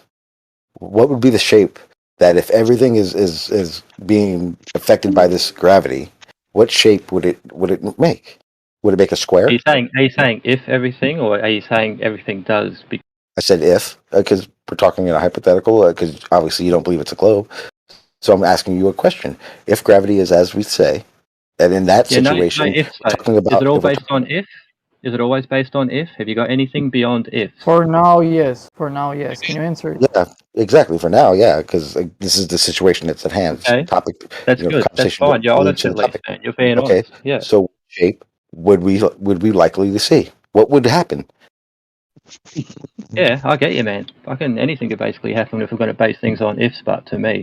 Okay, well, could it be a I'm square? not getting an answer then. Matter of fact, you could say you could say it could be flat. Well, I mean, it's easy for me to conceive that an object as massive as a planet would form itself into a sphere.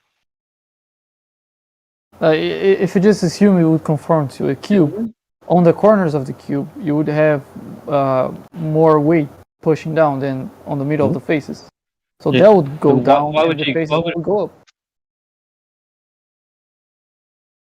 So everything that is beyond the radius of the average volume would actually be pushing down more than the things that are below the radius.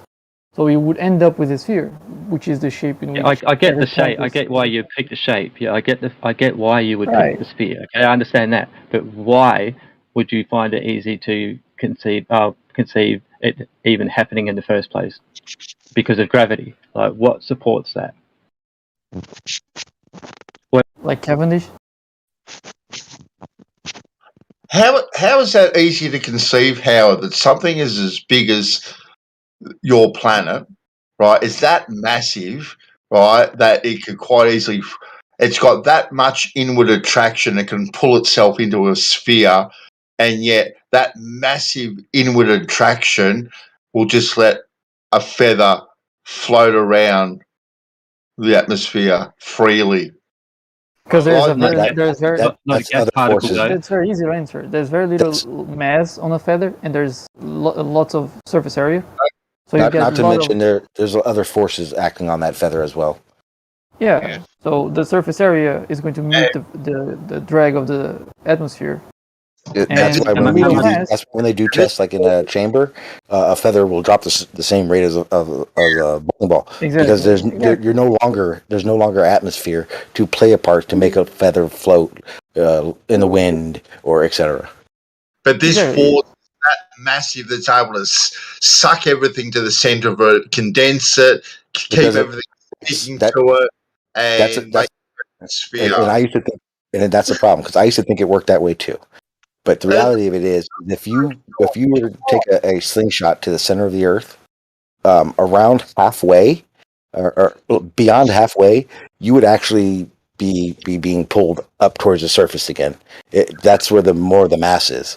It's weird how it works, and it's confusing at first. You remember Barney? Barney explained it so much better than I did. I What is can. that? You mean I the didn't reality get of what you're the describing. reality of idea, the conception, yes. right? The reality of The the other, philosophy. so the idea is at the center of the Earth, you wouldn't crush. You would actually be pulled apart at the center of the Earth, because at that point the majority of the mass is on the outside. Yeah, It's the actually, mass. you It's not the center.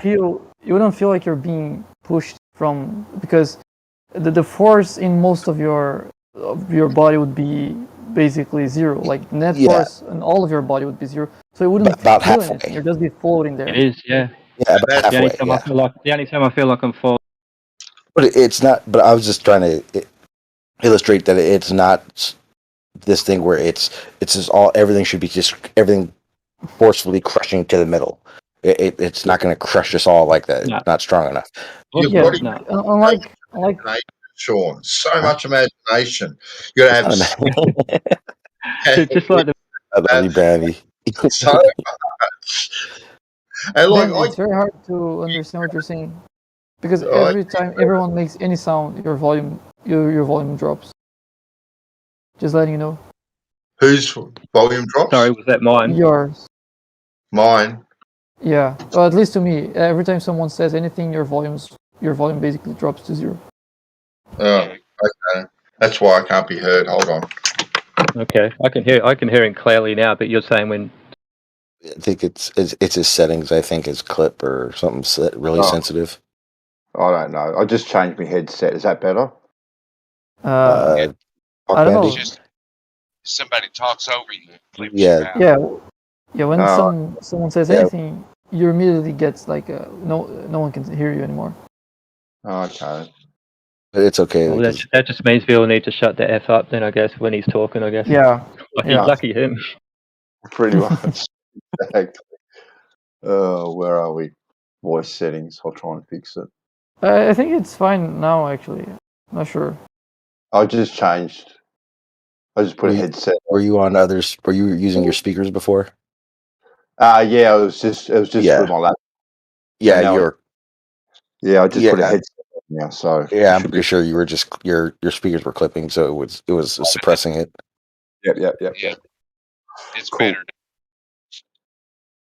But yeah, it's fantastic that you have to imagine all these slingshots and this and that, Sean. Like, and I can picture it too, right? I get the theory. You know that I get the theory. Well, I know you understand it because you've done it with Flat Earth Bandy. Yeah, and I've had good talks with Barney too back on your show. But it's like nothing can be isolated. Like nothing can be isolated. Like we were talking atmospheric pressure, just before, and that gravity has to be the container. But on the flat Earth, right? No, it's what contains. Well, okay, then whatever. Let's not get semantical, all right? So gravity is the container for the atmosphere, or it contains it, whichever way you want to look at it. But on the flat Earth, right, well, with a lot of people, it's a firmament, right, that contains it. But yet neither of these things on either side can be proved, as far as I can see. And I've been looking for evidence of both of these things, all right? And neither of them can be proved. I would think this would be a bigger question, and I just realized it when you said it. What about how is our atmosphere here, if not gravity, if there is no dome? Because Bandy, I'm pretty sure you don't think there's a dome. No, I don't. No. Yeah, No, so then, So how would our Earth gravity atmosphere? can be see- recreated at least. We can recreate our gravity with the container. You can't recreate yours with gravity. Your version of gravity. You can hang only on. use the atmosphere itself and say, there you go. There's Hang gravity on. doing what it does. Okay, Bandy, you're someone who doesn't believe there's a firmament.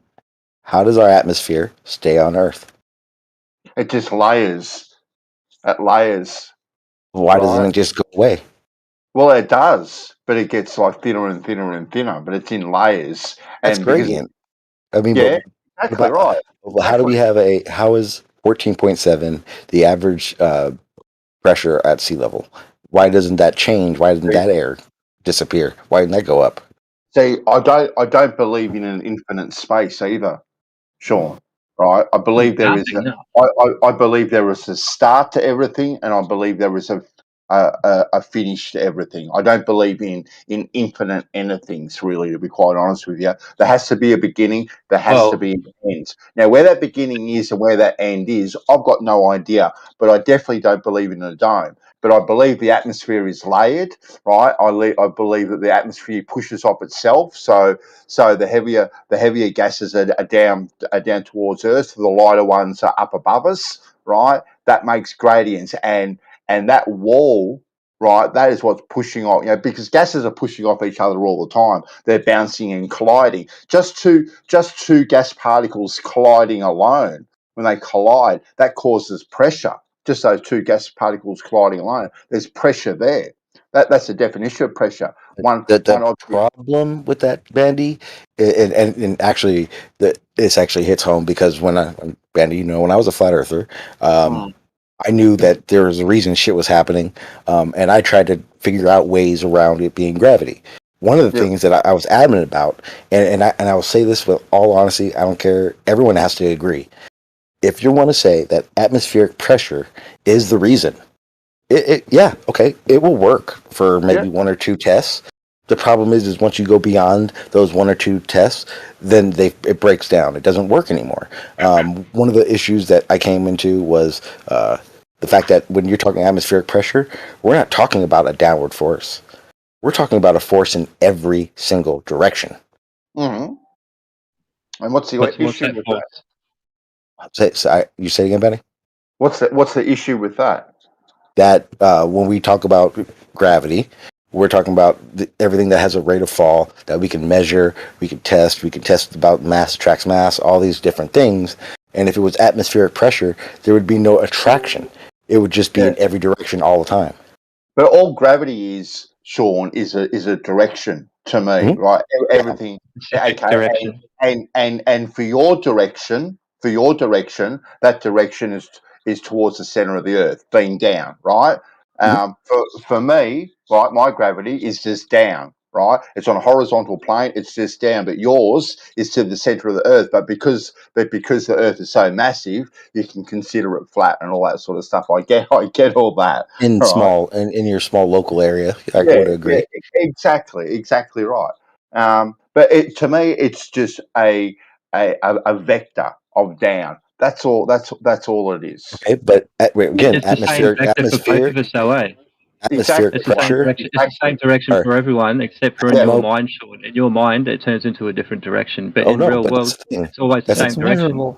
But that's the thing. If it was atmo pressure, it would be in every direction. It would push in every. It would actually not move because it's happening in every direction for that. So 14.7 is happening under your feet. It's happening on your head. It's happening on your sides. Everything. But gravity. It does happen. Have you not seen an oil tanker with a vacuum creator in it? It just implodes, man. Okay, you can do that. It's obviously pushing downwards, bro. You say it's because of gravity. It's not pushing down. It's actually imploding on itself in every direction. Well, yeah. But with this term we're using gravity as for these observations and things that happen, that's down. It's not in all directions. It's not up equally. It's not to the side equally. It's down. There's a difference. Yeah, but that down is the same down for all of us, man. If you want to show that down in the real world, it's going to be shown to be the same for all of us. Vertical is vertical, right? But except when you're measuring spherical axis. That's right. When you start getting into the spherical axis type ones, well, we're not measuring that though. You're assuming that you're presupposing. No, that's measurable. So spherical axis is measurable.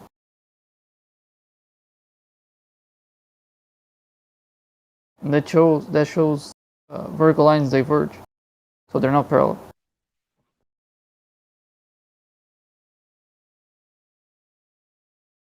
Is anyone saying anything?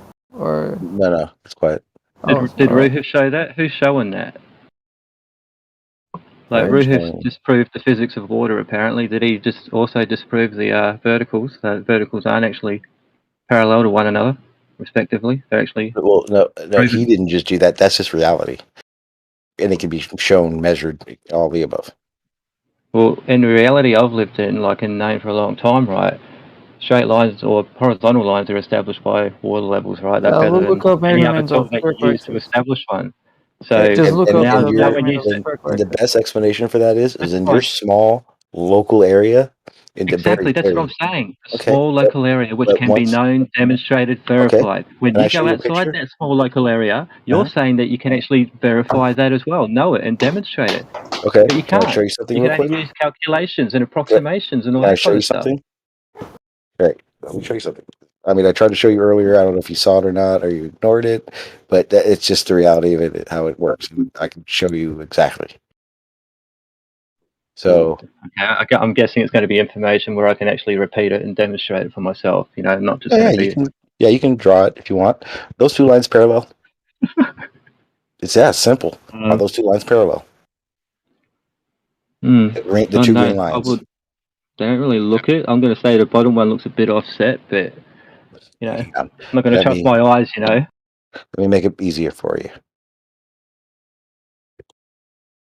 Maybe if that was a physical apparatus and I could put some, I don't know, water on one of them, see how the water runs. If the water fucking flows, then I'm going to say that that's not a level line, you know. But if the water stays still at rest, I'd say that's a straight line. That's a level line. Have you ever looked up measurements of circle axis? Sorry, what was your point about these lines, though?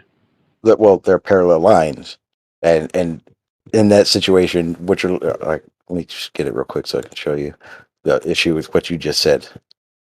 So that is this, just zoomed into an area. So when I say your local area, that small little observational that you're using, you may see one thing, but there is a bigger picture to it.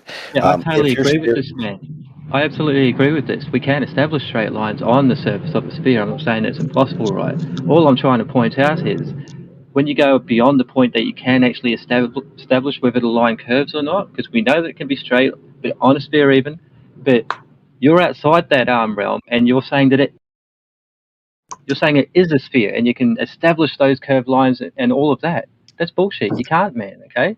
We can, because just like that, the line over that sphere, that how long it is, in a real world scenario surveying, we can establish this line and measure this drop.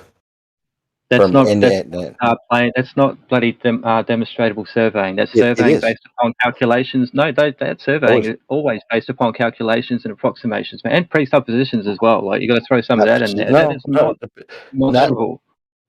First, there are a lot of applications to surveying where yes, you're correct, but what I'm showing you right now is a very simple scenario, and it's not complicated. It's not based on any assumptions. It's based on, and again, I think Jeremy was saying it earlier. Well, from that distance, you can't really see what you're seeing. You can break it up into sections. You can make it smaller areas, which exactly what surveying does in a lot of situations, so that they're not having to look 100 miles. But it's still measurable. Okay. How many little sections can you break it up into? Because planar surveying, what's the section of planar surveying? And if you add up all those sections, like what point do they become curved surveying? That the best example would be the top picture. The first one I showed you would be the scale of a plane surveyor.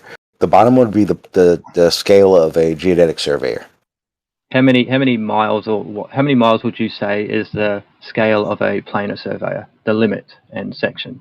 The largest area personally, and real world situations, I'd say 10 square miles. But yeah, they do go further, but they're two different job titles, two different job sets are better way of saying it. You read a thing the other day in Bev's Lad server that it was 260 kilometers. Yeah, but and what I just say, I said in real world and what I've seen, right? And in my experience, right? Didn't I say that? Well, that was the citation you read. It was what I was saying. And there's also a scale of work, because in Bev server, the same thing that we were trying to talk about not you. I'm not going to say you. That Bev and the other guys were trying to be so adamant about was the geodetic surveying that was happening in UK and how they used the chains and all that stuff. Again, it's the scope of work. That scope of work was much larger than a plane surveyor would do. You know, Sean, that any surveying that you've done, any surveying that I've done, we all work off a set datum point, point zero, and everything is taken from that original datum point, and we transpose that. If we have to move too far away, we will transpose that datum point from point A to point B, and we're never taking in curvatures or you don't need to. No, because apparently it's on a small and local scale and all that sort of stuff. I get. Well, I get more that, importantly, that a plane surveyor just doesn't need to. A plane surveyor and what he's doing doesn't apply. But Eddie, that'd be since you're here and you understand it. Do you get that the difference between a plane surveyor and geodetic surveyor is especially those benchmarks, those points, those data points? A geodetic surveyor does that. A plane surveyor would not set those. They would make offsets to those, like you were saying, but those data points are not set by any plane surveyors, right? But yeah, and I know very little about geodetic surveying, to be quite honest with you. To be fair, Sean, I know very little about. But you know that basic, right? Yeah, right. But what I do know is that they are using calculations to calculate things because they're looking over such vast distances, right? They are then now using calculations, and in those calculations, they are now using stuff like spherical trigonometry and triangles and using the R value and all that, and all these presuppositions are taken into account. They're two completely worlds apart professions. Yes, 100%. Worlds apart. And like I said, I know nothing. Who is it? Is it Larry GPS? Larry. Is he a geodetic surveyor? Maybe Yes. I don't know. Yeah, he is. And I don't know enough about it to challenge his profession, Sean. I wouldn't insult him so much as to try and do that. To be quite honest with you, I don't know enough about it. I just know what I've done in my own professional life with my surveying, and that is an extremely honest approach to it, where the argument kind of started with this whole situation with geodetic and plane was that over at Bev's, they think that there is no difference between them. Yeah, look, all I know is that with geodetic surveying, you have to have presuppositions in there, and you have to use calculations to make. I wouldn't say presuppositions, because if there were presuppositions, would your measurements work? Well, you're not making direct measurements, Sean. You can't see these points from point A to point B to point C, and then point C back to point A. You can't see the ground. You can't see the ground positions because you're too far away. Yeah. So now you have to presuppose and you have to make calculations. No, but they're not presupposing every time they get to a spot. They are doing those in sections and pieces. Especially based on the technology of whenever time they're doing it. Now it's much easier because they have GPS, so they don't need those. They don't need the in between measurements. There's GPS? no presuppositions in GPS. Yeah. Really, you use GPS every day, Jeremy. GPS is based off of first order measurements. So, do you want to still have that argument, Buster, that geodetic surveyors and plane surveyors are the same thing? There's no difference. Sure. When you've established your line with planar surveying, Sean, your 10-mile lines, right? Are they straight and are they level, like horizontal and level? Okay. Do they deviate at all from one end to the other? Even in that situation, they would be doing it in sections. They wouldn't do a 10-mile spread. Yeah, but the line itself. Can you make a line? What's the longest distance you could make a? Yeah, all I'm asking is, what do you think is the longest distance you could make a line that is absolutely horizontal, level? And with complete accuracy, I've done it within 1.5 miles, 2 miles. I'll say 2 miles. Okay, 1.5 miles, and that is like a pinprick on a huge thing, right? But would you say it is logical to say that if you have a line that is not deviating, absolutely straight and level, and you've established it, right? Okay, what is it that makes it bend for you? Like, why does it bend? You know, I guess one thing that one thing I would want to correct in that is that when any surveyor is establishing that line, it's not a level line; it's a horizontal line. Never is it. How did they set their equipment up? What do you do to set your equipment up? You literally set it up on Do they use itself plumb level. bulbs? But if you're using, there's a difference between setting up an instrument and leveling the instrument between the line he's talking about. But you level your equipment. Yes. Okay. And then that line you've established. What do you use to level it? And that line you've established is the reference point for your horizontal line that you're talking about. Based off the level. Of that reference point, yes. Yeah. So horizontal levels horizontal. If you want to use it in that context, but at the same time, no. Okay. You want me to give you an example? Buster, would you like an example? I can give you one. Your water level. If I set up an auto level at one end and shoot to the other side, and I've created a horizontal line, it will not be level. No. To your water levels. So you're saying the equipment that you level that piece of equipment and that establishes your horizontal. I establish a reference point. Yeah, and then you shoot a distance. I mean, of course, the distances should be a certain distance. Not we'll say a mile and a half. No. Why not? That's not within the scope of what the instrument's made for. Okay, then we'll do this again. Do you think it's not level because of you? Can you back me on this, because this is very simple that they're not understanding. When you talk about the error of accuracy of an instrument, there's a difference between it being within that millimeter Bev talks about, or it can be within a foot. Which means if you're looking at something and you need to know if it's above or below your zero, your created horizontal from your reference point, if something's below or above it, and that's all you need to know, within a millimeter is not necessary. So the scope of work you're talking about, if you want to be within a millimeter, then yes, you don't want to go beyond 50 meters per shot. Yeah.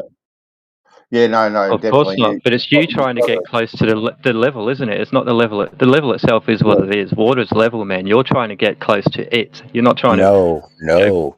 Yeah. Okay. Just So because you can't get close enough to it doesn't mean that it's curving because you can't get right on it. Okay. Let me explain it to you again. That's not what you're trying to do. If you set up two water levels, there's one point and there's a second point. You set up in this example, an auto level, and cite your zero, the horizontal created from that reference point, that instrument, at the water level of the first point, and you shoot to the second point. You're not trying to get it on that point, because if you do, you go below zero. Yeah, of course. Yeah, but that's what I'm saying. Like, you can't trust yourself to establish what the standard of the level is based on you doing it like that. You're trying to get to level by using the water itself. Okay, that's how you try and get as level as you can. But you trying to establish what is the true level based on what you're getting. Okay. See, this is where understanding how these things work matters. Okay, when you set up this water level, you've established that each end is level to each other. Correct? Mm-hmm. Yep, I would say that definitely. So the reason I say you then bring an auto level to it and cite it the way I said it is because at that point you avoided all elevation change. You don't need to worry about elevation change. Why? Because you know from point A to point B, that surface of the water is at the same level, that same elevation. So when you shoot it, you are creating a horizontal line from one point. Reference point. I gotta say one more thing because I don't want it misrepresented, and then I gotta bounce out. But I don't want it misrepresented that the millimeter accuracy was a kilometer double run. So as many setups as you need to do over a kilometer to a point and to a kilometer and back, multiple setups to get you within that millimeter from where you started. I just wanted to clarify that. Yeah. Okay. Yeah. And if you're trying to get within that accuracy for a elevation, then you're right. 50 meters tops. Yeah, I know because when you're staring at a linker rod or a long ruler, for some who don't know what that is, there are numbers and notches on those numbers. Yeah. For me, they're tenths. And what the goal is, you want it to be as accurate as he's saying. You want to be able to see within a tenth or half a tenth, or within that. And if you're talking about an elevation shot or something like that, then yes, that accuracy within 50 meters is necessary. Don't go beyond it because you won't be able to see those little hash marks. Right, but it's You won't be able multiple to. setups to a kilometer and back, and then you're within the same data point you started with. And even working over a 50-kilometer run is still not going to be 100% accurate. Everything has a slight variation. Now, in the practical world, right, you try and get as accurate as possible, as you know, Sean. Right, yes, but you do have an allowable tolerance. If your measurements are within a certain range, exactly. you know you're going to be spot on for that practicality of whatever you're designing, whatever you're building at the time.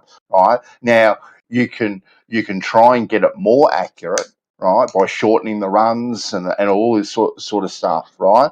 But it's how pedantic do you want to get? And in the real world, you're not getting that pedantic because if you're going to be a millimeter or two out, over 50 meters, it doesn't make a scrap of difference at the end of the day with anything being practical. Right? It doesn't make a scrap of difference at all. I agree, 100%. Everything you're saying, I 100% agree with. That's exactly what I've been trying to explain in this situation. And the situation is over there, at least, is that it has to be that accurate if you're just doing any test. And what I'm trying to explain to him is you don't have to be that accurate, especially in the example I'm giving to verify something. Would you agree, Sean, that over massive projects, just say you're running pipe work from one town to another, that they're taking the curvature of the Earth into account now? Because I've worked on some massive projects myself. Right now, this was before this argument. Right, and so I never actually asked surveys, "Hey, are you taking the curvature of Earth into consideration when you're doing your survey?" I never took, never asked that question, so I don't really know the answer. On-site survey, on-site laying the pipe, no, because again, it's all done in section. I would say if you're going town to town, they would probably have a geodetic surveyor that was also involved to set up the planning of it. But as a regular surveyor, absolutely not. No need to. It's in sections. Over those short runs, you're just doing planar survey. But if you're going from town to town, to say 10 kilometers away, one would imagine that you have to take the curvature of the Earth into consideration. Yeah, especially if you're building pipelines that are going to be funneling water or something like that. Exactly right. Now, for the most part, no. Okay, so this is actually a very valid point. And in situations, yes. Situations, no. If you're putting a sewer line in, yes. Water lines, gas lines, electrical, no.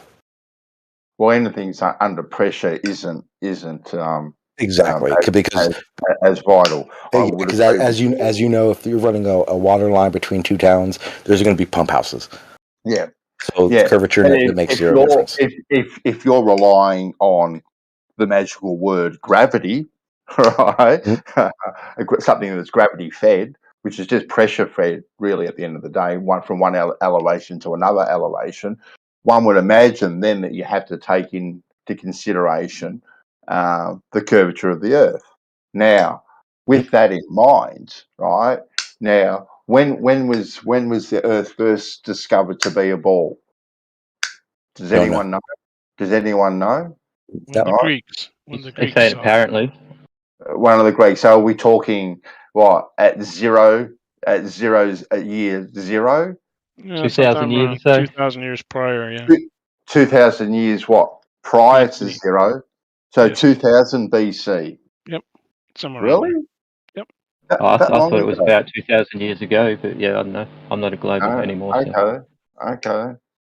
Yeah, I don't know. Well, I get how you're saying that, but at the same time, I mean, we know that many explorers in the 1600s, they thought it was flat.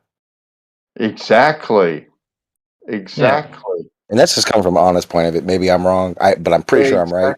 At the same time, who's that? Ptolemy was still doing it when it was like the 700s or something like that.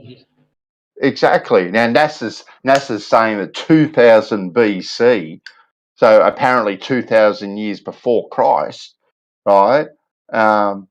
They knew that the Earth was a ball. No, I don't. Especially when in recent history, there's accounts that they still thought the Earth was flat.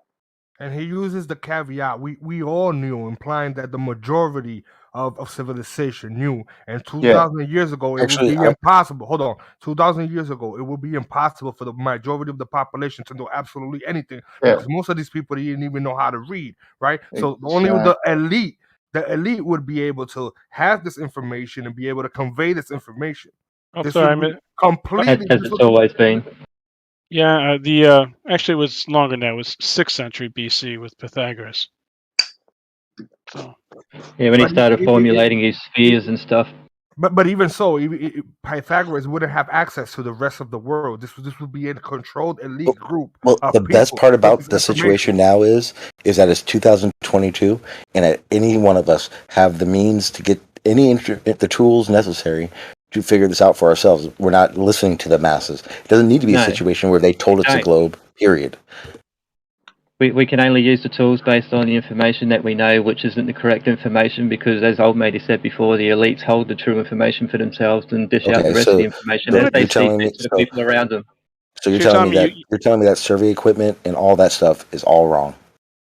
No. I'm not saying all survey equipment and all that stuff is all wrong. I'm saying that when you get into geodetic surveying and say there's proof of your globe, Not necessarily it's wrong, right? It could be picking up data. What is wrong is the interpretation of that data and the construction of that data, not necessarily the data itself. Exactly. So this is if we were interpreting it wrong, then we would have massive catastrophes with bridges, large areas. I mean, because these measurements wouldn't add up. No, we build level surfaces all the time. We build things we don't. Yeah, really? I know. I can tell you right now. Any building, any pad, any construction that is you're putting a building or any structure on is not going to be level. Here's why: because when it rains or there's drainage, they don't want the water to set under the form or on the form. So no, everything has a drainage to it. What I'm saying Nothing's level. but what I'm saying is the lines themselves can be established at small locations, but when you get into the larger locations and all, you're the people that are saying that your curved lines can also and have also and are also being established and verified and demonstrated and witnessed and observed. Yeah, because level is established from the reference point you're giving it from. And you're assuming the curve, which is an implication on your part. I'm not assuming anything. Actually, you can measure the curve. So. Yeah, and again, using the examples I was giving you all day. Yeah, the examples I was giving you, where you're creating a horizontal line, especially using the water level, is a perfect way of doing so. Before you know you're measuring a curve, okay? If you don't know it's curved, you don't know you're measuring a curve. Okay, because you think it is curved, you think you're measuring a curve. No, that's not how it works at all. So if you have a water level, and you have a water level that's set up, and you know if both ends are level, and you do shoot it, and one side is below your zero, what is contributing to that? What is making that happen? I would say there could be perspective involved, your instruments that you're using or something, maybe. I don't know, but it's definitely not the water. Or pressure mediation between one point of the water and the other point. The pressure might be actually different down at the other point of the water. Sorry, but even Buster, all of them, they can all establish water level works. It's level, especially if you set it up correctly. And if it's set up correctly and you shoot it with an auto level, which it has a created line, a horizontal, and the other side is below that zero. You now saying it's the tools. Well, I've already asked you. Are you saying that survey instruments don't work? You said no. You said they do work. I'm saying there can be variables other than the actual water itself. I wouldn't say that the water is wrong. Okay. I would say that there's many other factors that can be involved that would be wrong, not the water itself. Like what? Curvature. Yeah, as long as it's not curvature. He doesn't know, but it's not curvature. It's the same way they prove the Earth is flat. It's not. I don't know what it is, but it's certainly not curvature. Exactly. I'm honestly asking you, what variables would make that reading happen? Curvature. I'm just saying a number of other variables, man. Like what? I would not assume that the water itself is the problem. Like what though? as I said, like there could be perspective, there could be tools, there could be atmospheric conditions and environmental conditions, but Okay, I would not say it would be the no. conditions. Let's do it. Hold up, I would 20 not say it times. would be the conditions of the thing that I am using in the first place to establish these lines with to begin with. Why would that's a bit ridiculous to me? Like, why would I So say you're that the saying thing I'm using to establish these straight level lines is the thing and is the problem in the situation? Are you? Otherwise, why would I be using it? So then you're saying I can't establish a horizontal line with these tools? So Sean, are you suggesting if you get a water level, right? Just say this water level will say 100 meters long, thereabouts. Okay, and if you were to place your auto level right in the center of that water level, and you shoot to the left, and you take that mark, and then you shoot to the right, and you take that mark, that those two readings are going to be different. No, they'll pretty much be the same because of the distance, which is why when I give this example, I prefer to be at say 400 meters. What he's saying, Bandy, you set up one end, and you set your instrument up, with your crosshairs on that water level. The water level at the other end will be below your crosshairs. Yeah, see, that's not. Yeah. To me, that's not an accurate Is that way. not happening prospectively? Do things not drop? Why isn't it accurate, Bandy? Because, well, if you're doing it over 400 meters for starters, I personally wouldn't shoot anything over 400 meters using an What's auto. perspective got to do with I never mentioned perspective. Yeah, the other guy is. One of No, us I did. Because I thought things dropped, or like I thought the heights of things appeared to rise and fall based on. Not when you're shooting them. Not when you're not when you're using an water level for one. That's why the water level is important because it establishes. No, not water level. Yeah. It establishes same elevation, water level will be the same.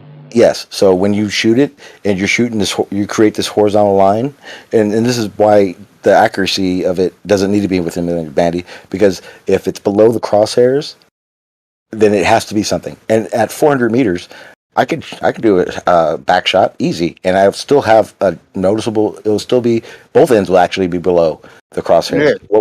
What would be accounting for that? You keep one of us keeps saying that it could be the instrument. So are you saying that a survey equipment can't? Don't hold me to the instrument. I said a variation of other factors. Well, I did not specifically say the instrument, but yeah. If it was atmospheric conditions, this is exactly what I do. Yeah. I would do it because 3 if what times. you're saying is true, man, that it's dropping below the line because of the curvature on the ground, right? And this is then why would it not be the case that when you go to 120,000 feet or so, are you saying that line actually drops dramatically below that? It haven't dropped.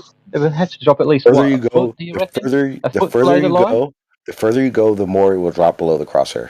And you would think so, yeah. Yeah, on a curved surface, yes. It doesn't appear to do that though, man. At 120,000 feet, it still looks like it's basically in the same place. Like maybe a basically tiny in the bit same more place drop. until you get tools that would measure these things. This is why adding these tools to the basic water level test is important. And again, when you're looking at this and you're seeing it below the crosshairs, the way I would do it, any surveyor does it, because this is how it works. Bandy, you can attest to this. You don't take one shot and that's your numbers. You will take shots. You'll take 3 or 4 shots. You'll take shots different times of the day. If it's a bad day, you may take shots 5 different days. And all those measurements, all those observations that you've made, you would look at it and go, what's the average of it? Okay, the average is this is happening, Why wouldn't you do that with the boats going over the curvature? Why wouldn't you think, is the boat really going over the curvature? Or maybe if I came back the next day, yeah, but doesn't the boat actually go a bit further out the next day? If there's better atmospheric conditions, you can see the boat go much further before it actually disappears over that so-called curvature. What atmospheric condition, what atmo condition would make 80 feet of a cargo ship disappear? At what distance? 13.9 miles. 20-foot observer height. Whale paths.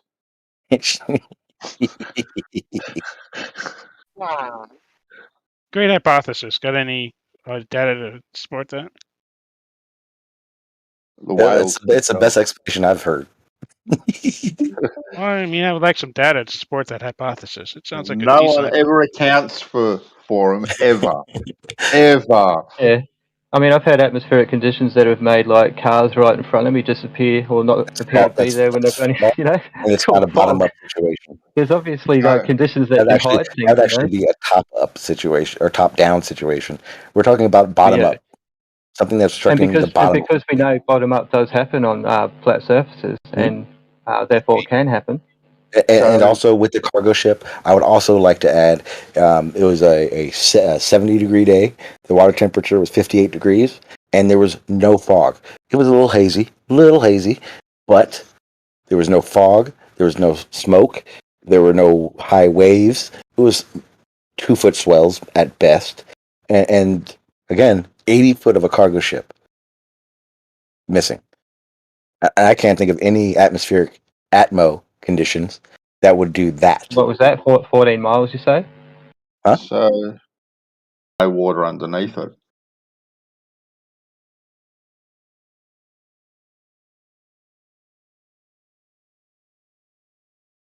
Not an illusion. I get my illusions mixed up. Here's the important part. I think we got to page Travis. And with the, I wish you would, Gio. I wish you would. And I'll finish what I was going to say. I would see that, and then I would establish the data to confirm why I'm seeing what I'm seeing. And if the data wasn't consistent with what I was seeing, then that becomes a phenomenon. The difference is in the situation that we're talking about, this cargo ship that's 13.9 miles away, on a day where the conditions aren't going to be showing any mirroring, any sinking, looming, nothing of that sort. And it's very clear there's no distortion. I would ask again, what is distorting it 80 feet? Because Bansal, you made a perfect example. What if one day you go out there and that's happening? Okay, well, how about going out there multiple days and seeing what you would typically see? Look, we look through atmosphere. We look through a lens all the time, Sean. Right, and that lens changes every single day, every single hour, every single second. It is never consistent at any one particular time. Degree? Right. Well, it But to what changes all degree? the time. Now, It depends. Do you think I would see? Do you think on another day I would see 20 feet only missing of that cargo ship? Because I don't think so. Some days what you're looking through is more stable. Other days it's not stable. It depends. But every single day, every single hour, every single second, everything is changing, evolving, and moving. Right? You'd have to agree with that, right? Absolutely. Okay then. So and with those changes, can you record the data that would show why and how these things are changing and what conditions make these things happen? Look, you have a person like Rui that has data, right, from weather balloons, right? That weather balloon is launched from one particular spot, and that weather balloon goes up, and it takes all the different temperatures, pressures, all this sort of stuff. And he thinks from that one weather balloon that he has now enough information that he can predict what's going to happen through that corridor. Well, I don't agree with that whatsoever because he's only got the position. Go. What if I can reference 6 buoys that measure air temperature and water temperature in between observer and that cargo ship?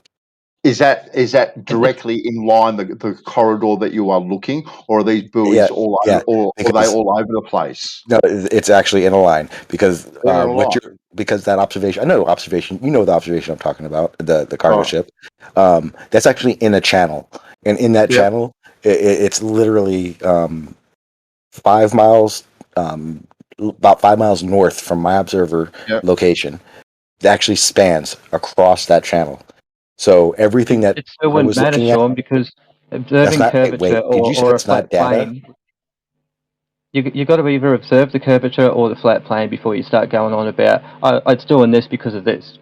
Only then will you know that it's doing that because of that. And until then, whatever you're looking at and assuming. Until I presuppose a sphere, and I see obstruction, and the data that I've accumulated, in the observations that I've made, in the distances and observer heights, etc., that I've made, are conducive with what a sphere would do.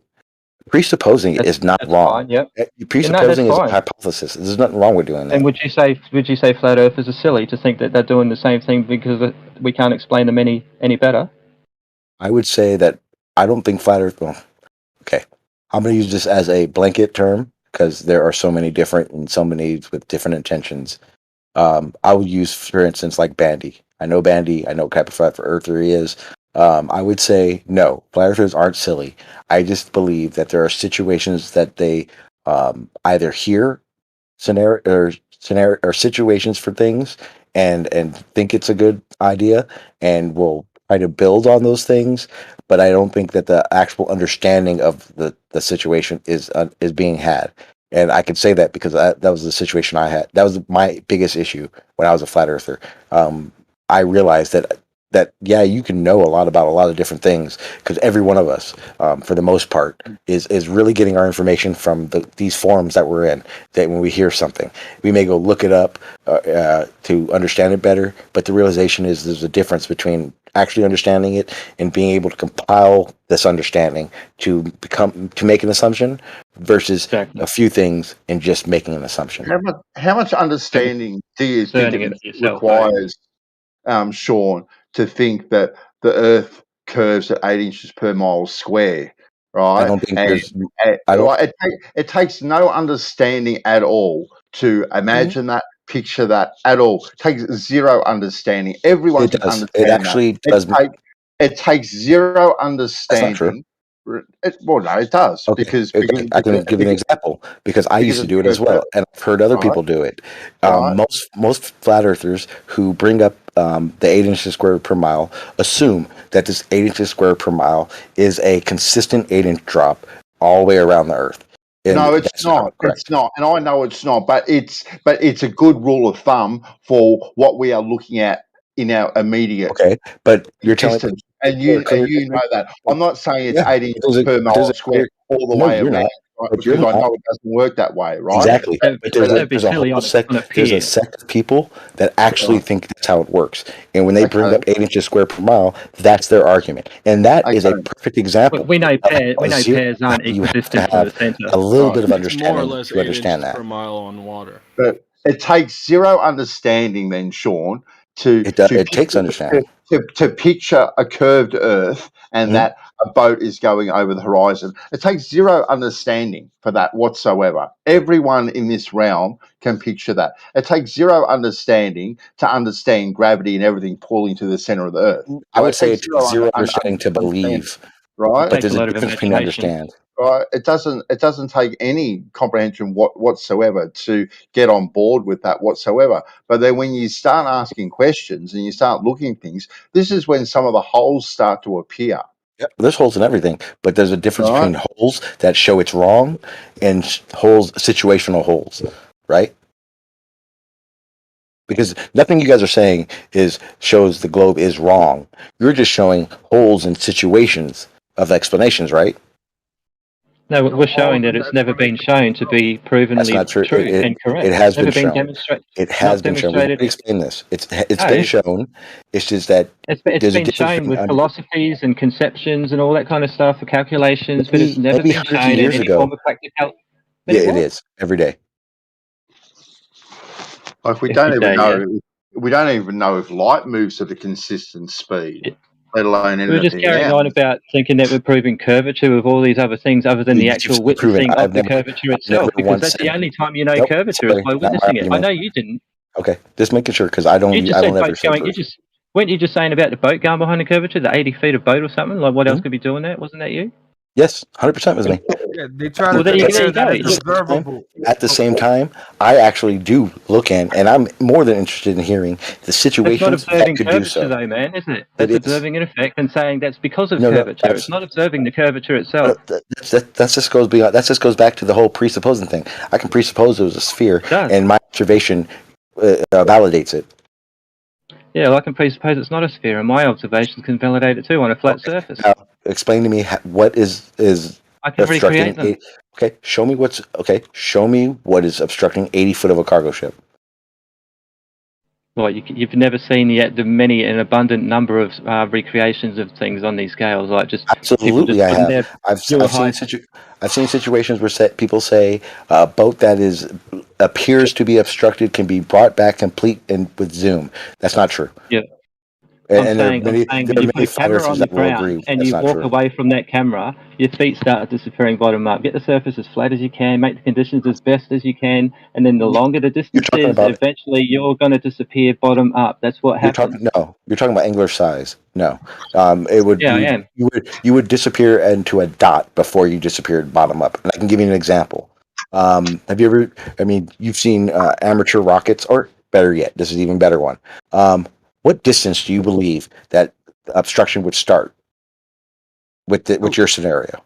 Sean, what is the deal with So you it guys? depends on the height and all, but the dot part, that's only when it gets to a certain distance away and all. But to begin with, there is an effect of the bottom disappearing first, just as we see with things with the boats and all that kind of stuff. We see that effect starting to take place. But if it's big enough and large enough, distance? when it gets further and further away, it will disappear into a dot, as you're saying, man. Just like the sun does, actually. Okay, at what Doesn't actually distance? disappear behind the curve, actually moves further and further away and disappears into a little dot of light. I wouldn't. What would be a good guess of a distance that would start happening then? Okay, well, what's the height that we're looking at it from? And from 6 foot, because you're a 6 foot person. It would vary. Okay. It would vary. It wouldn't be standard because it's. It would definitely vary. So yeah. Well, there's in this situation, their size, how tall they are. I mean, it will vary. The Okay. point is, that in the most perfect of perfect conditions, though. That's why he asked me a specific height, and I gave him a specific height.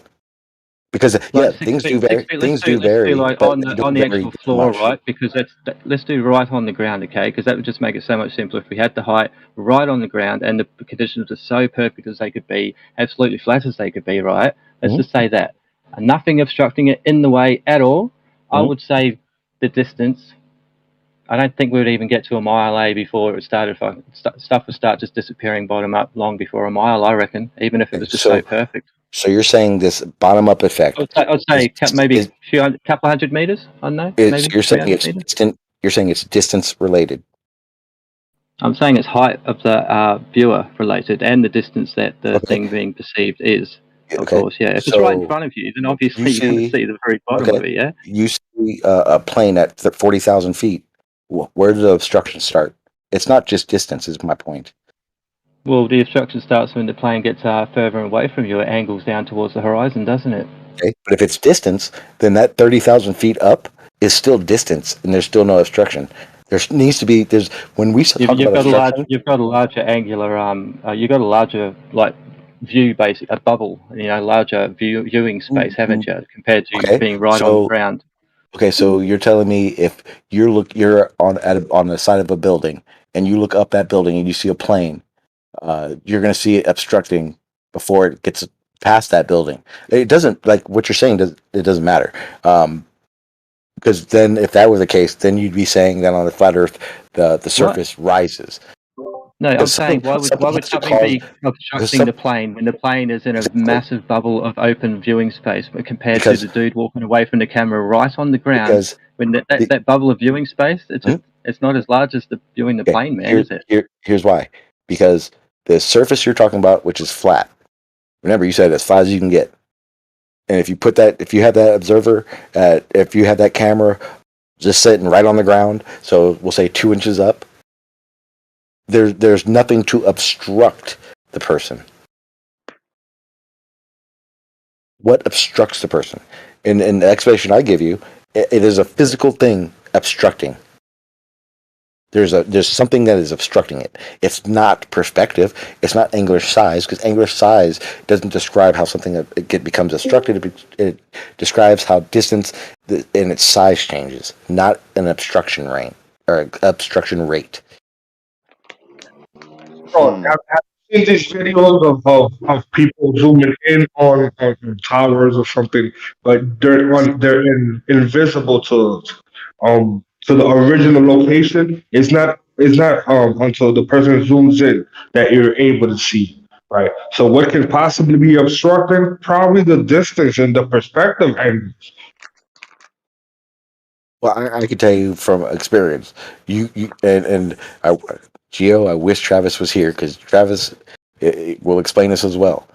You cannot bring an obstructed boat back into view. You can bring a boat that you can, the parts you can see, you can bring that closer, you can see it, but you don't clear up obstruction with zoom. What's an obstructed? Yeah, what's an obstructed boat? Is that a boat obstructed once you're zoomed in fully and then it's obstructed, or is it obstructed because you're on the beach and look, the bottom's disappearing and it must be going over the curve, but then you can zoom in on it. No, that's not obstructed. Obviously. The cargo ship I'm talking about, in the distance with the naked eye, you could barely see it. You zoomed in with a P900, you're missing 80 feet of the ship. So because you can't zoom in and see the bottom of this boat, it must be behind the curvature. That's what you're saying? Because there's something obstructing it. So what if some these apparatuses became stronger in the future or something, where you could actually zoom in a lot even more? Once you did do that, and if you did see the bottom of the boat, what would you say then? I would say we live on flat Earth. I would say we live on flat Earth. Oh, I'm sure plenty of these people would say we were going to extend the goalpost and say that the horizon was never there to begin with. If you're able to bring something obstructed into view, then it'd be that's a flat where it Earth. started. It started from people like apparently on the beach seeing it disappear, and that was the case. And then it turned into now that we've got binoculars and telescopes. Yeah, because there's a difference between it disappearing out of your naked eyesight to zooming in and being able to see it again. That's nothing to do with there's obstruction. I zoomed in and there was no longer obstruction. Because it implies that when a boat goes over the curvature, is going over something physical. There is no amount of zooming in to get it back. This is the situation. On a curvature, that is impossible. No matter how much illumination, how much refraction you want to throw at it, right? It would be only on a flat surface that this would be possible. If someone's standing behind a 2-foot wall, at what point do you think you can zoom in and see their feet again? Well, if they're truly behind the wall. Yeah, well, if it's behind curvature, then you'll never be able to zoom in and bring the whole ship back in, right? That's right, yeah. But what if it's not behind curvature? What if it's just behind the limit range of the zooming in? Like the zoom in it's got a limited range in itself, just like the eyeballs do. You know, they have a limited range, and we thought things were disappearing behind all that time. That half Consider zoom, the zooming in. you would see less, and you would see more when you zoomed it in. Not the same amount of obstruction. Sure, consider the zooming in apparatus, right? It isn't like it zooms in completely uniformly, right? It blurs out the outer surfaces of the focal point. The circle is gonna blur out everything. The only thing that's gonna be in focus is gonna be the center of whatever the camera or the observer is looking at. Everything else is not going to look the same. It's just how it works. But it's still obstructed. You're not bringing. Things are being obstructed how this obstruction is taken away. Yeah, so if you zoom in on things that are being obstructed prospectively, and it's only zooming in based on what old mate is saying, why would it zoom in if there was no curvature there? Or why would that zooming in change anything? It would only zoom in on what the human eye is only able to perceive anyway. I believe if we lived on a flat Earth and there was no curvature, when you zoom in, you would either not see it, or you would get bigger and bigger and bigger until you saw the whole thing on a flat Earth. There would be no obstruction.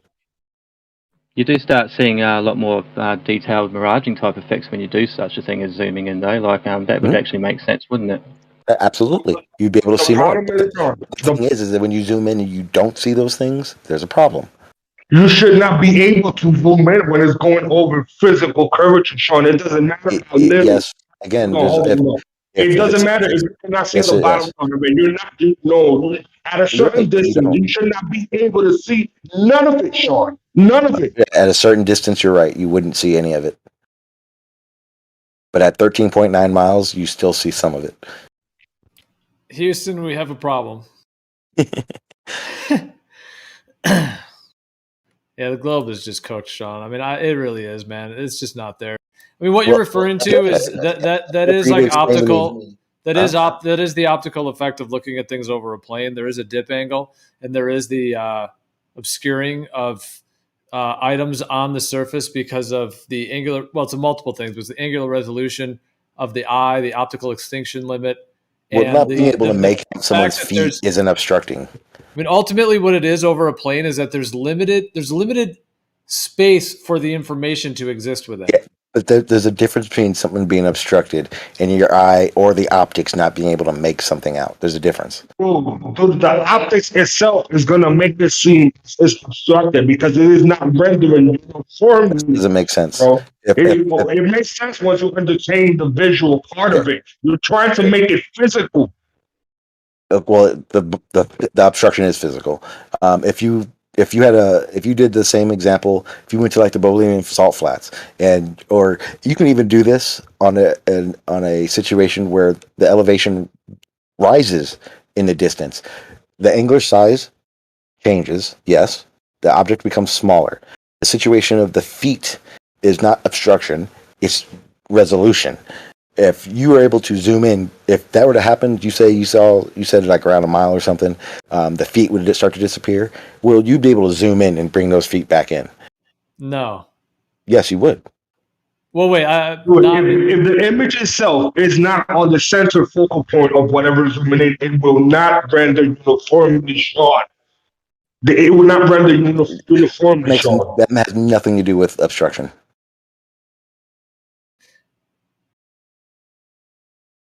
What was your example? I mean, in some cases you can zoom things in further. Yeah, it depends on the optical extinction limit, and the fact that you're on a planar surface means that that's your base, and Then whatever's I would if like to something see. is on top of that planar surface and it's out over distance, there's limited. You can call it the angle of attack or what. There's all kinds of terminologies, but there's an angle between your eyeball, the horizon, which is the optical extinction point, the ground, and the sky. The optical extinction point will change due to the atmospheric conditions. Sometimes you see further, sometimes closer.